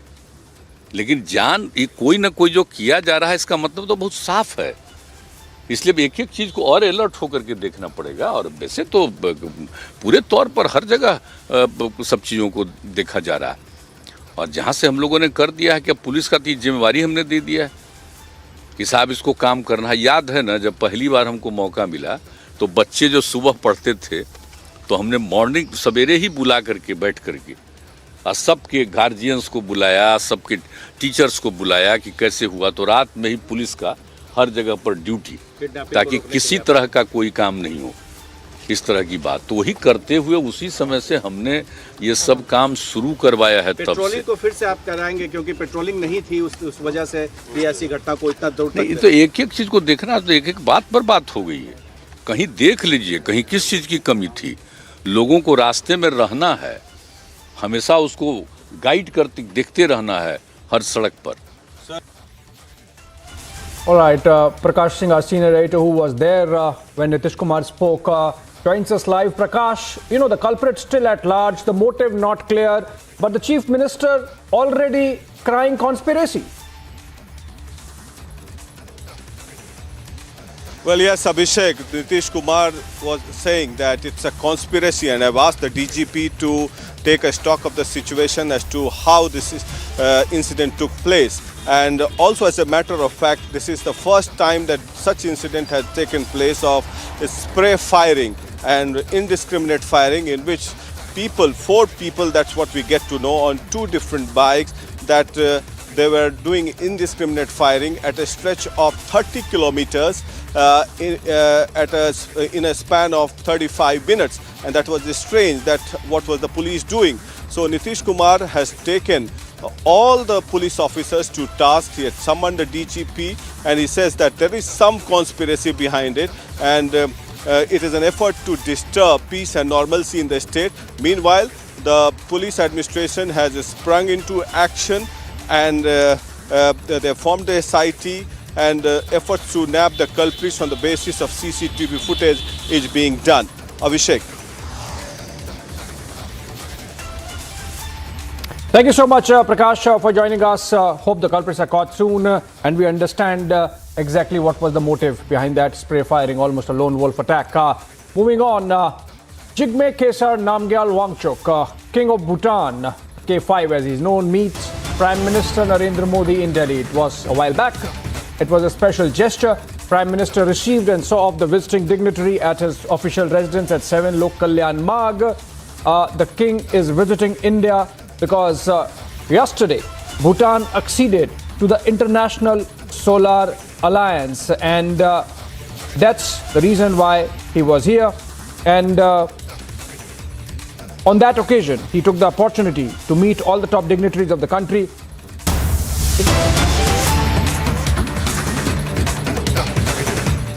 বিদ্যাসাগরের যখন মূর্তি ভাঙা হয়েছিল, সেই দৃশ্যেরই এক প্রকার পুনরাবৃত্তি বলা যেতে পারে।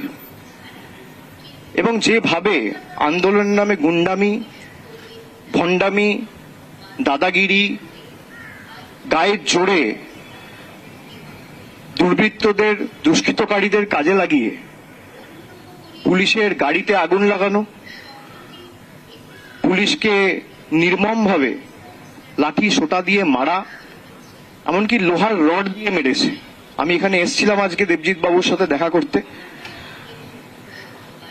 ওনার দ্রুত সুস্থতা কামনা করি।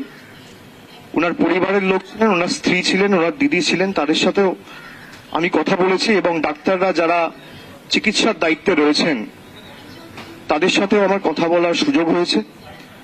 ওনার বাঁ হাতে একটা সিভিয়ার ফ্র্যাকচার রয়েছে, হাত ভেঙে গেছে, এবং সারা গায়ে আঘাতের চিহ্ন। পিঠ তো দেখা যাচ্ছে না, কালকে যে ছবিগুলো বেরিয়েছে আপনারা দেখেছেন, যে পুলিশের উপর কিভাবে গায়ের জোরে গুন্ডামি করা, মস্তানি করা। এবং আমি স্যালুট জানাই এই সমস্ত অফিসারদের, যে সংযম, যে ধৈর্য, যে সংবেদনশীলতার পরিচয় তারা দিয়েছে, তাদেরকে আমি কুর্নিশ জানাই। যে এই আধিকারিকগুলোর জন্যই এবং তাদের নিরলস পরিশ্রমের কারণেই আজকে হয়তো বাংলা সুরক্ষিত বা দেশের মধ্যে সব থেকে নিরাপদ শহর কলকাতা। তাদেরকেই যেভাবে আক্রমণ করা হয়েছে, আমি ধন্যবাদ জানাই সংবাদ মাধ্যমকে। কালকে যেভাবে আপনারা প্রকৃত সত্যটা মানুষের সামনে তুলে ধরেছেন এবং উপস্থাপিত করেছেন, আমি সবাইকে ধন্যবাদ জানাচ্ছি। কিন্তু কালকে যে ইস্যু নিয়ে নবান্ন অভিযানের ডাক দিয়েছিল ভারতীয় জনতা পার্টি, কার্যত সেই ইস্যুর একটা শব্দ, একটা অক্ষর বা একটা লেটার, সে এসএসসি হোক বা অন্য কিছু, তাদের মুখ থেকে শোনা যায়নি।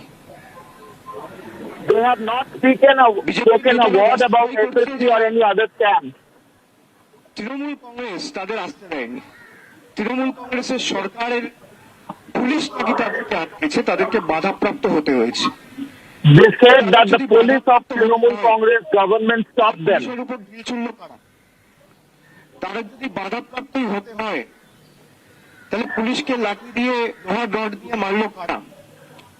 তাদের যদি বাধাপ্রাপ্তই হতে হয়, পুলিশের গাড়িতে ঢেলে খবরের কাগজ আর লাইটার দিয়ে আগুন লাগালো কারা?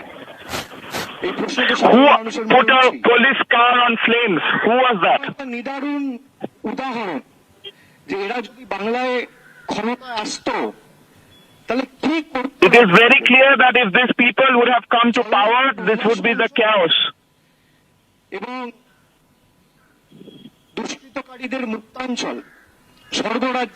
Bengal would have become an open field for all kind of goons.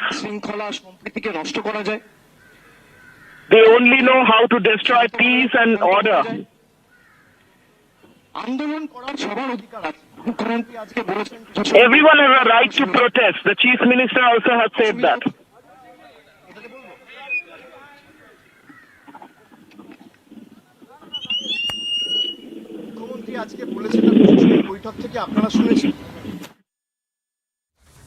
Well, that was Abhishek Banerjee taking on the center in the backdrop of developments that have taken place in the last 24 hours with the BJP out on the streets of Bengal and Abhishek, of course, under the lens of security of investigation agencies, including the Enforcement Directorate and the CBI. Moving on, Nitish Kumar has confirmed meeting Prashant Kishore yesterday at his residence. Now, this is significant. This meeting took place at the behest of Pawan Verma after there was a war of words between PK and Nitish.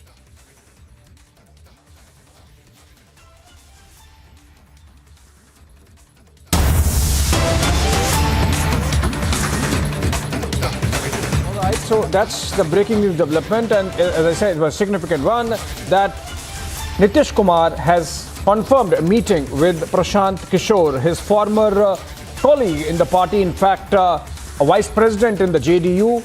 Before that, a political aide. The poll strategist has recently made a lot of strong comments on Nitish Kumar, both before he flipped from the BJP to the RJD and after. And in fact, Prashant Kishore had quit Nitish Kumar on the issue of Nitish's continuing alliance with the Bharatiya Janata Party. And now it seems some kind of coming together has happened at the behest of Pawan Verma, who's a JDU leader, a former diplomat, and a close friend of both Nitish Kumar and Prashant Kishore. Prashant Kishore, who said that he is moving around Bihar and looking for a possibility of launching his own party in a bid or to bid for 2025 elections in the state. As recently as 48 hours back had said that the alliance between Nitish Kumar and the RJD would not last long, wait for a year.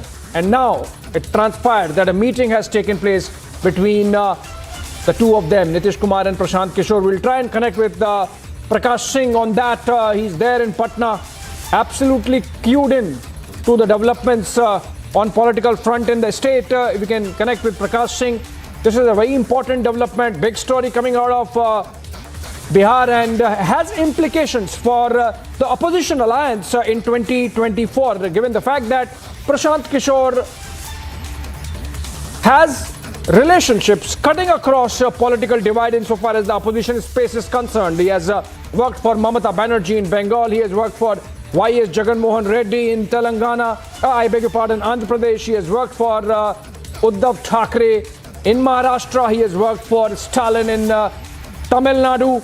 He has worked for Aam Aadmi Party in Delhi and Punjab. He has worked for the Congress Party, obviously, in many states, including in Punjab, Uttar Pradesh and Rajasthan. Before that, and of course, he was part of Nitish Kumar's party. He was vice president in the party. So obviously, all those credentials there as a poll strategist. Of course, Prashant Kishore has moved on, put behind that avatar of his and become a politician himself.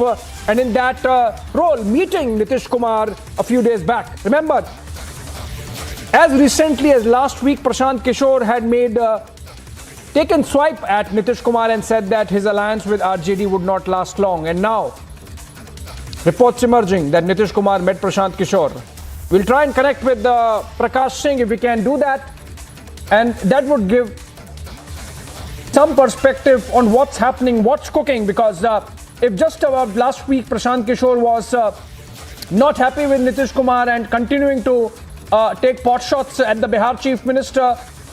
All right, Prakash Singh joins us over the phone. Prakash, important development there. I think it's going to be significant for the opposition space if there is coming together again of Nitish Kumar and Prashant Kishore. But what really worked? Because I remember the interview that you did just a few days back. Prashant Kishore was still taking pot shots at Nitish Kumar and saying that his alliance with RJD would not last even for a year. Well, it was at the behest of Pawan Burma. Pawan Burma and Prashant Kishore were thrown out of the JDU in January 2020. And after the war of words between Nitish Kumar and Prashant Kishore escalated, Pawan Burma was summoned to Patna. He was made a state guest. Yesterday I interviewed Pawan Burma also. He did confirm that he had met Nitish Kumar, and he also confirmed that there's a possibility of joining back the JDU again. But what about Prashant Kishore? Because he has gone a little bit too far, because he has already launched his campaign called Jan Suraj in Bihar, and he's been traveling and starts his Padyatra on 2nd October. But when we broke this morning that Prashant Kishore had met Nitish Kumar at his residence yesterday for around 2 hours. And today, when we asked Nitish Kumar, I was standing out his residence, and Nitish Kumar confirmed that yes, we did meet, and I had called Pawan Burma. But when I asked him that would Prashant Kishore join you back again, then he said you should ask Prashant Kishore what he wants to do. Now, the onus is on Prashant Kishore, but yes, the meeting has been confirmed by Nitish Kumar that yes, the meeting was held at the behest of Pawan Burma. Pawan Burma flew in from Delhi to Patna. He was here for 2 nights, and he acted as a bridge, as well as he's been a diplomat and an ambassador, and he was an ambassador for the meeting between Prashant Kishore and Nitish Kumar. And we all have to see whether there is any truce going to happen between Prashant Kishore or Nitish Kumar. But I spoke to Prashant today as well. He's in West Champaran formulating and charting out the tour programs for 2nd October from where he starts his Padyatra. So this is a big breaking development that Nitish Kumar trying to galvanize the opposition, and he desperately wants Prashant Kishore on his fold. But on what terms and conditions, that only Prashant can say. Back to you. All right, significant one there, Prakash. If Prashant Kishore is back with Nitish Kumar, it would definitely act as a force multiplier so far as opposition space is concerned. Perhaps that might be the intention in this coming together. But whether they can really bury the hatchet, interesting to watch out there. Thank you so much for joining us there from Patna. Prakash Singh giving us a perspective on Nitish Kumar meeting Prashant Kishore. Moving on, at least 7 laborers have been killed after the lift of an under construction building collapsed in Gujarat's Ahmedabad today. Apart from this, at least 1 got injured. Let's look at this ground report filed by Priyanka Sharma. In a tragic incident that is being reported from the city of Ahmedabad, right behind me is an under construction building from which there were at least 8 laborers who had been inside working on the lift, is what we're being told. And from here, from the 7th floor, in fact, we were being told that they had taken a fall to the ground floor. And now you can see that the investigation will also be carried out. But behind me is where the barricading of this entire place has also been done. But we'll try to show you the visuals of where exactly this incident had taken place and the kind of the evidences of blood as well that we are seeing right now of the laborers that had fallen here, and they were in fact shifted to the hospital as soon as possible, is what we had been told by the fire emergency services as well. But they had also stated now that out of these 8 laborers, at least unfortunately 7 of them have lost their lives, and they have in fact lost their lives because of the kind of conditions in which they had been working. And hence we are being told that a police investigation into the case will also be carried out. The fire emergency services along with the police officials will carry out an investigation. There will be statements taken by the builder as well. And also we are being told that the mayor has come in fact here right now, and he's also taking stock of the situation to understand how this investigation will also proceed further and whether or not there was some incident of negligence because of which these laborers have lost their lives. With video journalist Bipin Mori, I'm Priyanka Sharma for Republic. हम लोग जब आए तब यहाँ सब कुछ कोई भी आदमी नहीं थे, सबको ले गया था। एक्चुअल में एक घटना 9 साढ़े 9 बजे की आसपास वाले बोल रहे हैं कि हुआ है, लेकिन हमको फायर ब्रिगेड को किसी ने इन्फॉर्म नहीं किया है। मीडिया में किसी मित्र लोगों ने फोन किया कि ऐसे ऐसे हुआ है, आपको मालूम है, तब हम यहाँ पे विजिट करने के लिए आए और उसके बाद हम लोगों ने फायर के व्हीकल मंगवाए। 6 पर्सन है ऐसा बोल रहे हैं अभी, लेकिन हम अभी हॉस्पिटल में चेक करवा रहे हैं कि कहाँ पे क्या है, कहाँ से ले गए, कौन कौन ले गए। बिल्डिंग के ऊपर कुछ भी कार्यवाही बिल्डर के ऊपर होगी कि यहाँ पे कुछ इन्फॉर्मेशन तो बेसिक दे कि क्या हुआ था क्या नहीं। उसके लिफ्ट हुआ ही नहीं, लिफ्ट का काम ही नहीं है, लिफ्ट चालू भी नहीं है अभी। All right, let's look at some stories from across the country in a top wrap. As the country observed Hindi Divas, Union Home Minister Amit Shah said Hindi is the friend of all Indian languages and it unites the whole nation in a thread of unity. भाषा हिंदी के बिना ये राष्ट्र गूंगा है, हिंदी ही राष्ट्र को बोलता कर सकती है। While addressing the country on the Hindi Divas, Home Minister Shah has stated that all languages are important for the country. राजभाषा हिंदी किसी भी भारतीय भाषा की प्रतिस्पर्धी नहीं है, बल्कि उसकी सखी है और हमारी सभी भाषाओं का विकास एक दूसरे के परस्पर सहयोग से ही संभव है। JDS leaders have staged a protest at Gandhi statue in Vidhan Sauda in Bengaluru over Hindi Divas. JDS leader and former Karnataka Chief Minister H.D. Kumaraswamy has stated that imposition of Hindi is being used to break the country. Unitedly, you are living. All of us living unitedly as brothers and sisters. Now, why he is raising this issue? By raising this issue, he wanted to break this country, this unity, this country's unity. He wanted to break it. This is our question. In a massive setback for the Goa Congress in Goa, 8 MLAs jumped the ship and the Goa unit of the Congress party merged with the BJP. Bharat Jodo यात्रा start की थी। मुझे लगता है गोवा से कांग्रेस छोड़ो यात्रा start हो चुकी है। इसी तरह से पूरे देश भर में कन्याकुमारी से लेकर कश्मीर तक सभी लोग कांग्रेस को थोड़े थोड़े छोड़ रहे थे, अभी लमसम में छोड़ रहे हैं। इसी तरह से पूरे सभी छोड़ के भारतीय जनता पार्टी या बाकी जो राष्ट्रहित वाली पार्टी को जुड़ेंगे। निश्चित रीत्या ऑनरेबल प्राइम मिनिस्टर आने 2024 के इलेक्शन में बड़ी जीत ऑनरेबल प्राइम मिनिस्टर को मिलेगी। After joining BJP, Digambar Kamath and other rebel MLAs have stated that Goa Congress's Bharat Chodo Yatra is a farce. That this Bharat Jodo Yatra is not going to bring any difference to the party. The internal leadership had to be strengthened, which nobody is taking care. So Bharat Jodo Yatra is going to be a failure, and which has started from Goa, that is today.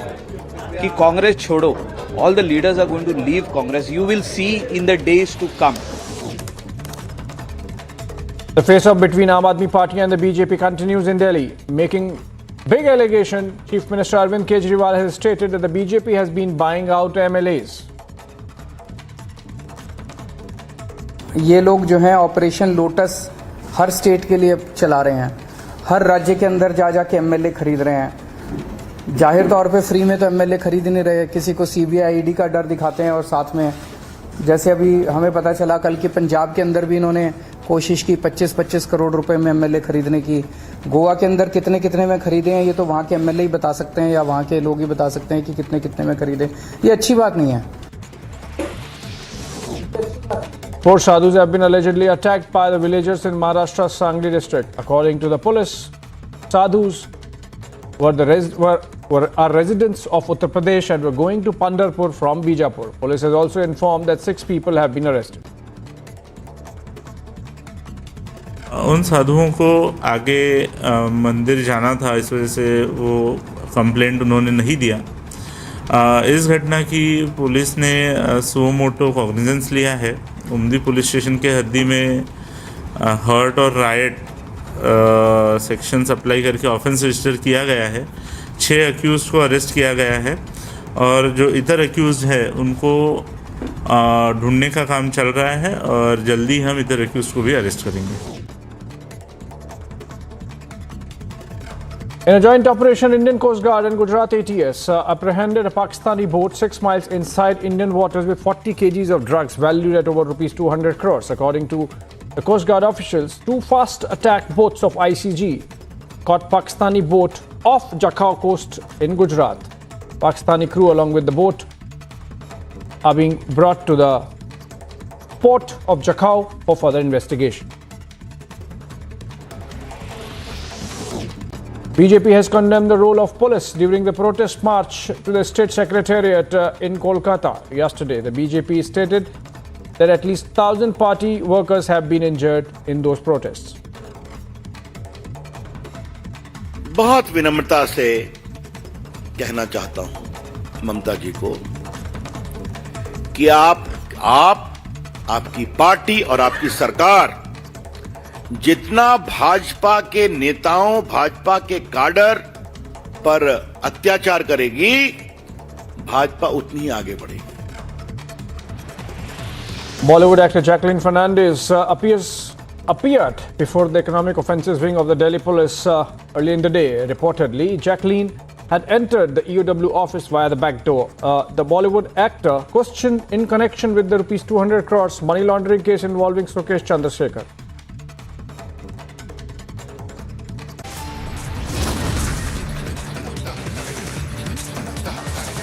Thousands of people are lining the streets around Buckingham Palace ahead of a procession that will take the Queen's coffin to Westminster Hall.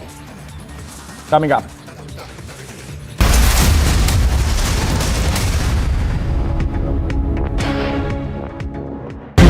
इस गाड़ी की live तस्वीरें आप देख रहे हैं, इसमें सुकांतु मजूमदार को ले जाया जा रहा है. We can see water cannons are used widely across this whole rally. Now just look at that! The police force are now advancing! Stone pelting is still on!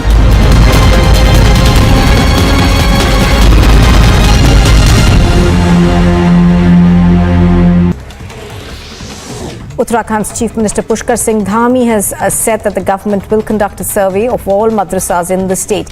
He said that surveys will be done properly as these institutions are very important. समय समय पर अनेक जगह से अनेक प्रकार की बातें आती हैं, इसलिए एक बार मदरसों का भी ठीक प्रकार से सर्वे होना बहुत ज़रूरी है और हम इनका सर्वे करवाएंगे क्योंकि ये संस्थाएं भी हमारी ठीक होनी चाहिए, इसलिए सर्वे बहुत ज़रूरी है. Getting some breaking details now of the country observing Hindi Divas. The Home Minister spoke on several occasions today, and Amit Shah, the Union Home Minister, Cooperatives Minister, said that Hindi is the friend of all Indian languages and it unites the whole nation in the thread of unity. राजभाषा हिंदी के बिना ये राष्ट्र गूंगा है, हिंदी ही राष्ट्र को बोलता कर सकती है. Well, addressing the country on the Hindi Divas, Home Minister Amit Shah has stated that all languages are important for the country. JDS leaders have staged a protest at Gandhi statue in Vidhana Saudha in Bengaluru over Hindi Divas. JDS leader, former Karnataka Chief Minister Kumaraswamy, leading that protest, calling the Hindi Divas an attempt to divide. 23 unrecognized madrasas in Uttar Pradesh have been marked. A timeline has been fixed by the administration, according to which the committee was to be formed by the 10th of September, and after serving madrasas and reports are to be submitted to the district magistrate by the 5th of October. पहले से हमारे कार्यालय में चिन्हित 23 मदरसे हैं चिन्हित जो गैर मान्यता प्राप्त हैं.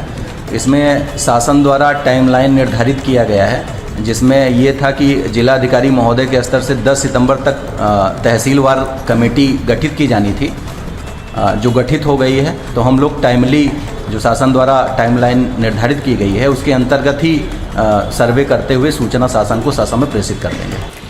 Well, 4 sadhus were brutally attacked by villagers in the Lavanga village of Sangli in Maharashtra. According to the police, the 4 sadhus are residents of Uttar Pradesh. Reportedly, local residents could not understand their language, which led to a heated argument, due to which they were attacked. All sadhus have been admitted to the hospital by the police. Sources have claimed that they were attacked on suspicions of being members of a child lifter gang. No case has been registered so far. The High Court has set aside the reappointment of the Calcutta University Vice Chancellor. The High Court said that the West Bengal government has no authority to do so. As per provisions of the Varsities Act, Sonali Banerjee was appointed as the Vice Chancellor of the Calcutta University on the 28th of August in 2017 for 4 years, and her term had expired on the 27th of August this year. And here's a look at what else is making news this morning. The Union Home Minister Amit Shah is on a visit to Surat. The Home Minister will address Hindi Divas event on the occasion of the National Language Day. The All India Official Language Conference in Surat will be held today and tomorrow. The program will have 2 separate sessions. During one of the sessions, various topics related to Hindi language will be discussed. In a letter addressed to the Congress President Sonia Gandhi, Kamrul Islam Chaudhry called the party's Assam unit unstable. He also called the state unit directionless and confused. Chaudhry said that he and other workers of the party felt demoralized after no action was taken against the Congress MLAs who had cross-voted in the recently held presidential elections, despite public acknowledgement of the same by senior leaders of the party.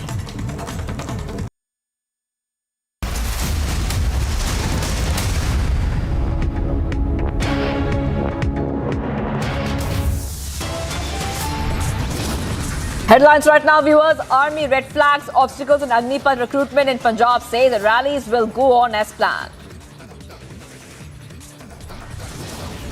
Blame game over Agnipath scheme. CM Man backs scheme, but his minister questions it. Congress Mukh Goa is a reality now as 8 Congress MLAs dump party. Congress Goa unit merges with the BJP. In the dock for 200 crore scam, Jacqueline Fernandez quizzed by Delhi police as a suspect.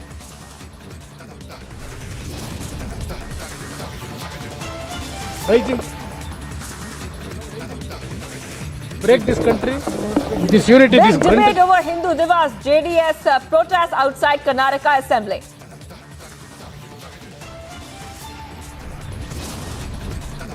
Uproar over attack on Sadhus in Maharashtra. Sangli, 6 arrested. Police says further probe on.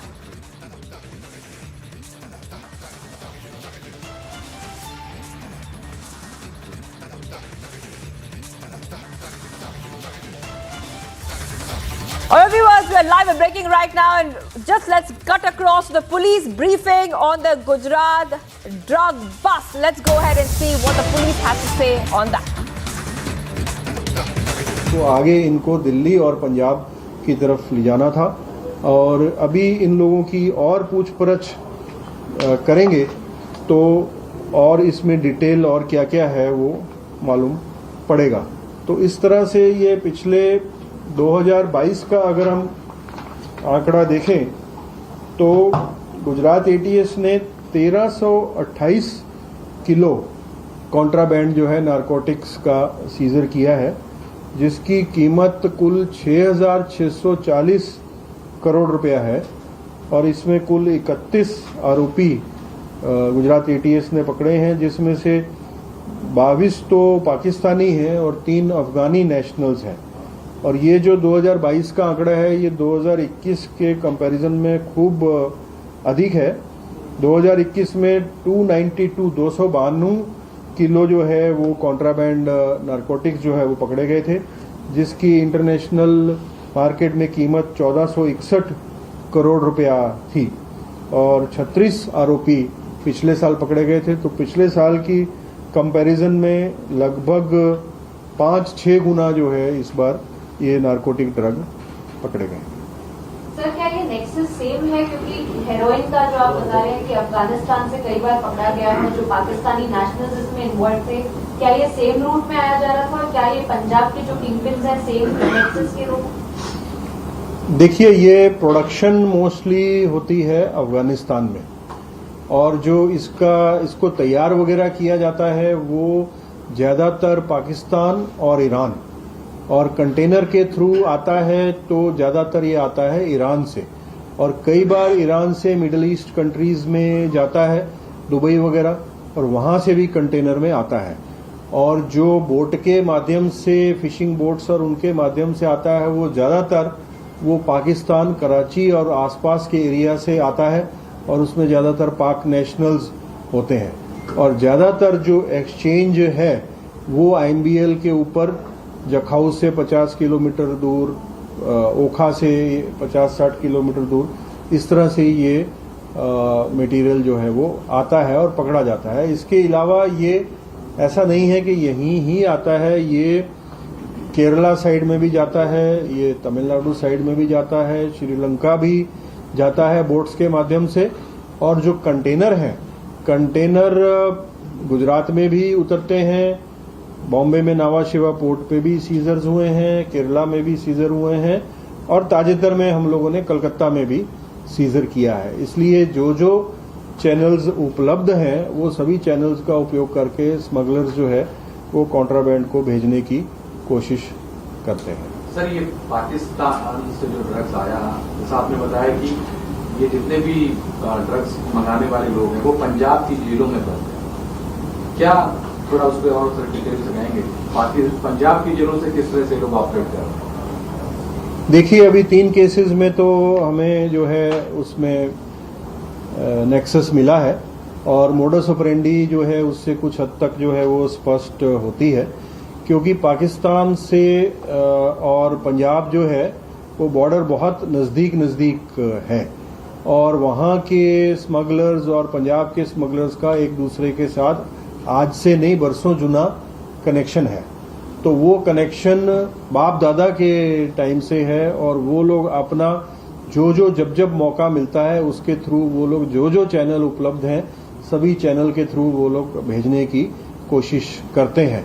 और अभी ये जो ताजेतर के जो case हैं उसमें वापस जो मटेरियल जाना था गुजरात से वो पंजाब, थोड़ा यूपी, दिल्ली कंजम्पशन के हिसाब से वहाँ की तरफ डायरेक्शन जो है हमें दिखती है। थोड़ा बहुत महाराष्ट्र की तरफ भी जाता हो ऐसा लगता है। ये तीनों जो आपने बताए, ये जितने भी आरोपी हैं ये पंजाब की जेलों से किस तरह से पाकिस्तान के जो ड्रग माफिया हैं उनसे बात करते हैं? क्या व्हाट्सएप कॉल या कोई दूसरा कॉल? जेलों से कैसे बात करती है? जी, ये जेल में मोबाइल फोन उपलब्ध कराकर और ये लोग वेब कॉल कर व्हाट्सएप कॉल करके ये अपना नेटवर्क सेटअप करते हैं और इनके परिचय जो है वहाँ पे जिन लोगों से होता है उन लोगों से कांटेक्ट करके मंगाते हैं और इसी तरह से फिर डिलीवरी बॉयज़ को भी ये लोग व्हाट्सएप कॉलिंग और उसके थ्रू बातचीत करके और ये इनको भेजते हैं और कंटिन्यूअसली ये लोग एक दूसरे के साथ व्हाट्सएप मैसेजेस वगैरह के थ्रू ये लोग कांटेक्ट में रहते हैं। अरे मामले में पंजाब की जो जेल पुलिस है वो इन तरह के आरोपियों को मदद कर रही है ड्रग्स के कंसाइनमेंट में? अभी ऐसा हमारे पास अभी ऐसा कोई एविडेंस फिलहाल नहीं है। कोई कोऑर्डिनेशन हुआ है कि उनके जो जेल के आरोपी हैं उनके पास में मोबाइल फोन है, वो खुद ड्रग्स का पूरा किंगपिन है? पंजाब पुलिस से कोई बात हुई है आपकी कोऑर्डिनेशन के? हाँ, पंजाब पुलिस से हम कंटिन्यूअसली टच में रहते हैं।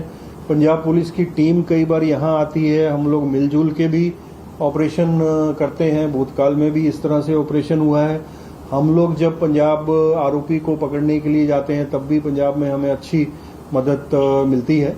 इसलिए परस्पर एक दूसरे के सहकार से ये जो नेटवर्क है इसको पूरी तरह से तोड़ने की ये हम लोग कार्रवाई करते हैं, कर रहे हैं और करते रहेंगे। सर, जो मोरबी ड्रग केस का जो मामला था उससे जो लिंक था लॉरेंस बिश्नोई गैंग का जो एक मेंबर था उसके बारे में भरिया थोड़ा बता।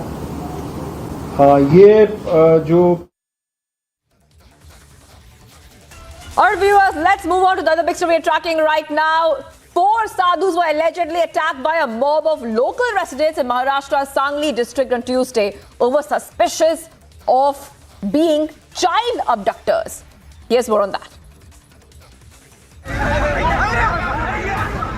In a shocking incident reported from Maharashtra, 4 sadhus were allegedly attacked by a mob in Sangli district over suspicion of being child abductors. As per police sources, the 4 sadhus, residents of Uttar Pradesh, were heading towards the temple town of Pandharpur from Karnataka's Bijapur in a car.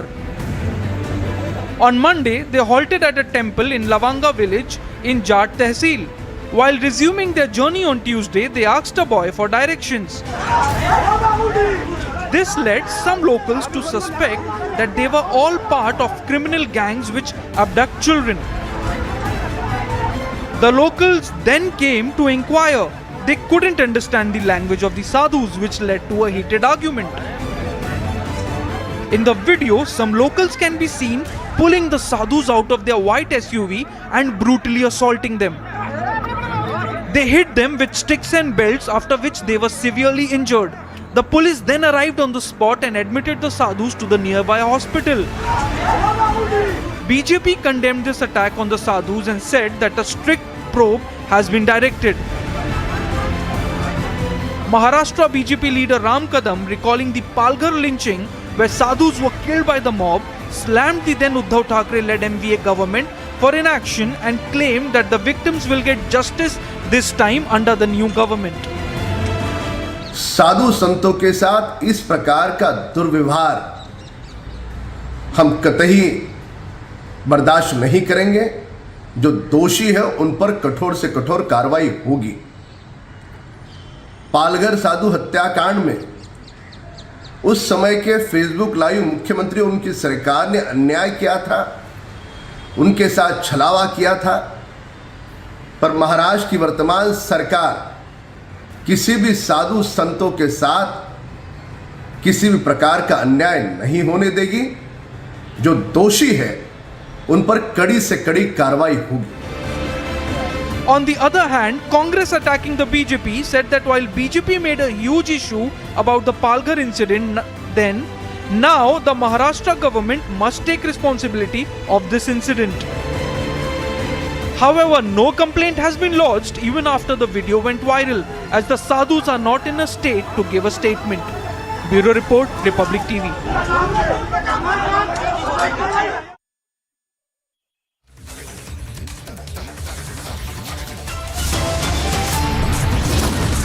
Viewers, we continue to be live and breaking on Republic TV. Much more coming up on the other side. Blame, game over Agnipath scheme. Chief Minister Man back scheme, but his ministers questions it. Plus, Congress Goa is now a reality as 8 Congress MLAs dump party. Congress Goa unit merges with the BJP.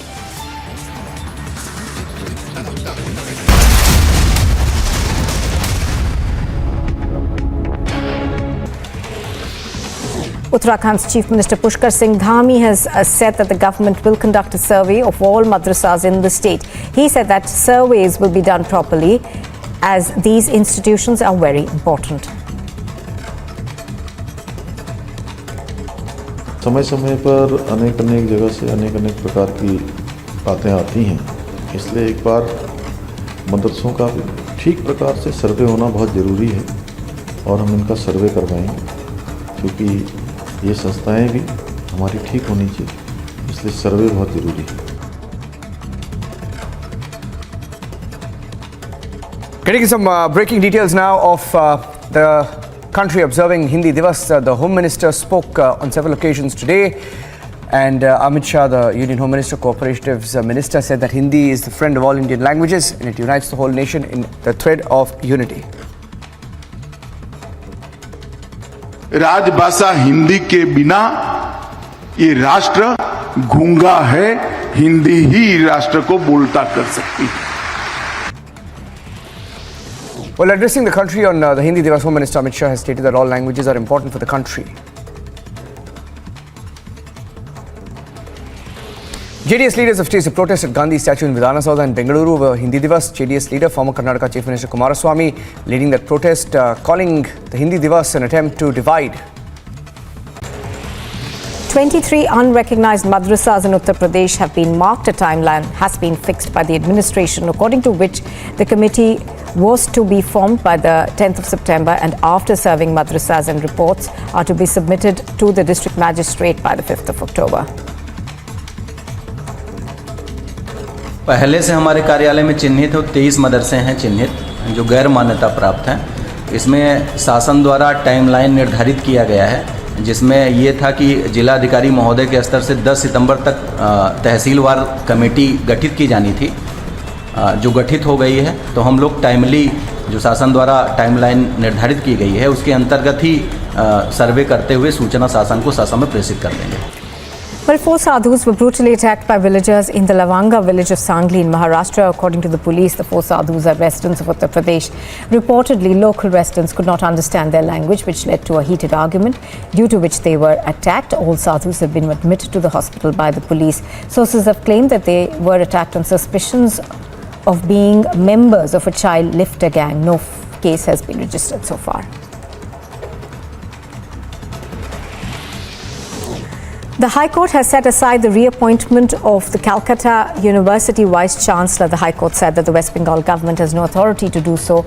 As per provisions of the Varsities Act, Sonali Banerjee was appointed as the Vice Chancellor of the Calcutta University on the 28th of August in 2017 for 4 years, and her term had expired on the 27th of August this year.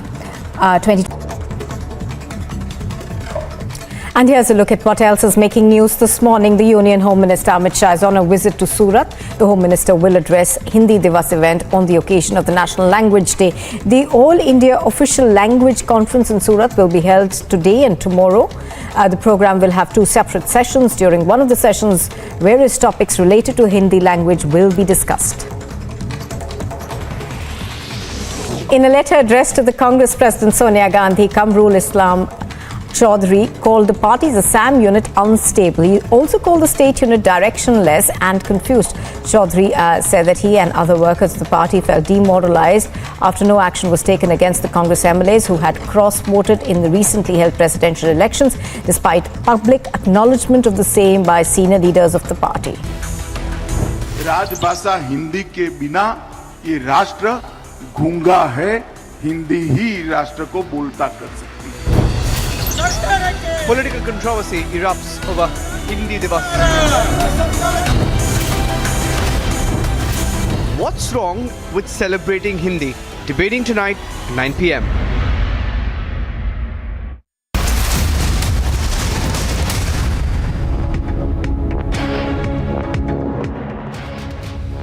Viewers, we continue to be live in Breaking on Republic TV. Now, the big story today. The Indian Army has responded to the Agniveer controversy. Indian Army's recruitment of Agniveers as per Agnipath scheme is progressing as per schedule for recruiting in the year 2022 to 23. It is clarified that specifically in the state of Punjab, recruitment rallies in Ludhiana and Gurdaspur have been successfully conducted with the full support of civil administration.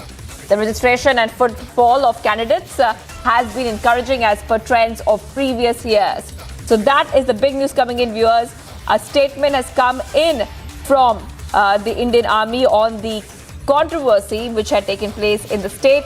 And we can tell you is that the Indian Army's recruitment of Agniveers as per Agnipath scheme is progressing as per schedule for the next year. It's clarified that specifically in the state of Punjab, the recruitment rallies in Ludhiana and Gurdaspur have been successfully conducted. All right, I'm being joined right now by Amardeep, who's joining me live. Amardeep, I would like to go across to you. And, you know, we have been discussing this story since morning, since it first broke. But the Indian Army statement is coming in fact, at a time when there was these talks about that are the rallies being stopped right now or are they being stopped from the side of the administration. But Punjab CM had said that it was the bureaucrats who were stalling it. But as of now, the army statement looks like that things will go as per plan and those recruitment rallies will continue. Well, absolutely, Shivangi. There are two specific points that need to be given the entire importance of this entire issue. Number one, Army says that all the recruitment rallies in Ludhiana and Gurdaspur were successfully conducted, and even encouraging footfall has been visible in these rallies. This is the main point. And number 2 point is that next recruitment rallies that as per schedule in Patiala and further in Jalandhar will be as per schedule with the coordination of local administration. These are the 2 points in that entire statement of the Indian Army that need to be discussed. Number one, that every single political party was questioning that Agnipath was actually denied by the youngsters in Punjab and even in the other parts of the nation as well. But Indian Army. All right, Amandeep, hold on for a second. I will come back to you. I will come back to you. For now, no plan to shift Punjab rallies. Army saying that the statement is out. I also want a word in from Major General Ashwini Kumar Sivach, who's been patched with us. Thank you for joining us, Major General. Could you help us understand exactly how this is very significant? Because the Indian Army had earlier written to the administration saying that they need some support, but the new statement coming in, which is giving hope and which is saying that the recruitment rallies will continue as it was planned. Absolutely, see, as far as Agni Path scheme recruitment is concerned, it is no different than what used to be earlier recruitment. The pattern and the system is exactly same. So, in case if the civil administration has failed to give any administrative support, that is how the army has brought it out. But now the way the clarification has come that the recruitment rally, Gurdaspur and Hoshiarpur, at both the places have been conducted as per plan. I think there is no controversy left, and it means that one, the civil administration has come forward and given all the administrative support. Because remember that as far as army is concerned, the administrative stop, law and order is a requirement and basically necessity, and this has to be done by the civil administration. If this has been done and the recruitment has been successful, then I don't think there is anything left. And the other two districts where the recruitment has to be held, I think Patiala and Jalandhar, it will be also held as planned, and civil administration will give all the support. So two things stand out. The civil administration is now coming up, giving all the required support which is required by the army for recruitment. And second thing is there is a whole... All right, getting some breaking news at this point in time, viewers. Getting some big breaking news, and this is first on Republic. ED is carrying out searches at multiple locations in Kolkata, viewers. Multiple locations in Kolkata. Big news coming in of these raids being carried out on ED, by ED there. And this is first on Republic. First on Republic. Searches being carried out, and this is coming in as a mega ED crackdown in Kolkata, viewers. Big news coming in at this point of time. And we are learning that this is connected. These raids are connected to Chinese loan app case.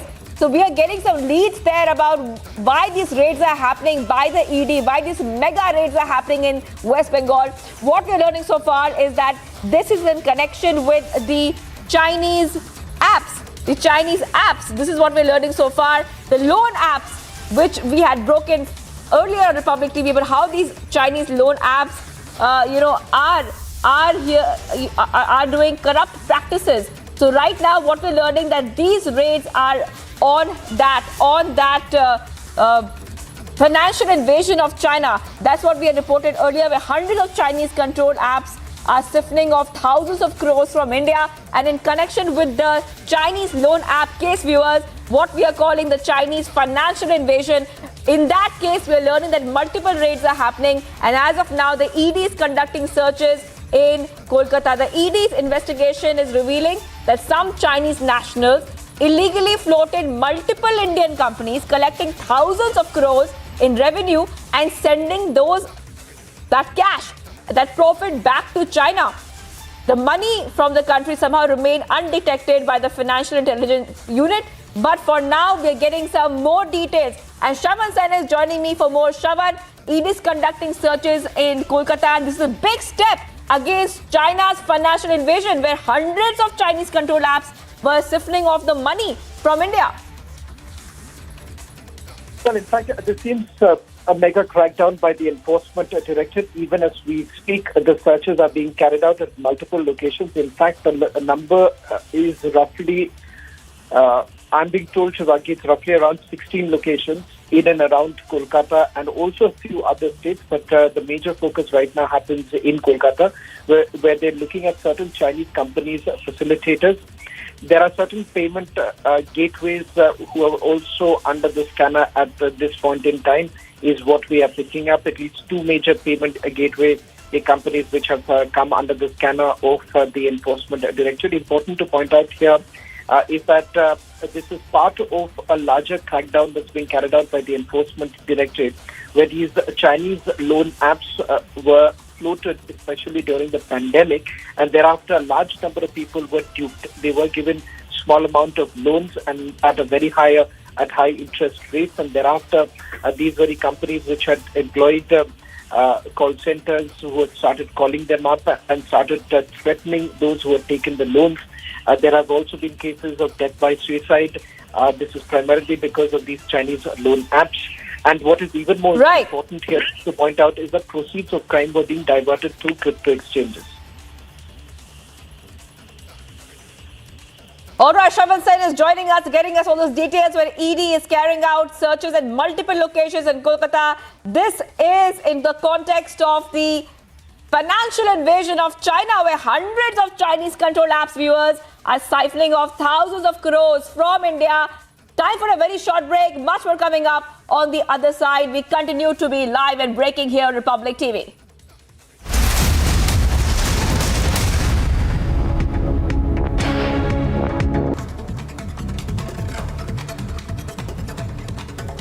Getting some breaking details now of the country observing Hindi Divas. The Home Minister spoke on several occasions today, and Amit Shah, the Union Home Minister, Cooperatives Minister, said that Hindi is the friend of all Indian languages and it unites the whole nation in the thread of unity. राजभाषा हिंदी के बिना ये राष्ट्र गूंगा है, हिंदी ही राष्ट्र को बोलता कर सकती है. Well, addressing the country on the Hindi Divas, Home Minister Amit Shah has stated that all languages are important for the country.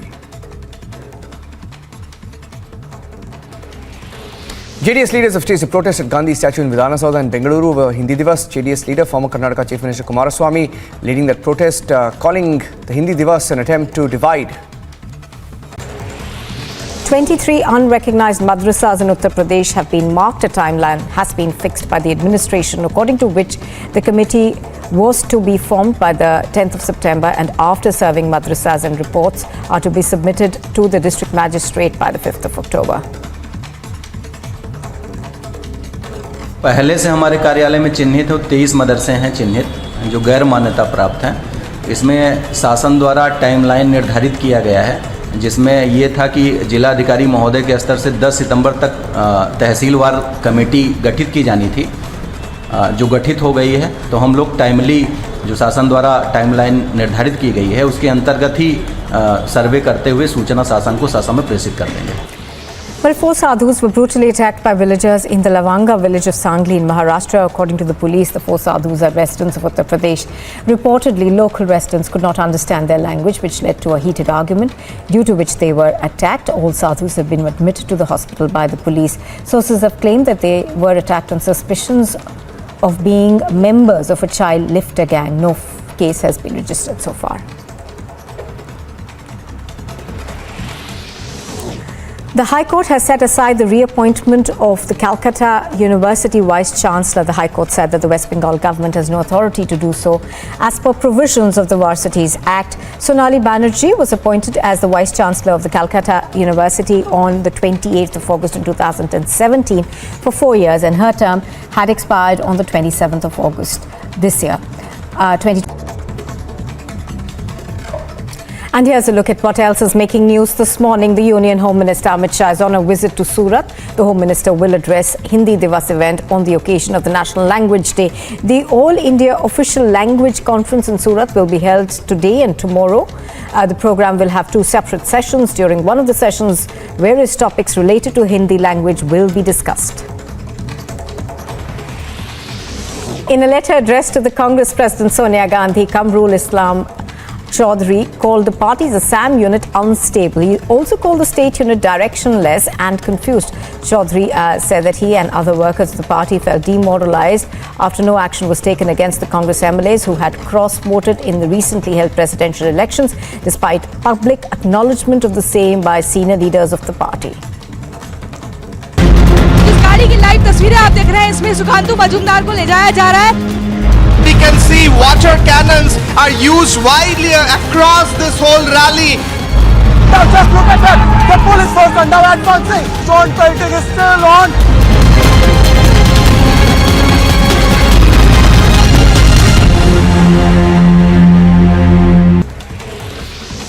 Uttarakhand's Chief Minister Pushkar Singh Dhami has said that the government will conduct a survey of all madrasas in the state. He said that surveys will be done properly as these institutions are very important. Why shouldn't there be a survey of madrasas? मैं मुसलमानों से एक appeal करना चाहता हूं कि इस तरह का नोटिस जो भी लेकर आए उसको 2009 का वो कानून दिखाइए और चप्पल जूतों से उनका स्वागत कीजिए.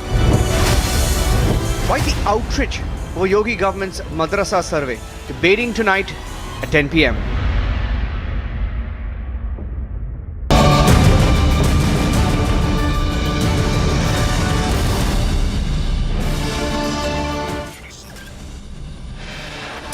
Desperate Pakistan government claims a 2611 mastermind is hiding in Afghanistan. Republic exposes the Pakistan terror. Truth on this is exclusive.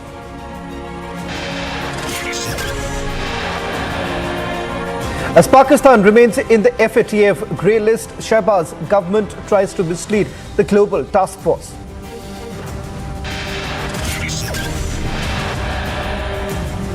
Hours after the farcical Pakistan letter, Afghanistan exposes Pakistan government details in a couple of minutes. Big win for the Coast Guard and Gujarat. ATS banned substances worth 200 crore rupees seized in midnight drug bust.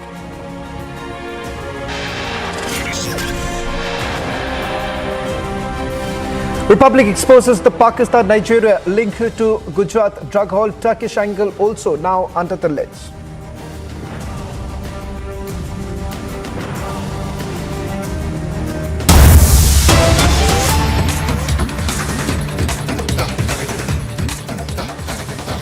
Starting this edition of This Is Exclusive with some breaking news now coming in. The Enforcement Directorate is currently carrying searches in 16 locations in Kolkata and other states as part of the Chinese loan app case.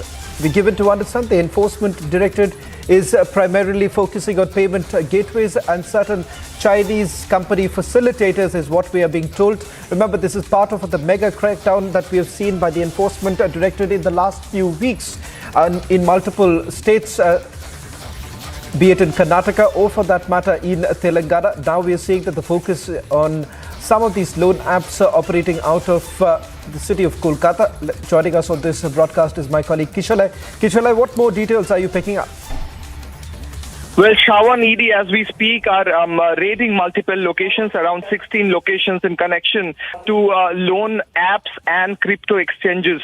So the basic information we are getting right now is that there are certain apps and Chinese apps and crypto exchanges that ED was already looking at that were under ED scanner, and right now 16 locations are being raided by ED, and they are raiding it in connection with all these apps and cryptocurrency and crypto exchanges. This is as also when ED was previously raiding the BMC International School in connection with Partho Chatterjee. So ED is again active and raiding multiple locations in multiple cases all around Kolkata and West Bengal. Shravan.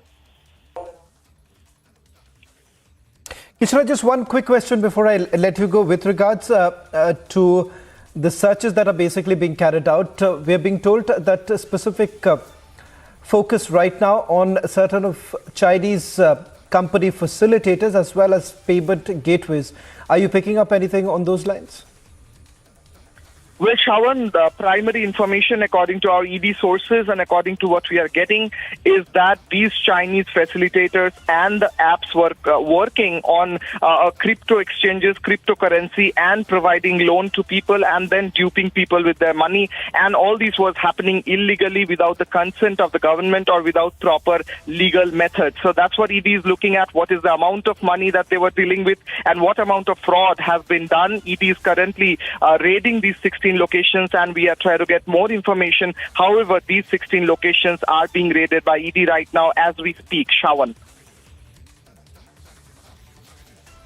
Well, thank you very much, Kishalai, for getting us the latest details on This Is Exclusive.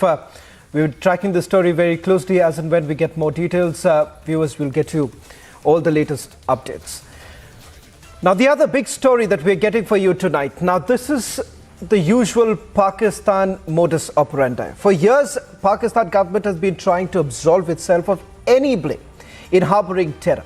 As the FATF team visited Pakistan, a 15-member team. A desperate Shehbaz government is trying to mislead the global task force and the entire world on the whereabouts of 2611 mastermind and Jaish-e-Mohammed chief Masood Azhar. Here's how Pakistan has been peddling lies on Masood Azhar, and then the big Republic exposure. Since 2018, Pakistan has been in the grey list of the Financial Action Task Force for its inaction over terror. Successive governments in Pakistan have been unable to pull the troubled nation out of the grey list. But as a 15-member FATF team visited Pakistan to review the nation's progress, the Shehbaz government resorted to its desperate tactics to mislead the global task force. Pakistani media reports the Shehbaz government has written a letter to Afghanistan on the man behind the 2611 Mumbai terror attack, Masood Azhar. Interestingly, Pakistan has demanded the Afghan government to arrest the JEM chief. Pakistan claims he is hiding in the Nangarhar province. These claims made amid the international pressure on Pakistan to act on terror outfits. But Republic tells you how Pakistan has been trying to mislead the FATF and the global community on its role in providing a safe haven to terrorists. The Pakistan government claims that Masood Azhar is untraceable in the country. However, the JEM chief seems to be very active on Pakistani social media platforms, where he exhorts the JEM cadre to indulge in jihad and eulogizes the Taliban takeover of Afghanistan. Pakistan claims Masood Azhar is hiding in Afghanistan. But is there any truth to Pakistan's claims? Republic Media Network's senior editor Shawan Sen gets you more.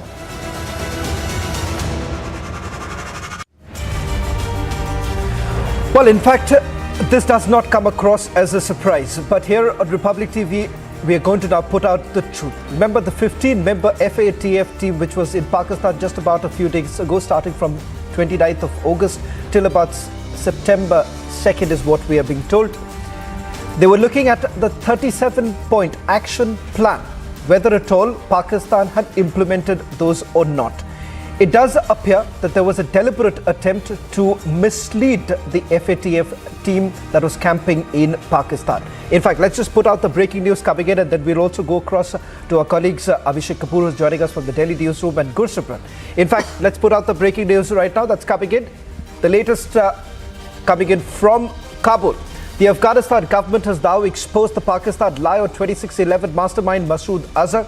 Afghan government's information minister says, and I quote, Jaish-e-Mohammed is a group under the support of the government of Pakistan. Its existence in Afghanistan is not true. Media reports about the presence of their leader in Afghanistan are false. We'll stay with these breaking news now coming in. Let me just quickly bring in my colleague Abhishek, who's joining us on this broadcast. Abhishek, we've been at the forefront trying to expose the lies that have been peddled by the Pakistan government. But what's even more important is that this comes at a time when FATF team was present in Pakistan, and it's extremely crucial ahead of the session in Paris in October. It appears that a desperate Pakistan is just simply trying to mislead them. Do you think that the FATF would essentially buy this entire argument that action has already been taken?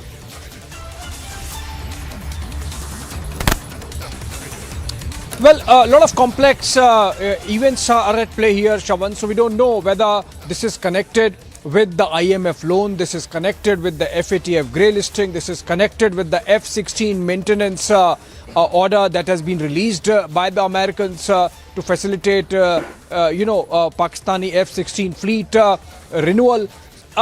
There could be many layers within what has happened. Also, remember, this is happening in the backdrop of change of regime itself in Pakistan. So all those things taken together give us an impression that this is yet another attempt by the Pakistani state, only with a difference that possibly, just possibly, the Americans are blinking this time or looking the other way. Remember the reports that when Ayman al-Zawahiri was eliminated, the Pakistanis had, in fact, facilitated it by giving their Shamsi air base for the drone strike. So, all those things are there. But what is important is that for me, looking at this development, it is clear that not everything is right between the Taliban and the Pakistani deep state, their sugar daddies essentially, and their falling out is going to have consequences for the stability of the region. So irrespective of whether Masood Azhar is in Bahawalpur in the safe house guarded by ISI agents and the Pakistani military,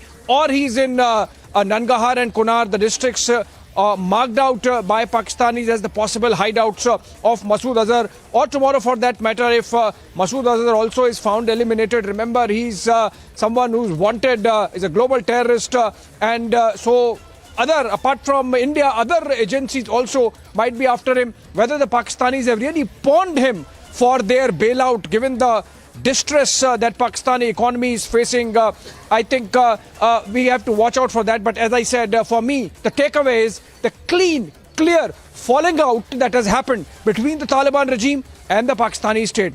Shawan. Well, in fact, we're just staying with this breaking news coming in. We're just also getting in more inputs right now, Abhishek. But what's very interesting to point out here is that the Afghanistan government has already put out the details. Perhaps Gursubran, I can also bring you in right now with regards to the inside details we are picking up. Inside details of how exactly Pakistan is shielding Masood Azhar. In fact, intel sources here in India essentially indicating that Masood Azhar is very much in Pakistan. He is perhaps in an ISI safe house is what we are being told, and it does match with what Afghanistan is essentially indicating. A short while back, Gursubran, Afghanistan putting out full details of the fact that this is yet another attempt that has been made by Pakistan to mislead the global task force. See, Shawan, if we go by the statements that have been issued by the Afghanistan side on the Pakistan Today, two statements, first from the Minister of Foreign Affairs and then by the Interior and Culture Minister Zabiullah Mujahid. Clearly it says two things. First, that Jaish-e-Mohammed is getting the active support of the Pakistan establishment. Second, he is not in Afghanistan. And third, and very important thing, what they have said, that this kind of allegations will have implication on the relation of both the nations, because see the timing of these allegations that are being made by the Pakistani side. We are exactly 33 days from the plenary and the working group meeting of the Financial Action Task Force, which is scheduled to meet in Paris and which is scheduled to draw a conclusion on the fate of Pakistan being in the grey list of the Financial Action Task Force. Last time there was an on-site verification of the Pakistan that was pending, that now has been conducted by the Financial Action Task Force, and now this gimmick coming from the Pakistani side saying that Masood Azhar could possibly be in the Nangarhar province of Afghanistan seems to be another plot of Pakistan eye-washing the global community so that they can get out of the Financial Action Task Force grey list, because the way Pakistan has come out with a statement, but the Afghanistan side has put the fact straight that they are not giving shelter to any of the terror or the terrorist groups that are operating from any other land, and they have also said that these kind of allegations will have implication on the bilateral relation between the Afghanistan side and the Pakistani side, clearly giving Pakistan a tough reply, which Pakistan didn't expect it, because they were just trying to shift the responsibility of the Masood Azhar from their own to the Afghanistan side so that they can actually get off from the grey list. But what it seems as of now, that the Pakistan's lies that they were peddling in have been caught, and now the world community is watching that what Pakistan is up to. Shawan. Let me also bring in our senior executive editor, Abhishek Kapoor, has also been tracking this story very closely. Abhishek, when I spoke to some of my sources, very interestingly, they narrated that if you remember what happened in the case of Sajid Mir. Sajid Mir was dead for Pakistan for a very long time. Suddenly, there was a narrative that was peddled that he's been arrested. It seems it goes on the pretty much on similar lines, the Sajid Mir arrest drama that we saw in Pakistan.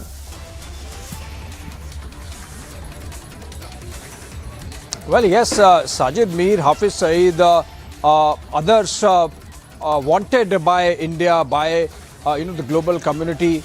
Pakistan has turned into a safe haven for terrorists, and that has got almost into their DNA. So, goes without saying, Shawan, that this is clearly a move aimed at wriggling out of the situation that Pakistan finds itself in. Also, because the kind of floods that it has faced, it's in dire need of that bailout, whether it comes from IMF, whether it comes from the Americans, and that's why I think they will do whatever needs to be done in terms of perception management. So as Gursimran was mentioning, just 33 days from the FATF, the team has visited Pakistan just about a week back and a fortnight back, and the letter incidentally comes just ahead of that visit. The reports are emerging now, but the letter was written, I believe, sometime in the last week of August. Also remember, a similar letter was written by the Pakistanis to the Afghan regime, the Taliban regime in Kabul,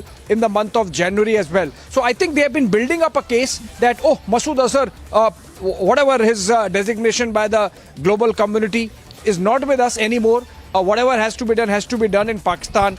In the possible scenario, 1% case that Masood Azhar is actually in Afghanistan, then obviously the Pakistanis clearly playing a game where they are really willing to sacrifice the Taliban also, given the fact that they brought them to power in Kabul effectively and played a double game with the Americans. So I think they are in a deep mess of their own making, and irrespective of where Masood Azhar is found tomorrow, remember, as I said, this is the second letter they have written to Taliban and every time denied. But this ping pong continues typically always. So in the case of January letter also, the FATF plenary was happening in February, and now with this letter coming in just ahead of the FATF visit to Pakistan and then the plenary happening in Paris in October, this is clear case of Pakistan doing what it can do best, and that's hoodwinking the world community when it comes to its cohabitation with terror. Well, thank you very much, Abhishek, for putting this into perspective, and also Gursimran for getting us the latest news. Perhaps, Abhishek, we'll come back to you as we're getting in one more big breaking news coming in a short while from now. Abhishek will be back with you.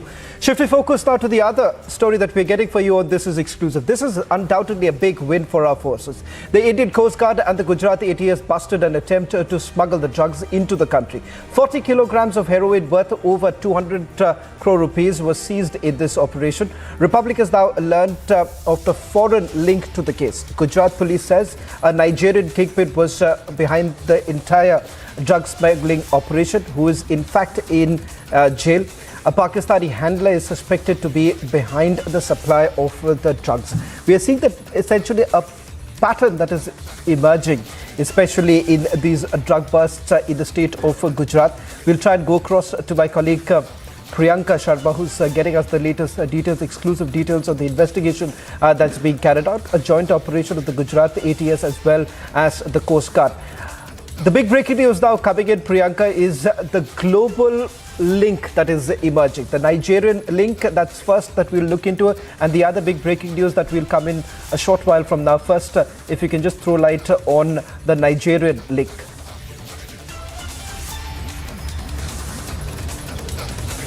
Well, yes, absolutely, Shravan, as you pointed out, a big win for our forces, a big win for the Gujarat police, as well as they had gathered this intelligence of this nexus that they had been investigating for quite some time. Now, this is another such a drug bust that has been made in a joint operation with the Gujarat ATS and the Indian Coast Guard. Now, off the coast of Jakhau, near the IMBL, we are being told around 40 nautical miles inside. In fact, we had seen that the police officials shared this information of a Pakistani boat that had trespassed, and of course there were 6 Pakistani nationals that had been on board of the boat as well. And in that very extreme weather as well, the Gujarat police and the ICG had gone and intercepted that boat and then interrogated these 6 Pakistani nationals that had been found on board of this boat as well. In fact, they had gotten intel before as well that there was narcotics that was being pushed into the Indian soil once again via the Gujarat port, this time from Jakhau. And before it had reached Jakhau itself, it had been intercepted and the boat had also been checked, after which we had seen that 40 kg of heroin that had also been seized, which is priced about rupees 200 crore in the international market as well. Now, that being said, as you rightly pointed out, this is about a global nexus that is now being uncovered by the Gujarat police with the Gujarat ATS as well, who is also telling us that there are 2 major kingpins And this is a very worrisome point of this entire drug bust that has been made by the Gujarat police, that there are two kingpins inside of the Punjab jails. Now, one in Amritsar, and we are being told that these were the Nigerian nationals who had access to mobile phones. And not only that, they were in constant communication with the major kingpins who had been supplying these drugs. Now, we are also being told about this nexus is that the DGP Ashish Bhatia, in fact, had also clarified on these details that there is one kingpin in Turkey, and there's another Pakistani national who had been supplying these drugs, who had been pushing the heroin into the Indian soil, pushing narcotics in the Indian soil, and this is not the first time that he's done so. Apart from that, there are several other nationalities that have been involved. There are kingpins that are in fact involved from several other countries of the Middle East as well. We are being told that one from Turkey, one from Dubai as well, and all of them had been in communication, in constant communication with these Nigerian nationals via phones inside of the jail as well. So that is an alarming point of the entire investigation that has come to light, and of course the police is going deeper into who really had been the kingpin in trying to supply these narcotics and pushing narco-terrorism into the Indian soil via the Gujarat port. Well, in fact, Priyanka, we're getting in some more breaking news on this very story. It's on the role of the Pakistani nationals, which is also under the lens. Gujarat police has essentially indicated to Republic TV that the drugs were sent by a Pakistani handler based in Karachi. So some of Pakistani nationals are said to be involved. We're also getting to know that the role of a Turkish national is under the lens, essentially showing you how this is a larger international racket. So that's the latest. Two more links basically emerging right now as far as from this drug bust. One is that of a Pakistani national, and the other happens to be that of a Turkish national. Two important links that we're getting to you on. This is exclusive. A story which is only getting bigger by every minute as the investigation progresses. More and more links that are emerging. My colleague Priyanka at the top of the story getting us full details of what's really happening and why there is a cause of concern at this point in time. In fact, if I can come back to you, Priyanka, the latest details coming in of Pakistani nationals which are under the scanner and the Turkish national, both basically under the scanner. So what is the link that has emerged so far? Anything with regards to how they are part of this entire planning and how the logistical supply was done? Well, absolutely.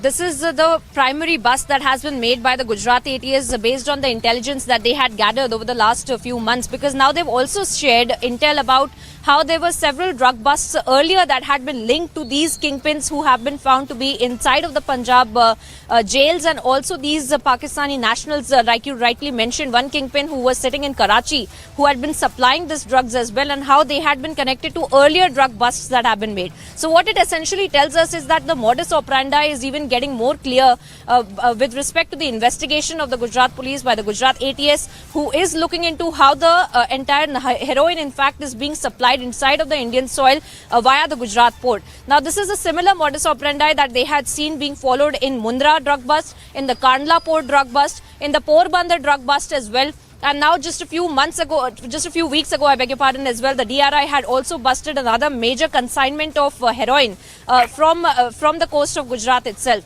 So now all of that modus operandi is seeming to be similar to the earlier cases that had been uncovered by the Gujarat police, then be it in Morbi as well, where there were several members of the Lawrence Bishnoi gang that had found to be linked to these kingpins who have been busted this time in this drug bust as well. So the nexus runs deep, and they are saying that these are different people. There are different, people on the ground that are being used, but there are mainly some very few kingpins who are sitting in the countries like Pakistan, in Iran, in Afghanistan as well, who are pushing these drugs inside of the Indian soil using these Nigerian nationals who are situated in the northern states, especially in Delhi, in Punjab as well. Now, one of the shocking most revelations in this entire investigation was that the entire logistical communication that was being done to push these narcotics was done via mobile phones inside of the Punjab jails, and how they had been in constant communication with the kingpins in Afghanistan, in Pakistan, and in Iran as well, Shaban. Well, thank you very much, Priyanka, for getting us the latest details. The story that we'll be tracking very closely on other editions of This Is Exclusive. We'll get you the entire picture that is basically emerging. As the investigation gains momentum, more and more revelations are likely to be made. On the other side, we'll get you more details on the other big story that we're getting for you on Jacqueline Fernandez questioning and also on the liquor scam. राजभाषा हिंदी के बिना ये राष्ट्र गूंगा है, हिंदी ही राष्ट्र को बोलता कर सकती है. Political controversy erupts over Hindi Divas. What's wrong with celebrating Hindi? Debating tonight, 9 p.m.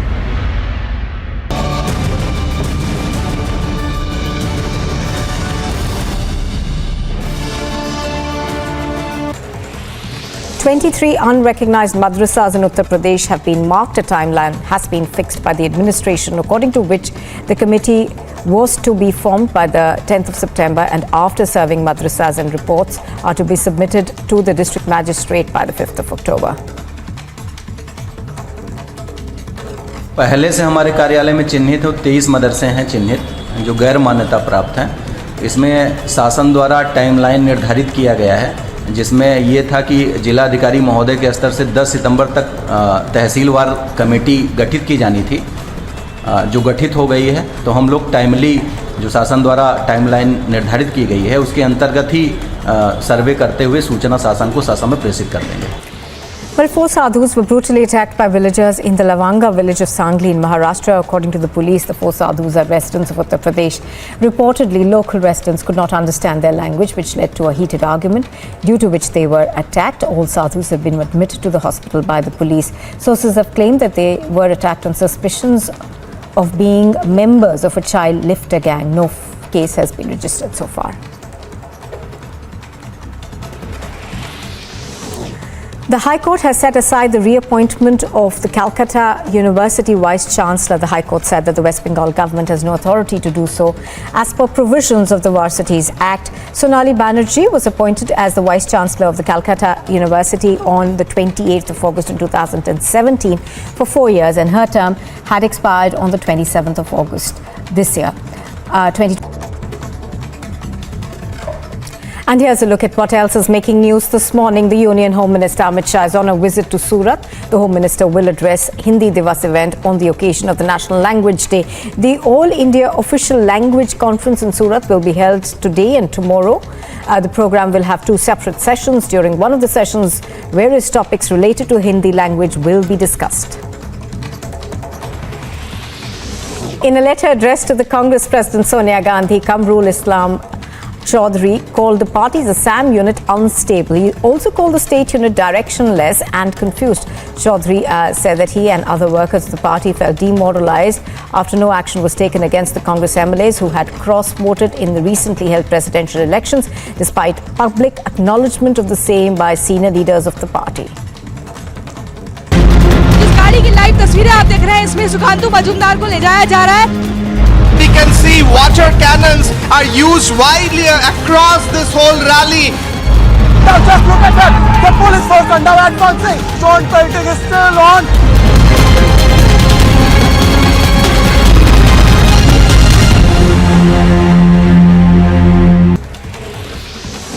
Uttarakhand's Chief Minister Pushkar Singh Dhami has said that the government will conduct a survey of all madrasas in the state. He said that surveys will be done properly, as these institutions are very important. समय समय पर अनेक जगह से अनेक प्रकार की बातें आती हैं, इसलिए एक बार मदरसों का भी ठीक प्रकार से सर्वे होना बहुत ज़रूरी है और हम इनका सर्वे करवाएंगे, क्योंकि ये संस्थाएं भी हमारी ठीक होनी चाहिए, इसलिए सर्वे बहुत ज़रूरी है.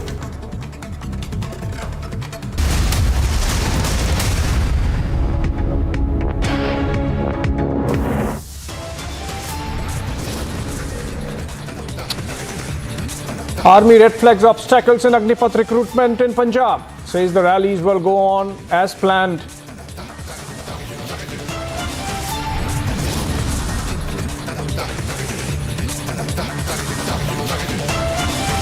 Blame game over Agnipath scheme. Chief Minister Man backs the scheme, but his minister questions it.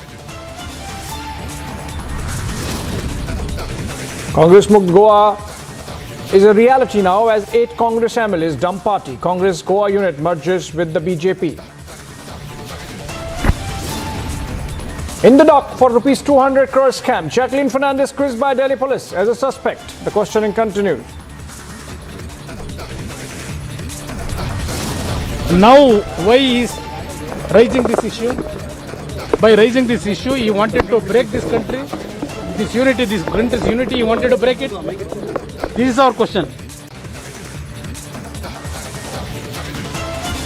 Debate over Hindi Divas, JDS protests outside Karnataka Assembly.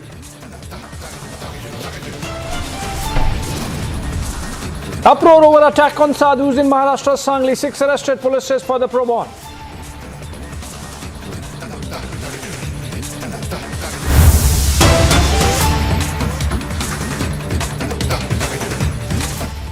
All right, let's begin the bulletin with an important development in India's geostrategic neighborhood. India has expressed concern over the United States government's assistance to the Pakistan government to bolster its air fleet. Rajnath Singh has just tweeted, and I quote, "I conveyed India's concern at the recent US decision to provide sustenance package for Pakistan's F-16 fleet.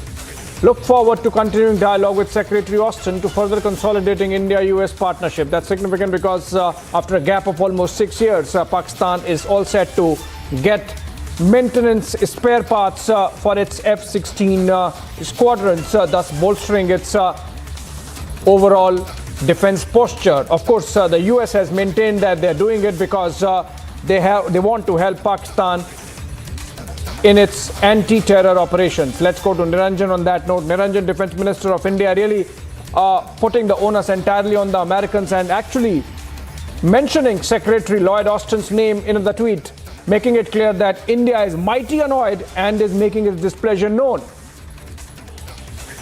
Absolutely, and this is Abhishek, and you know that there's been a lot of discomfort. I wouldn't say little discomfort. There's been a lot of discomfort over the Biden administration approval of $450 million F-16 fighter jet fleet. They're calling it a sustainment program to Pakistan to help meet current and future counter-terror threats in what is being seen as America's first major security assistance to Islamabad in over 4 years. So after 4 years, many people asking what changed? What changed? And in 2018, Biden's predecessor, Donald Trump, I beg your pardon, Donald Trump had suspended the $2 billion deal in security aid to Islamabad for failing to clamp down on the Afghan Taliban and the Haqqani network terror groups and dismantle their safe havens in the country. So you know what Donald Trump did? Biden is overturning that, and he's giving them the benefit of doubt. And I think there's a lot of discomfort in India.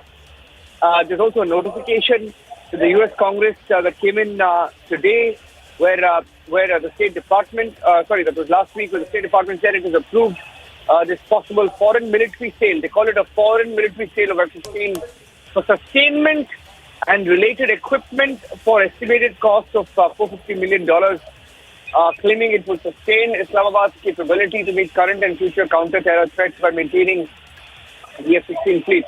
Now, the whole point is, I mean, we've known in the past, ironically, the different places where Pakistan has used these jets, of course, once or twice on the border with India.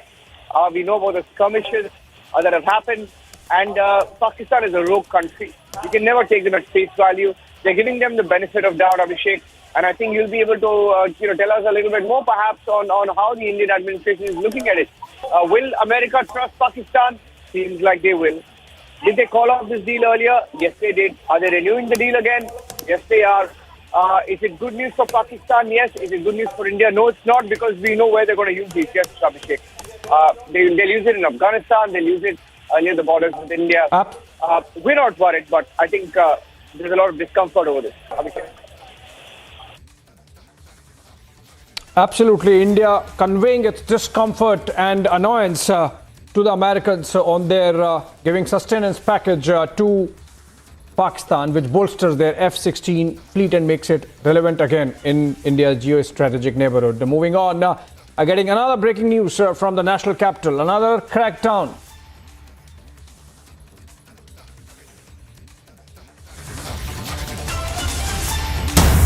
Another crackdown on corruption in Delhi. Now, Delhi LG has ordered action against 5 police officials. Delhi police has been asked to take action against those cops for the alleged inaction. In fact, this is coming in from the office of the Lieutenant Governor, in which, based on complaints received and after noticing that action was not being taken by Delhi police, he has now asked action against 5 police officials, including of the sub-inspector rank. We'll get you more details on this important development coming in. In fact, Aishwarya is live with us. Aishwarya, Harsha is live with us. Harsha, the Delhi Lieutenant Governor V.K. Saxena continues his crusade against corruption, first against the ministers in the Delhi government and now even against Delhi police. What more details can you share on this action by the Delhi LG against those police officers? Exactly, Abhishek. We are getting to know that LG continues to take action against all those who are involved in the corruption, be it Aam Aadmi Party minister or be it the corruption which were done on the DTC buses, on the purchase of DTC buses. But right now, I'll read out the note for you. The action which has been taken by LG VK Saxena against 5 Delhi cops, which includes 2 SHOs, 2 SIs, and 1 ASI of Delhi Police. And it is the matter of 8th of December of 2018 when a call was received on PCR of Shri Musa, who was physically assaulted by Fareed Shan Ali with kicks and first blows.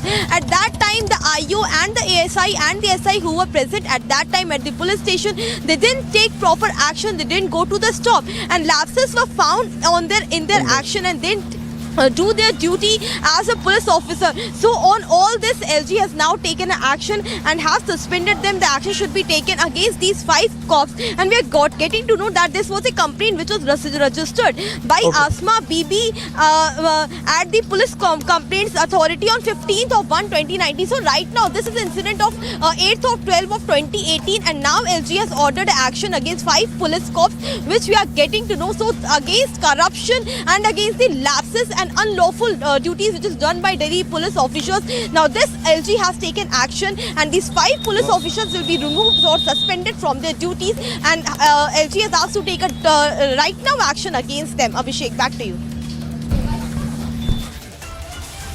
Thank you, Harsha, for those details. Moving on, in another unique protest against pothole-riddled roads in Karnataka, a man performed Urulu Seve, a traditional ritual in Udupi, against the pothole menace. Here's more in this report from Bengaluru. In yet another unique protest against the pothole menace, a man performed a traditional ritual in the Udupi district of Karnataka. Not only did the man perform an aarti, but also broke into an Urulu Seve. Watch how, condemning the pothole-riddled holes in the state, the man rolled on the highways protesting to wake up the politicians on the condition of the roads. The social worker also broke a coconut on the damaged road.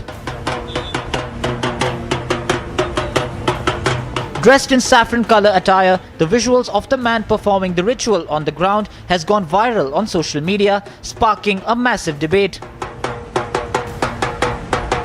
And as the pothole menace continues to grip the state of Karnataka, it's India's fight against potholes now.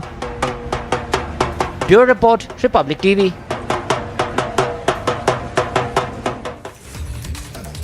Well, that was some innovation. Hopefully the authorities would have a look at it. At least 11 people, moving on into Bihar now, at least 11 people were critically injured after 2 unidentified gunmen opened fire at least 5 locations at people for about 40 minutes.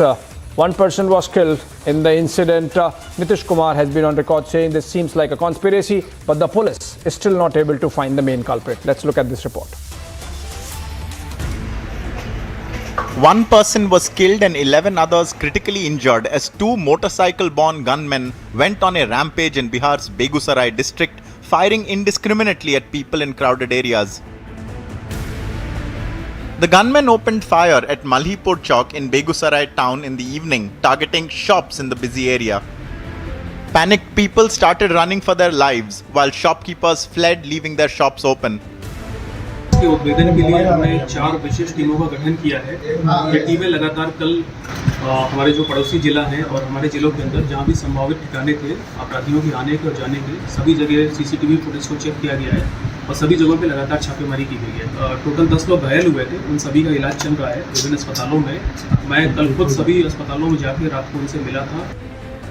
BJP leader and Union Minister Giriraj Singh, who has served as the Bihar Panchayati Raj Minister and who also happens to be the MP from the constituency of Begusarai, spoke on the incident. 40-50 minute तक तांडव नृत्य होता और मुख्यमंत्री लाचार दिखते।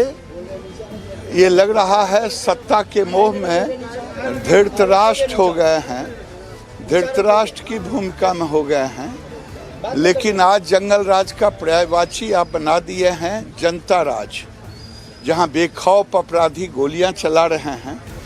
आप आज बिहार में मुख्यमंत्री नाम का कोई चीज नहीं है, मुखौटा मुख्यमंत्री बन के रह गए हैं। असली मुख्यमंत्री कोई और है। The miscreants then proceeded to at least 4 more locations in Begusarai and continued to fire at people. BJP MLA Shahnawaz Hussain met the injured and the families of the victims following the incident. बहुत दुर्भाग्यपूर्ण है, बिहार किस दिशा की ओर जा रहा है। अपराधियों का मनोबल बढ़ गया है और ये अपराधियों का मनोबल बढ़ाने वाले जो लोग हैं उनको बिहार की जनता कभी क्षमा नहीं करेगी। A 30-year-old man, Chandan Kumar, was killed and 11 others were critically injured in the mayhem. Security has been beefed up in Begusarai, with all entry points being barricaded after the incident. Bureau Report, Republic TV.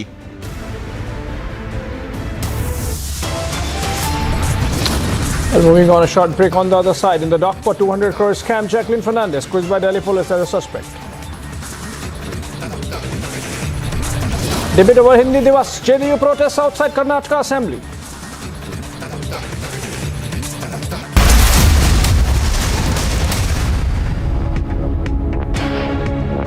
At Amity, we believe students should have an all-round exposure.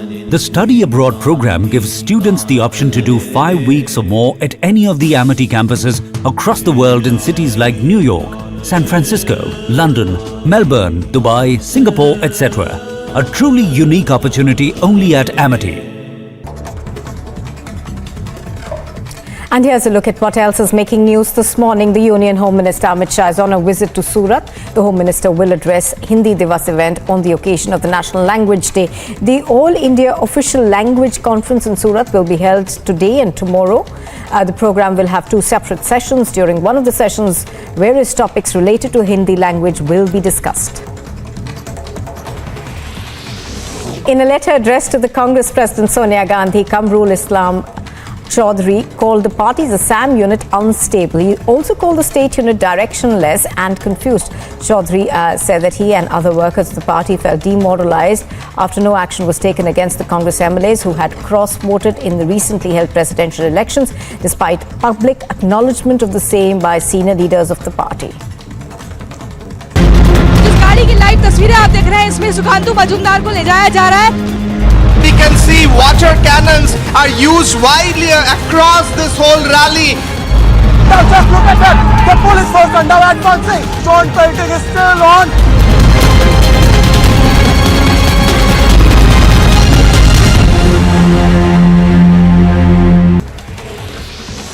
Uttarakhand's Chief Minister Pushkar Singh Dhami has said that the government will conduct a survey of all madrasas in the state. He said that surveys will be done properly, as these institutions are very important. समय समय पर अनेक जगह से अनेक प्रकार की बातें आती हैं, इसलिए एक बार मदरसों का भी ठीक प्रकार से सर्वे होना बहुत ज़रूरी है और हम इनका सर्वे करवाएंगे, क्योंकि ये संस्थाएं भी हमारी ठीक होनी चाहिए, इसलिए सर्वे बहुत ज़रूरी है। Getting some breaking details now of the country observing Hindi Divas. The Home Minister spoke on several occasions today, and Amit Shah, the Union Home Minister, Cooperatives Minister, said that Hindi is the friend of all Indian languages and it unites the whole nation in the thread of unity. राजभाषा हिंदी के बिना ये राष्ट्र गूंगा है, हिंदी ही राष्ट्र को बोलता कर सकती है. Well, addressing the country on the Hindi Divas, Home Minister Amit Shah has stated that all languages are important for the country. JDS leaders have staged a protest at Gandhi statue in Vidhana Saudha in Bengaluru over Hindi Divas. JDS leader, former Karnataka Chief Minister Kumaraswamy, leading that protest, calling the Hindi Divas an attempt to divide. 23 unrecognized madrasas in Uttar Pradesh have been marked. A timeline has been fixed by the administration, according to which the committee was to be formed by the 10th of September, and after serving madrasas and reports are to be submitted to the district magistrate by the 5th of October. पहले से हमारे कार्यालय में चिन्हित 23 मदरसे हैं चिन्हित जो गैर मान्यता प्राप्त हैं. इसमें शासन द्वारा टाइमलाइन निर्धारित किया गया है, जिसमें ये था कि जिलाधिकारी महोदय के स्तर से 10 सितंबर तक तहसीलवार कमेटी गठित की जानी थी, जो गठित हो गई है. तो हम लोग टाइमली जो शासन द्वारा टाइमलाइन निर्धारित की गई है उसके अंतर्गत ही सर्वे करते हुए सूचना शासन को शासन में प्रेषित कर देंगे. Well, 4 sadhus were brutally attacked by villagers in the Lavanga village of Sangli in Maharashtra. According to the police, the 4 sadhus are residents of Uttar Pradesh. Reportedly, local residents could not understand their language, which led to a heated argument, due to which they were attacked. All sadhus have been admitted to the hospital by the police. Sources have claimed that they were attacked on suspicions of being members of a child lifter gang. No case has been registered so far.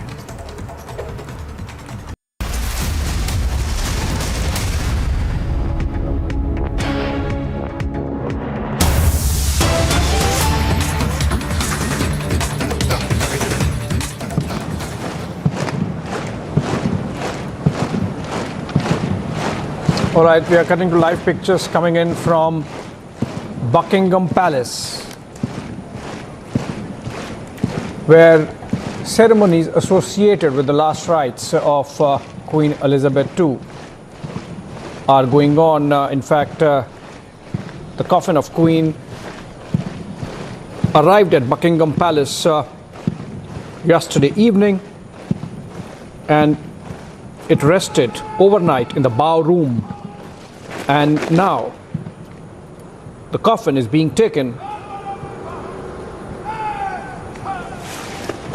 to the King's Troop Royal Horse Artillery at the Palace of Westminster.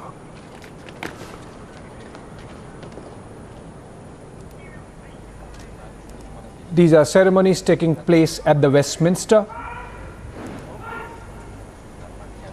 and we are bringing you pictures live from the Buckingham Palace. In fact, at this ceremony, a procession would take the coffin of the Queen in a gun carriage of the King's Troop Royal Horse Artillery to the Palace of Westminster. There is a huge line to view the late monarch's coffin. These are pictures coming in from London, where Queen Elizabeth II's body is lying in a state.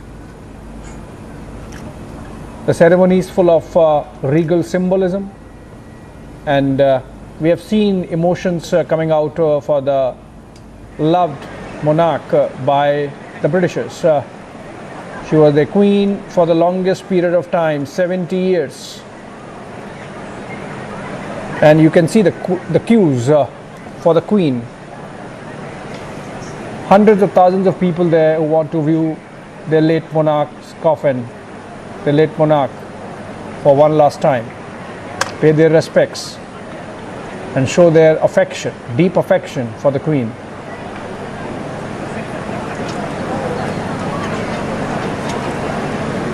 It's a mammoth logistical challenge and an exercise.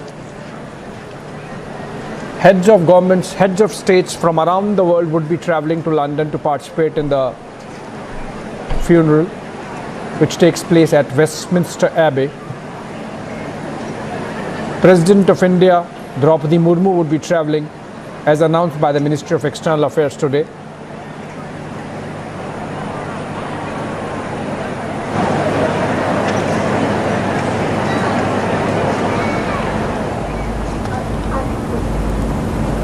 And we are seeing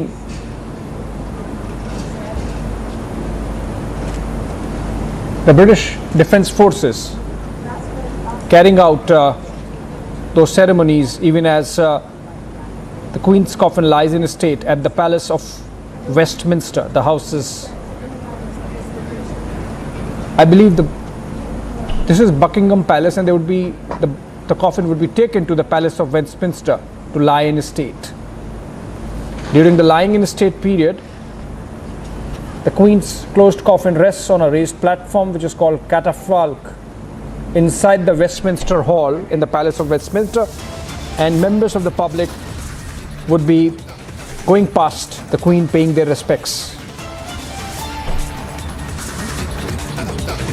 These are pictures coming in live from London. As of now, at Buckingham Palace, and the body would be moved to the Westminster for lying in state for 24 hours.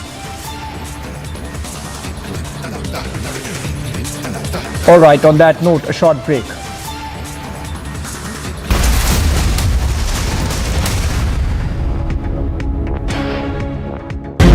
इस गाड़ी की live तस्वीरें आप देख रहे हैं, इसमें सुकांतु मजूमदार को ले जाया जा रहा है. We can see water cannons are used widely across this whole rally. Now just look at that. The police force are now advancing. Stone pelting is still on.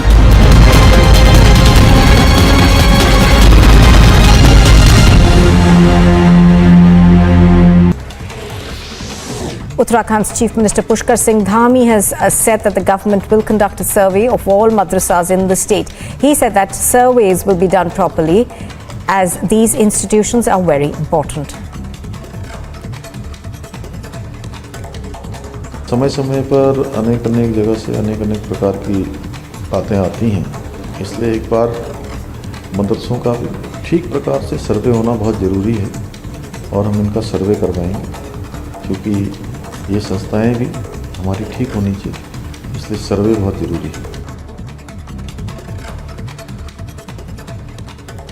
Getting some breaking details now of the country observing Hindi Divas. The Home Minister spoke on several occasions today, and Amit Shah, the Union Home Minister, Cooperatives Minister, said that Hindi is the friend of all Indian languages and it unites the whole nation in the thread of unity. राजभाषा हिंदी के बिना ये राष्ट्र गूंगा है, हिंदी ही राष्ट्र को बोलता कर सकती है. Well, addressing the country on the Hindi Divas, Home Minister Amit Shah has stated that all languages are important for the country. JDS leaders have staged a protest at Gandhi statue in Vidhana Saudha in Bengaluru over Hindi Divas. JDS leader, former Karnataka Chief Minister Kumaraswamy, leading that protest, calling the Hindi Divas an attempt to divide. 23 unrecognized madrasas in Uttar Pradesh have been marked. A timeline has been fixed by the administration, according to which the committee was to be formed by the 10th of September, and after serving madrasas and reports are to be submitted to the district magistrate by the 5th of October. पहले से हमारे कार्यालय में चिन्हित 23 मदरसे हैं चिन्हित जो गैर मान्यता प्राप्त हैं. इसमें शासन द्वारा टाइमलाइन निर्धारित किया गया है, जिसमें ये था कि जिलाधिकारी महोदय के स्तर से 10 सितंबर तक तहसीलवार कमेटी गठित की जानी थी, जो गठित हो गई है. तो हम लोग टाइमली जो शासन द्वारा टाइमलाइन निर्धारित की गई है उसके अंतर्गत ही सर्वे करते हुए सूचना शासन को ससमय प्रेषित कर देंगे. Well, 4 sadhus were brutally attacked by villagers in the Lavanga village of Sangli in Maharashtra. According to the police, the 4 sadhus are residents of Uttar Pradesh. Reportedly, local residents could not understand their language, which led to a heated argument, due to which they were attacked. All sadhus have been admitted to the hospital by the police. Sources have claimed that they were attacked on suspicions of being members of a child lifter gang. No case has been registered so far. The High Court has set aside the reappointment of the Calcutta University Vice Chancellor. The High Court said that the West Bengal government has no authority to do so. As per provisions of the Varsities Act, Sonali Banerjee was appointed as the Vice Chancellor of the Calcutta University on the 28th of August in 2017 for 4 years, and her term had expired on the 27th of August this year. And here's a look at what else is making news this morning. The Union Home Minister Amit Shah is on a visit to Surat. The Home Minister will address Hindi Divas event on the occasion of the National Language Day. The All India Official Language Conference in Surat will be held today and tomorrow. The program will have two separate sessions. During one of the sessions, various topics related to Hindi language will be discussed.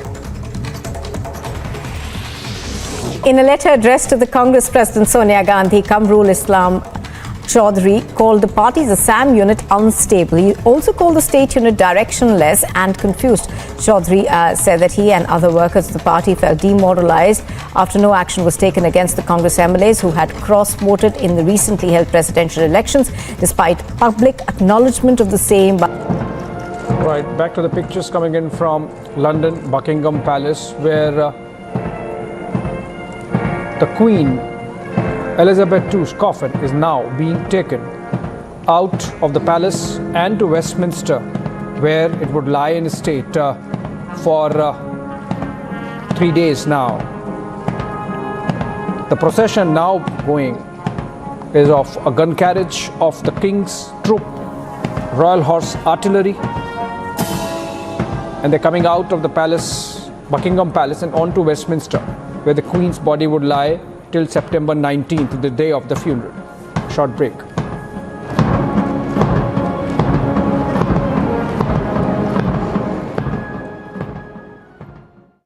At Amity, we believe students should have an all-round exposure. The Study Abroad program gives students the option to do 5 weeks or more at any of the Amity campuses across the world in cities like New York, San Francisco, London, Melbourne, Dubai, Singapore, etc. A truly unique opportunity only at Amity. Uttarakhand's Chief Minister Pushkar Singh Dhami has said that the government will conduct a survey of all madrasas in the state. He said that surveys will be done properly as these institutions are very important.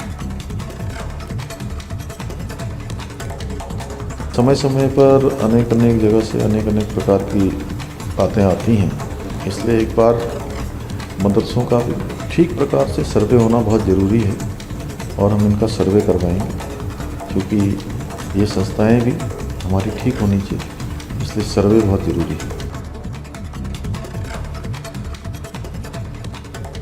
Getting some breaking details now of the country observing Hindi Divas. The Home Minister spoke on several occasions today, and Amit Shah, the Union Home Minister, Cooperatives Minister, said that Hindi is the friend of all Indian languages and it unites the whole nation in the thread of unity.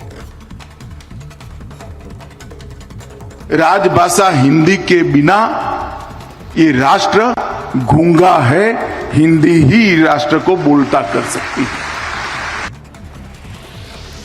Well, addressing the country on the Hindi Divas, Home Minister Amit Shah has stated that all languages are important for the country. JDS leaders have staged a protest at Gandhi statue in Vidhana Saudha in Bengaluru over Hindi Divas. JDS leader, former Karnataka Chief Minister Kumaraswamy, leading that protest, calling the Hindi Divas an attempt to divide. 23 unrecognized madrasas in Uttar Pradesh have been marked. A timeline has been fixed by the administration, according to which the committee was to be formed by the 10th of September, and after serving madrasas and reports are to be submitted to the district magistrate by the 5th of October. पहले से हमारे कार्यालय में चिन्हित 23 मदरसे हैं चिन्हित जो गैर मान्यता प्राप्त हैं. इसमें शासन द्वारा टाइमलाइन निर्धारित किया गया है, जिसमें ये था कि जिलाधिकारी महोदय के स्तर से 10 सितंबर तक तहसीलवार कमेटी गठित की जानी थी, जो गठित हो गई है. तो हम लोग टाइमली जो शासन द्वारा टाइमलाइन निर्धारित की गई है उसके अंतर्गत ही सर्वे करते हुए सूचना शासन को ससमय प्रेषित कर देंगे. Well, 4 sadhus were brutally attacked by villagers in the Lavanga village of Sangli in Maharashtra. According to the police, the 4 sadhus are residents of Uttar Pradesh. Reportedly, local residents could not understand their language, which led to a heated argument, due to which they were attacked. All sadhus have been admitted to the hospital by the police. Sources have claimed that they were attacked on suspicions of being members of a child lifter gang. No case has been registered so far. The High Court has set aside the reappointment of the Calcutta University Vice Chancellor. The High Court said that the West Bengal government has no authority to do so as per provisions of the Varsities Act. Sonali Banerjee was appointed as the Vice Chancellor of the Calcutta University on the 28th of August in 2017 for 4 years, and her term had expired on the 27th of August this year. And here's a look at what else is making news this morning. The Union Home Minister Amit Shah is on a visit to Surat. The Home Minister will address Hindi Divas event on the occasion of the National Language Day. The All India Official Language Conference in Surat will be held today and tomorrow. The program will have 2 separate sessions during one.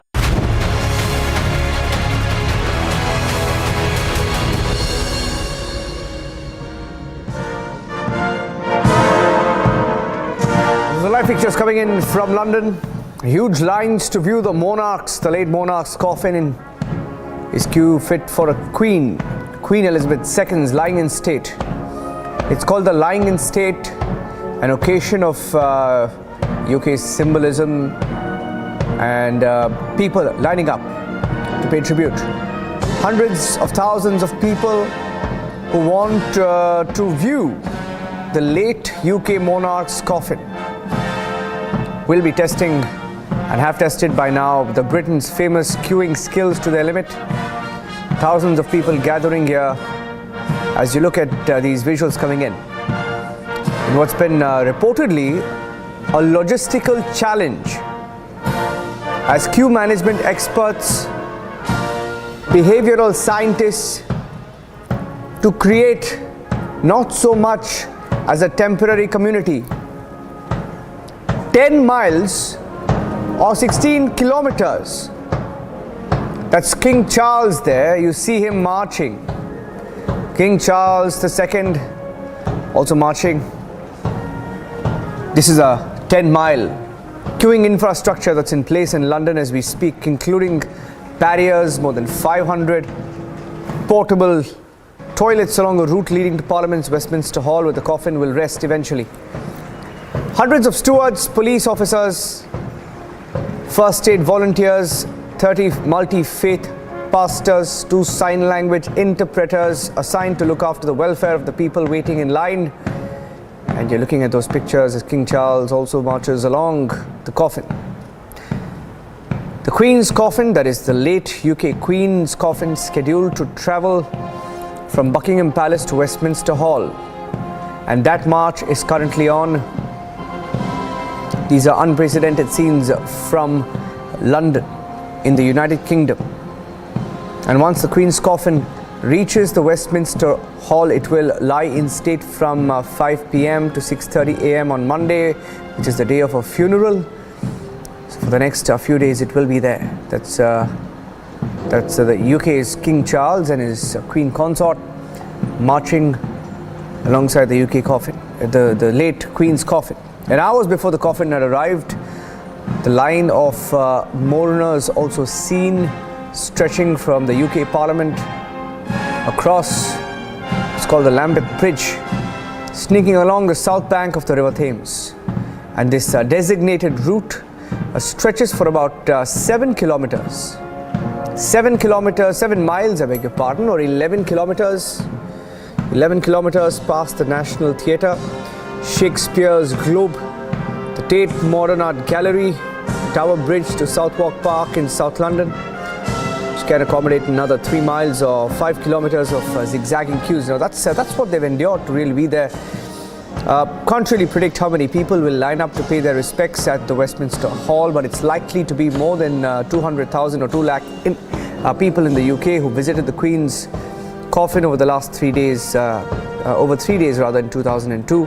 Now, transit operators estimating that 1 million people in the UK will be traveling. Let me go across to my colleague Abhishek as well. Just the symbolism of it as you look at these pictures, Abhishek.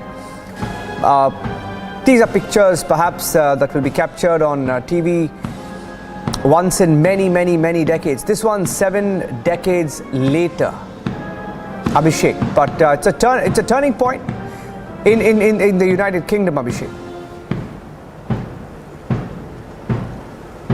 Well, absolutely, Niranjan. In fact, because of the pictures, in fact, special arrangements there by the BBC.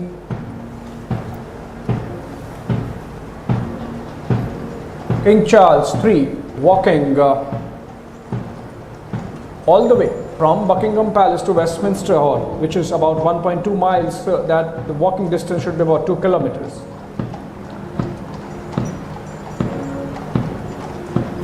Yeah.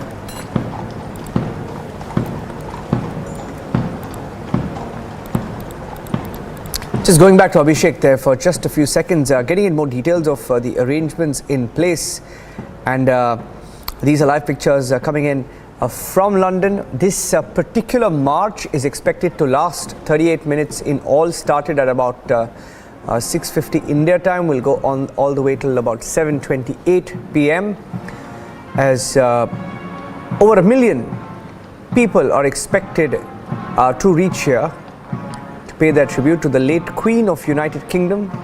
I'm going back to Abhishek on the symbolism of this, just to give you a little bit of an idea of the procession. This is, in short, Queen Elizabeth II has left Buckingham Palace for the last time. Her coffin, borne by a horse-drawn gun carriage, trailed by grieving family members during this 38-minute journey to the Houses of Parliament, where her coffin will lie in state until the funeral early next week, when even the Indian President Draupadi Murmu is expected to pay her respects. And with the royal standard and the crown of state resting on top of this coffin, artillery firing, saluting at 1-minute intervals, the solemn procession that's now underway in London is designed to underscore the Queen's 70 years as head of state, as the national mourning process shifts to the grand boulevards and the historic landmarks of the UK capital. That's in London. Let me go back to Abhishek. Abhishek joining us on this event in London, which of course is a cause for mourning for all of UK. You saw some very emotional citizens of UK, some Britons who were there in line for hours to catch a glimpse. Abhishek.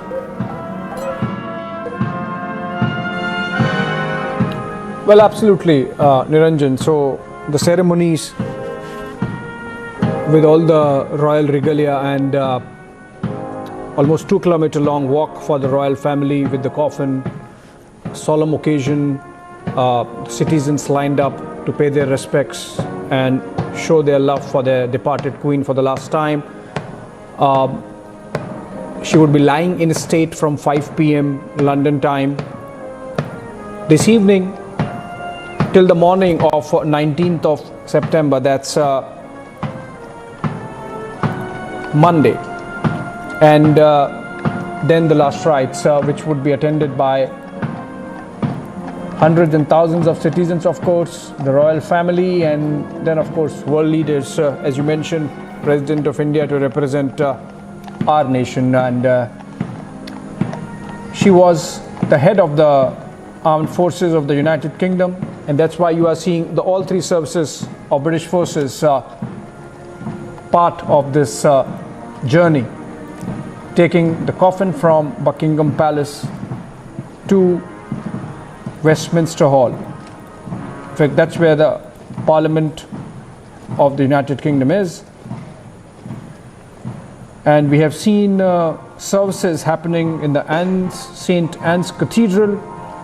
We have seen services happening in Edinburgh. We have seen services happening in Scotland, in the British Commonwealth realms, which is 12 nations that considered the Queen as their head of state, including Australia, including Canada, including New Zealand, and then of course the Commonwealth of Nations, which includes all the nations that were once ruled by the British as part of the British Empire in colonial times. We had that very emotional address by King Charles III. He said, "My mother felt deeply. I know the significance of the role she herself played in bringing together those whom history had separated, and in extending a hand to make possible the healing of long-held hurts." This was King Charles responding to condolence messages at the Hillsborough Castle. As I said, King Charles has been receiving condolences both through messages and in person, and he has been responding to them. Abhishek, in fact, for the last 24 hours, King Charles was there with his mother. Just going across, Abhishek, also to Lord Rami Ranger joining us on the broadcast. Lord Rami Ranger, very renowned personality, a businessman of Indian origin, also from the House of Lords. Lord Rami Ranger, these pictures, of course, very solemn occasion for all of UK. The fact that her family is marching along the carriage. Why don't you tell our viewers here in India the symbolism of this event, Lord Ranger? Jake, thank you for inviting me. This is a very somber day when Her Majesty has left Buckingham Palace for the last time and going to be laid in state in the Parliament building, where 4 days of mourning will take place. Ordinary people will be given the opportunity to pay their last respect to their gracious Queen. And this is, the planning of this event was already in place under the name of Operation London Bridge, because they were expecting this dreadful day when Her Majesty will bid us farewell, and the arrangements were already placed. Prince Charles was already given a lot of royal duties. Last Parliament was opened by Prince Charles. Normally, the Queen opened the Parliament when the new session started, but because of her health, she could not come to London, and Prince Charles came in her place. But this, and then also she made sure Prince Charles or King Charles is now the head of Commonwealth. Commonwealth was very dear to Her Majesty the Queen. She was deeply connected with the people of Commonwealth because of the bond, historical bond, and also the contribution in both the Great War the soldier of Commonwealth made for the King and the country. So therefore, she had a very fond memory and relationship with the Commonwealth. And now you can see Her Majesty, the body is being taken to the Parliament, where people like me would get another chance to pay our respect. It is very difficult to now come to London. Everywhere is chock-a-block. No cars are allowed. You just have to travel by public transport. But it's because such is the love for this our Queen, because she was a symbol of unity. She was the Queen of every faith, every community. She would visit temple, mosque, gurdwaras, and even churches. She will visit, hospital, all the institutions, Chelsea Flower Show, a royal escort, all these things which is pageantry. She was very much part of the British pageantry, and the pageantry was at its best when Her Majesty, or even Henley Regatta. So all those things Her Majesty will attend with passion, with commitment, and with charm and grace. Yet she was not remote from her people. She will always have time to talk to her subjects, and she will always curious to find out what they do, how they live, what makes them tick. She will always have a question. She has an infectious smile wherever she went. She had that beautiful smile, and people always paid amazing respect to her, even overseas. And the very fact you can see the 500 leaders from all over the world will be paying their last respect to our gracious Queen shows the love, the affection she was held under, not only in the United Kingdom, but throughout the world. She was also head of at least 14 to 15 countries, and also she was, very much an institution which, with her passing away, the world will never be the same again. You can see people are crying in the crowd. Lots of people are crying, and what a dignified send-off is being given by the British people and the royal family. The royal family is very unique. They are already mourning the death of their mother, Prince King Charles, yet he is also carrying on with the public duties. Such is the commitment of royal family to the British people. And this monarchy has evolved over a period of time. They are not just a symbol head. They don't have the real power, and yet they have the experience and knowledge to guide the Prime Minister. I think the 14th or 15th Prime Minister took oath in the presence of Her Majesty the Queen in Scotland only recently. So that just shows that she was there. She never interfered, but yet she could give all the advice, all the knowledge which she has acquired over the long period of 70 years. And the love people are showing is her dedication, her public service for record 70 years of dignified service to people. And she was always there for people whenever there was a crisis in the country or there was a happy occasion. Her Majesty was our constant companion in either a happiness or in sorrow. And she made sure that the people she will share their grief or share their joy with her subject. So, Abhishek, unfortunately, it is such a big tragedy. She was a global icon. She was respected, loved, photographed. We thought, we felt she was part of our life. Her presence was everywhere, and everybody feels that they have lost a member of their own family. Such was her affection. I had the chance to meet her several times because I was given honor by her, and her remarkable quality was, I was very nervous the first time. The minute I was in front of her, she smiled and she asked me a couple of questions, and suddenly I felt that I knew the Queen, as if from 20 years. Although I seen her on television and all those, beautiful pictures, but to come front to front with the monarch is some experience which is very hard to explain. But because of her grace and charm, that she put people at ease. No matter how small you are, no matter how big you are, if you came in front of her, she will always greet you with smiles, she'll shake hands with you, and she will always have time for you to ask one or two questions. It is unbelievable experience to come in front of that iconic lady, which is now, we are giving her a send-off to the best of her ability, and she will always be in our heart. She will always be with us because such is her legacy. Her legacy will be very hard to follow, but the King Charge has been groomed, has been told what to do, and the British monarchy has evolved, and it has got all the knowledge and experience how to deal with public. You can see Princess Anne, Her Royal Highness, is with King Charles, how dignified. She broke down when she saw her mother's body, Prince Charles. Princess Anne. That was the love she had. She's the only daughter, and daughters always have a lot more affection with their mother. Mother and daughters, as they say, have a special bond.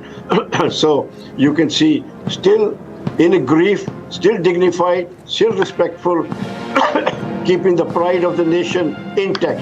So such is the beauty of British royalty, and I'm so glad the President of India is coming to pay her respect, because that is a very big gesture, representing 1.4 billion people of India coming to pay her respect. We are so grateful to the government of India, making sure that the people living in the United Kingdom also feel a sense of pride that we are, as a country, as a nation, we are also sharing the grief of the British people. So this is such a, this is probably the last time, we will see the Queen going to Parliament. 4 days of mourning is there, and it'll be going 24 hours. People will be now to come 24 hours to pay their respect. So you can imagine, the queues are already building up. People will be staying the night just to show their respect for their beloved Queen. She will always be in our heart. We will always remember with gratitude, with thanks, the service he rendered to people over 70 years, 7 decades, and to the most elegant Queen, most committed Queen, most passionate Queen, and she was connected on every subject with the people. So Abhishek, this is a very somber day, a very heart-touching ceremony taking place. I request you to stay with us. We'll take a short break here on the biggest story tonight. Those are live pictures coming in from London.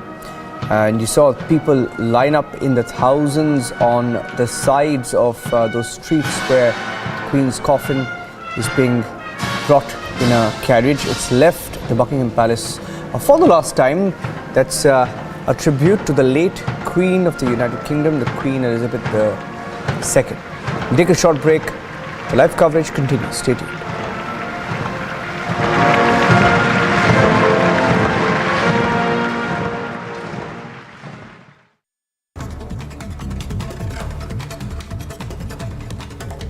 Getting some breaking details now of the country observing Hindi Divas. The Home Minister spoke on several occasions today, and Amit Shah, the Union Home Minister, Cooperatives Minister, said that Hindi is the friend of all Indian languages and it unites the whole nation in the thread of unity. राजभाषा हिंदी के बिना ये राष्ट्र गूंगा है, हिंदी ही राष्ट्र को बोलता कर सकती है. Well, addressing the country on the Hindi Divas, Home Minister Amit Shah has stated that all languages are important for the country.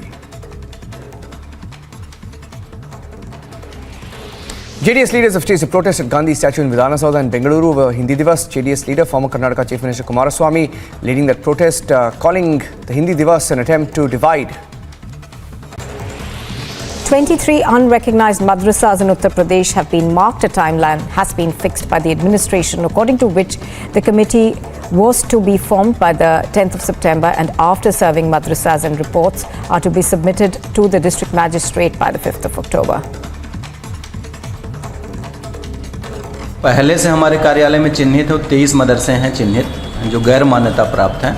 इसमें शासन द्वारा टाइमलाइन निर्धारित किया गया है, जिसमें ये था कि जिला अधिकारी महोदय के स्तर से 10 सितंबर तक तहसीलवार कमेटी गठित की जानी थी, जो गठित हो गई है. तो हम लोग टाइमली जो शासन द्वारा टाइमलाइन निर्धारित की गई है उसके अंतर्गत ही सर्वे करते हुए सूचना शासन को में प्रेषित कर देंगे. Well, 4 sadhus were brutally attacked by villagers in the Lavanga village of Sangli in Maharashtra. According to the police, the 4 sadhus are residents of Uttar Pradesh. Reportedly, local residents could not understand their language, which led to a heated argument, due to which they were attacked. All sadhus have been admitted to the hospital by the police. Sources have claimed that they were attacked on suspicions of being members of a child lifter gang. No case has been registered so far. The High Court has set aside the reappointment of the Calcutta University Vice-Chancellor. The High Court said that the West Bengal government has no authority to do so. As per provisions of the Varsities Act, Sonali Banerjee was appointed as the Vice-Chancellor of the Calcutta University on the 28th of August in 2017 for 4 years, and her term had expired on the 27th of August this year. And here's a look at what else is making news this morning. The Union Home Minister Amit Shah is on a visit to Surat. The Home Minister will address Hindi Divas event on the occasion of the National Language Day. The All India Official Language Conference in Surat will be held today and tomorrow. The program will have 2 separate sessions. During one of the sessions, various topics related to Hindi language will be discussed. In a letter addressed to the Congress President Sonia Gandhi, Kamrul Islam Chaudhary called the party's Assam unit unstable. He also called the state unit directionless and confused. Chaudhary said that he and other...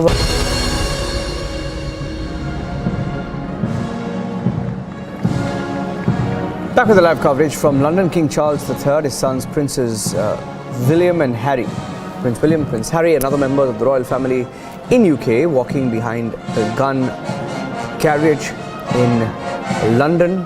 Big Ben's bells, you just heard them toll, and a gun salute booming as the coffin proceeds along the mall to the martial strains of a military band which is playing at the background. The coffin of the late Queen,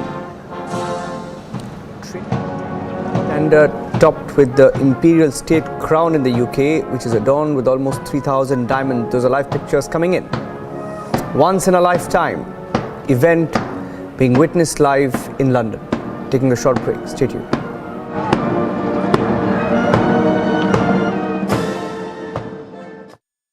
आग को फैलने से रोकना मुश्किल है पर नामुमकिन नहीं। अब फायरवॉल टेक्नोलॉजी के साथ सेंचुरी प्लाई क्लब प्राइम आग से बचाए। 23 unrecognized madrasas in Uttar Pradesh have been marked. A timeline has been fixed by the administration, according to which the committee was to be formed by the 10th of September, and after serving madrasas and reports are to be submitted to the district magistrate by the 5th of October. पहले से हमारे कार्यालय में चिन्हित 23 मदरसे हैं चिन्हित जो गैर मान्यता प्राप्त हैं। इसमें शासन द्वारा टाइमलाइन निर्धारित किया गया है, जिसमें ये था कि जिलाधिकारी महोदय के स्तर से 10 सितंबर तक तहसीलवार कमेटी गठित की जानी थी, जो गठित हो गई है। तो हम लोग टाइमली जो शासन द्वारा टाइमलाइन निर्धारित की गई है उसके अंतर्गत ही सर्वे करते हुए सूचना शासन को शासन में प्रेषित कर देंगे। Well, 4 sadhus were brutally attacked by villagers in the Lavanga village of Sangli in Maharashtra. According to the police, the 4 sadhus are residents of Uttar Pradesh. Reportedly, local residents could not understand their language, which led to a heated argument, due to which they were attacked. All sadhus have been admitted to the hospital by the police. Sources have claimed that they were attacked on suspicions of being members of a child lifter gang. No case has been registered so far. The High Court has set aside the reappointment of the Calcutta University Vice-Chancellor. The High Court said that the West Bengal government has no authority to do so. As per provisions of the Varsities Act, Sonali Banerjee was appointed as the Vice-Chancellor of the Calcutta University on the 28th of August in 2017 for 4 years, and her term had expired on the 27th of August this year. And here's a look at what else is making news this morning. The Union Home Minister Amit Shah is on a visit to Surat. The Home Minister will address Hindi Divas event on the occasion of the National Language Day. The All India Official Language Conference in Surat will be held today and tomorrow. The program will have 2 separate sessions. During one of the sessions, various topics related to Hindi language will be discussed. In a letter addressed to the Congress President Sonia Gandhi, Kamrul Islam Chaudhary called the party's Assam unit unstable. He also called the state unit directionless and confused. Chaudhary said that he and other workers of the party felt demoralized after no action was taken against the Congress MLAs who had cross-voted in the recently held presidential elections, despite public acknowledgement of the same by senior leaders of the party. इस गाड़ी की live तस्वीरें आप देख रहे हैं, इसमें सुकांतु मजूमदार को ले जाया जा रहा है। We can see water cannons are used widely across this whole rally. Now just look at that. The police force are now advancing. Drone fighting is still on.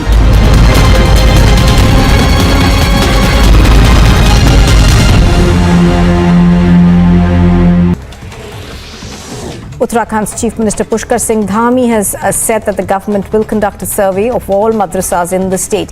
He said that surveys will be done properly, as these institutions are very important. समय समय पर अनेक जगह से अनेक प्रकार की बातें आती हैं, इसलिए एक बार मदरसों का ठीक प्रकार से सर्वे होना बहुत ज़रूरी है।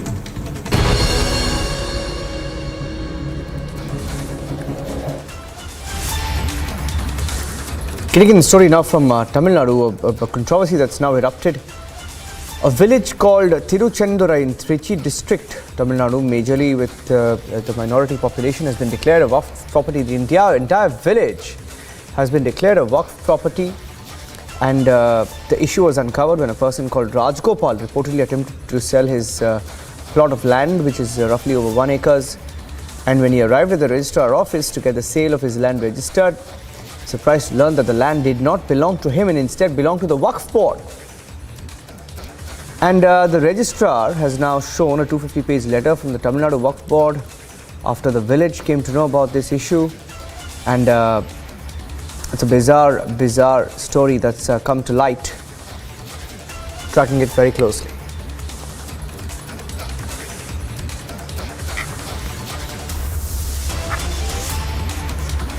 Tracking the story very closely, where a 1,500-year-old temple is also there in that village, which, by the way, has been declared a Waqf property. So the entire village has been declared a Waqf property. There's a 1,500-year-old, 1,500-year-old temple also there. So we're tracking that story closely. Taking a short break on the biggest story tonight. Back with Superfast 50.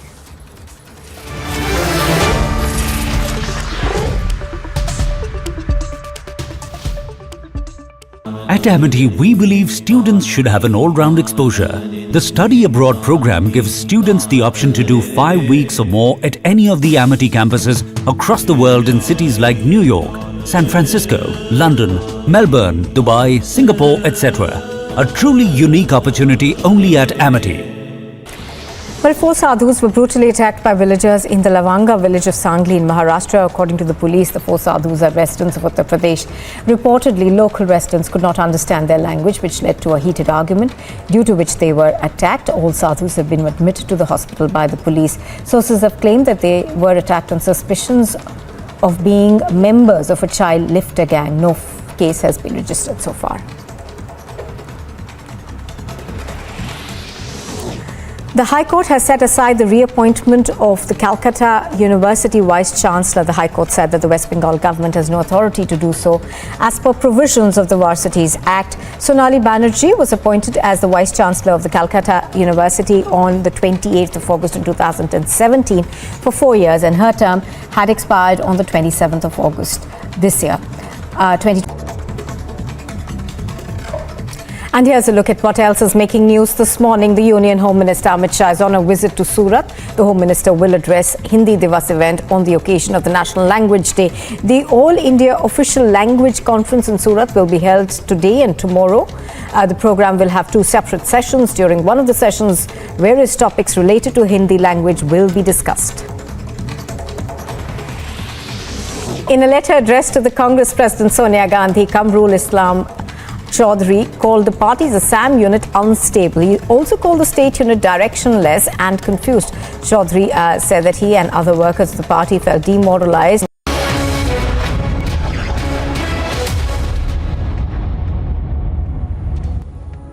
While Rahul Gandhi conducts Bharat Jodo Yatra, Goa Congress in Goa suffered a massive blow as 8 out of the 11 MLAs jumped ship to the Bharatiya Janata Party. Addressing the media alongside Goa Chief Minister Pramod Sawant, ex-leader of the opposition Michael Lobo said that they have taken the decision to merge the Congress legislature party into BJP.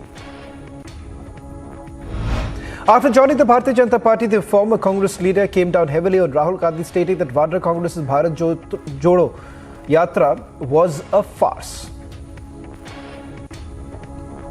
That this Bharat Jodo Yatra is not going to bring any difference to the party. The internal leadership had to be strengthened, which nobody is taking care. So Bharat Jodo Yatra is going to be a failure, and which has started from Goa, that is today. Ki Congress Chodo, all the leaders are going to leave Congress. You will see in the days to come. Reacting sharply to the merger of 8 Congress MLAs with the Bharatiya Janata Party in Goa today, Goa Forward Party President Vijay Sardesai said that they stand as the symbols of pure evil, while also calling their joining a subversion of the political and democratic process.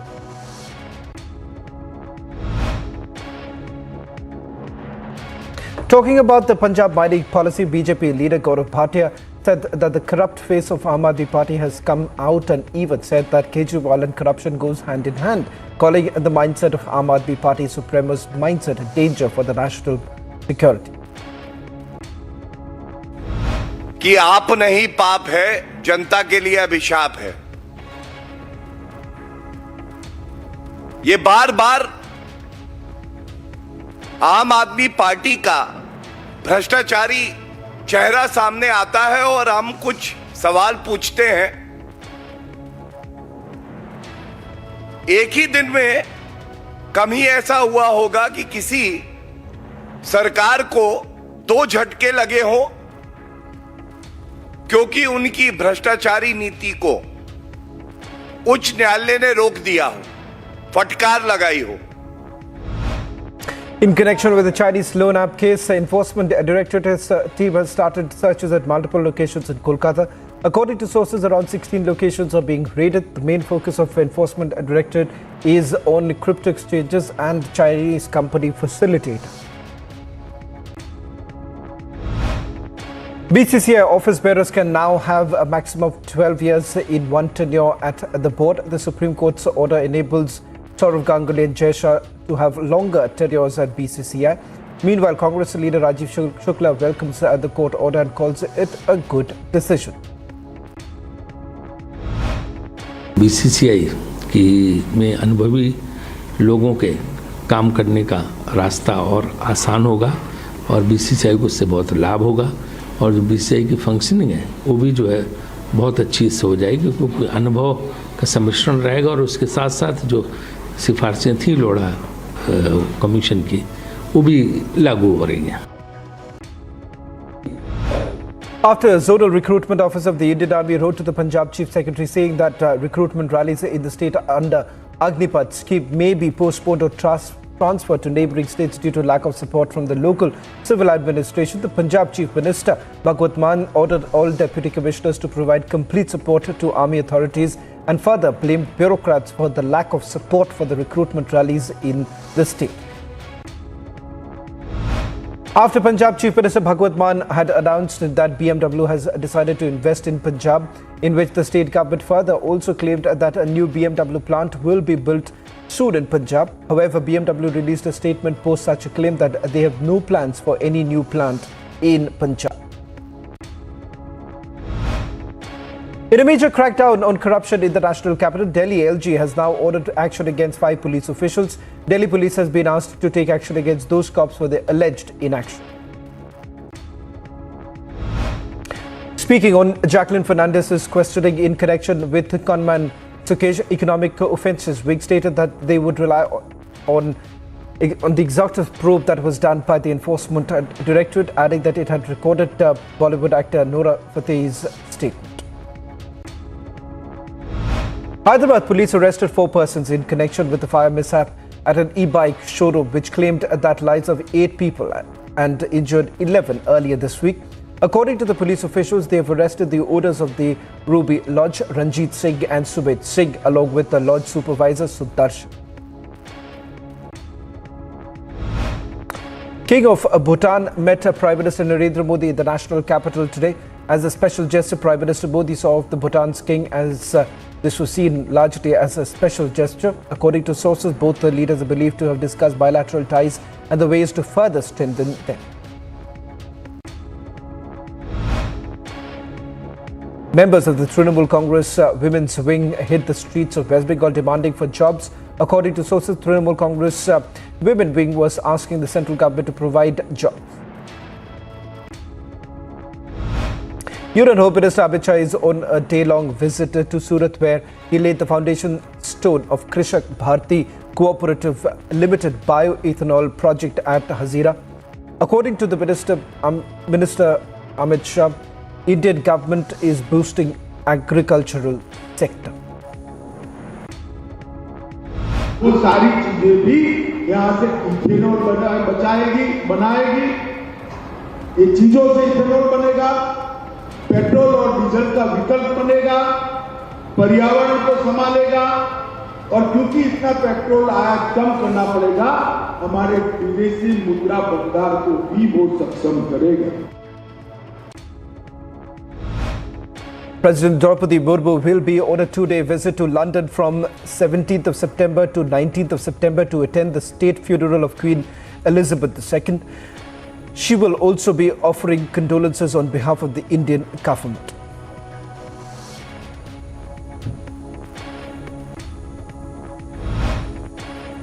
Union Sports Minister Anurag Thakur, during the MOU signing for Sports Fund, said that 2 PSUs of Power Ministers have signed the National Sports Development Fund for 215 crore rupees. He further said that he is thankful to Prime Minister Modi for encouraging sports in the nation. माननीय प्रधानमंत्री नरेंद्र मोदी जी ने जब से सत्ता में आए खेलों को बढ़ावा देने का हर संभव प्रयास किया है। टारगेट ओलंपिक पोडियम स्कीम का कल्पना ही माननीय प्रधानमंत्री मोदी जी की थी और इस स्कीम के माध्यम से खिलाड़ियों को, जो एलीट एथलीट चुने जाते हैं, उन एलीट एथलीट्स के रहने का, भोजन का, उनकी ट्रेनिंग का, बोर्डिंग लॉजिंग ट्रेनिंग देश में और विदेश में सारा खर्चा भारत सरकार वहन करती है। Lieutenant General Lieutenant Governor Manoj Sidha visited forward areas of Poonch today and took stock of the security situation along the border. Lieutenant Governor, who is on a two-day visit to Poonch, undertook a first-hand assessment of the situation at the line of control and forward areas at the border village Degwar Derma. Home buyers at the Patrachol redevelopment project are protesting against the Maharashtra Housing and Area Development Authority over the delayed possession of the apartments.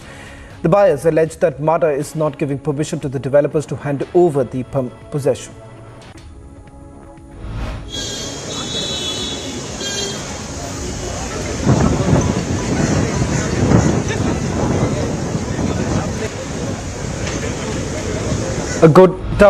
A godown was gutted in a fire in Purna village near the Thane district. According to fire officials, the fire erupted in the godown of agri-technology company which is located in the Arihant compound. As of now, no reports of casualties or any kind of injuries have been reported as yet. Notably, 6 fire engines and water tankers from Bhiwandi rushed to the place of incident and managed to douse the fire after 6 hours. The cause of fire is still unknown. After a probe was initiated in the brutal attack on the Sadhus in Sangli, 6 people have been arrested in connection with the assault on the Sadhus. Maharashtra Deputy Chief Minister Devendra Fadnavis spoke to the DGP on phone from Russia and asked him for a detailed probe in the matter. उन साधुओं को आगे मंदिर जाना था, इस वजह से वो कंप्लेंट उन्होंने नहीं दिया। इस घटना की पुलिस ने सो मोटो कॉग्निजेंस लिया है। उमदी पुलिस स्टेशन के हद्दी में हर्ट और राइट सेक्शंस अप्लाई करके ऑफेंस रजिस्टर किया गया है। 6 अक्यूज़ को अरेस्ट किया गया है और जो इतर अक्यूज़ है उनको The hijab row continues to be heard at the Supreme Court as the petitioner challenging the Karnataka High Court's ruling stated that there was a difference of opinion even between the High Courts over essential religious beliefs. A 2-day meeting to take stock of the construction of the Ram Janmabhoomi temple was held in Ayodhya. Akhil Bharat Hindu Mahasabha Treasurer Dinesh Sharma filed a fresh petition before the court of the civil judge in Mathura seeking removal of Meena Masjid. माननीय civil न्यायालय में एक बात दायर किया है जिसमें हमने मांग की है कि जो कृष्ण जन्मभूमि मंदिर है मथुरा में उसकी पूर्वी सीमा में एक मस्जिद है, उसको कथित मीना मस्जिद कहते हैं, तो हमने उसको हटाने के लिए माननीय सिविल न्यायालय में उसमें बात दाखिल किया है। उसमें हमने यूपी सुन्नी सेंट्रल वक्फ बोर्ड को और इंतजामिया कमेटी को पार्टी बनाया है। तो माननीय न्यायालय ने उसमें 26 अक्टूबर की डेट लगा दी है। पहले औरंगजेब आया था तो उसने उत्तर दिशा में मंदिर के शाही ईदगाह का निर्माण कर लिया। उसके बाद औरंगजेब के वंशजों ने पूर्वी सीमा में ये मीना मस्जिद बना दी। तो मुस्लिम लोग In a joint operation, Indian Coast Guard and Gujarat ATS apprehended a Pakistani boat 6 miles inside the Indian waters with 40 kilograms of drugs valued at 200 crore rupees. Acting on an input from the BSF, troops seized 200 bottles of fentanyl to be smuggled to the border area of Mubarakpur in Assam's district of Karimganj. Samajwadi Party MLA staged a sit-in at the Uttar Pradesh Assembly from today to highlight the state's poor law and order, rising inflation, unemployment and other issues. Home Minister Amit Shah stressed on the importance of Hindi by saying that the language is our Raj Bhasha or official language and added that it must be given importance. जितने भी निर्णय लिए जाते हैं, जितनी भी नीतियां बनती हैं, वो नीतियां तभी लोकभोग्य हो सकती है जब वो स्थानीय लोगों की भाषा में हो। इसके साथ साथ हिंदी को इन्हीं विशेषताओं को ध्यान में रखते हुए 14 सितंबर 1949 के दिन हिंदी को राजभाषा के रूप में स्वीकार किया गया। The Home Minister went on to call Hindi a friend of all regional languages, stating that the regional languages and Hindi enriched each other. राजभाषा हिंदी किसी भी भारतीय भाषा की प्रतिस्पर्धी नहीं है, बल्कि उसकी सखी है और हमारी सभी भाषाओं का विकास एक दूसरे के परस्पर सहयोग से ही संभव है। JDS leaders staged a protest at Gandhi statue in Vidhan Soda in Bengaluru over Hindi Divas. Unitedly, you are living. All of us living unitedly as brothers and sisters. Now, why he is raising this issue? By raising this issue, he wanted to break this country, this unity, this country's unity. He wanted to break it. This is our question. A bench at the Supreme Court led by Chief Justice of India, U. Lalit, continues to hear the petitions in connection with the constitutional validity of the 10% quota for the economically weaker section. In a major blow to the Trinamool Congress, the Calcutta High Court has set aside the appointment of Shonali Banerjee as the Vice Chancellor of Calcutta University. Union Minister Dr. Bhagwat Karad has demanded that Maharashtra Chief Minister Eknath Shinde recommend extension of the Marathwada Development Board to the governor.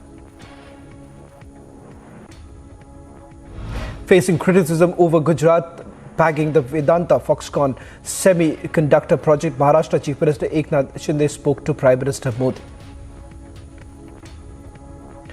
French Foreign Minister is in India and has met Prime Minister Narendra Modi ahead of the 75th anniversary of the Indo-French diplomatic relations, with the visit being her first visit to India and first bilateral visit to Asia. A top court largely rejected Google's appeal of a record European Union antitrust fine imposed for throttling competition and reducing consumer choice through the dominance of its mobile Android operating system.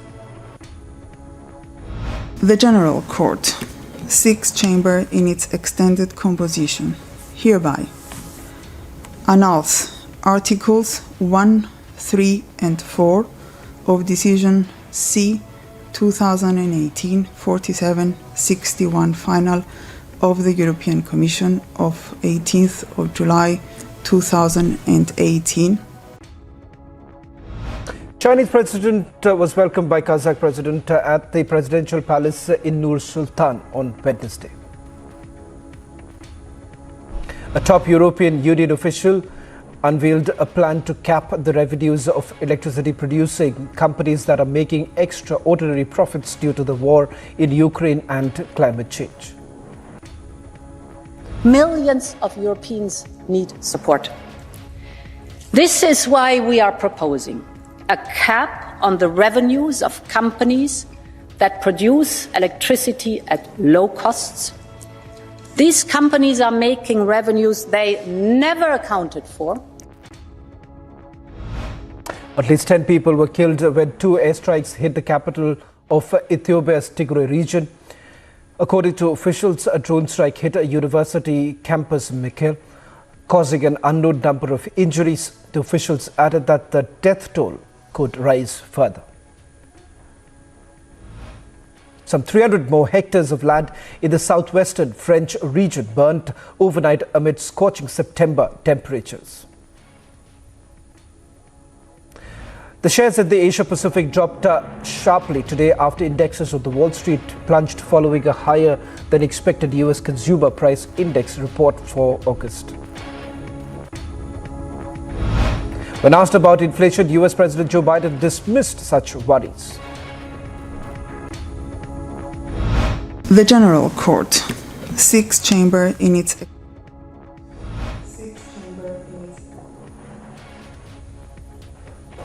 Russian President Vladimir Putin will discuss Russian-Indian cooperation within the UN and G20 with Prime Minister of India Narendra Modi during the upcoming SCO meeting in Samarkand. Queen Elizabeth II's coffin was greeted by crowds at Buckingham Palace after it was taken to the British capital by plane from Scotland. Many of the mourners used their mobile phones as candles to light the way for their late monarch as she made her final journey to her home.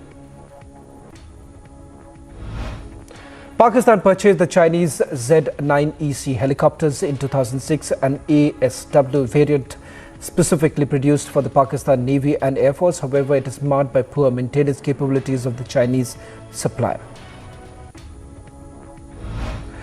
Cleanup efforts and damage assessments were underway in the east of Los Angeles after heavy rains unleashed mudslides in a mountain area scorched by a wildfire 2 years ago, sending boulders across roads, carrying away cars and prompting evacuations and shelter-in-place orders.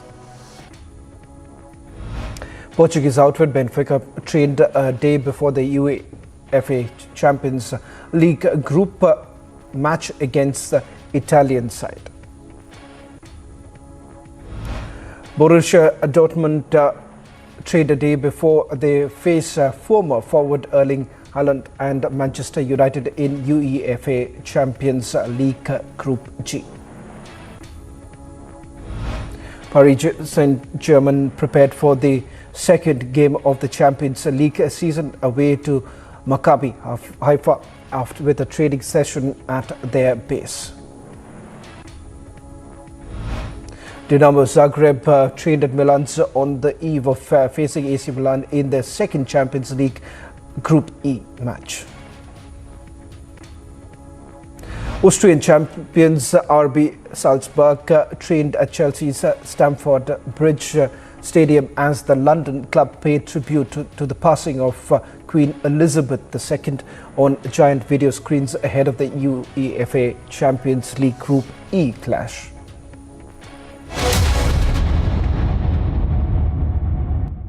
At Amity, we believe students should have an all-round exposure. The Study Abroad program gives students the option to do 5 weeks or more at any of the Amity campuses across the world in cities like New York, San Francisco, London, Melbourne, Dubai, Singapore, etc.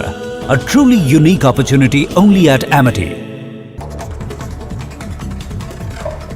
And here's a look at what else is making news this morning. The Union Home Minister Amit Shah is on a visit to Surat. The Home Minister will address Hindi Divas event on the occasion of the National Language Day. The All India Official Language Conference in Surat will be held today and tomorrow. The program will have 2 separate sessions. During one of the sessions, various topics related to Hindi language will be discussed. In a letter addressed to the Congress President Sonia Gandhi, Kamrul Islam Chaudhry called the party's Assam unit unstable. He also called the state unit directionless and confused. Chaudhry said that he and other workers of the party felt demoralized after no action was taken against the Congress MLAs who had cross-voted in the recently held presidential elections, despite public acknowledgement of the same by senior leaders of the party. जिस गाड़ी की live तस्वीरें आप देख रहे हैं, इसमें सुखांतु मजूमदार को ले जाया जा रहा है. We can see water cannons are used widely across this whole rally. Now just look at that. The police force are now advancing. Stone pelting is still on.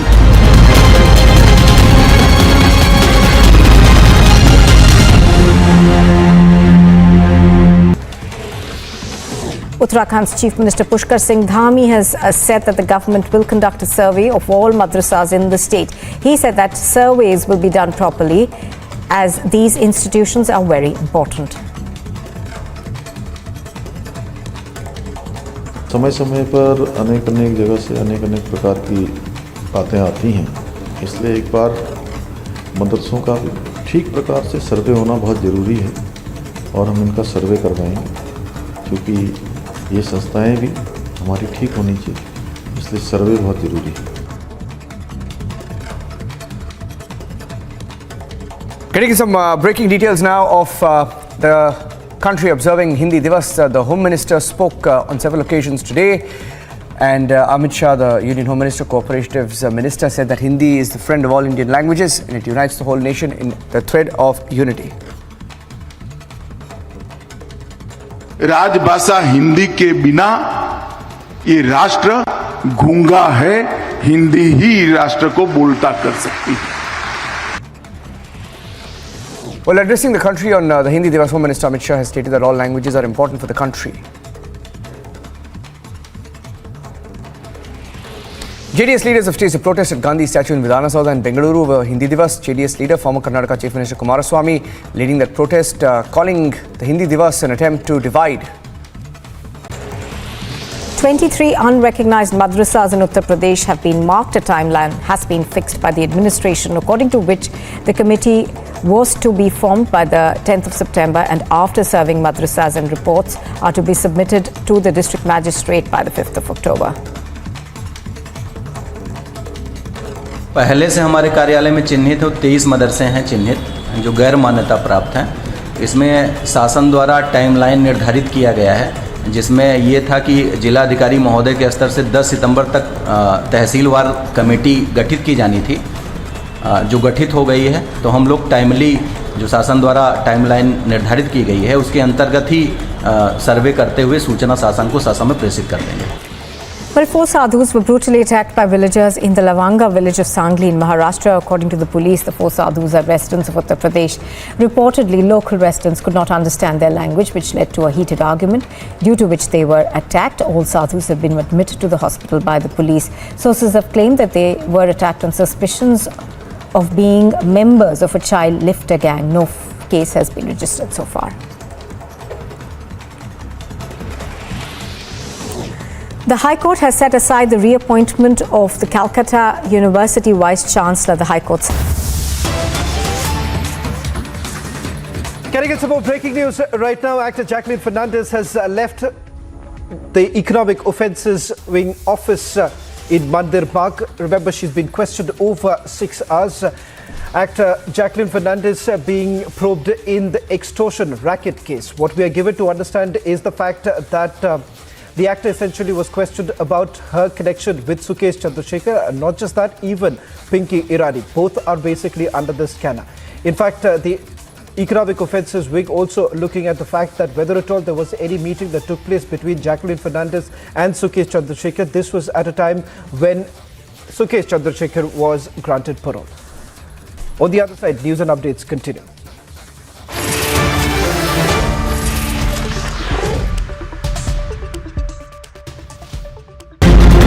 की लाइव तस्वीरें आप देख रहे हैं, इसमें सुकांतु मजूमदार को ले जाया जा रहा है।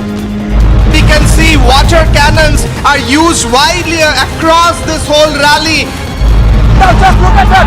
The police force are now advancing. Stone pelting is still on.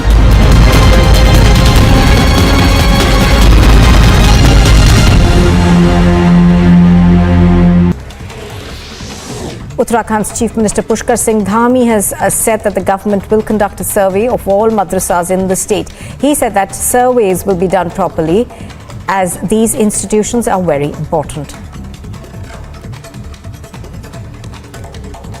समय समय पर अनेक जगह से अनेक प्रकार की बातें आती हैं, इसलिए एक बार मदरसों का ठीक प्रकार से सर्वे होना बहुत ज़रूरी है और हम इनका सर्वे करवाएंगे, क्योंकि ये संस्थाएं भी हमारी ठीक होनी चाहिए, इसलिए सर्वे बहुत ज़रूरी है।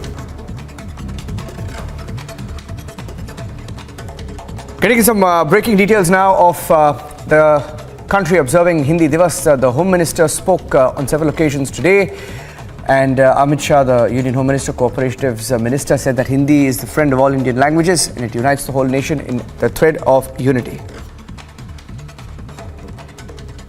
राजभाषा हिंदी के बिना ये राष्ट्र गूंगा है, हिंदी ही राष्ट्र को बोलता कर सकती है। Well, addressing the country on the Hindi Divas, Home Minister Amit Shah has stated that all languages are important for the country. JDS leaders have staged a protest at Gandhi statue in Vidhana Saudha in Bengaluru over Hindi Divas. JDS leader, former Karnataka Chief Minister Kumaraswamy, leading that protest, calling the Hindi Divas an attempt to divide. 23 unrecognized madrasas in Uttar Pradesh have been marked. A timeline has been fixed by the administration, according to which the committee was to be formed by the 10th of September, and after serving madrasas and reports are to be submitted to the district magistrate by the 5th of October.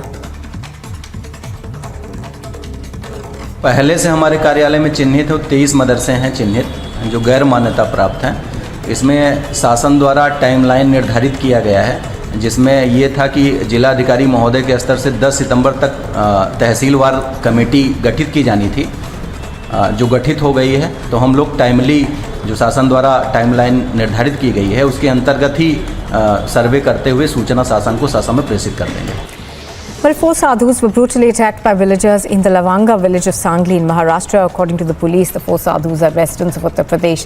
Reportedly, local residents could not understand their language, which led to a heated argument, due to which they were attacked. All sadhus have been admitted to the hospital by the police. Sources have claimed that they were attacked on suspicions of being members of a child lifter gang. No case has been registered so far. The High Court has set aside the reappointment of the Calcutta University Vice Chancellor. The High Court said that the West Bengal government has no authority to do so.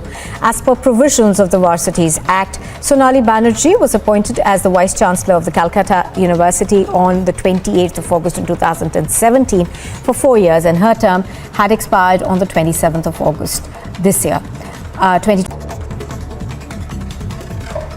And here's a look at what else is making news this morning. The Union Home Minister Amit Shah is on a visit to Surat. The Home Minister will address Hindi Divas event on the occasion of the National Language Day. The All India Official Language Conference in Surat will be held today and tomorrow. The program will have 2 separate sessions. During one of the sessions, various topics related to Hindi language will be discussed. In a letter addressed to the Congress President Sonia Gandhi, Kamrul Islam Chaudhary called the party's Assam unit unstable. He also called the state unit directionless and confused. Chaudhary said that he and other workers of the party felt demoralized after no action was taken against the Congress MLAs who had cross-voted in the recently held presidential elections, despite public acknowledgement of the same by senior leaders of the party. इस गाड़ी की live तस्वीरें आप देख रहे हैं, इसमें सुकांतु मजूमदार को ले जाया जा रहा है. We can see water cannons are used widely across this whole rally. Now just look at that. The police force are now advancing. Stone pelting is still on.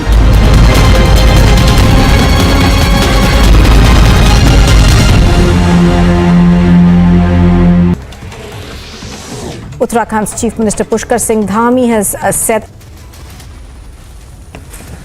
While the BJP questions brutal crackdown on Tuesday's Nabana Andolan in Bengal, TMC alleges the Saffron Party hired outsiders to disrupt peace in the state. Defending brutal police action on the BJP protesters, West Bengal Chief Minister Mamata Banerjee says they could have opened fire but maintained restraint. Army red flags obstacles in Agnipath recruitment in Punjab, says the rallies will go on as planned. Blame game of Agnipath scheme, Chief Minister Man back scheme, but his minister questions it. 8 Congress MLAs dump party, Congress Goa unit merges with the BJP.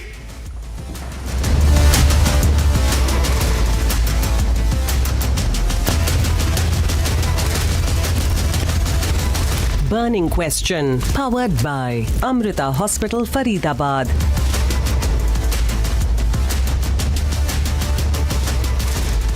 Well, hello and welcome. I am Aishwarya Kapoor and you are watching The Burning Question. Just a day after fierce protests and brutal police action on the BJP workers and member of parliaments and leaders of Bengal, the political face-off which has reached another level very clearly. The West Bengal Chief Minister Mamata Banerjee has just come out few minutes prior and said that the BJP, the Bharatiya Janata Party, which as of now in the last elections got 77 seats, which has further reduced, got people from outside the state to create violence, to create a situation in the state of West Bengal. This is the West Bengal Chief Minister. While the Bharatiya Janata Party is clearly alleging that the state has become lawless and bankrupt under Mamata Banerjee-led West Bengal government. So allegation and counter-allegation continues. But the visuals, the pictures don't lie. That picture of Shwapan Das Gupta, that picture of Lockett Chatterjee, That picture of the Bengal police using that baton and lathi, as it said, on female protesters who are quietly walking down is there. Is there. What will the TMC leadership say on that? What? Because Mamata Banerjee is saying complete responsibility is on to the BJP which was doing that protest, and the people which she claims have been brought from outside. On the contrary, she claims that the police action was actually, understand this, was actually mild. She said police could have opened fire, live fire, the Chief Minister is saying, but exercise restraint. Is this restraint, Madam Chief Minister? That's the debate on the burning question today. But first, this report, and do look at the visual, viewers. The visuals speak for themselves. The special report. The brutal crackdown by Mamata's government to muzzle the opposition protests on the streets of Kolkata has drawn widespread criticism. As the Calcutta High Court seeks a report from the state's Home Secretary, it has directed the state administration to ensure safety of BJP leaders. In a scathing attack, BJP leader Ravi Shankar Prasad alleged that in order to divert attention from internal rivalry within the TMC, Mamata inflicted atrocities and brutalities on the BJP workers. आप, आपकी party और आपकी सरकार जितना भाजपा के नेताओं, भाजपा के cadre पर अत्याचार करेगी, भाजपा उतनी ही आगे बढ़ेगी.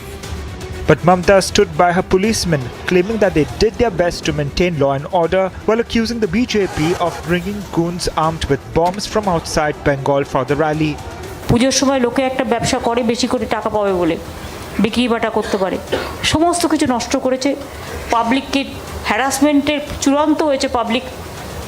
হ্যাঁ, পুলিশ ইচ্ছা করলে গুলি চালাতে পারতো, কিন্তু পুলিশ গুলি চালাও এটা কাম্য নয়, কারণ আমরা অনেকটা পুলিশ রেস্ট্রিক্টেড ওয়েতে চেষ্টা করেছে শান্তিপূর্ণভাবে ম্যানেজ করার।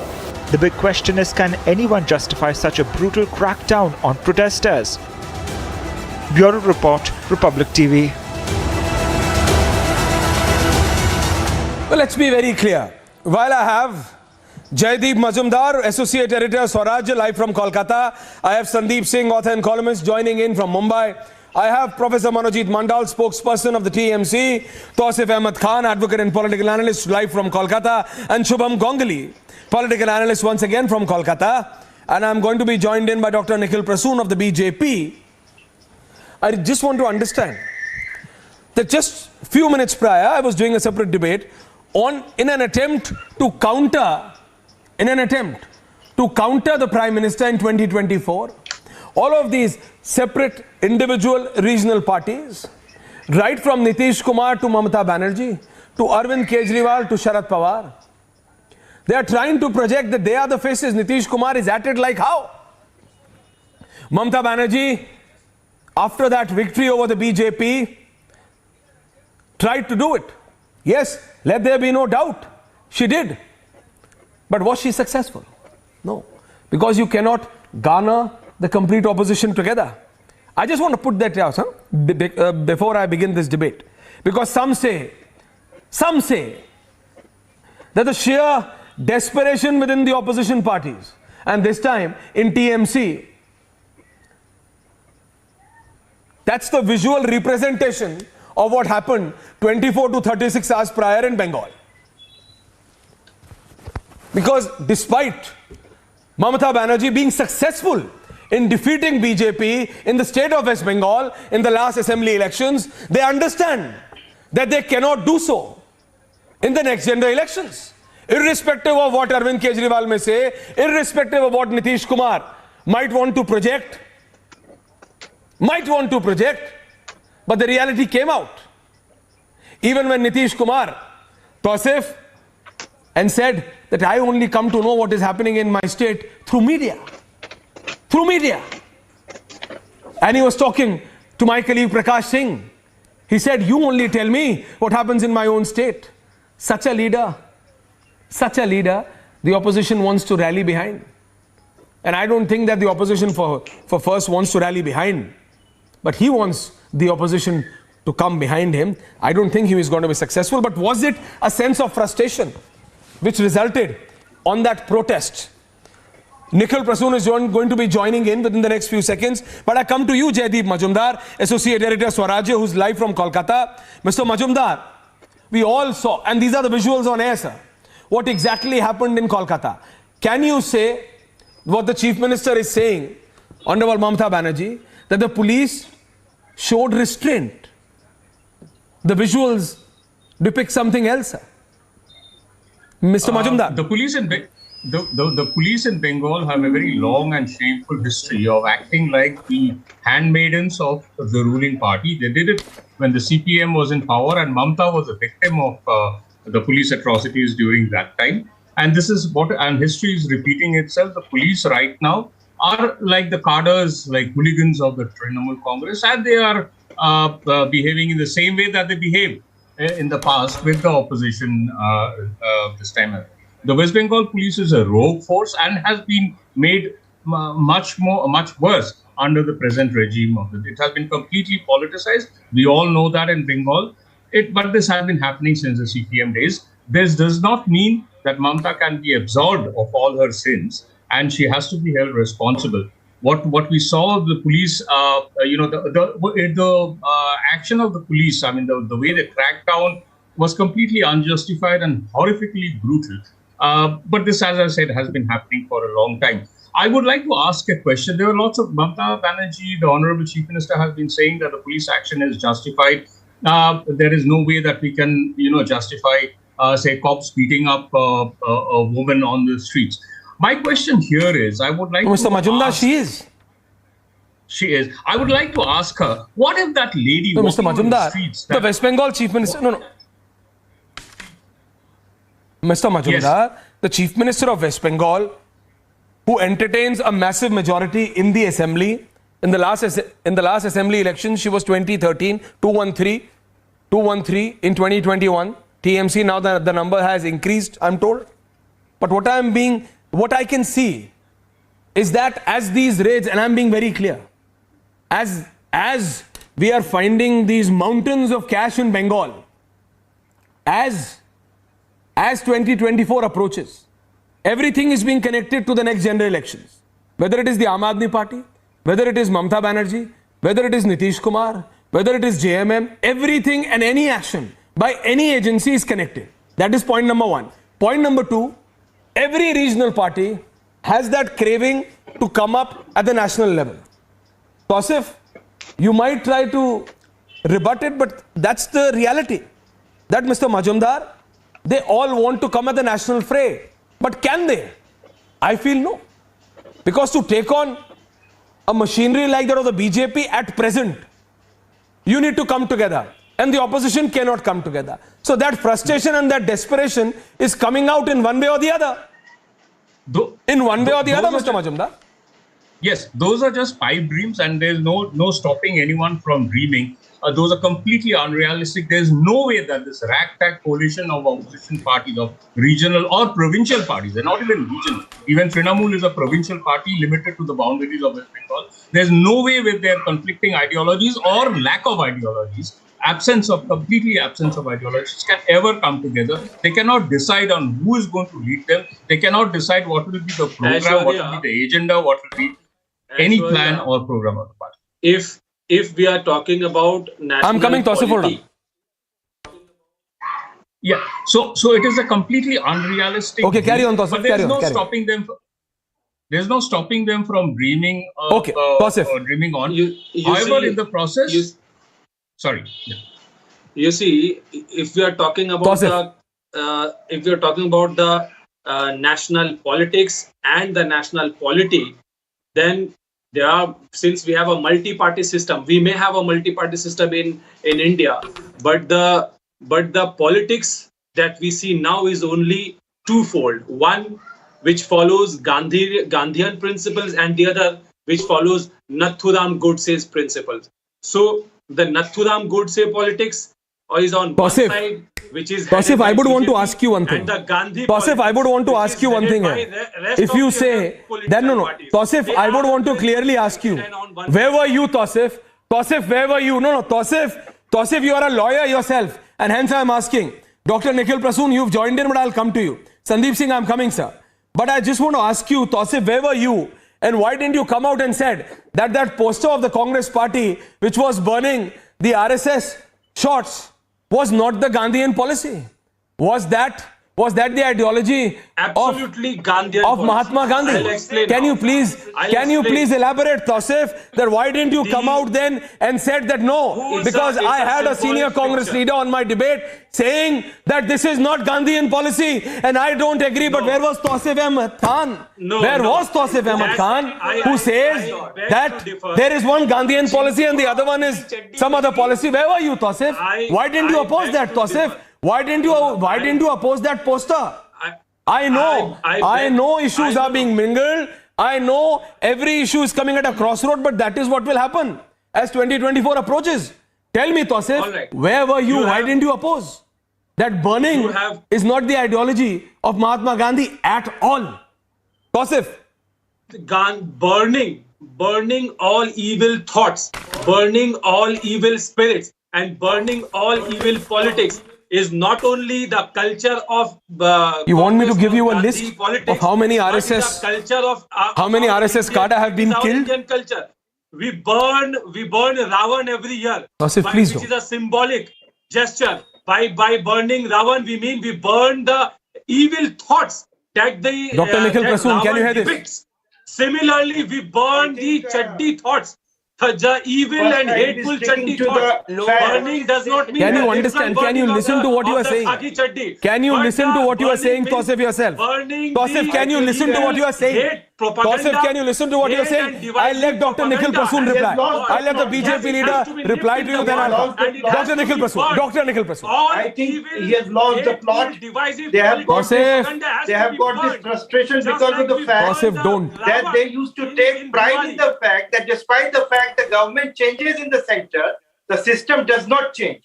Now this time around, the government after 2014, uninterrupted 2 minutes. I was not given uninterrupted 2 minutes. The system itself is in a process. Tausif, relax, I'll come back to you. Tausif, I'll come back to you. Relax. Illiberal leftists, this is not these people BJP to speak. who had So you will also interrupt everyone. Tausif, relax. loggerheads with the idea of nationalism. You have to give me 30 seconds uninterrupted. My message was when I was giving my message to your viewers, I was I will, Tausif, but let the other man speak. The ideology of hate Now has let to me be speak burned down. uninterrupted for This 1 is minute very at much least. in consonance And you want me to tell you with the how act many of people were burning killed? the effigy Now, How many of RSS cadre were killed? Every Diwali we burn down No the one effigy of Tausif. Ravan. It is a symbolic gesture that the chaddi thought has to be Dr. burned Nikhil down. Prasoon. Okay, now, thank you, Tausif. Tausif, thank you. Tausif, thank you. Manojit Mandal and Dr. Nikhil Prasoon. 1 versus 1 directed. Dr. Nikhil Prasoon and Professor Manojit Mandal. Thank you. 1 versus 1. Yeah. Now, Dr. Prasoon first. I would like to stick to the fact that this Navan Abhiyan this time around is inimitable and unique in its own right. Not because of the fact that this was one of the largest gatherings in the recent times, but it was an unequivocal manifestation of the resentment of crores of Bengali people who have been at the receiving end of perennial and institutionalization of corruption at the hands of current dispensation of Trinamool Congress. Not even a single aspect of human life has been left. Now, there are innumerable ghotalas going on there in the state. Now, we are seeing the mountains of cash there getting unearthed every single day. There is ghotala in coal, there is ghotala in sand, there is ghotala in, the cows and the cattle smuggling is going on, and each and every government department is riddled with corruption. Not even a single person gets recruited. They are languishing there on the roads for years together. Those who have completed TET, those who have qualified for various competitive examinations, they are running from pillar to post. And because of this institutionalization, now the people who used to, launder from one place to the other, they did not have anything for subsistence. They have been under the I am Chhatra talking Chaya about a of the larger revolt. issue. I am talking about Now- a larger issue. Professor Manojit Mandal. Professor Manojit Now Mandal, they have been spokesperson of the they have TMC. been moving around Professor. in big cars. No, okay, Now, okay, one doctor. last Dr. 30 Nikhil seconds. Prasoon, okay. Yes. Dr. Prasoon, I'll come back to you. Dr. Prasoon, calm down. Dr. Prasoon, I'll come back to you, sir. Dr. Saab, I'll come back to you. Relax. No.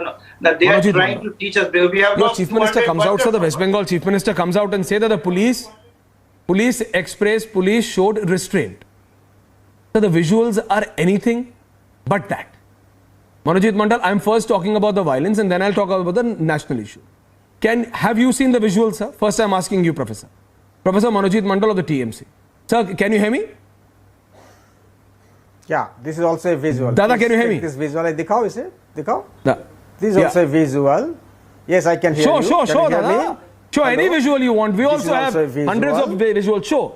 You wanted to be visual versus visual, we can do visual versus visual. Listen to but me I am now, saying you that understand. This is a visual where your minister, Home Minister's stooge. With my own hands yesterday. Who is this I was person? there on the Stop this verbal diarrhea, verbal violence on TV.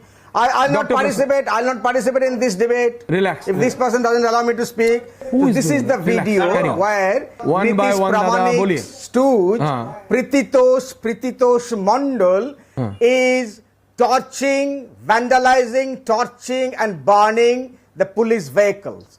Name is Prititosh Pramanik. He is from Kuch Bihar. Who is again?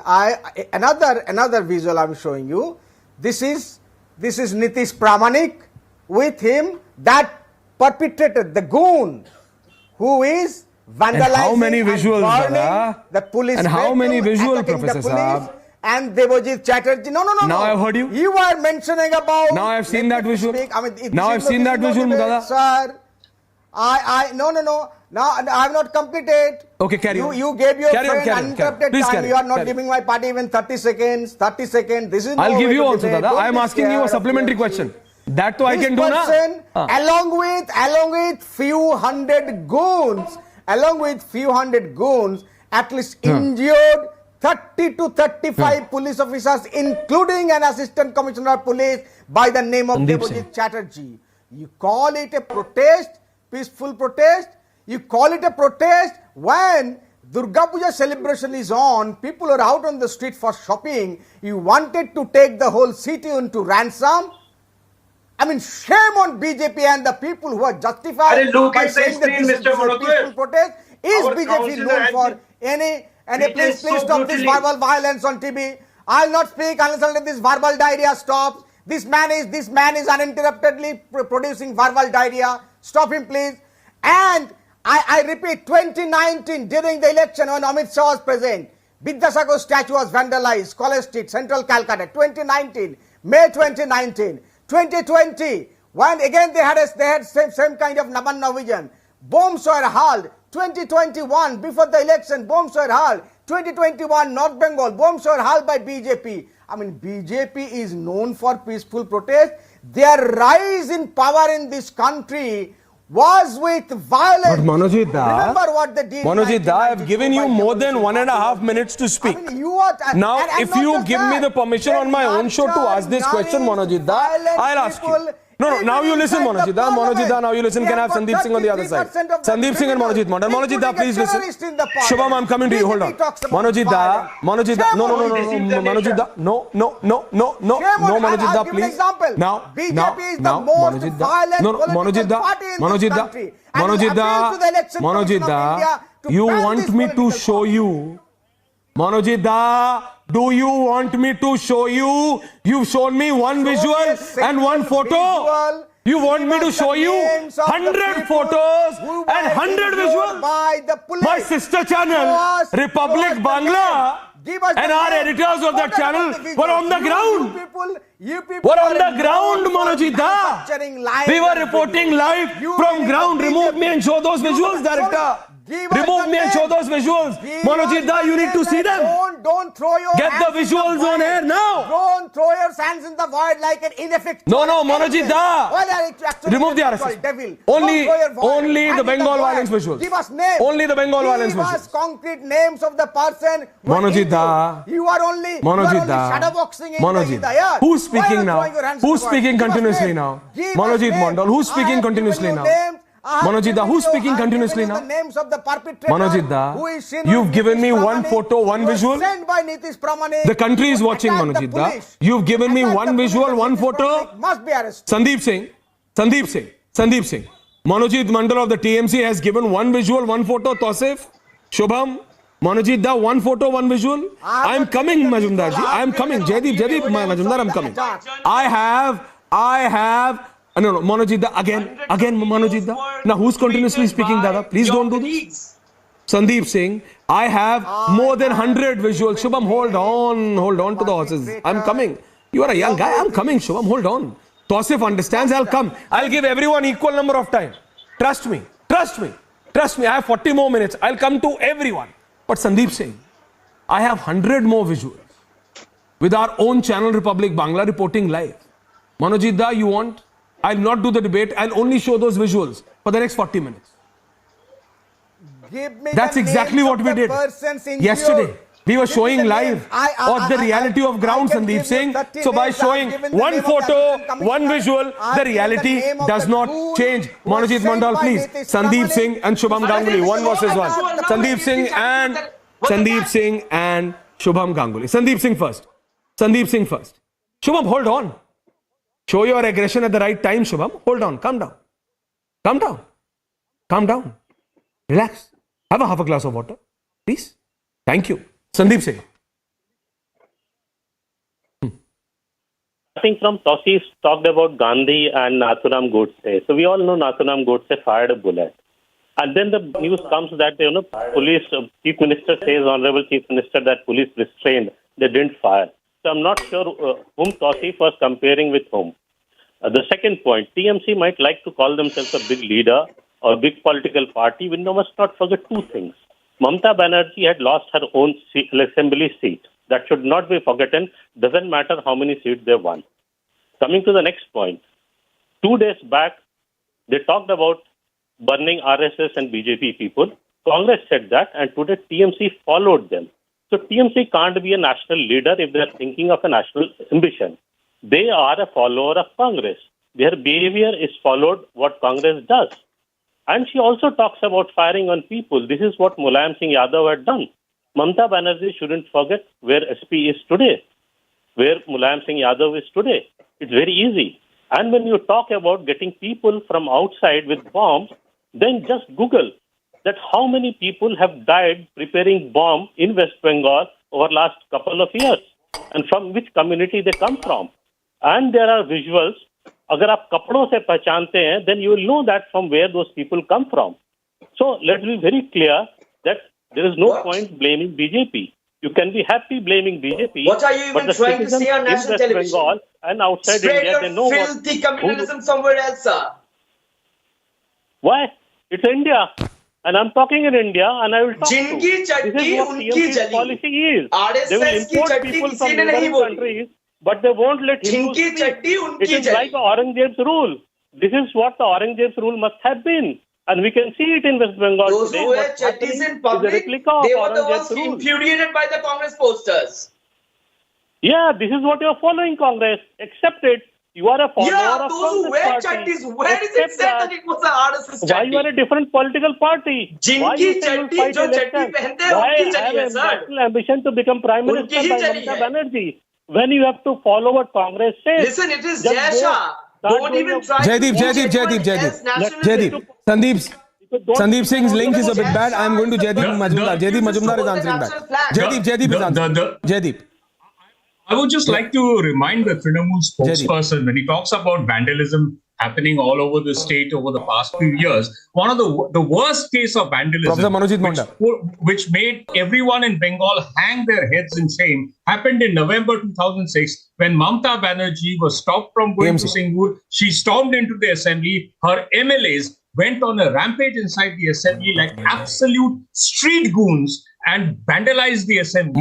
That is what is called hooliganism. And the Trinamool MPs in parliament now, they also are hooligans. We have seen their behavior, what exactly they do. So don't talk about hooliganism. I think the Trinamool is, holds the trademark on hooliganism. They are the biggest hooligans. We have seen how hooligans, how they behaved when the CPM, when the left was in power. We have seen that. And so the Trinamool should not talk about hooliganism at all. Manojit Mandal is replying. Manojit Mandal of the TMC is replying back. Yeah. Manojit da. No, I really do not wish to remind this BJP spokesperson who was speaking before me about his No, this is not the BJP spokesperson. He's the associate editor of Swaraj. His name is Jaideep Majumdar. Yeah, Dada. Oh, so he can call himself a BJP spokesperson.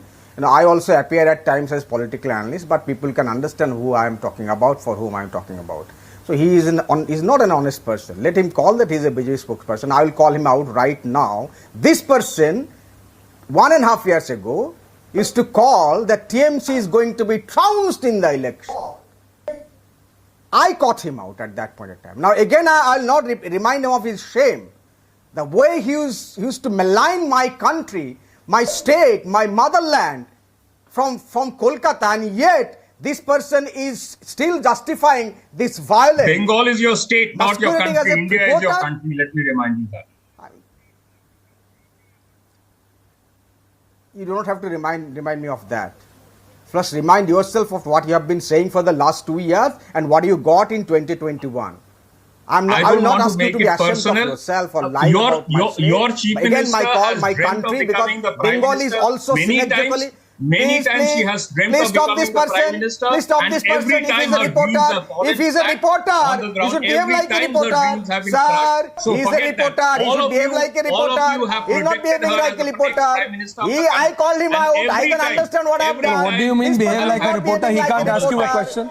I called him out. No. Manojit Mandal, you are a spokesperson of a political party. So what do you feel that a journalist cannot ask you, sir? Me a question. You are also asking me a question. I am saying that Jaideep Majumdar is the associate editor of Swaraj, based in Kolkata, live from Kolkata, asking you a question. What's the big deal in it?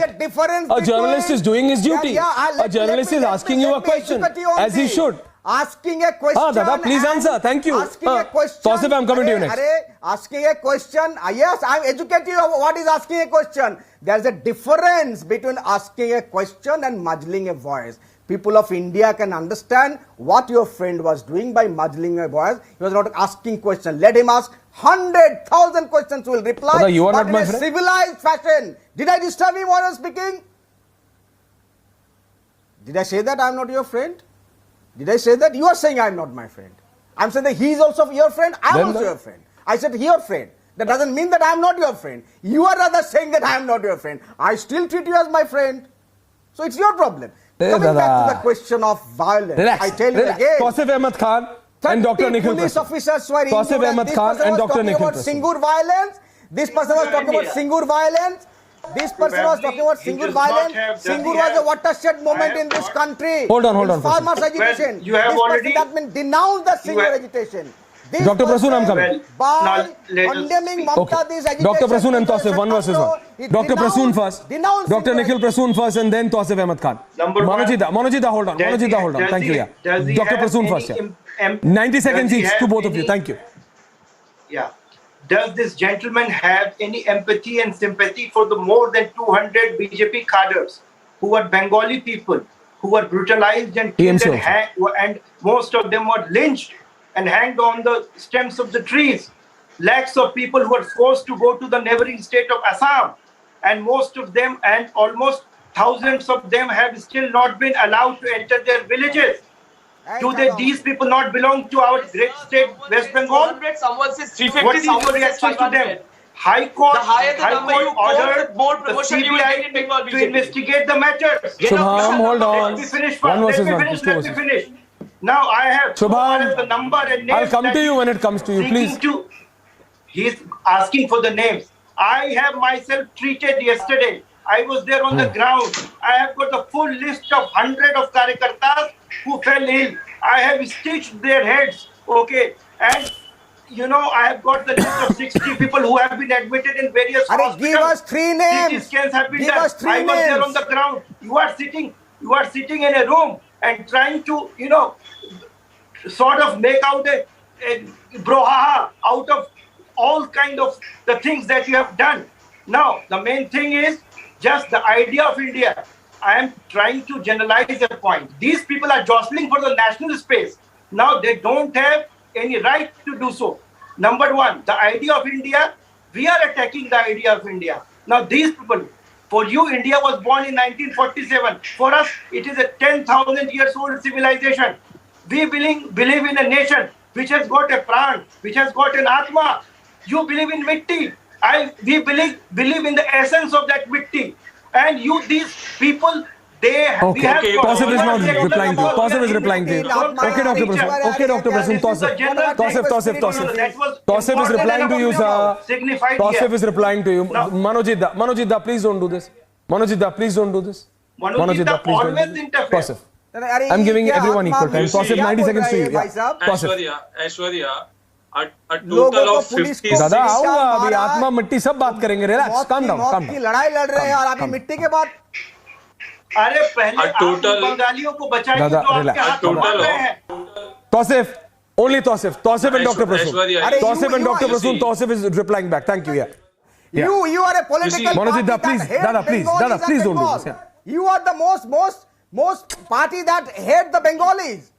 We understand that. You hate India. But the people of Bengal will reply again. Don't worry. 2024 is coming. You are a Bengali hater. One is saying you hate Bengal. The other is saying you hate India. The viewers are watching. The viewers are watching. The people of not only Bengal, the people of India are watching. The people of the country are watching. Please, both of you relax. Tausif, 1 versus 1. Tausif and Dr. Prasoon. Tausif and Dr. Prasoon, relax. Shubham is now coming in the middle. Shubham, relax. Shubham, relax, please. Tausif.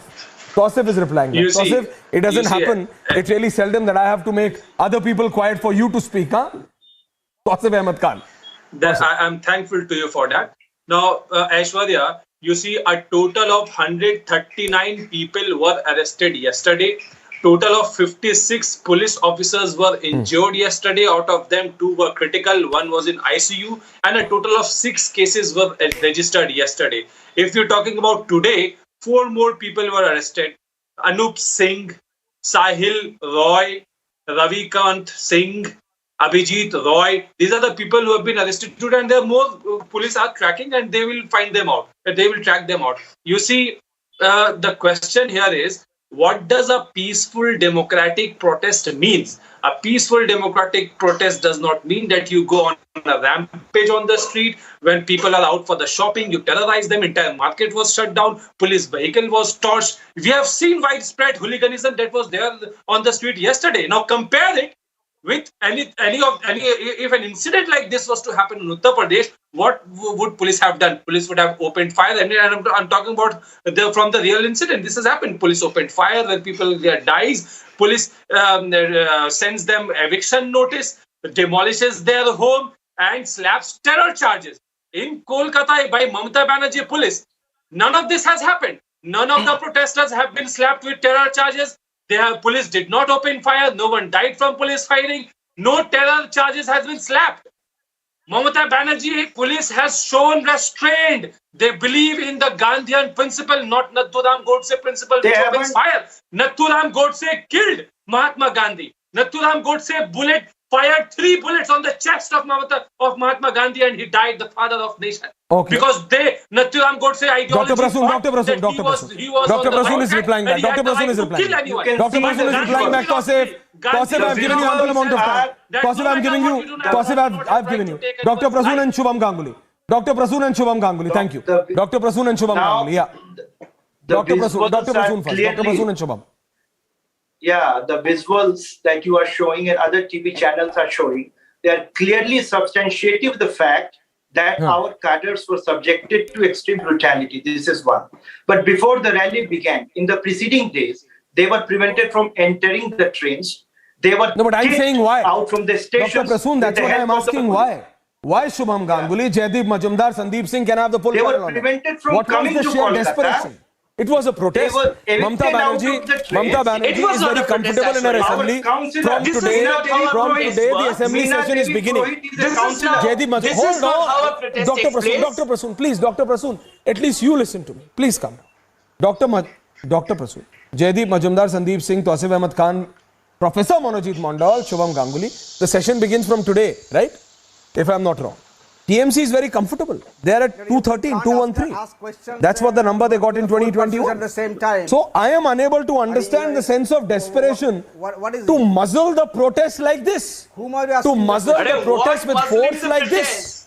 Why? The organization of the Bharatiya Janata Party is already asleep. Then Whom are you asking the question? no, Shubham first.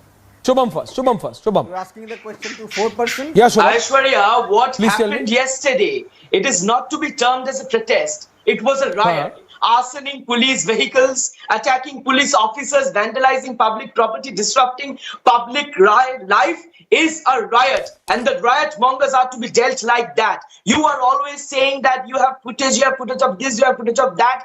Your journalists, your colleagues had tweeted yesterday on the footage of the attack on Kolkata Police ACP Devjit Chatterjee. Why not run that footage? I had seen the Republic Media Network was covering it. Why not show that footage? I would salute you if you show that footage. This is not how a protest Everything works. was shown, This Shubham. is a riot. Everything this was is shown. a riot. No, Everything it is was not shown. being shown right now. It Everything is not was being shown. shown right now. I would Everything salute was you shown. if you show it right now. Everything was Why shown, are you not Shubham. showing it right now? And Why so are were you the not visuals showing it which right are on now? air right now. Why are you not I showing said it right Manojit now? Why Mandal are you shown. not showing the arson See the on visuals police right vehicles? now. What is on Why air did right they get now? the petrol pump? What is on air There right is not a now? single It's petrol easy to pump rant. from Nabannu to It's Satragachi. easy to speak something. There is not a single It's easy petrol to pump from speak Nabannu something. to Relax, Satragachi. Where relax. did they get the petrol Shubham, pump? now relax. Did they Now bring I'm it? coming for ending comments. Was it 30 all seconds each. pre-planned? 30 seconds This each. is- this Beginning is- with this Jaideep is Majumdar. only- If you speak in others' This is time, your only a time will be futile taken. attempt Ending to comments. keep Jaideep the Majumdar. Bharatiya Janata What was Party the desperation a dead organization? to muzzle protest with such force? Why? Why? The fact See the is, at visuals the are ground, Shubham, on air. On air. Open your eyes wide and watch it. Yeah, Jaideep Majumdar. the Ending fact of the comments, 30 matter seconds, is, the fact of the matter Shubham, is, calm down. because of all these corruption charges, because of the unearthing of mounds of cash from the Trinamool leader's house, Mamta Banerjee is desperate to show up to throttle opposition, because the opposition is slowly gaining ground in Bengal, regaining ground in Bengal once again. All that corruption, all the visuals have really damaged the Trinamool. Number two, at the ground level, people are desperate. They are fed up with the Trinamool because of corruption, because of the cut money culture, because of extortion. The Rural Employment Guarantee Program, the Gram Sarak Yojana and the Awas Yojanas, all these centrally sponsored schemes have stopped. The center has stopped giving money because these have been mired in corruption, and the people are suffering in the villages, in the rural areas. People are suffering, and Shubham, you are eating into your own time. Shubham! Thank you. Sandeep Singh, ending comments, 30 seconds. Sandeep Singh, 30 seconds. Manojit, Dada, please. Dada. Sandeep Singh first. 30 seconds, Sandeep Singh. Yeah, Yes, TMC is completely rattled. They know that BJP is getting far. Two can't speak at the same time. Mamta Banerjee lost her election. Coming election, Manojit, hold on. Sandeep Singh is finishing. Thank you. MLAs will be losing her election. So TMC is completely rattled. They have no control on the governance. They don't know how to govern. They can't control law and order situation. It's an ideal situation for President's rule, actually. And I hope High Court has asked for a report and they recommend the same to the government. Okay. Manojit Mandal, last 30 seconds. Are you really that desperate, Manojit Mandal? TMC. Dada. Yeah, this is the attack on Debojit Chatterjee by Amit Shah's men. Amit Shah sent these people through Nitish Pramanik. Nitish Pramanik is Amit Shah's deputy, right? This is the attack. And do I need to answer to this garbage about how TMC is functioning, in this country? Garbage spoken by two of the BJP supporters, masquerading as a reporter. They were saying the same thing 2 years back. that Mamta ji will be defeated. But People of Bengal have deserted Mamta ji. They are repeating the same broken record. I mean, do even people take these people seriously? I'll just say one thing. Do even people take these people seriously? I'll just say one thing. You people, look at this, look at this man. Look at this man, how desperate he is to grab power. He said that Bengal is president. I'll just say one thing, Dr. No, please understand. Everyone speaks over. It doesn't happen like this. It doesn't happen like this. Panelists, I've given you, everyone I've given you time.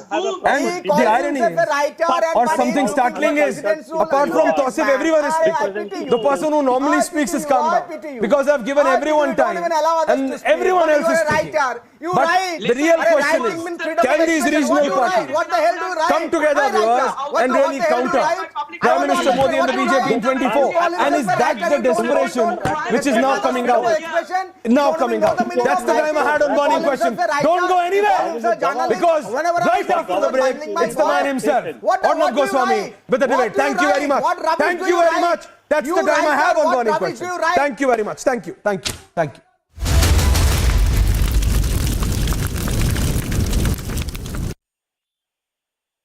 At Amity, we believe students should have an all-round exposure. The Study Abroad program gives students the option to do 5 weeks or more at any of the Amity campuses across the world in cities like New York, San Francisco, London, Melbourne, Dubai, Singapore, etc. A truly unique opportunity only at Amity. Uttarakhand's Chief Minister Pushkar Singh Dhami has said that the government will conduct a survey of all madrasas in the state. He said that surveys will be done properly as these institutions are very important. समय समय पर अनेक जगह से अनेक प्रकार की बातें आती हैं, इसलिए एक बार मदरसों का भी ठीक प्रकार से सर्वे होना बहुत ज़रूरी है और हम इनका सर्वे करवाएंगे, क्योंकि ये संस्थाएं भी हमारी ठीक होनी चाहिए, इसलिए सर्वे बहुत ज़रूरी है. Getting some breaking details now of the country observing Hindi Divas. The Home Minister spoke on several occasions today, and Amit Shah, the Union Home Minister, Cooperatives Minister, said that Hindi is the friend of all Indian languages and it unites the whole nation in the thread of unity. राजभाषा हिंदी के बिना ये राष्ट्र गूंगा है, हिंदी ही राष्ट्र को बोलता कर सकती है. Well, addressing the country on the Hindi Divas, Home Minister Amit Shah has stated that all languages are important for the country. JDS leaders have staged a protest at Gandhi statue in Vidhana Saudha in Bengaluru over Hindi Divas. JDS leader, former Karnataka Chief Minister Kumaraswamy, leading that protest, calling the Hindi Divas an attempt to divide. 23 unrecognized madrasas in Uttar Pradesh have been marked. A timeline has been fixed by the administration, according to which the committee was to be formed by the 10th of September, and after serving madrasas and reports are to be submitted to the district magistrate by the 5th of October. पहले से हमारे कार्यालय में चिन्हित 23 मदरसे हैं चिन्हित जो गैर मान्यता प्राप्त हैं. इसमें शासन द्वारा टाइमलाइन निर्धारित किया गया है, जिसमें ये था कि जिलाधिकारी महोदय के स्तर से 10 सितंबर तक तहसीलवार कमेटी गठित की जानी थी, जो गठित हो गई है. तो हम लोग टाइमली जो शासन द्वारा टाइमलाइन निर्धारित की गई है उसके अंतर्गत ही सर्वे करते हुए सूचना शासन को शासन में प्रेषित कर देंगे. Well, 4 sadhus were brutally attacked by villagers in the Lavanga village of Sangli in Maharashtra. According to the police, the 4 sadhus are residents of Uttar Pradesh. Reportedly, local residents could not understand their language, which led to a heated argument, due to which they were attacked. All sadhus have been admitted to the hospital by the police. Sources have claimed that they were attacked on suspicions of being members of a child lifter gang. No case has been registered so far. The High Court has set aside the reappointment of the Calcutta University Vice Chancellor. The High Court said that the West Bengal government has no authority to do so. As per provisions of the Varsities Act, Sonali Banerjee was appointed as the Vice Chancellor of the Calcutta University on the 28th of August in 2017 for 4 years, and her term had expired on the 27th of August this year.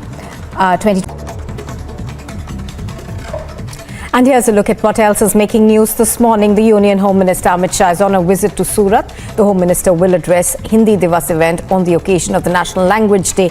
The All India Official Language Conference in Surat will be held today and tomorrow. The program will have two separate sessions. During one of the sessions, various topics related to Hindi language will be discussed. In a letter addressed to the Congress President Sonia Gandhi, Kamrul Islam Chaudhry called the party's Assam unit unstable. He also called the state unit directionless and confused. Chaudhry said that he and other workers of the party felt demoralized